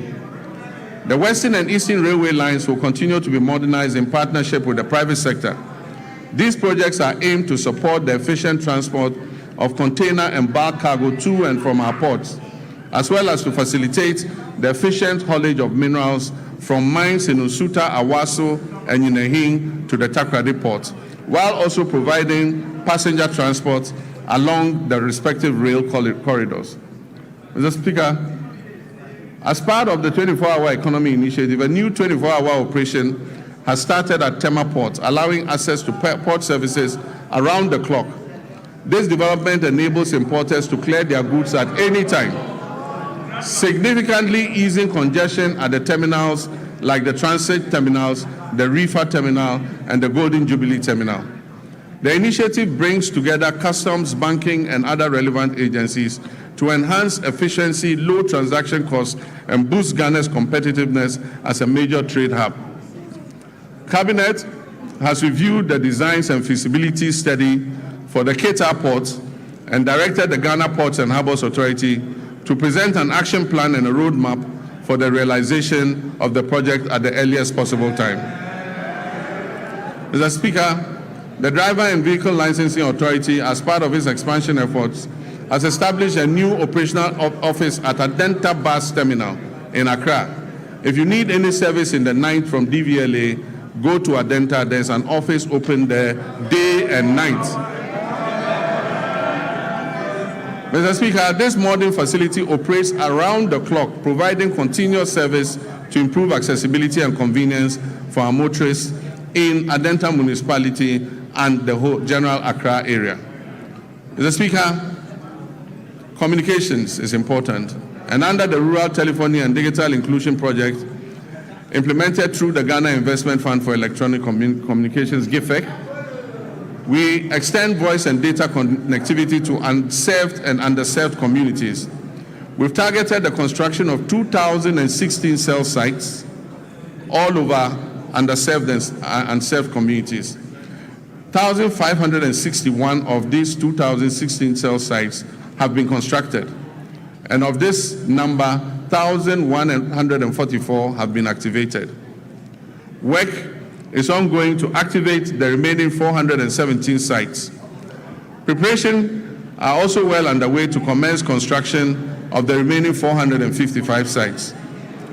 Mr. Speaker, under the School Connectivity Initiative, over 62,000 digital resources have been uploaded to the Ghana Knowledge and Skills Bank, enabling seamless access across multiple devices, from PCs to laptops to tablets and smartphones, for more than 600,000 users, including teachers, students, and researchers. Mr. Speaker, as part of the government's reset agenda to ensure Ghanaian youth acquire essential digital skills for the modern global economy, I launched the 1 Million Coders program in March 2025. This initiative aimed to train 1 million Ghanaians in key data areas, including data analytics, data protection, cybersecurity, the metaverse, and artificial intelligence over 4 years. Phase 1 of the program, that is the pilot phase, saw hundreds of trainees complete their training programs in person across 4 training centers that were established in Accra, Kumasi, Sunyani, and Bolgatanga. Mr. Speaker, phase 2, which will include virtual sessions, is set to commence this year, with expanded training centers and an increased number of beneficiaries. We project that 400,000 young Ghanaians will be trained this year, and this will build up to the numbers approaching 1 million. Mr. Speaker, the fight against corruption has remained a defining priority of my government and represents a central pillar of our commitment to good governance and accountability and the prudent management of public resources. Mr. Speaker, we've made progress through strengthened collaboration among law enforcement agencies, financial intelligence institutions, and prosecutors. These efforts have led to initiation of criminal proceedings and asset forfeiture proceedings against some individuals and entities implicated in financial crimes against the state. But yes, I agree with the sentiments of Ghanaians that we must press harder on this accelerator. As of December 2025, IOCO has recovered more than 600 million Ghana cedis.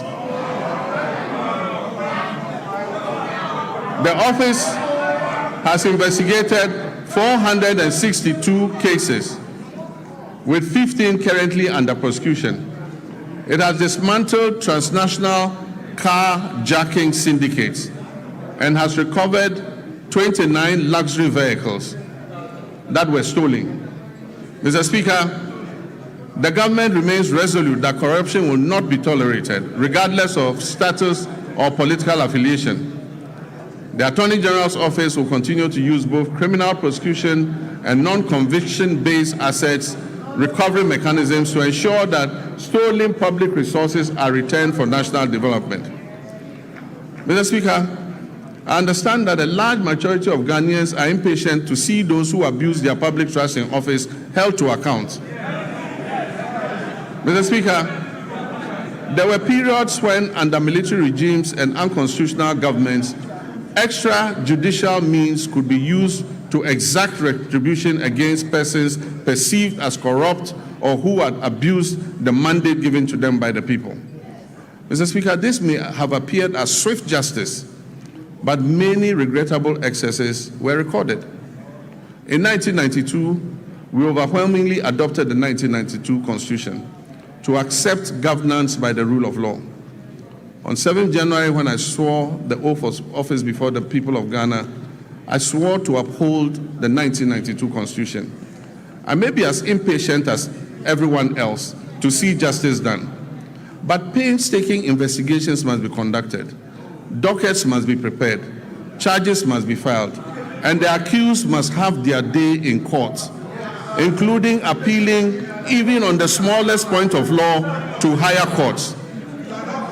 This process is necessary to protect us all against abuse or ill treatment of citizens and to ensure that only those guilty of offenses against the state are punished.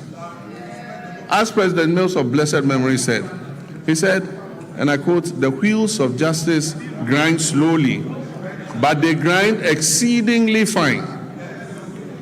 Mr. Speaker, let me reassert my determination to uphold the accountability of public office holders to the people of Ghana. We have laid the Public Officers Code of Conduct Bill before Parliament. This bill codifies the conduct of public officers and makes breaches thereof punishable.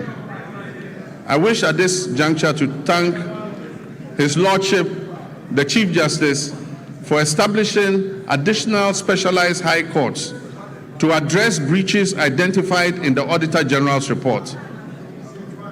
Mr. Speaker, the Constitution review process was conducted in a transparent and consultative manner, drawing on input from constitutional experts, civil society organizations, traditional authorities, religious leaders, political parties, and the general public. The review committee has submitted its comprehensive report containing detailed proposals to amend the Constitution to address identified weaknesses and make it more welfare enhancing. Mr. Speaker, the Attorney General's office is working closely with relevant stakeholders to translate the recommendations into implementable legal and constitutional proposals, which will be presented to this August House in accordance with constitutional procedures. Mr. Speaker, illegal mining continues to pose a grave threat to our environment, water bodies, public health, and national security.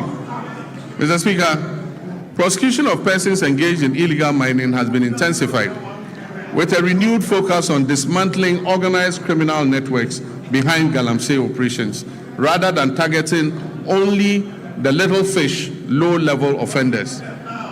Mr. Speaker, in all these galamsey operations, there are big fish who never get caught. Mr. Speaker, in total, over 114 case dockets involving hundreds of accused persons are pending in various courts across the country, particularly in towns and villages that are prone to illegal mining. Specialized prosecutorial teams have been deployed to fast-track illegal mining cases, ensure the effective presentation of evidence, and pursue the confiscation and forfeiture of equipment and proceeds used in or derived from illegal mining. Mr. Speaker, when it comes to gender and social protection, my government will continue to ensure gender equality and equity, promote the welfare and protection of children's rights, and empower the vulnerable, the aged, and persons with disability for sustainable national development. Work is well advanced on the Women's Development Bank, for which a total of 401 million Ghana cedis has been allocated in the 2026 budget. The coming months will see a full rollout of this monumental policy to empower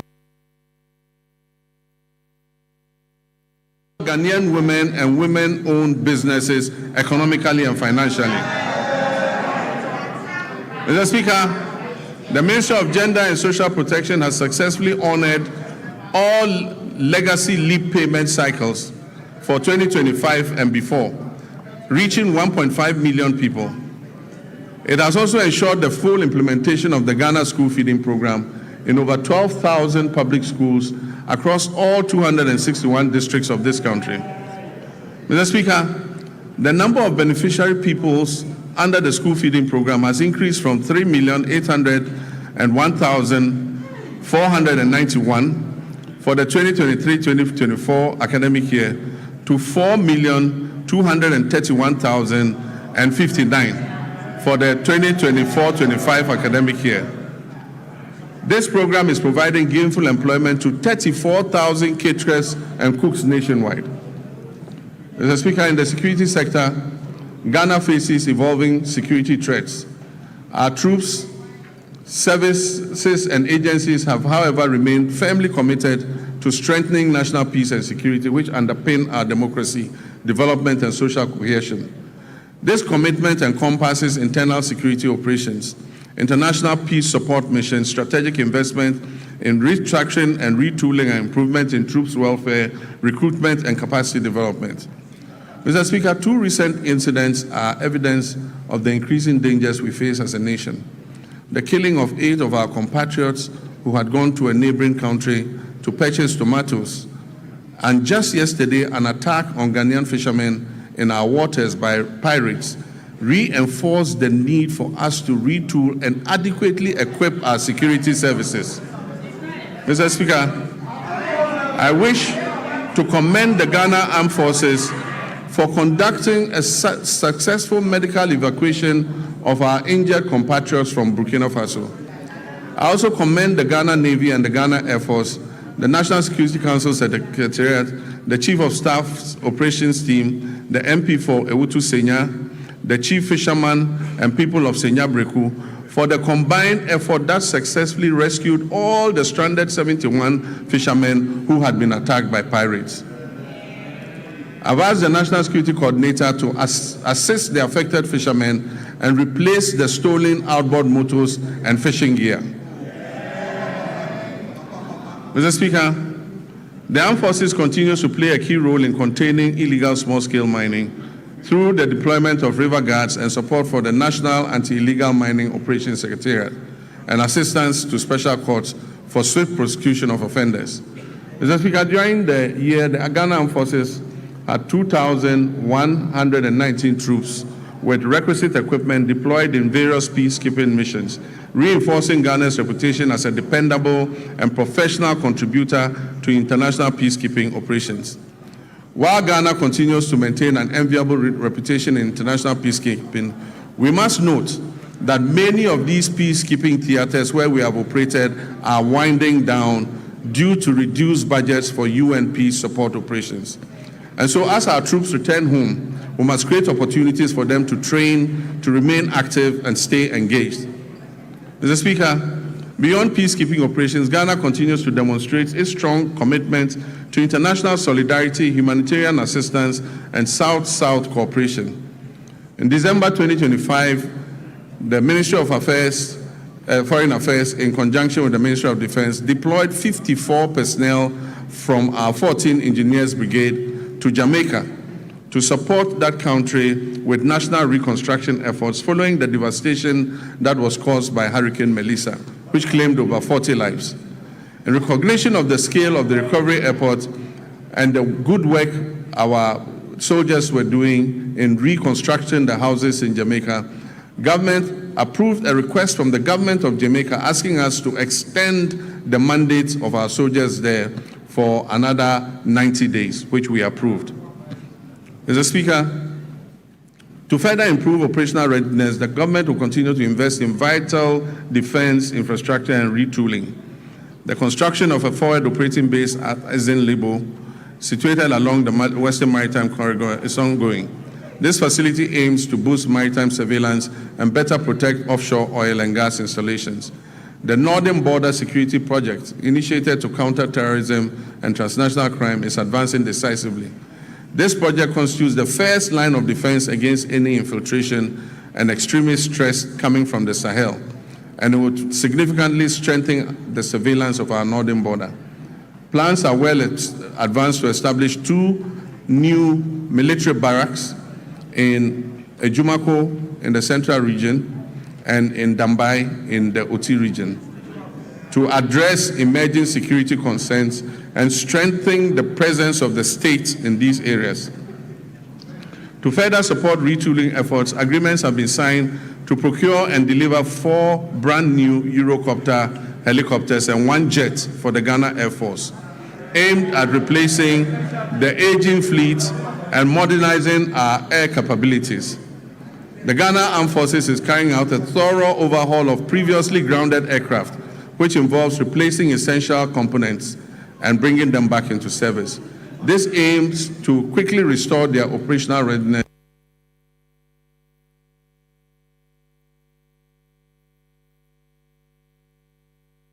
for the Ghana Armed Forces to enhance mobility and boost troop morale. It forms part of a broad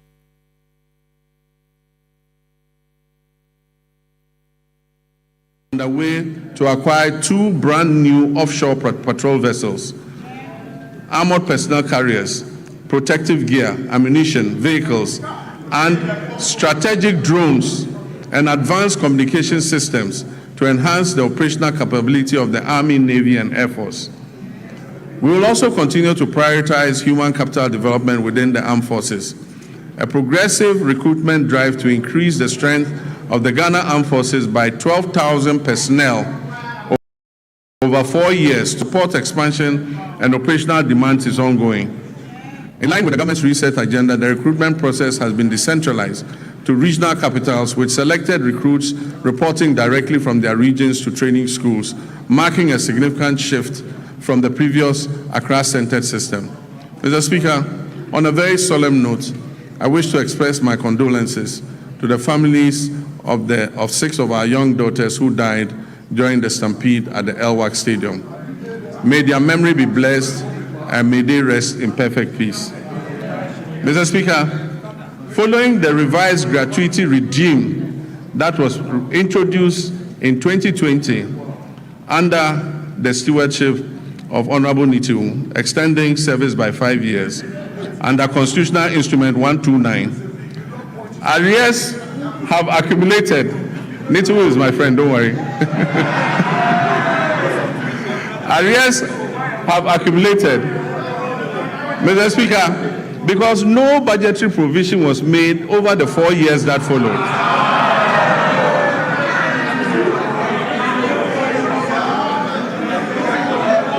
Afenyo, when we all leave politics, I and Nitu are going to the same place in the north. You go to Winneba. Don't worry, we are brothers. Mr. Speaker, this has resulted in over 1 billion Ghana cedis owed to approximately 3,000 personnel across all the different ranks. As part of our commitment to fairness and the resolution of long-standing legacy issues, the government will soon commence payment of gratuity arrears under CI 129. Honorable, by the current military high command, with the Ministry of Finance and the Ministry of Defense, a structured implementation plan has been agreed upon. This will bring closure to the issue that has been outstanding since 2020, and it will ensure that affected personnel receive their rightful entitlements. Mr. Speaker, the Ghana Police Service has also received 40 armored vehicles and 100 pickup trucks to enhance their operations. Other security agencies such as the Fire, Prisons, Immigration, BNI, and Narcotics Control Commission will also be retooled to enhance their efficiency. Mr. Speaker, let me take this moment to commend the IGP and his men for the recent major successes they are chalking in bringing dangerous criminals to justice. The trust of the Ghanaian people in their police service is rising again. And I urge you to keep up the standard. Mr. Speaker, Ghana's foreign policy remains a central instrument for advancing our national development, for safeguarding our sovereignty, and projecting our values on the global stage. At a time when the global environment is characterized by profound geopolitical shifts, economic uncertainty, climate-related challenges, and evolving security concerns within our sub-region, government has taken deliberate steps to ensure that Ghana's engagement with the world is purposeful, strategic, and responsive to the needs of our people. In this regard, the Ministry of Foreign Affairs has stepped up efforts to align Ghana's external relations with our domestic development priorities. Mr. Speaker, in West Africa, Ghana continues to pursue a policy of good neighborliness, solidarity, and constructive cooperation with all countries in the sub-region. We remain firmly committed to the vision of a peaceful, stable, prosperous, and integrated West Africa, grounded in mutual respect, dialogue, and collective responsibility.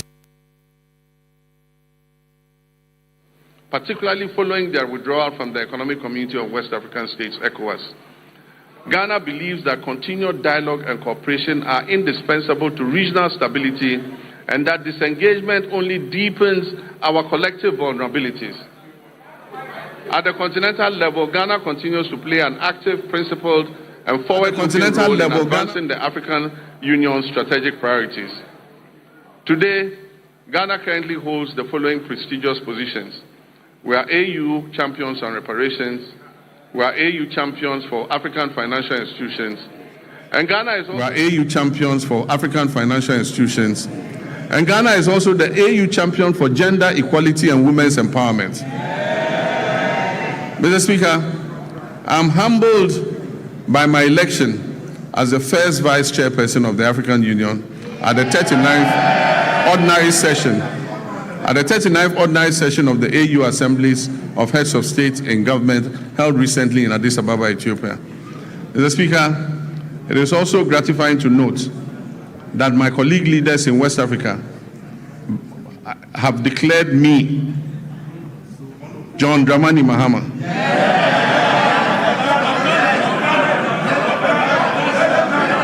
President of the Republic of Ghana and Commander-in-Chief of the Ghana Opposition. They have declared me unopposed by the grace of God, sole candidate for the position of chairperson of the African Union when the rotating chairmanship returns to West Africa in 2027.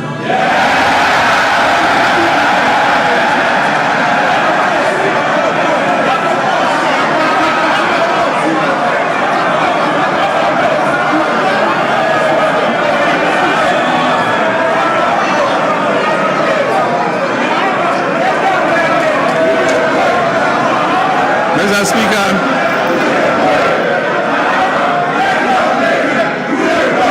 Mr. Speaker,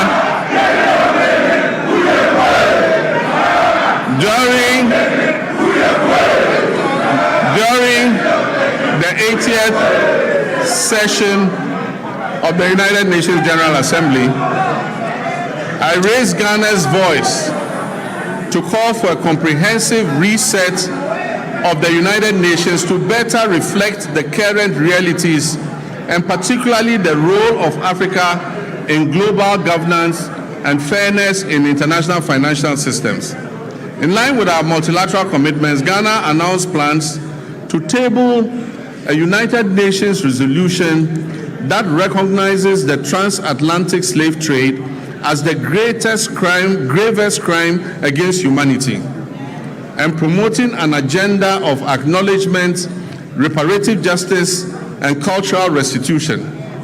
Mr. Speaker, I'll formally present this resolution, which has been endorsed and adopted by the African Union unanimously, to the UN in March of this year for consideration by the UN General Assembly.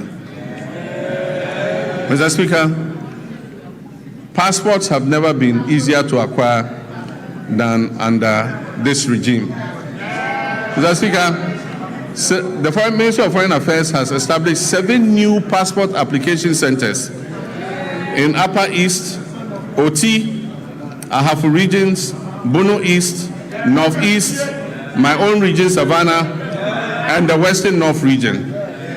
Mr. Speaker, with this expansion, all 16 regional capitals now host passport application centers, marking a major milestone in the decentralization of passport services. Mr. Speaker, to address systemic delays, the ministry implemented a 24-hour passport production operation at the head office. This enabled the clearance of an inherited backlog of over 40,000 passport applications. As a result of these reforms, Ghana's passport administration now operates with 0 backlog, guaranteeing passport delivery within 15 working days. If you like, try it. Apply for a new passport. Within 15 days, you will receive your passport.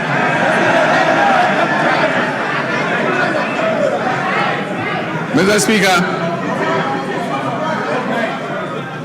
to facilitate travel and boost tourism and ease business mobility, the Ministry of Foreign Affairs implemented a 5-day visa processing service across. Significant progress has been made in the design and procurement phase of a national e-visa platform with a targeted rollout plan for 2026. This means This means if you apply for visa, you apply online and the visa is approved online. You don't need to go to the Ghana embassy to apply.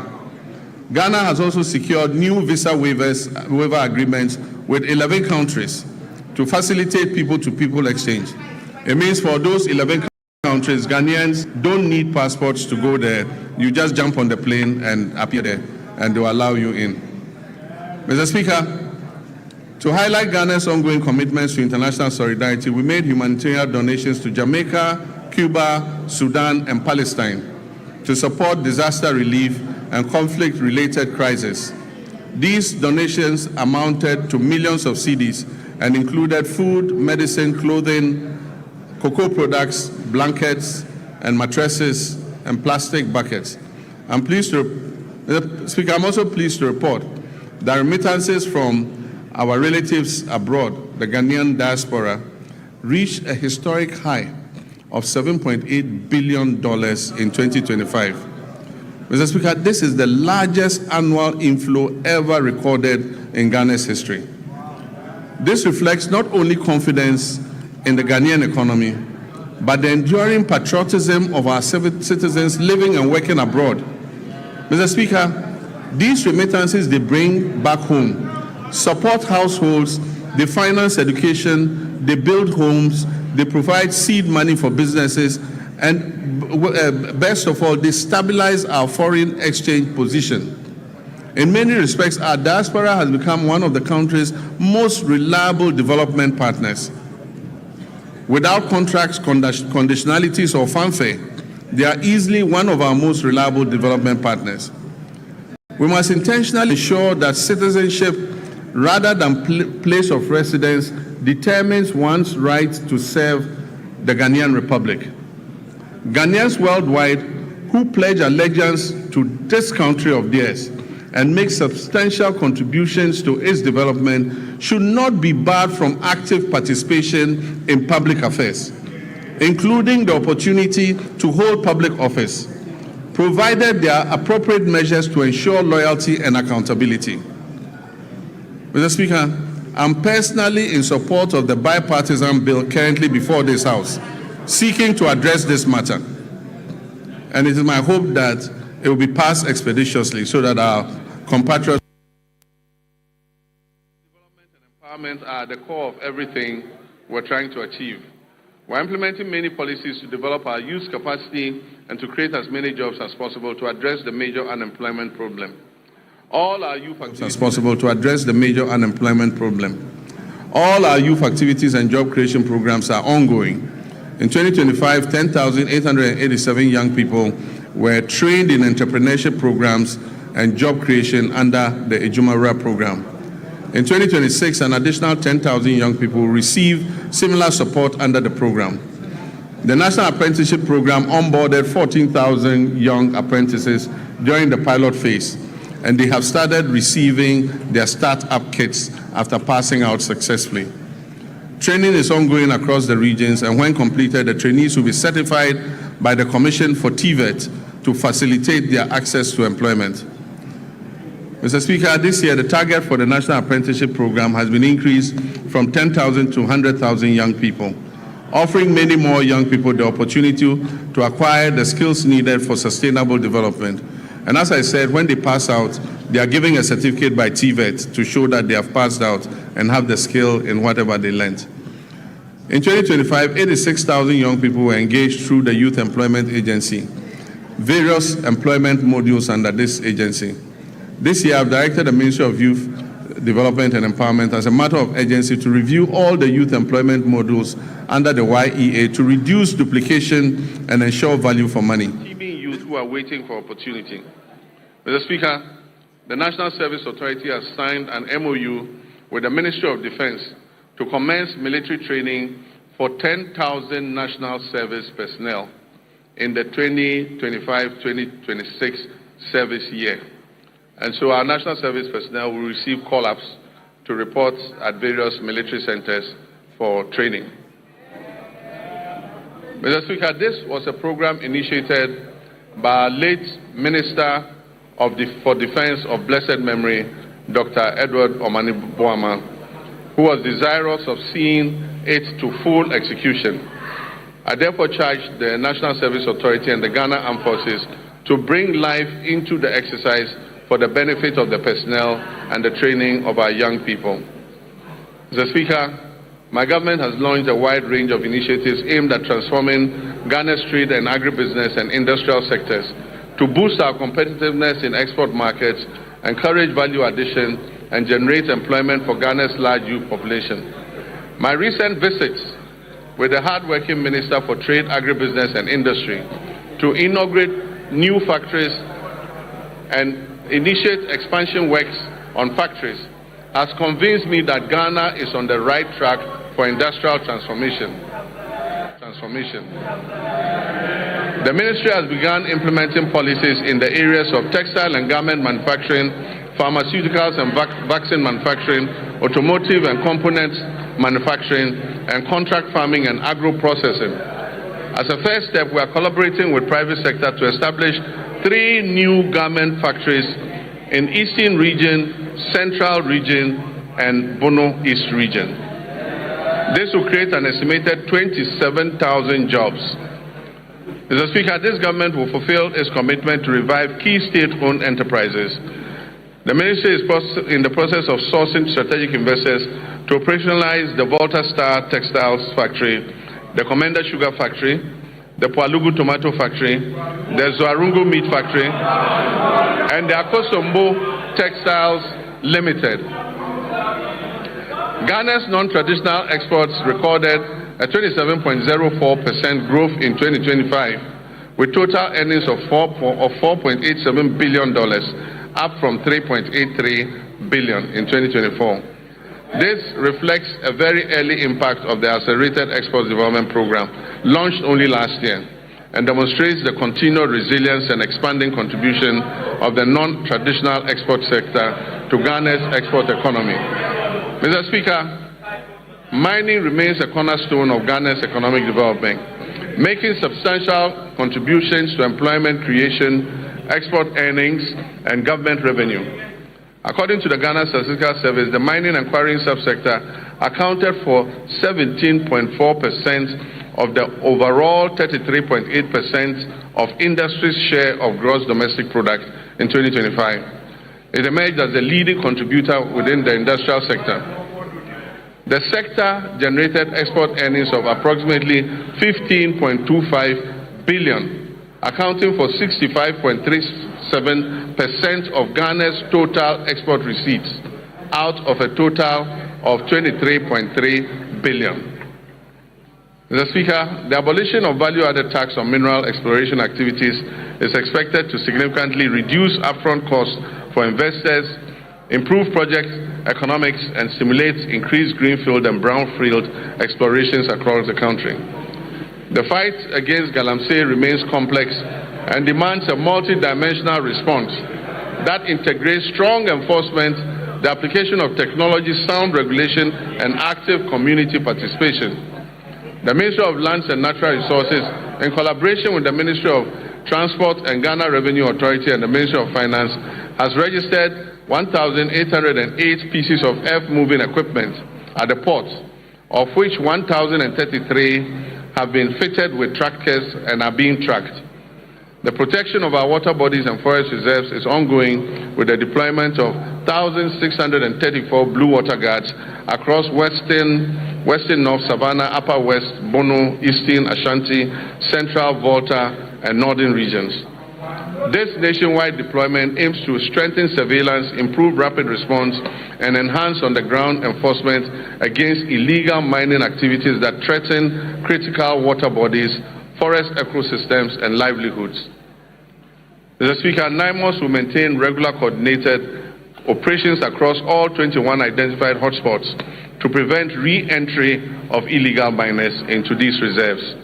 While temporary deployments yielded positive results, they proved insufficient for sustained enforcement. Mr. Speaker, in the works housing and water subsector, these are vital pillars of Ghana's national development, shaping sustainable livelihoods through reliable water supply and affordable housing that enhance citizens' well-being. Sea defense works are ongoing. We've successfully completed works at Commander, Ningo Pram, and Elmina. Together, these three projects have protected approximately 15 kilometers of our coastline and safeguarded lives and livelihoods and property. In March 2025, I visited Solakope, Agaveji, and Amutinu in the Ketu South municipality, where tidal waves had displaced thousands of residents. We made a firm commitment to address the devastation. Mr. Speaker, true to that promise, the contractor for the Phase 2 of the Blekusu Coastal Protection Works was awarded the contract, and in August last year, I officially cut short to commence the project. I'm pleased to inform this House that the project is currently 25% complete and calm has already been restored along the coastline. Notwithstanding these actions, flooding remains a major infrastructural challenge in the country and a top priority for this government. A task force on flooding is in place and coordinating the national mitigation efforts against flooding. Ghana continues to grapple with housing deficits currently estimated at over 1.8 million units. Some significant strides have been made in the housing sector.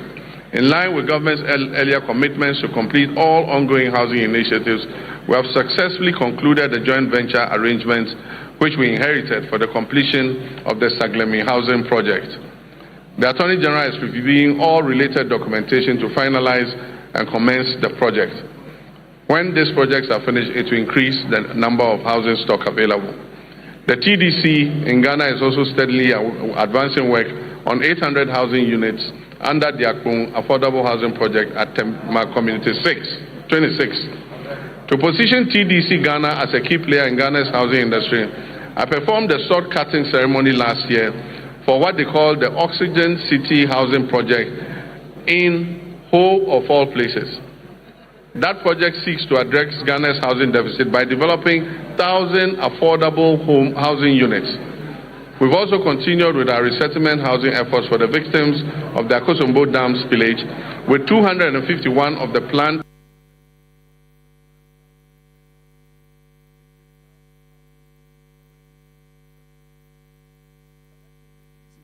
demonstrate governments.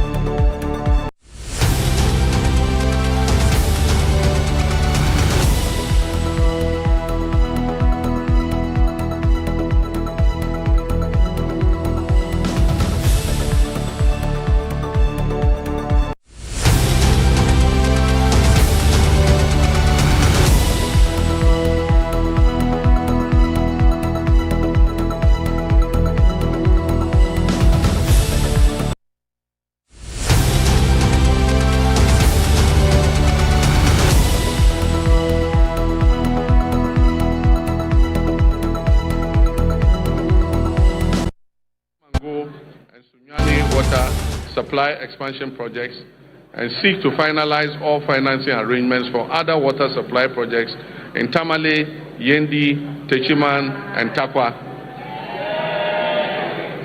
Mr. Speaker, the Danish government has allocated grant support to improve water supply services in low-income and high-density areas in Wa and Bolgatanga, aiming to address water challenges and provide relief to vulnerable populations.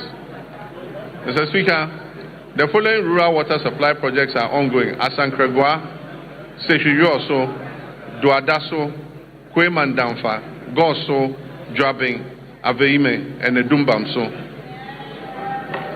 To strictly follow the resetting agenda and secure sufficient funding, the Ministry of Finance has allocated 6.3 billion Ghana cedis to the District Assembly's Common Fund.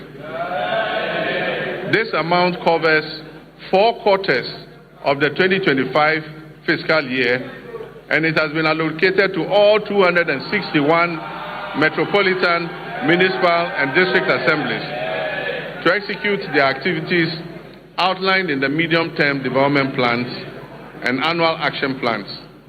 Mr. Speaker, out of the amount released, a total of 4.3 billion has been dispersed to all MMDAs.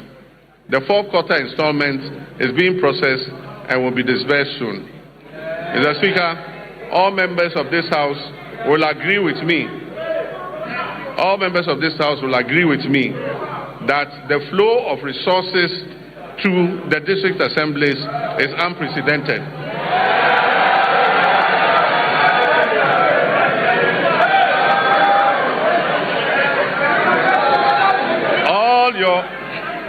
All your assemblies are receiving more money than they've ever received in several years. Mr. Speaker, in fulfillment of government's commitment to strengthening local governance and decentralization, the ministry has, for the first time in the history of local governance, disbursed a total of 100 million Ghana cedis in monthly allowances to all assembly members. Unprecedented. Assembly members have received their allowances. The Ministry of Local Government, Chieftaincy and Religious Affairs has also finalized designs for the new 24-hour economy modern markets to be constructed in all metropolitan, municipal and district assemblies. Mr. Speaker, procurement processes are far advanced to commence the construction of these markets. And very soon, in all your districts, honorable members, you will have a 24-hour market operational. Mr. Speaker, our tourism and creative arts sector has a lot to offer. Creatives using the new media are giving our nation greater prominence than we could have achieved through any first-class traditional media outlet. Our economy will not be built only by traditional sectors, but also by human creativity sectors that will absorb those people who will be displaced from the shop floor by the new AI technologies that are being rolled out.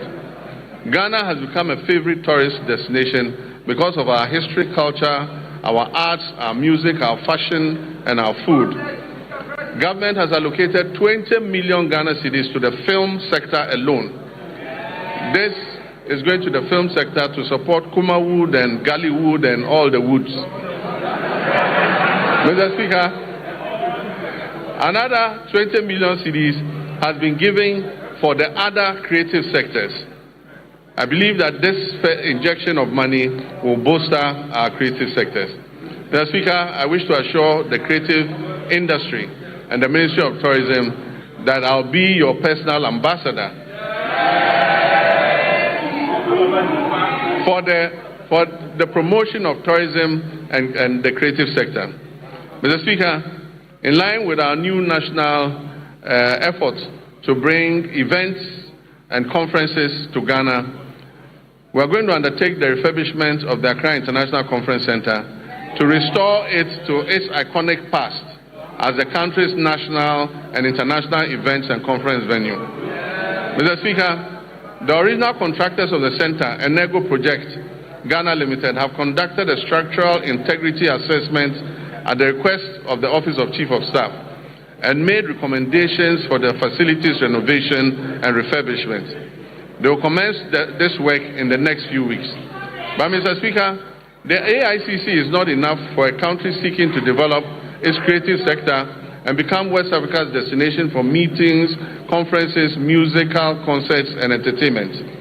So, working with the private sector, work will also commence this year on a befitting convention and creative event center to position Ghana as West Africa's leading hub for meetings, incentives, conferences, and exhibitions and creative events. Ghana will also begin this year the renovation of the State Banquet Hall, which has been closed for a couple of years. Mr. Speaker, this year we will strengthen Ghana's standing in the major global and continental sporting events. We will make our 5th FIFA World Cup appearance. And for us, this is an opportunity to boost national branding and the economy beyond just sports. Mr. Speaker, supporters and other people interested in going to support the team would have to submit a visa request to the American Embassy. We are being told that we must ensure that supporters who go return on their visas. It has taken a lot of work to restore Ghana's 5-year non-immigrant visas and take us off the ban list. It is my hope that this event will not send thousands of Ghanaians to America and get us back on the ban list. Mr. Speaker, the Black Queens will compete at the 2026 African Cup of Nations, Women's African Cup of Nations, building on their bronze medal finish in Morocco. At the youth level, Ghana will participate in the 2026 Youth Olympic Games in Dakar with a multidisciplinary team aimed at strengthening long-term elite pathways. We'll also compete at the Commonwealth Games 2026 in Glasgow, reinforcing Ghana's presence across the Commonwealth sporting landscape. Mr. Speaker, as a member of the Ghana Journalists Association, I've been deeply concerned about the abuses suffered by journalists at the hands of some of our errant security personnel. I've asked the leadership of the security agencies to take firm action and to reorient their men and women on the need to be accommodating to journalists who are only doing their job of keeping citizens informed. I've also been concerned about the state of our state-owned media, most of which have suffered from historical underfunding and grappling with deteriorating infrastructure and facilities. I recently toured these media houses to learn about their challenges at first hand, and we're currently putting together a revitalization plan to leverage their valuable assets and re-inject life into their operations. The reintroduction of the Media Development Fund is also being reconsidered to support the Ghanaian media.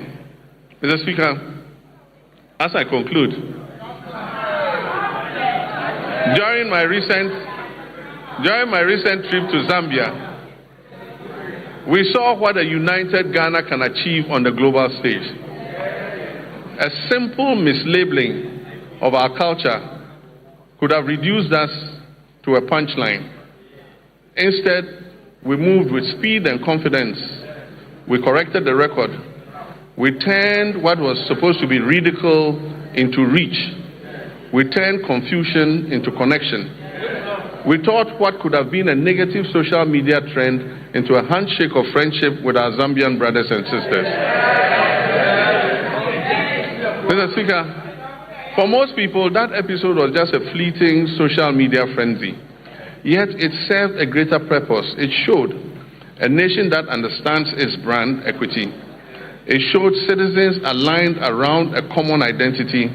It showed a country that knows who we are and refuse to be defined by others.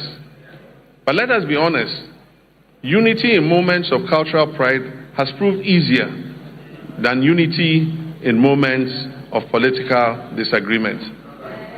If we can mobilize that same collective resolve for our development agenda, we will see real progress. And that mobilization is possible because we are the descendants of a people who united against political subjugation. We resisted economic exploitation and we fought colonial oppression.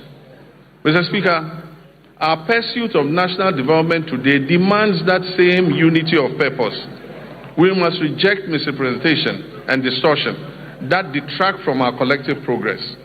We must guard our development as firmly as we guard our cultural identity. We must act as one people with one purpose. Mr. Speaker, in public life, there is a simple maxim we're all very familiar with, and it says that the buck stops with the president. Mr. Speaker, I not only agree with this. Every day I hold office of president, I live by that statement that the buck stops with me. The ultimate responsibility for the direction of this nation rests with the office that I hold, and I'll never shirk that duty. But nation building is not merely a question of who provides the strategic direction and who bears the final responsibility. It is a long chain of efforts that carries intent into reality, from policy conception to laws enacted, to resources mobilized, to services delivered, to value created on farms, in workshops, in classrooms, in markets, and in enterprises across our land. Mr. Speaker, it is here that the strength of a people reveals itself.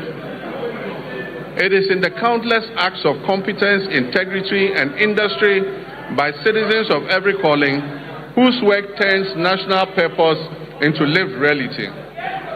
Mr. Speaker, while the bulk may stop with me, the work of nation building goes beyond that. Through the labor, enterprise, and civic spirit of millions of Ghanaians whose daily efforts give policy life. Mr. Speaker, I will continue to carry the weight of final accountability.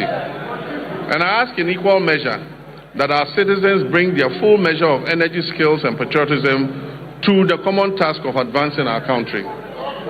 That is how nations are built. That is how economies grow. No policy can substitute for civic duty. No program can replace the quiet discipline with which millions of Ghanaians sustain their families, serve their communities, and carry this republic forward each day. Mr. Speaker, We are sometimes tempted to judge our nation only by our failures and our difficulties. But the country is not defined solely by its difficulties. It is defined by the choices its people make in response to those difficulties. Repeatedly through our history, Ghanaians have chosen steadiness over despair, cooperation over division, and purpose over cynicism. That is the deeper strength on which our future rests. We faced testing moments before, and we have overcome them. We've gone periods of economic strain, transitions that have demanded much from our citizens and our public servants alike. And Mr. Speaker, there's an African proverb that says, however long the night is, the dawn will break. Mr. Speaker, the dawn is breaking for Ghana. The moment we are in requires not only endurance but also action. It reminds us that renewal belongs to those who prepare for the morning while others still speak of and look back at the darkness. For Ghana today, that dawn is not a promise we must recite. It is a reality we must build into our institutions, into our economy, and in the ethics of responsibility we pass on to the next generation. So let us live each day mindful that the Republic is larger than any one political party, any office, any individual. This Republic belongs equally to the farmer, the trader, the teacher, the nurse, the artisan, the entrepreneur, the parliamentarian, and the young citizen, and the elderly retired personnel. Mr. Speaker, each of these people has a stake in our nation, and each one has a duty. Each has a claim on the future we're shaping together. Mr. Speaker, nations endure not because they are spared trial, but because their people refuse to surrender to trial. Ghana has been tested before. We did not surrender. We will not surrender now. And so with gratitude for how far we have come and with the resolve for the work ahead, I say, Mr. Speaker, the state of our nation is resilient, the state of our nation is renewing, and our nation is firmly in the hands of its people. Our nation is on the brink of takeoff, and so ladies and gentlemen, passengers, fasten your seatbelts. I thank you for your attention.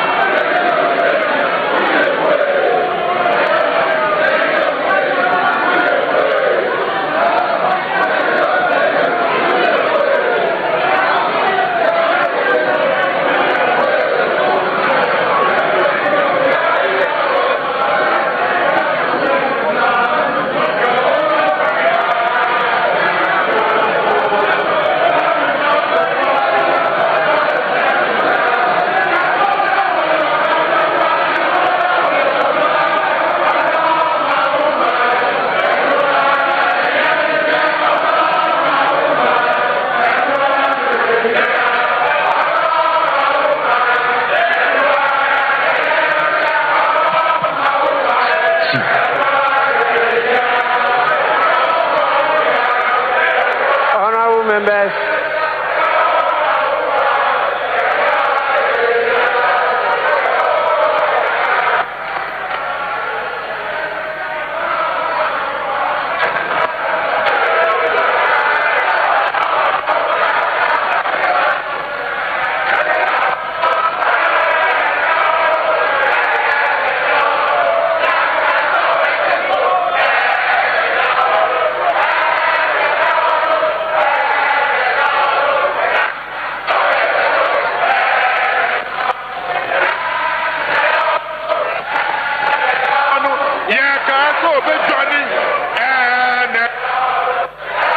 Honorable members. Honorable members.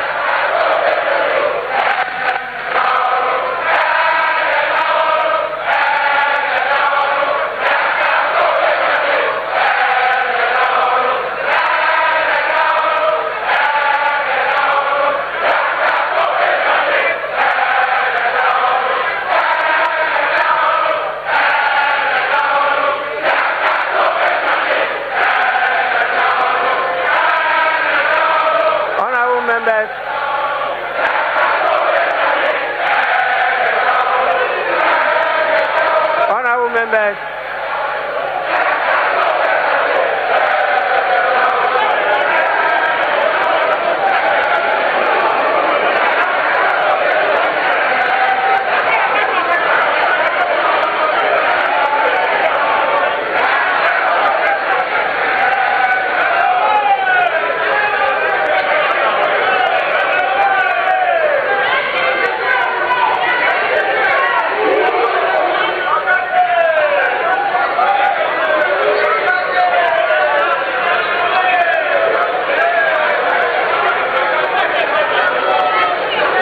Members, please.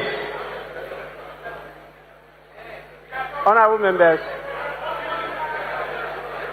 you know we are in this together, and you understand as accomplished parliamentarians that when the speaker is on his feet, every other person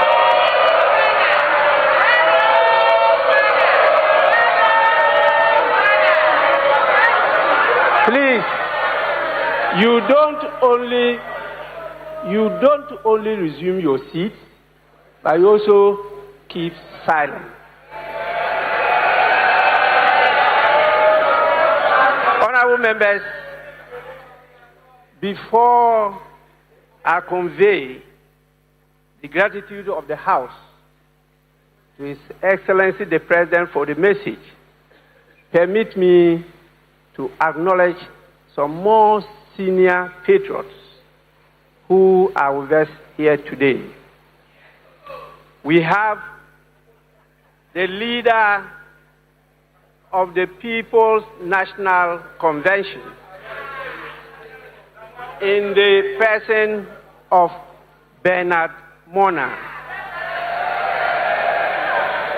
We also have the leader of the All People's Congress, APC, in the person of Hassan Abdullahi Ayaraga. And we have my senior brother, the former flag bearer of the Convention People's Party, Ivor Robina Greenstreet, also with us here. Please, you are all warmly welcome. Honorable members, in accordance with Standing Order 72, Rule 4, I convey to His Excellency, the President of the Republic of Ghana, the gratitude of the House for the address. Honorable members, again, in accordance with the practice of this House, a formal communication will be forwarded to His Excellency the President after the House has thoroughly debated this message. So His Excellency will hear from us. I know you are ready.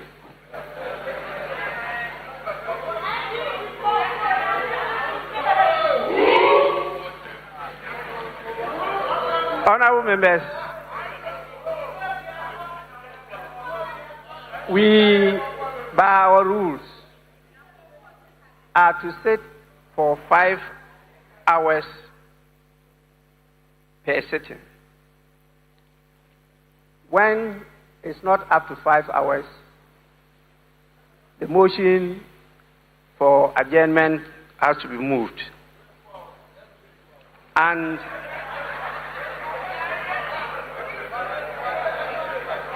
here we are. We have spent a lot of time, but not yet 5 hours. And so I'll have to call on the leaders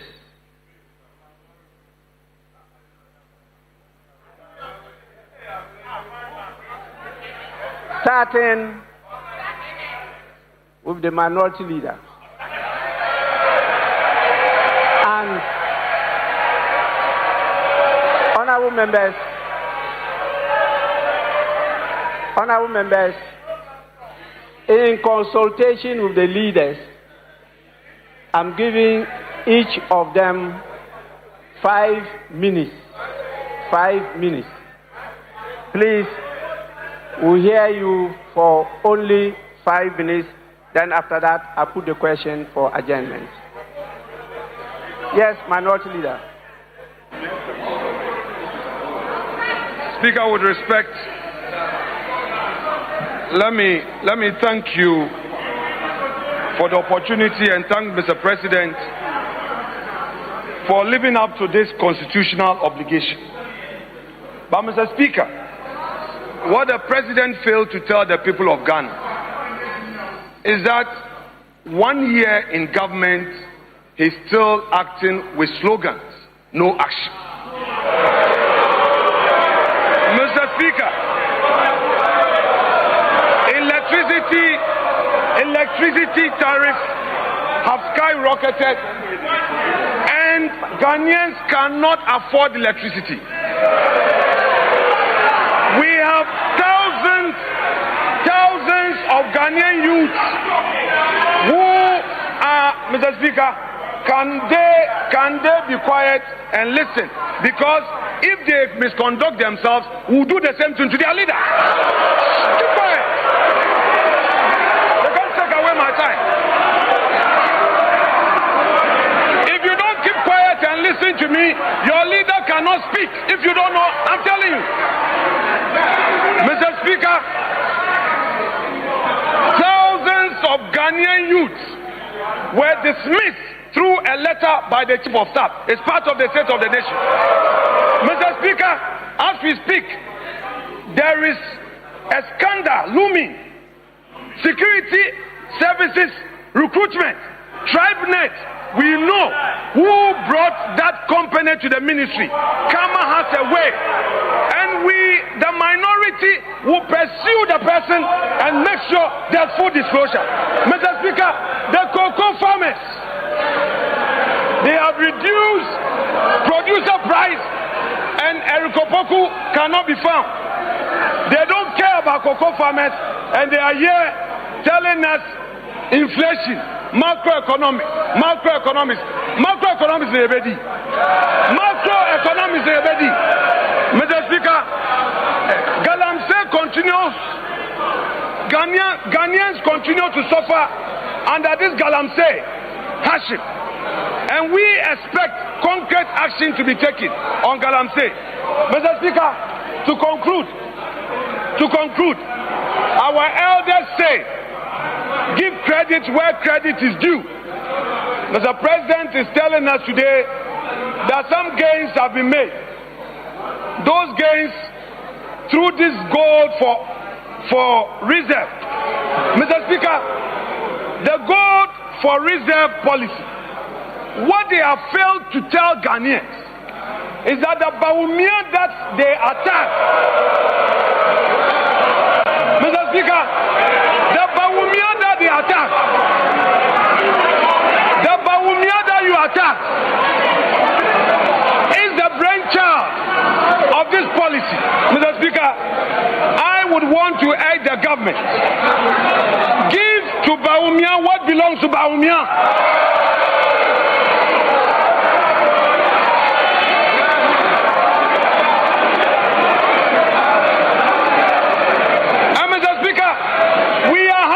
We are happy they are showing a picture, trying to embarrass the former finance minister. We've seen, but very soon, let me assure you that somebody, a senior appointee who is in charge of this tribe net would go to jail. So the one behind tribe net, the one who introduced tribe net to the ministry, who is chopping money, Mr. Speaker, we are happy you are showing. Very soon we'll bring a picture. Then you will see the one in charge of tribe net duping innocent Ghanaians, duping their unemployed youths. There are many youth who are looking for jobs, and this tribe net, with the connivance of an appointee of government, she will be exposed. So you continue with Kenoforiata. Soon and very soon it will be your turn. Mr. Speaker, I will conclude by saying that this side of the house, we are ready today to debate on this Sona. And by Monday, the true Sona will be revealed by the minority.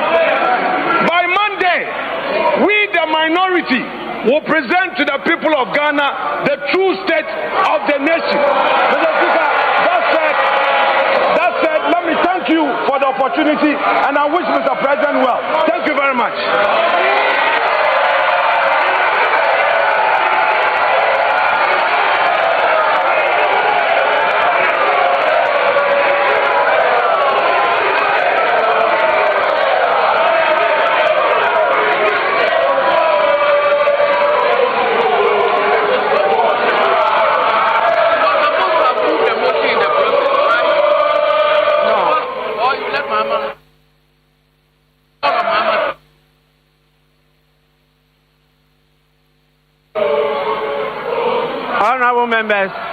Honorable members, please. Honorable members.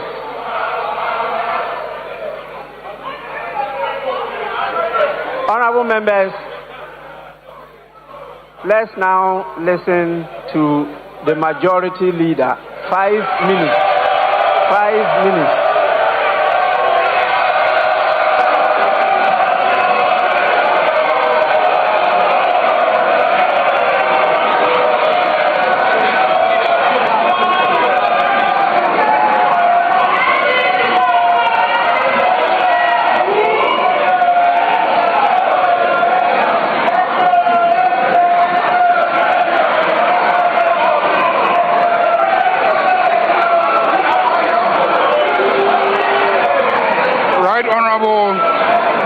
Right Honorable Speaker,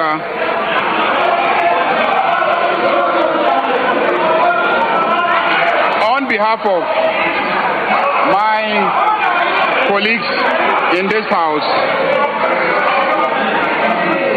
we want to thank His Excellency, President John Dramani Mahama, for his excellent leadership.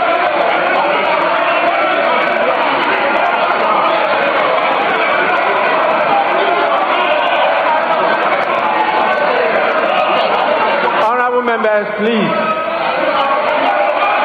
Honorable members.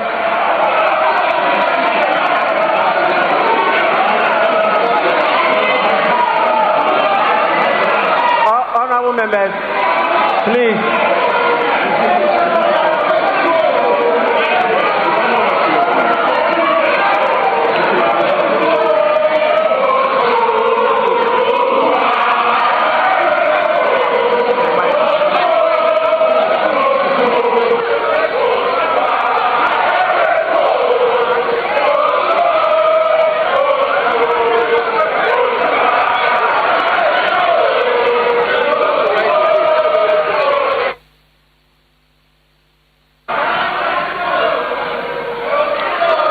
Members, please. We are not at a rally ground. Please.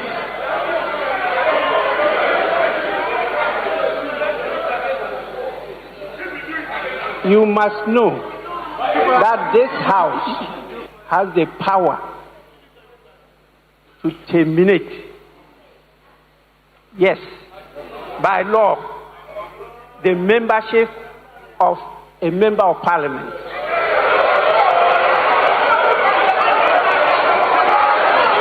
Please.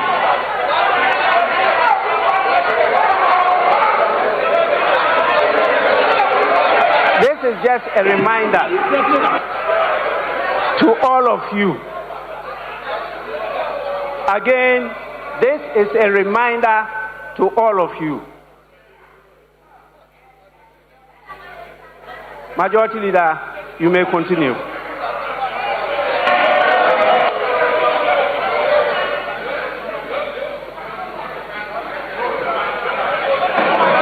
I want to thank His Excellency, the President John Dramani Mahama, for his leadership. Ghanaians are very grateful to you. Mr. Speaker, it is obvious that the Ghana you inherited and the Ghana you speak of today is like day and night.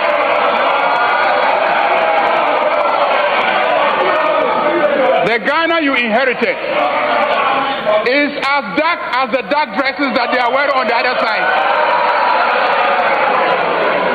And the Ghana you speak of today is clearly as bright as the white dresses that we are wearing on this side.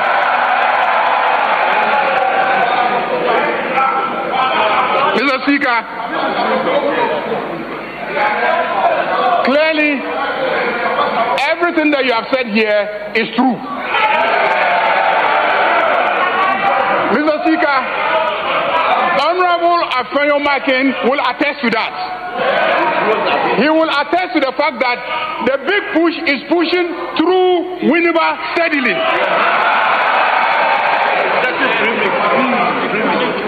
And he's getting premix. Mr. Speaker, it seems today is about cocoa prices. I can understand. Mr. Speaker, let me read Reuters today. Reuters has confirmed Ivory Coast will pay cocoa farmers 800 to 1,000 CFA francs per kilogram for the mid-crop starting March 1st. The main crop price was 2,800 CFA francs per kilogram. When converted to Ghana cedis, this is about 980 to 1,225 Ghana cedis per 64 kilogram bag.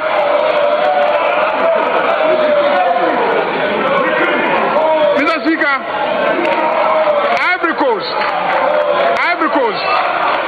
will pay cocoa farmers 800 to 1,000 CFA francs per kilogram from the mid-crop starting March 1st.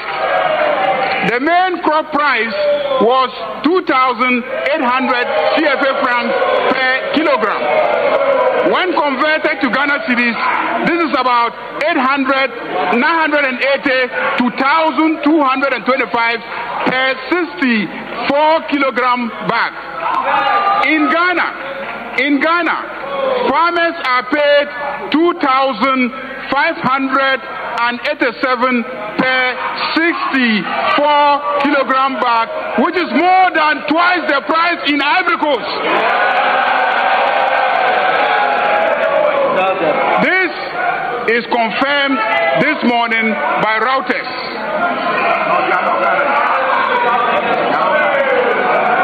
Mr. Speaker, I see written on the muffler of my friends in black that MPP Yaye Mobo Dodo. MPP Yaye Mobo Dodo. Mobo Dodo MPP. Yaye Mobo Dodo MPP. Mr. Speaker, this is the month of Ramadan, and Your Excellency, all Muslims in Ghana will pray for Allah's blessings on you. For your sterling leadership, Leadership that has been recognized by the entire West Africa. That is why they unanimously elected you unopposed to lead in Africa. Ghanaians are proud of you. This Ramadan, many of our people could afford sugar and rice because the prices have come down. Mr. Speaker, Honorable Majority Leader, let me conclude. Your 5 minutes. Let me conclude by seconding the motion. The motion moved. Honorable, my friend, Honorable Majority Leader, you will now move the motion for adjournment. Mr. Speaker, I move that this House adjourns until Tuesday in the forenoon. I so move. Honorable Minority Leader.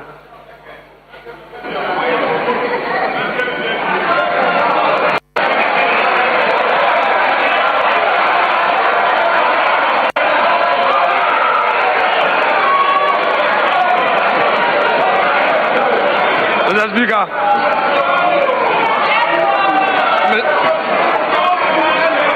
Mr. Speaker, much as we are willing to work, the majority is unwilling to work. So, Mr. Speaker, I will reluctantly second the motion to grant the pleasure of the majority leader who wants to go and rest. Thank you so much, Mr. Speaker. Honorable members, the motion has been moved and seconded. And the question is, as many as are in favor of adjournment, say aye. As many as are against, say no. Honorable members, clearly the ayes have it.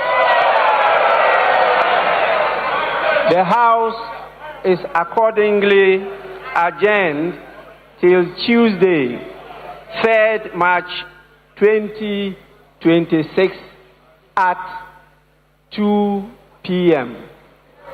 The House is adjourned.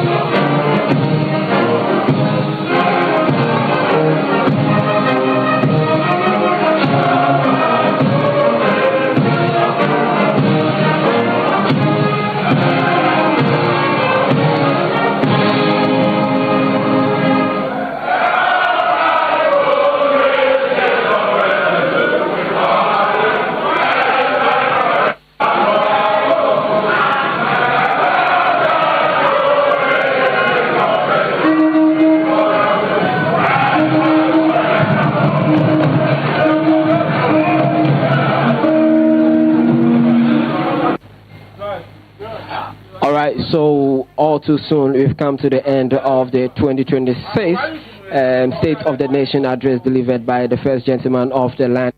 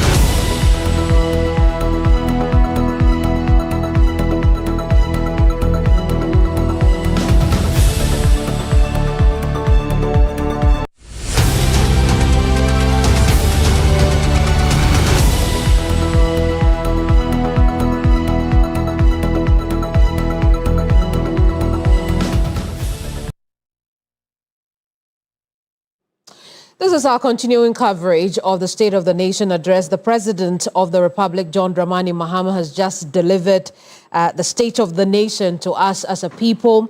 We'll go through some of the things that he's spoken about, but as is tradition, we expect the opposition to have their take as well. And so we look forward to a minority press conference there. But we're not done. There will be conversations in the studio. But more importantly, we'll bring you some interviews and reactions from MPs across the aisle in Parliament. Joseph Akable is here with me while we wait to connect with our people on the ground.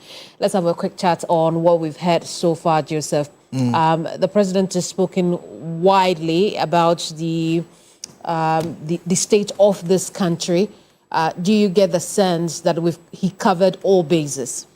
I mean, I think the foundation with which we commenced the coverage was to make the point that we would have to judge the president on the basis of some of the key indicators that he spoke about previously. I think we may have to cross over to Parliament shortly. Absolutely, absolutely. Let's join in now. Christian Yale and Mawana Betel on standby with some reactions from the MPs. So let's listen in now.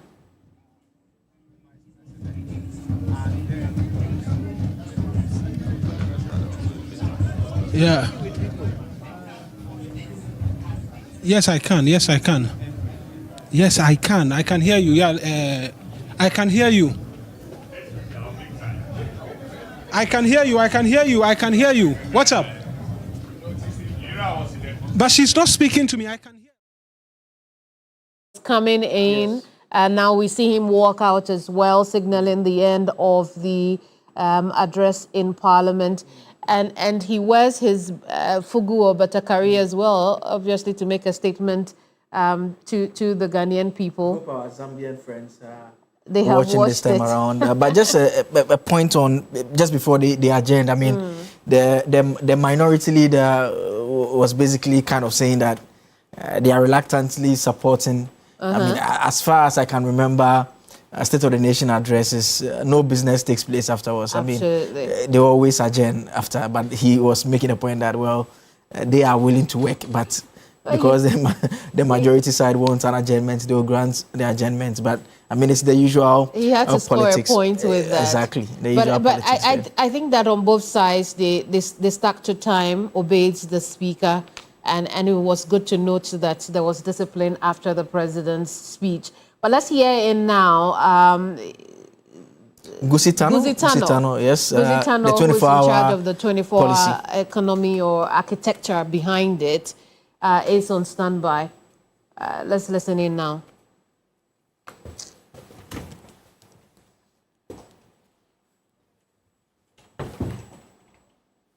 Well, now the law gives us complete authority to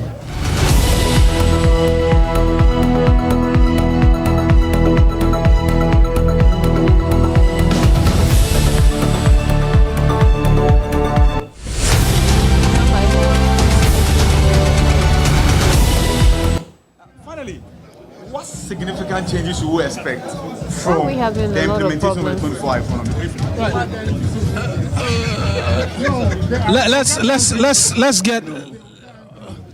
Let's get a bit more in terms of reactions this afternoon. Former Speaker Dua Jao is here, but I also see Anodompre, who is just quick words in terms of a reaction from the minority in relation to the right. Mr. Nitol is here. Talk to us. We've just had the President deliver the State of the Nation address. From the perspective of the minority, I've seen you've been raising cocoa pots and what have you. The President says it was a necessary action that needed to be taken to forestall escalating debt within the sector. How does the minority respond to this? When that same scenario confronted Jerry Rawlings, former President Rawlings, he cushioned the cocoa farmers. When the same scenario confronted Nana Danko Akufo-Addo, he cushioned the cocoa farmers. We expected the cushioning of the cocoa farmer, but not a reduction. So I don't agree with the President. I think that they should have cushioned the cocoa farmers. Nothing more, nothing less. Because cocoa has been the mainstay of our society. Cocoa is what has helped up to now, and I think that the President should have insisted that they should cushion the cocoa farmers, because he says that it is up to the end of the year. So I don't agree with him at all. You're a former defense minister. Quite a number of issues in relation to security over the last few weeks. Even yesterday, the Navy had to be deployed to rescue some fisher folk. Your general assessment of security situation in the country? I think that generally the military did very well yesterday, so we must thank them. We must say that it is very, very good. It's in that light that I will support the president when he says that we should resource them and make sure that they are able to do what they need to do. But there are big challenges within the security sector. Resource-wise, they need to mobilize and give them more resources. But it is not as rosy as the president is pointing at. I disagree with him when it comes to security. They need to give them resources. They need to make sure the recruitment process goes well. And they need to make sure that the young men and women who are really out there trying to go through other people who go through. We don't want any backdoor arrangement for anybody. The thousands of young people are those who should go through. If we sense or we get any evidence that there's a backdoor arrangement for somebody else, we will have a problem with the government. Thank you very much. A bit more quick reactions from minority MPs. Honourable, thank you as well for joining us. You're live on TV3. Your assessment of what we heard from the president today in terms of the many things. He says he's delivered, particularly on the economy, and you've got to give him plaudits for that. Thank you very much. The economy is determined usually by the citizens of this country. And I would want the president to take a sample view from the streets. Yes, inflation figures are down. You talked about interest rate going down. But is it pushing the private sector to go borrow to create the needed opportunity? That's where the question is. You can drive inflation down, you can drive interest rate to 18 to 20%. But what is the response from the private sector with some of these economic indicators? The youth of this country are still talking about jobs. And that is a top priority and a national security issue. That must be addressed, you understand. So on Tuesday, we'll be debating the statement that the president made. Some of us will come out with some of the very important issues that affect the ordinary Ghanaian. The cocoa farmer is reeling under serious pain. He hasn't been paid. Yeah, youth are calling for jobs. I didn't hear any one policy intervention in the communication sector. Foreign policy, Russia-Ukraine war has affected Ghanaian lives and what have you. So piracy in Ghana for the first time, Ghanaian traders being killed in Burkina Faso. Those are very important matters that we'll be debating on Tuesday. Thank you. Thank you. Thank you very much as well, Honourable, for speaking to us. Kwame Asare-Obeng is also a member of Parliament. Sorry, Honourable, sincere apologies. Talk to us as well. You're on the side of the majority. Yeah, sure. In terms of what you've heard the president say, I'm sure for you it's 100% job done and you're pleased with everything that you've been hearing. I think he said it all. You know, when he came in last year, it was a scorecard of the previous government. And today we were expecting the president to tell us progress made. And indeed, he has told us. He came in when inflation was 23, now down to 3.5%. He came in when dollar was around 16 cedis, now down to 11 cedis. He came in when the national debt was about 61 of GDP and now 45. So 1 year down the line, he has delivered, and he gave account of his 1 year stewardship, and that will incite debate, parliamentary oversight and policy direction from Tuesday going in the coming days. So I'm clearly excited and satisfied with the performance of His Excellency. Thank you. Let's get a bit more. Patricia is a deputy minority leader as well. Honourable, I appreciate you joining us. What is the state of the nation from the minority's perspective, having heard from the president today? I think I'd like to say a word of acknowledgement to all members looking at us or viewing the TV3. But I think that the true state of the nation as we speak now is that cocoa farmers are not being paid. The cocoa, their prices have dropped drastically, upsetting all their plans and their future plans. As we speak now, we are anticipating an increase in the fuel prices. We are also looking at a situation where electricity supply keeps on rising. We don't know what percentage increment we are looking at. especially when you are using meter. What happens is that what I used to buy has doubled. And even that, it doesn't last for the period that I used to. So we realize that Ghanaians, even though we are talking about good exchange rate, good economic, what we are experiencing cannot be related to the story that is being told out there. It's that currently the country is in pressure. The financial or fiscal position of the country is not the best. People don't have money to buy what they have to buy. People can't even afford to look after their children in school. And the onus lies on us as MPs of their country. They come to us to request for school fees, whilst we are not being paid well as well. So it is important that we present the true state of the economy and not be. So we should expect the minority to present a true state of the nation in the coming days. Do that in the coming days. We are expecting that on Monday. All right, Honorable, I appreciate you as well for speaking to us. Thank you very much. Kwame Asare-Obeng, also known as A+, is here with us. Honorable, you've heard from the President's general assessment of the speech. I was excited when he said that he had to take a certain painful decision. That is the reduction in cocoa price. There is something happening in Côte d'Ivoire as we speak.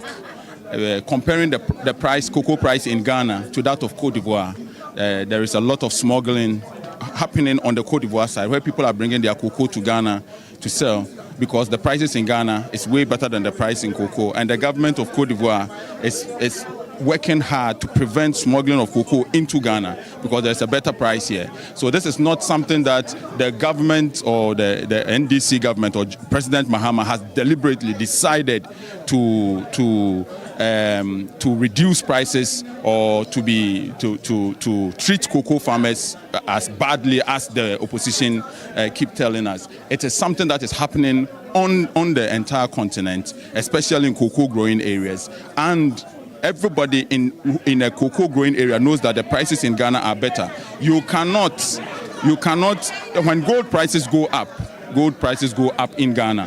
When it goes up in cocoa prices go up, it has to go up in Ghana. And when it is falling as drastically as it is, as the majority leader said, it has to affect the cocoa farmer. And I'm excited that for the first time, Cocoa Board itself has said that the cuts is not going to affect only the cocoa farmer in the farming communities, but it's also going to affect even their salaries at Cocoa Board, which means that everybody is being responsible. It's ensuring that we are all being treated fairly. During the MPP time, when Kenofurata was giving people haircuts, in the first time in my whole life where I've seen a barber who does not ask you the kind of haircut you want. If you go to any barber shop, there are photos where you can choose that I want this haircut. When Kenofurata was giving people haircuts without the right to choose the kind of hairstyle that you want, it didn't affect Kenofurata and his people. Today, when Cocoa Board reduces price, they also reduce their salary. During their time, when they were giving haircuts, it didn't affect them. They were enjoying, they were bathing in the air. And we are excited about this government. We are excited about the president, everything that he has done, and we believe that Ghana is on the right path. Right. Thank you as well, Honorable. And so we'll engage the Honorable Sebastian Sandare as well. But we just seen as well the former President John Agyekum Kufuor in the company of Joyce Bawah Mokhtari and a host of other MPs, both on the NPP and NDC side, making their way past us. But let's speak to him quickly. Honorable, on the health side, we heard the President make a number of comments. We've seen a lot in terms of developments, particularly over the last few weeks on the front of the health sector. What did you make of the President's delivery today, just briefly? Yeah, thank you very much. I can only say I'm very excited because the President has made bold declaration about ensuring. Well, let me see if I can get a word or two from the right. I get the indication that will not be possible, and so. Yes, so I'm excited. I believe Ghanaians are excited that His Excellency John Dramani Mahama has shown us the way when it comes to ensuring a robust, and resilient, health system in this country. He promised on ensuring that he will revive the health system by ensuring that the health insurance works. Today, as we speak, and we have heard from him, claims are paid promptly. No health service provider can say that this government or NHIA is owing that health facility. He talked about the Mahama Care, that is Ghana Medical Trust Fund, which has come to stay to ensure that non-communicable diseases are taken care of. The free primary health care is something that is about to take place. And he also insisted that he will work on infrastructure, ensuring that, we have the needed health infrastructure, health facilities that will provide quality health care. And boldly, I like when he declared that no patient should be turned away from any... Are we going to see legislation in that regard, just briefly? What we need is that behavior, character of healthcare workers should be changed to ensure that we put the patient first.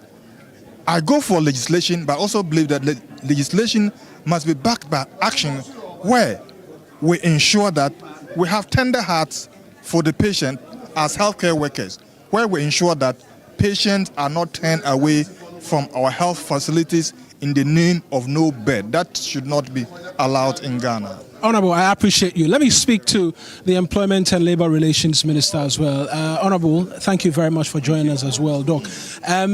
We've heard from the President, if there's anything, this year will be big on jobs, and there will be a lot of pressure on you as a government in terms of job creation. What is the plan this year? Teaming youth wanting jobs. This year will be a great time, given what the President has said. Government is going to increase spending. When government spends, lots of things happen. Activities, construction works will go on, jobs will be available. Issues that have to do with the 24-hour economy is going to boost business. It's going to create more opportunities for private sector.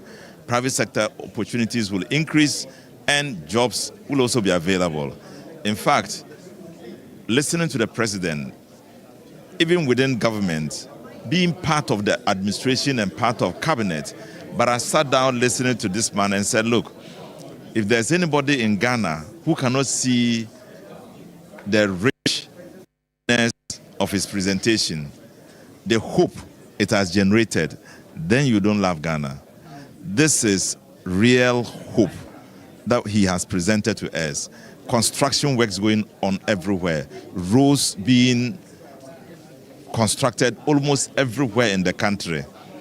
Job opportunities will be available in all that direction.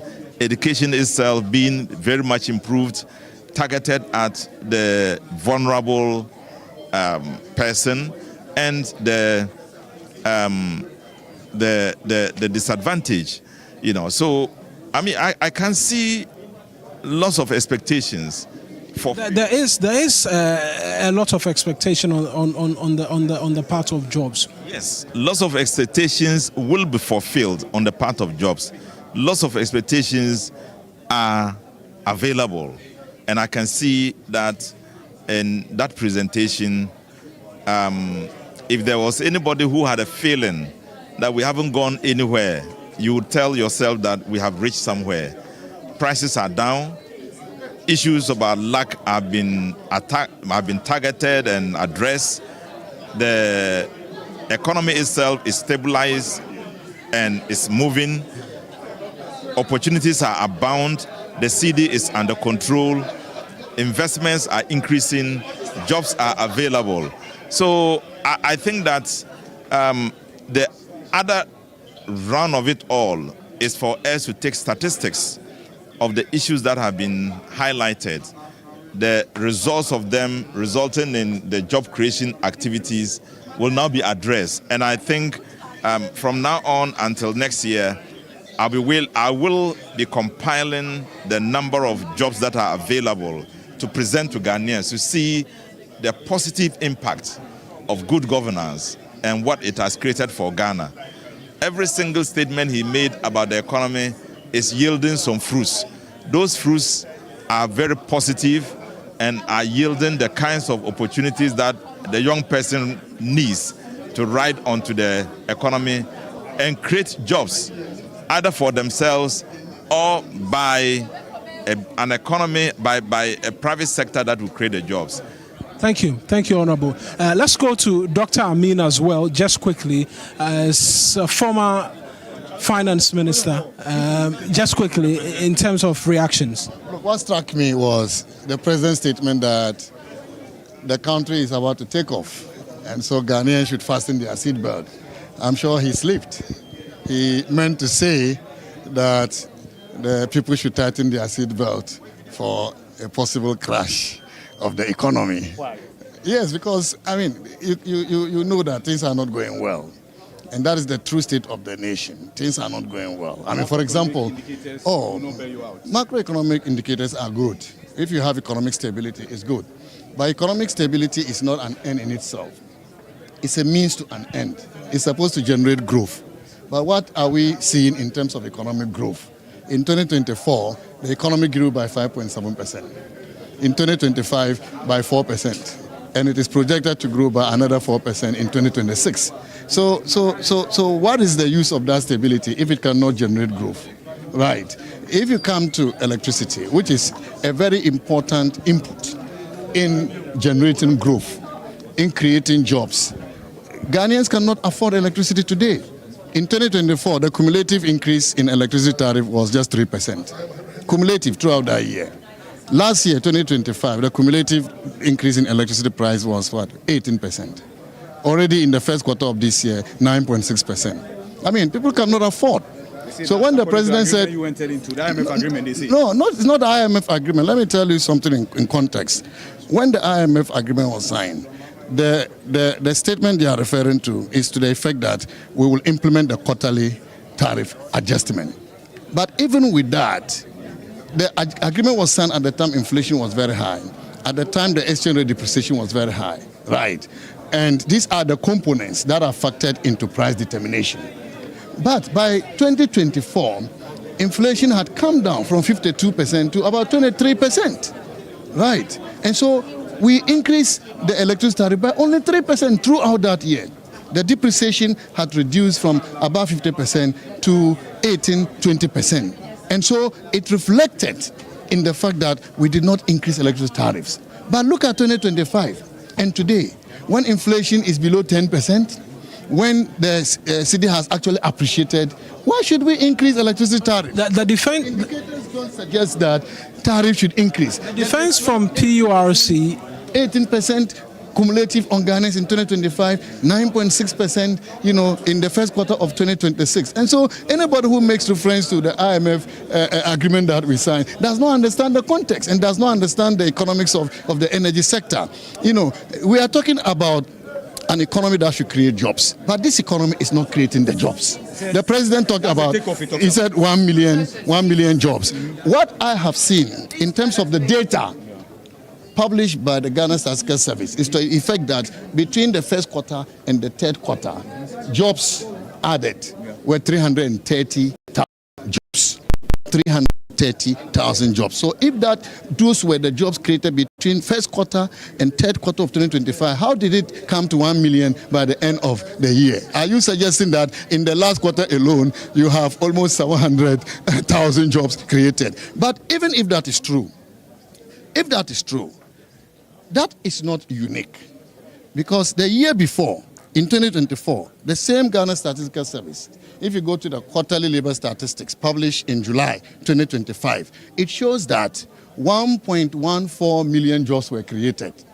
410,000 jobs in the first quarter, 130,000 jobs in the second quarter, 200,000 jobs in the third quarter, 409,000 jobs in the fourth quarter. If you put that together, that gives you 1.14 million. So the president cannot be celebrating 1 million.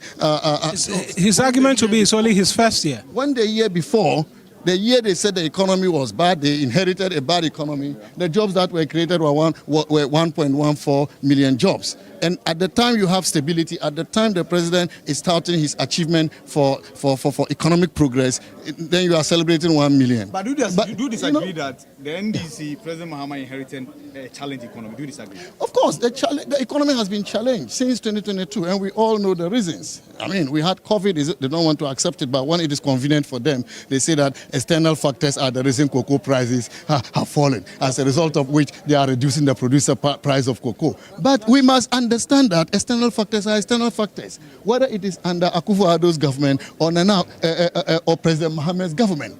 And so there were those external factors, and we acknowledge that. And according to the World Bank, by 2022, 800,000 people lost their jobs because of COVID. 800,000 people lost jobs because of COVID by 2022.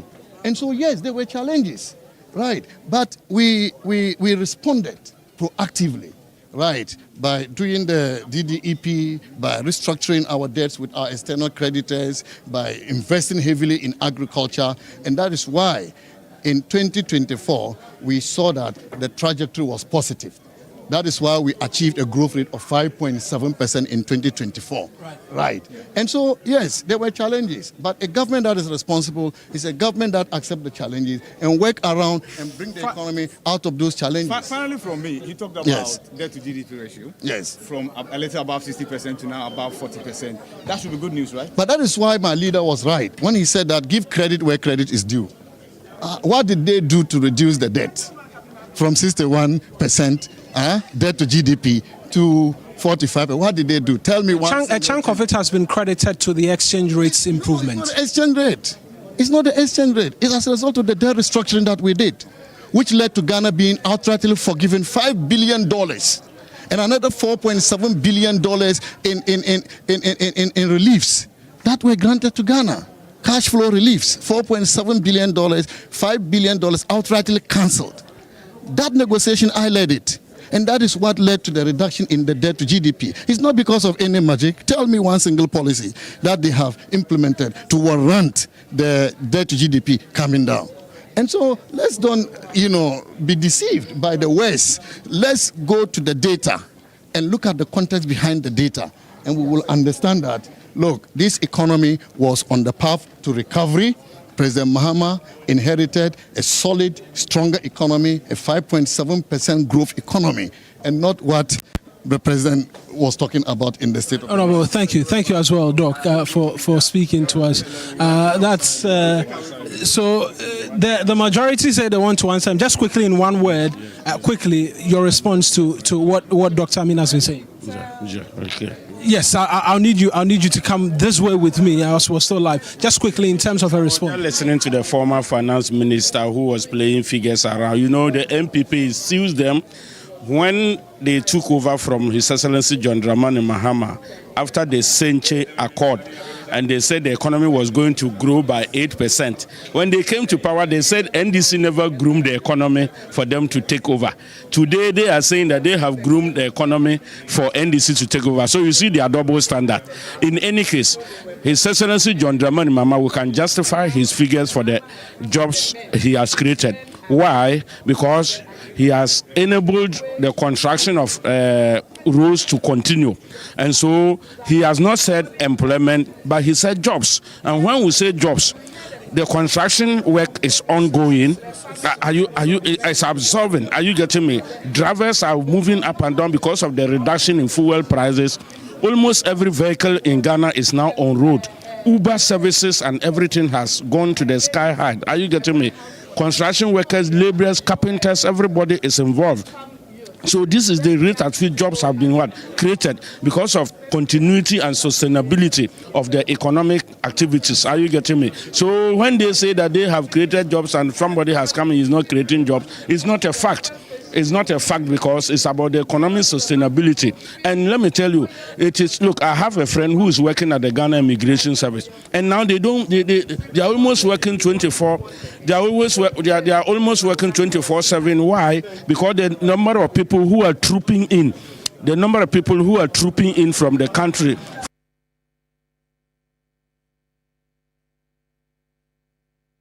restructuring program. Other people who are entering the nation, the rate at which people are moving into Ghana, and the jobs that are being created, the small-scale mining sector, the construction sector, and other things. So His Excellency John Dramani Mahama is justified to say that he has created those jobs. Appreciate. Real-time jobs. Appreciate. And not that of the MPP, normally their way of saying. Thank you. Let me connect quickly. Deputy Defense Minister is as well speaking. Issues of transnational crimes. We heard yesterday of the incidents of piracy. There are also terrorist attacks going on around us. And so the Ghana Armed Forces that's established to protect the territorial integrity of our country must have the needed equipment in order to confront these threats. And so for the president to take that decision that we will retool the Ghana Armed Forces, it's something that is refreshing for us. And we are equipping the Ghana Air Force with 4 new helicopters, and I'm happy to announce that by next week, one of those helicopters will arrive in the country. We are also acquiring offshore patrol vessels.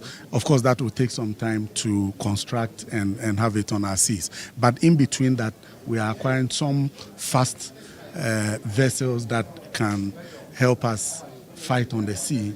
We are also acquiring new what we call armored personnel vehicles that will be used by the Ghana Army. And so the kind of development that is happening in our defense space is something that is commendable. Let's come to yesterday before you move on. Okay. How concerning was that? I'm talking about the piracy incident. And of course, the president congratulated you and your men for the swift action and the rescue. How concerning was that?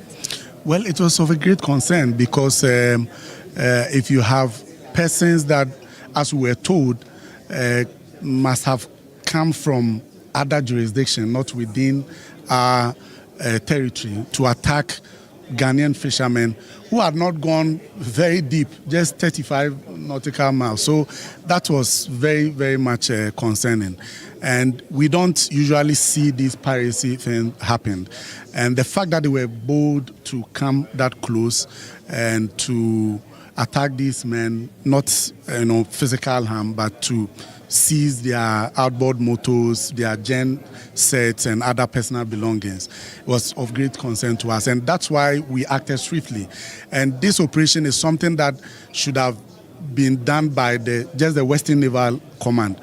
But we thought that we could also get these pirates. And so we activated also the Eastern Naval Command so that they could, crash on them. But unfortunately, we have not found them yet. We are still patrolling the high seas. We have deployed the K-8 surveillance aircraft from the Ghana Air Force. That's on the high seas, so doing surveillance there. But for us to have these Ghanaians safe, unharmed, and brought them to our shores is something that we think the rescue was highly successful. Let me ask you this question. You are not the appointing authority, but when you hear conversations about there's a vacancy at your ministry, even though you are there as a deputy minister, and as a result, people were attacked in Burkina Faso, and then piracy activity, how does that make you feel? Well, let me first address the Burkina Faso thing. What happened in Burkina Faso has nothing to do with the Ministry of Defense. The coordination of Ghanaians moving in and out of Ghana, whether for economic reason, for pleasure, or visit to family members, is done by the Ministry of Foreign Affairs. It has nothing to do with the Ministry of Defense. But our friends try to paint a picture. And where the incident happened, Tetao is like 400 kilometers away from the Ghana border in Paga. And it's a very dangerous place to attempt to go. This is an area that has been under the control of jihadists. And it was in recent time that the Burkina Faso Armed Forces has been able to establish a base in Tetao, trying to take full control. So they see many of these attacks quite often. And that's why the tomato is very cheap there. You get it like 20% as compared to what you would have gotten in Ouagadougou. So, for example, if a box of tomato is sold in Ouagadougou for, say, 100 CFA, In Tetao, you get it at 20 because nobody is going there to buy the tomatoes because that place is a dangerous area that we don't encourage Ghanaians to go to such places. And so it didn't have anything to do with the Minister of Defense. And for that matter, it would have nothing to do with the absence of a substantive minister. There's no vacancy at the ministry. There's an acting Minister of Defense who is doing his job. And the Deputy Minister, of course, also playing a role. But you see, people, I think, for lack of appreciation of our defense architecture, there are many countries that do not have defense ministers.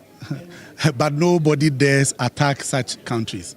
There are countries that the president is the Minister of Defense. In fact, on record, our first president, Dr. Kwame Nkrumah, was the Minister of Defense at a time, I think between 1958 and 1960 or so. And so there's no vacancy, there's no vacuum. Ghana is not under attack. People should be rest assured. Trust our security agencies, specifically the Ghana Armed Forces. We have taken over our northern borders. We are in control of our territory. No jihadists would dare venture into the territories of Ghana. And we are on point in terms of intelligence and knows what is going on around our borders. So Ghanaians should be rest assured. The authority or the power to appoint a defense minister rests with the president. But the president is also the commander-in-chief of the Ghana Armed Forces. So everything is under control. Thank you. Thank you very much. Let's speak to the Communications Minister, the Honourable Sam Nate George, as well, just quickly in relation to reactions from the State of the Nation address. The Honourable, thank you very much for joining us as well. Quickly, just thoughts from what we heard from the President and a number of projects he mentioned under your ministry as well. Well, I think that the President has stated it clearly. Ghana is on the runway. We're ready for takeoff. Fasten your seatbelts. A lot of work has been done in the communication sector. He spoke about the rural telephony work that's been done. As we speak, the teams are out on the ground, ensuring that we expand. Just 2 Mondays ago, the regulator, the NCA, put out new KPIs, which is immediately creating improvement in the network because the telcos have to invest critical capex to be able to meet the new benchmarks to avoid the fines. And so we're seeing improvement. That's going to take some time to reflect, but the work is underway in that direction. On the 1 million coders, we've done a lot of work in that regard. We're ready to deploy over 20,000 devices across the country in over 100 learning centers in every part of the country, every region of the country. And so it's work in progress. The legislative review as well is on the way. So we're extremely excited about the future and what it portends for us, and we look forward to the leadership of His Excellency President Mahama. Just quickly, he's a few greetings, exchange of greetings with the former President John Agyekum Kufuor as well, but that's fine. An area of concern for a lot of people is the 1 million coders program. We saw the president at the initial launch. There are many who are asking the question, have the first batch made their way out? Are we seeking to have the second batch in? And have they already started on their own accord and potentially employing other people? So I'll tell you, on the 1 million coders, a lot of people have asked questions. It's a very detailed program. There's a committee that's headed by my deputy minister that is working towards an implementation committee. We've got 3 implementing agencies under the ministry, the GIFEC, CASE, Kofi Annan, and then the Accra Digital Center.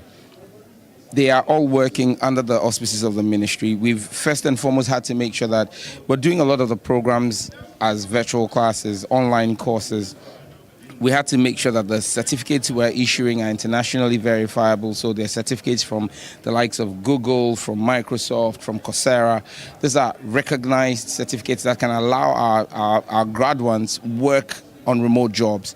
So we've had to secure those. We've secured about 600,000 online certificates already, or certificated courses.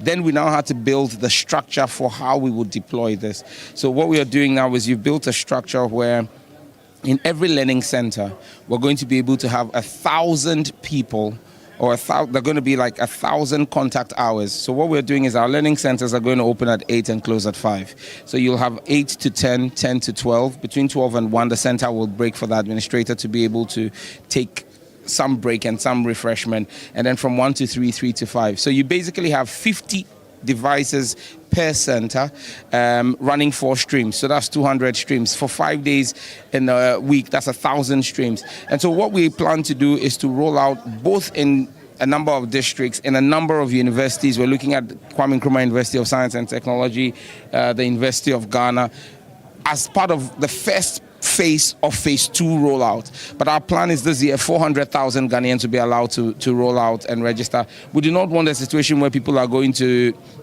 register and have to travel long distances. So we're opening centers in every district to ensure that people are able to. So there's a lot of work, but we're hopeful that in Q2 we'll roll this out fully across the country and everyone will be able to register. Final question. When is the SIM re-registration exercise beginning, and then 5G rollout as well? Ghanaians have waited for that for a very long time. 5G, I announced at the launch of the 30th anniversary of the NCA that Cabinet has given us authorization to take out the exclusivity in the wholesale model. There are a number of steps that the law says we must go through, notification and all of that. So we're going through that process. But I've given an indication to the regulator that by the time Ghana turns 70 on 6th of March next year, 2027, I want to have or see the rollout of 5G within 70% of our population density, not geographic 70% coverage, population density in terms of location of handsets, and we will do that. So Ghana will have 70% 5G rollout. You have my word on that. The regulator is going to work. We're going to do a fresh 5G auction, and it's without any prejudice to the wholesale model that exists already. On the SIM registration, and I just need to be clear, it's not a SIM re-registration, it's a SIM registration. This is the first time. We've had 3 attempts as a SIM registration. In 2010, under Honorable Haruna Idrisu, we had a SIM registration exercise where there were multiple cards, identity cards that were used. There was no verification of those cards.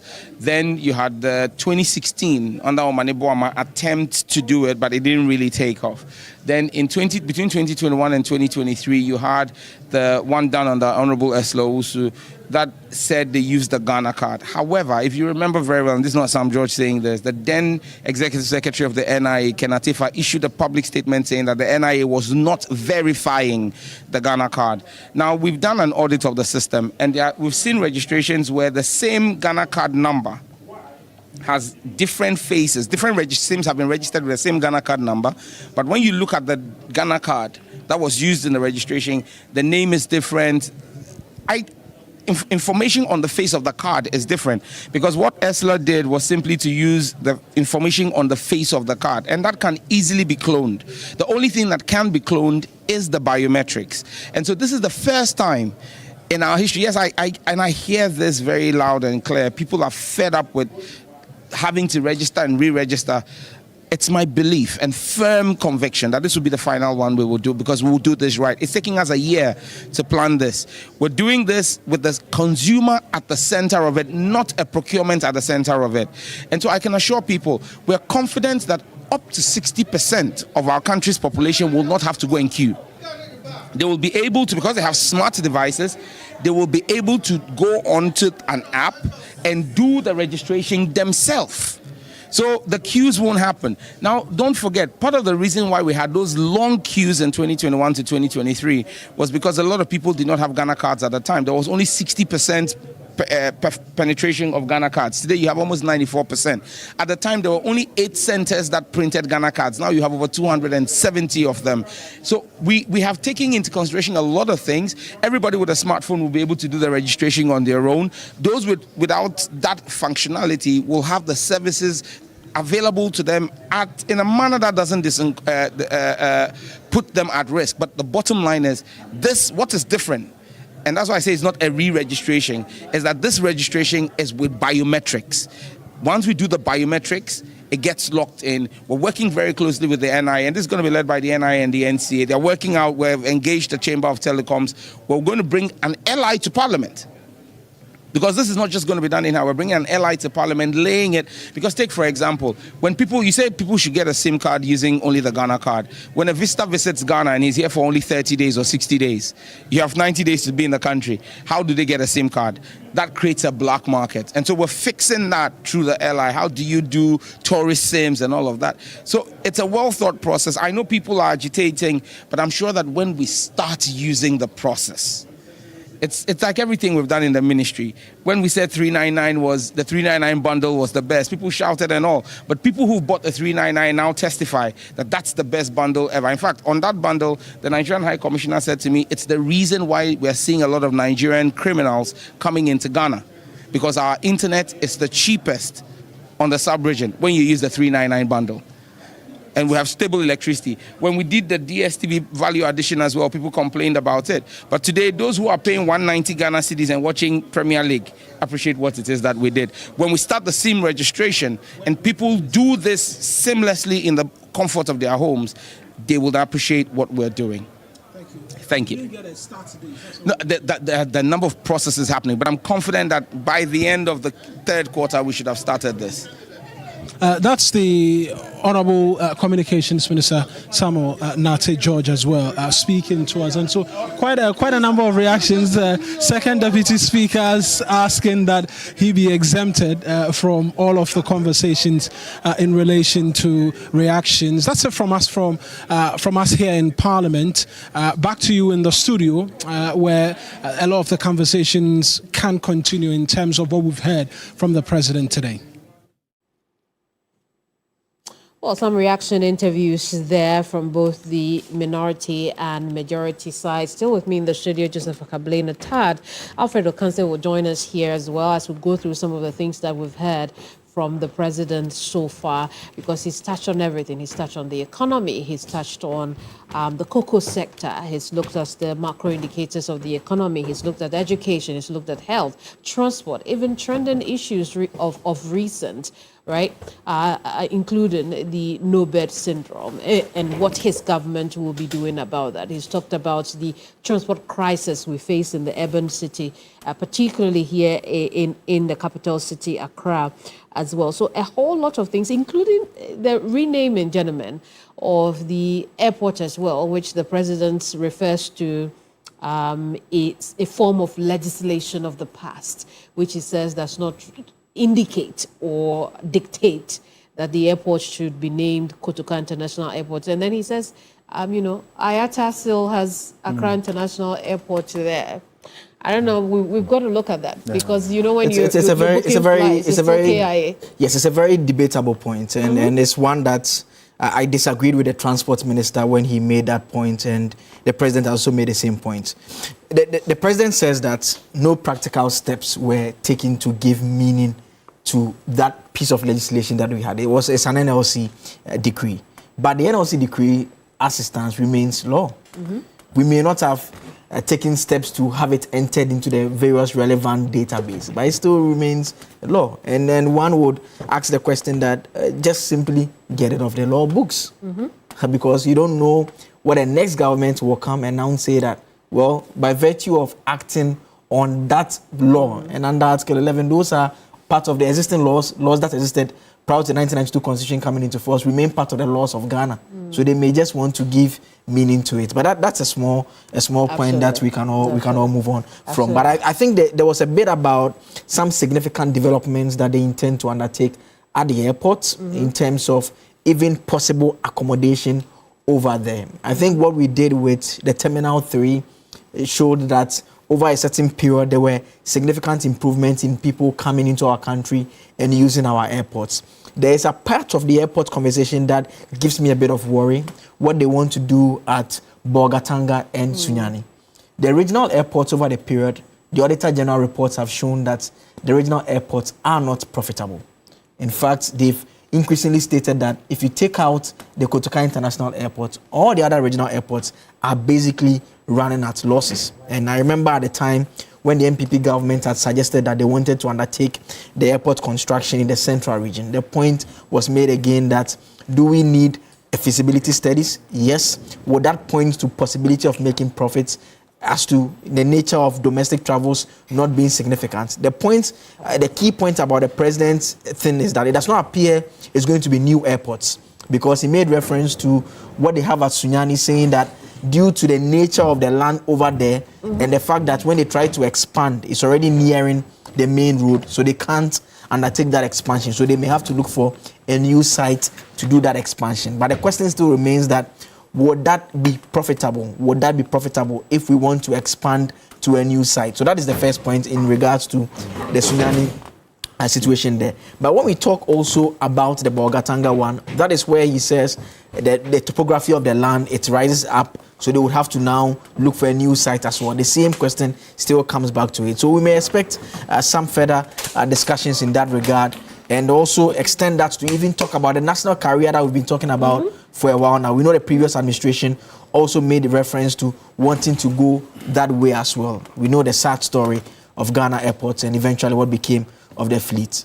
Alfred, I mean, you were on the ground. Yeah, but just on the back of that point about the various regional airports, I think that we've seen quite some traffic on the Tamale and then also Takrade and Kumasi airports. In fact, with that whole idea of even expanding into an international status and so on. I don't even think Tamale is still a regional airport. I think Tamale now is an international airport. Remember Absolutely. during Hajj? So that clearly tells you that, I mean, there is a certain plan in place to increase the traffic and also expand on the already existing plan that we have going forward. So listening to the president talk about the plan, you see, he outlines what is to come.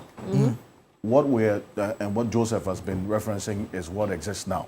In fact, just to put it in context, so the Auditor General report did indicate that the airports generated a combined revenue of 13.13 million in 2022, as against an expenditure of 39.14 million cedis. So this was in 2022? 2022, yes. Good. So if you look at the 2023, and that's why I kept referencing performance. 2023, 2024 actually influences the objectives that the president talks about, because there was some improvement as against what was recorded in the 2022 Auditor General's report.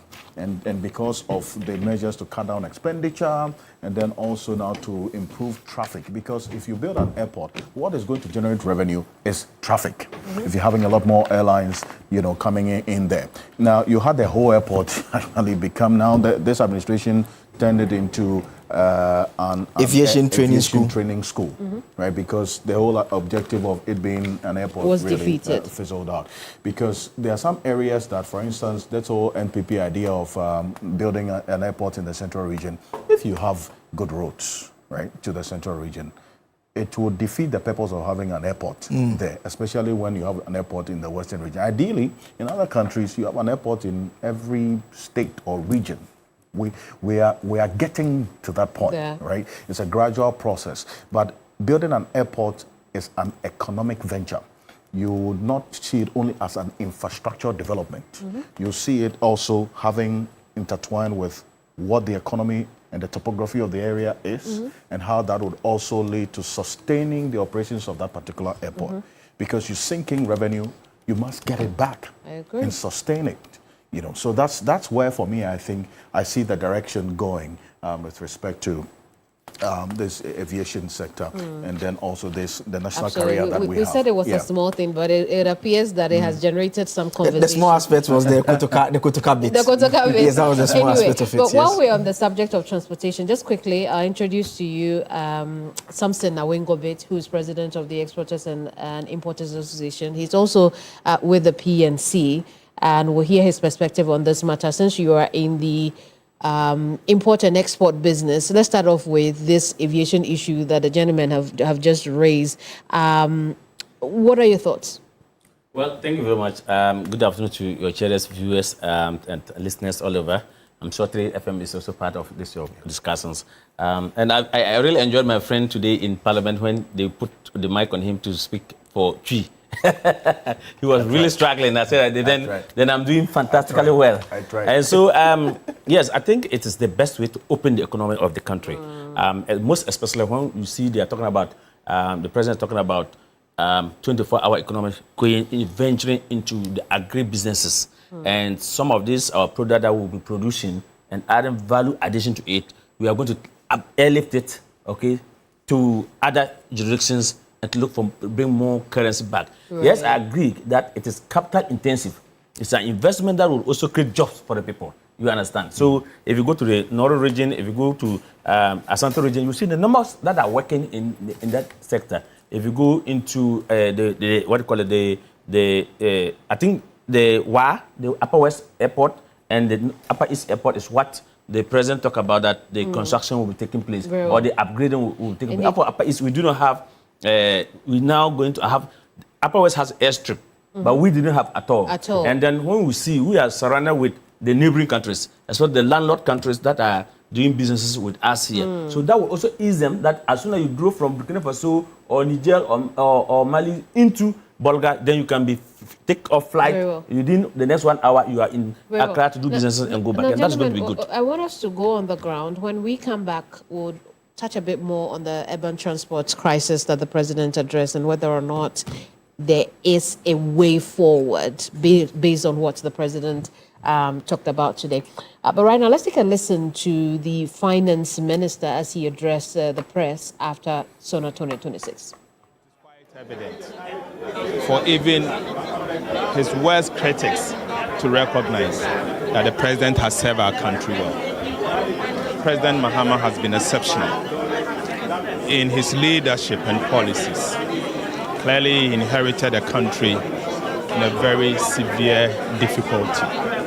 Today, it is obvious that all of us can have a sigh of relief in all aspects of the economy. But let me say that Rome was not built in a day, and you can never build Rome in a day. What he did was to use his first year in office to restore the economy, reset the economy. And it's evident that he has achieved that. His second year in office, the focus is to sustain the gains he has made. And the budget that he asked me to present on his behalf confirms his desire to stabilize the economy and also to sustain it going into the future. And so you can see the number of reforms we've put in place and just to cement the gains that we have made. But beginning next year, and it will be evident in the budget that I'll be presenting on behalf of His Excellency the President. And that budget will focus on the building of the new economy.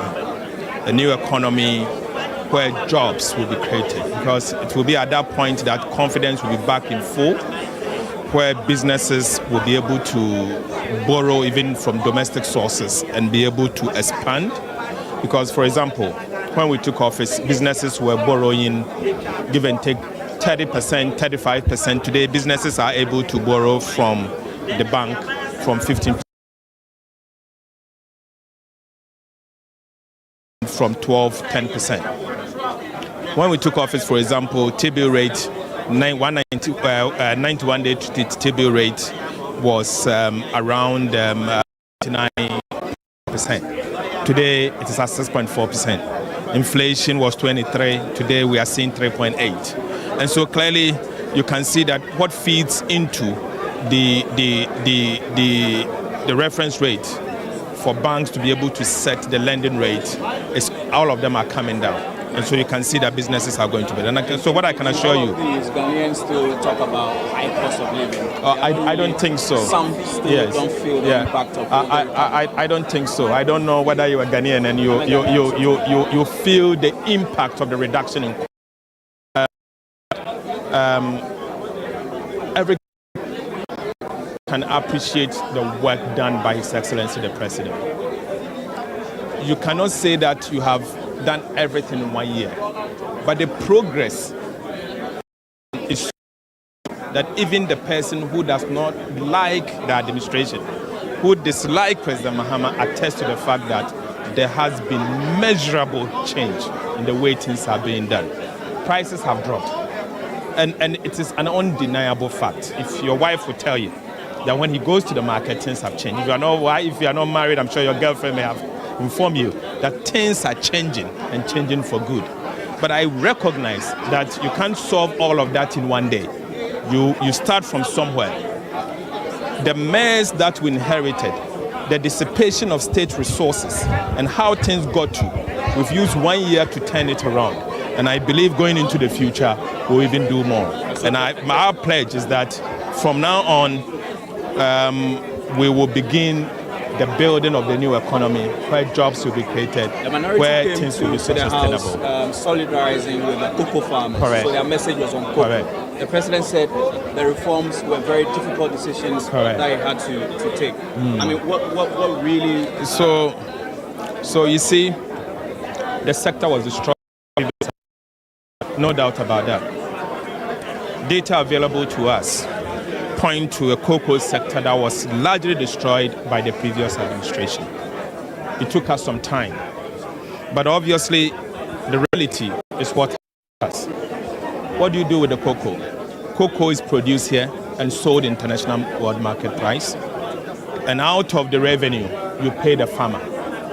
The National Democratic Congress's manifesto, we pledge to give the farmer a market price.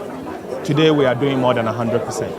In fact, as we speak today, our neighbors Ivory Coast has just announced a new producer price. Reduce the cocoa price per bag, CD equivalent to 1,270. 1,270. We are buying, our farm gate price is 2,578. Clearly, today, Ghana's cocoa, the cocoa farmer in Ghana, twice a better price than that of an Ivorian cocoa farmer. And so the cocoa farmer is better off than that of our neighbors Ivory Coast. This is a sign of a government that cares. This is a sign of a government that is so determined to be very concerned about the welfare of the cocoa farmer. But let me put it this way. Cocoa has long been the mainstay of our country's economy.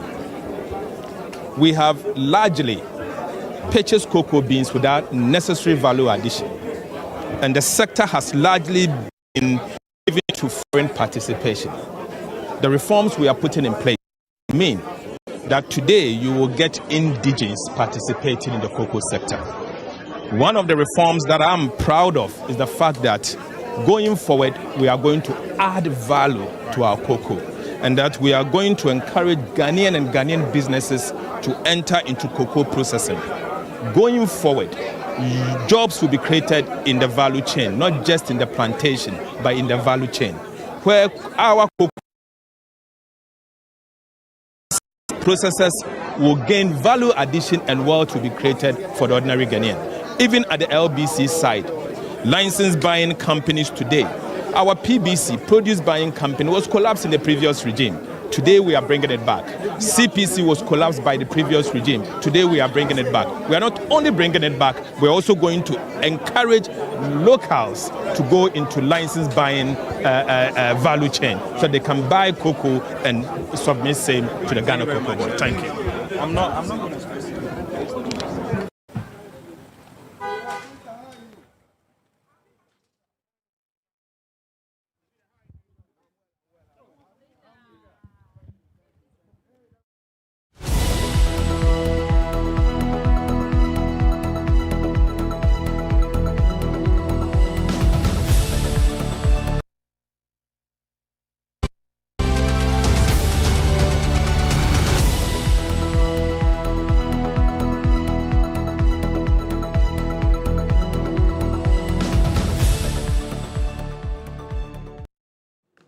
Well, we just heard from the finance minister. Quick introduction, because I've been joined by my first female guest. Susan Eduamankwa is with the National Interest Movement. Auntie Susan, it's been a while. Yeah. How are you doing? I'm very well, thank you. Did the president impress you? I'm doing well. I'm doing well. Did the president impress you? I think it was. The president is a good communicator. So he didn't do anything different because he always communicates well. So I wouldn't But what say. caught your attention in terms of the content of his speech today on the state of our nation? Well, I mean, I think that for me, being a health person, I think a lot of I picked up on that portion. I must admit I didn't listen to all of it because I was in the office, right. you know. But I picked up on the health portion, and I think that he did say some good things. We would want them to happen because most of the things that he said in terms of the health sector were things that he hoped for them to happen instead of things that are happening presently.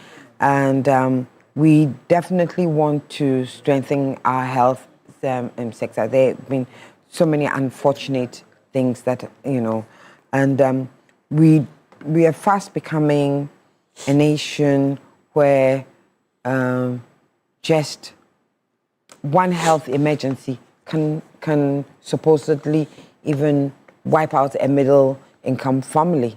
You know,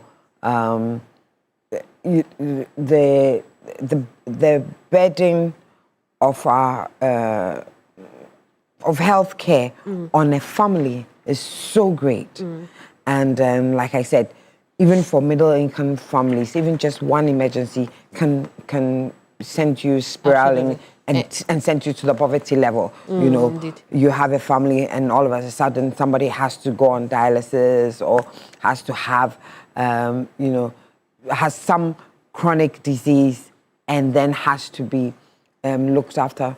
Then there's a problem. So we definitely need to look at our health system carefully. He did say some good things. I think one of the things that he had spoken about is the most recent turn away of the patient that led to his death. Exactly. But did it give you the impression that the government has this under control and it won't happen again? I don't think they have it under control because this is not the first time that this has happened. You understand? And it keeps recurring. And whatever controls they put in there obviously have not worked. It needs to be properly funded, okay? And then there has to also not just be the incentives for health personnel to do that, but the punishment if things are not done properly. So it's a carrot and stick situation that must happen. But first and foremost, the infrastructure needs to be put into place. You know, like you said, health personnel should not be allowed to turn people away, even in makeshift beds or situations. I mean, you must triage the situation and see who we have to look first, whether somebody can work.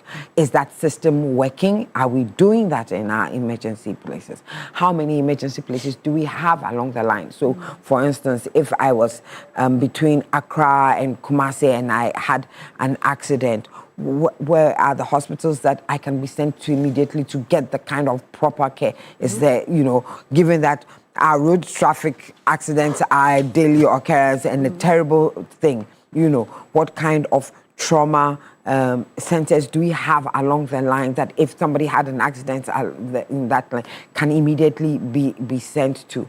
And I mean, some of these things, you know, the recent one that we're talking about, the young man was in a road traffic accident. Somebody hit him, and people kept telling him away.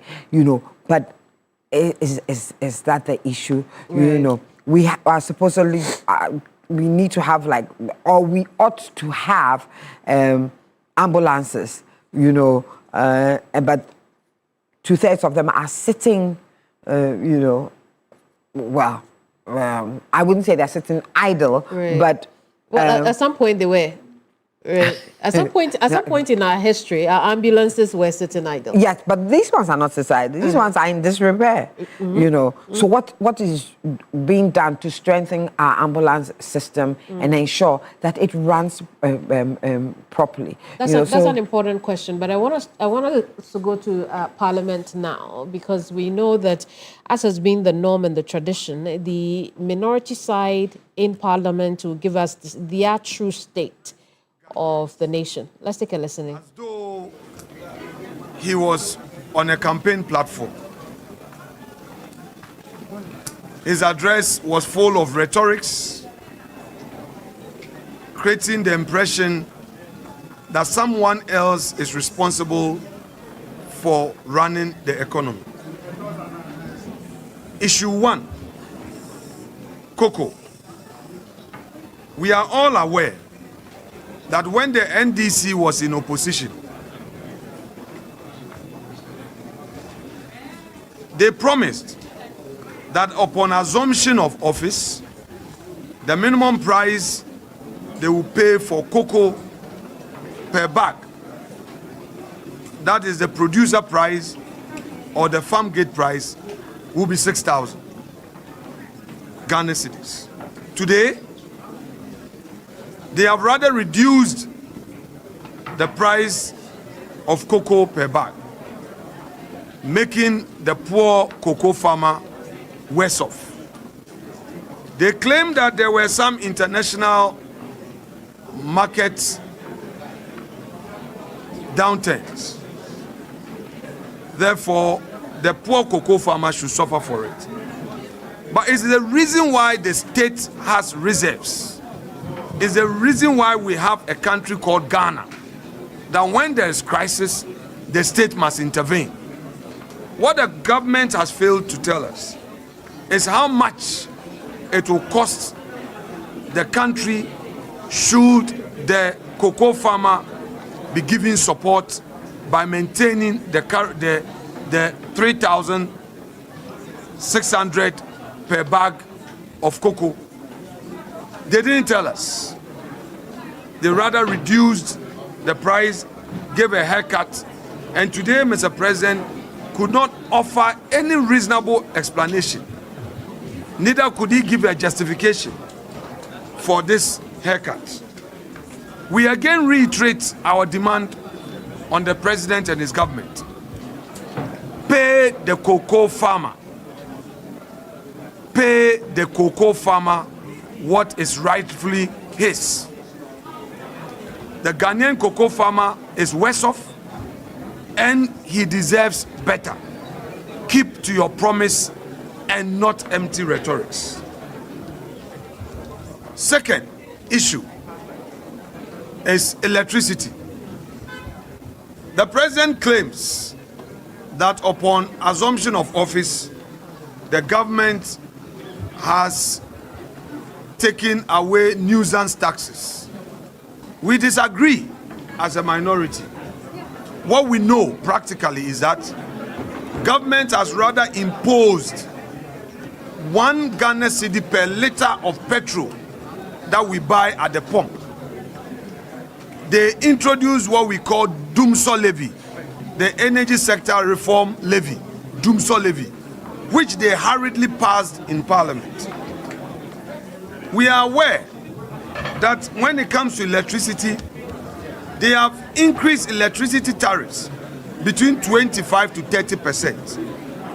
Even so, in practical terms, households and industries are worse off because they are paying more on electricity and it is biting them very hard. Though on paper, the electricity tariffs have increased by this 25 to 30%. In reality, households are paying more than 100% in terms of tariff hikes. Because if previously an individual will buy 1,000 Ghana cedi electricity for a month, now that 1,000 Ghana cedi can only last for a week, if not less. We are all suffering from this, and the President cannot come to Parliament and tell us that they met some energy sector debts. What we are even experiencing is that Dumso is back. Dumso is back. Apart from this, we also note that the President was again interested in bureaucracy and nothing about actual jobs created. The NDC has been in office for over a year now. They promised a 24-hour economy, 1 job 3 shifts. The president could not tell the people of Ghana as to whether or not the government has been able to implement this 24-hour economy.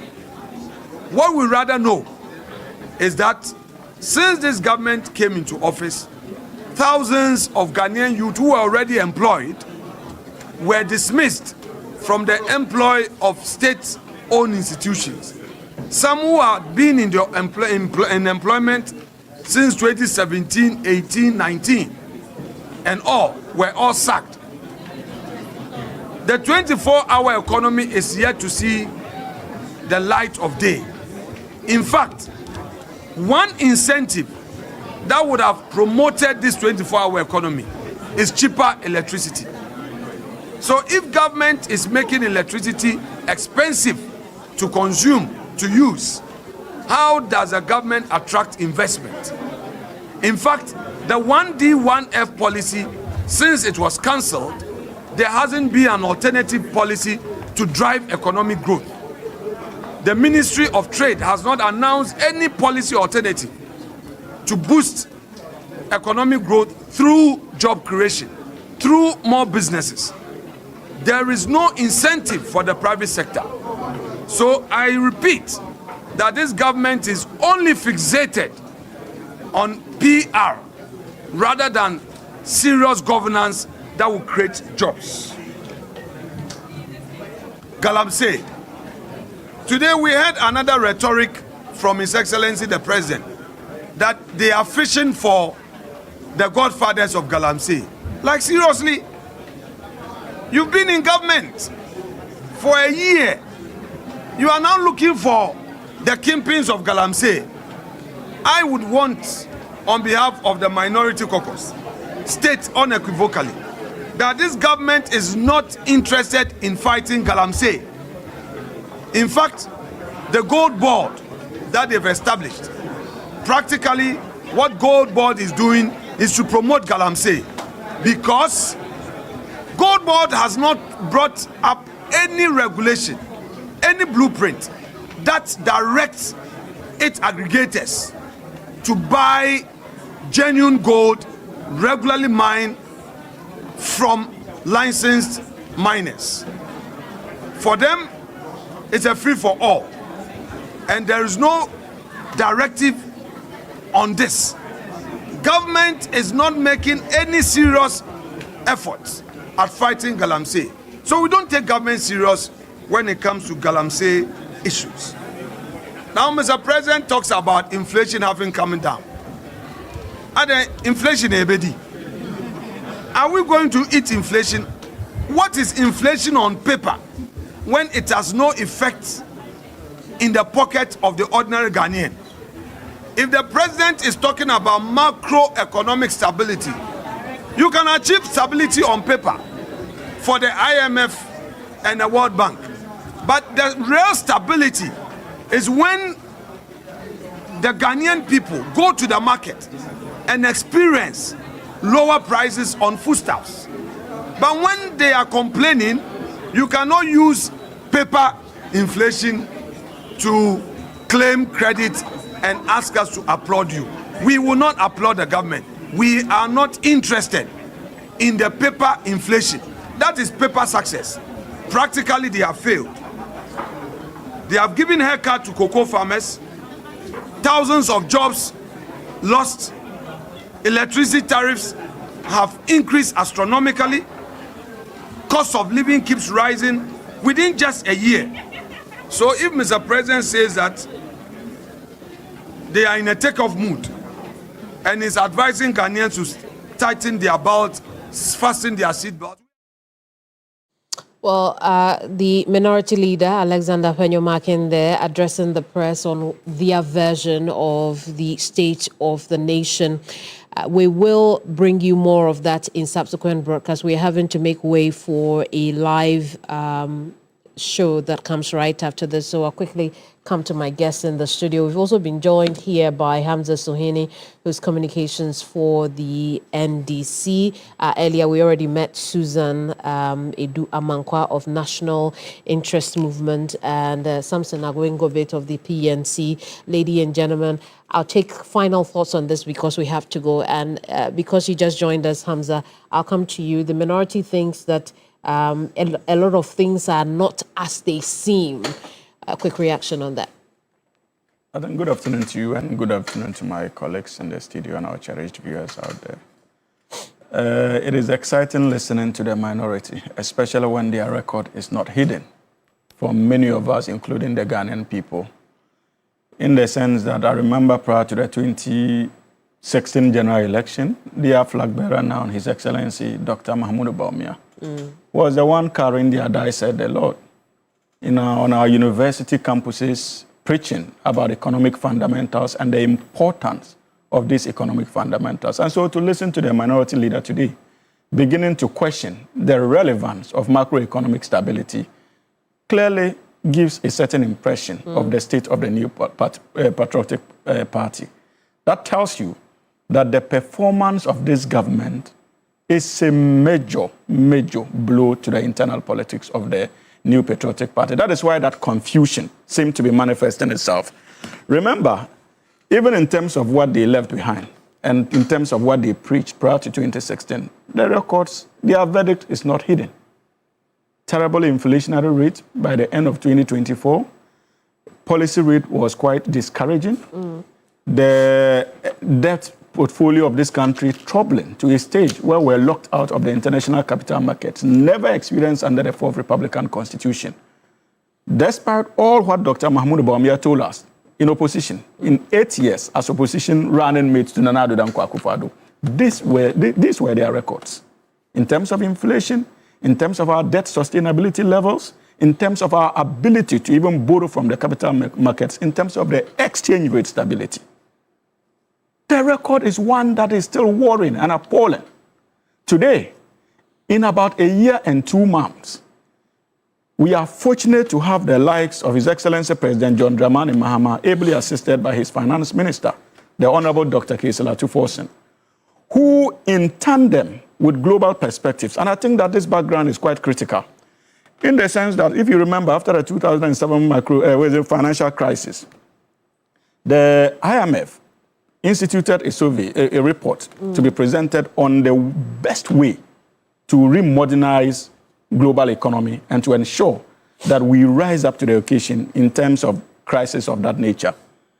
One key fundamental finding of the IMF was to the effect that the bedrock of any true economic transformation hinged on macroeconomic stability. That was in 2011. Fast forward to 2015, the United Nations followed suit, did their own research when they instituted a committee called the UN Task Force, Systems Task Force, also charged with the responsibility of interrogating the global economic trend. They also came to one irresistible conclusion, macroeconomic stability. And so what the NDC is doing, and that was in 2015, about a decade or so ago, what the NDC is doing is not to tell you that macroeconomic stability will end all our problems, but it is an important bedrock based on which many other government policies would be tied to. Job creation is only crucial and achievable if your macroeconomic indicators are quite positive. And so that is the first stop. So when the president says we are now ready for takeoff, that is what it means. I apologize. We have to go. I can't take final words from Susan and Samson, but thank you all the same. And thank you too for watching our coverage today. Let's do this again some other time. There will be newscasts at 7 p.m. and at 10 with details of Sona 2026. In the meantime, go on to 3news.com for more news. Bye-bye.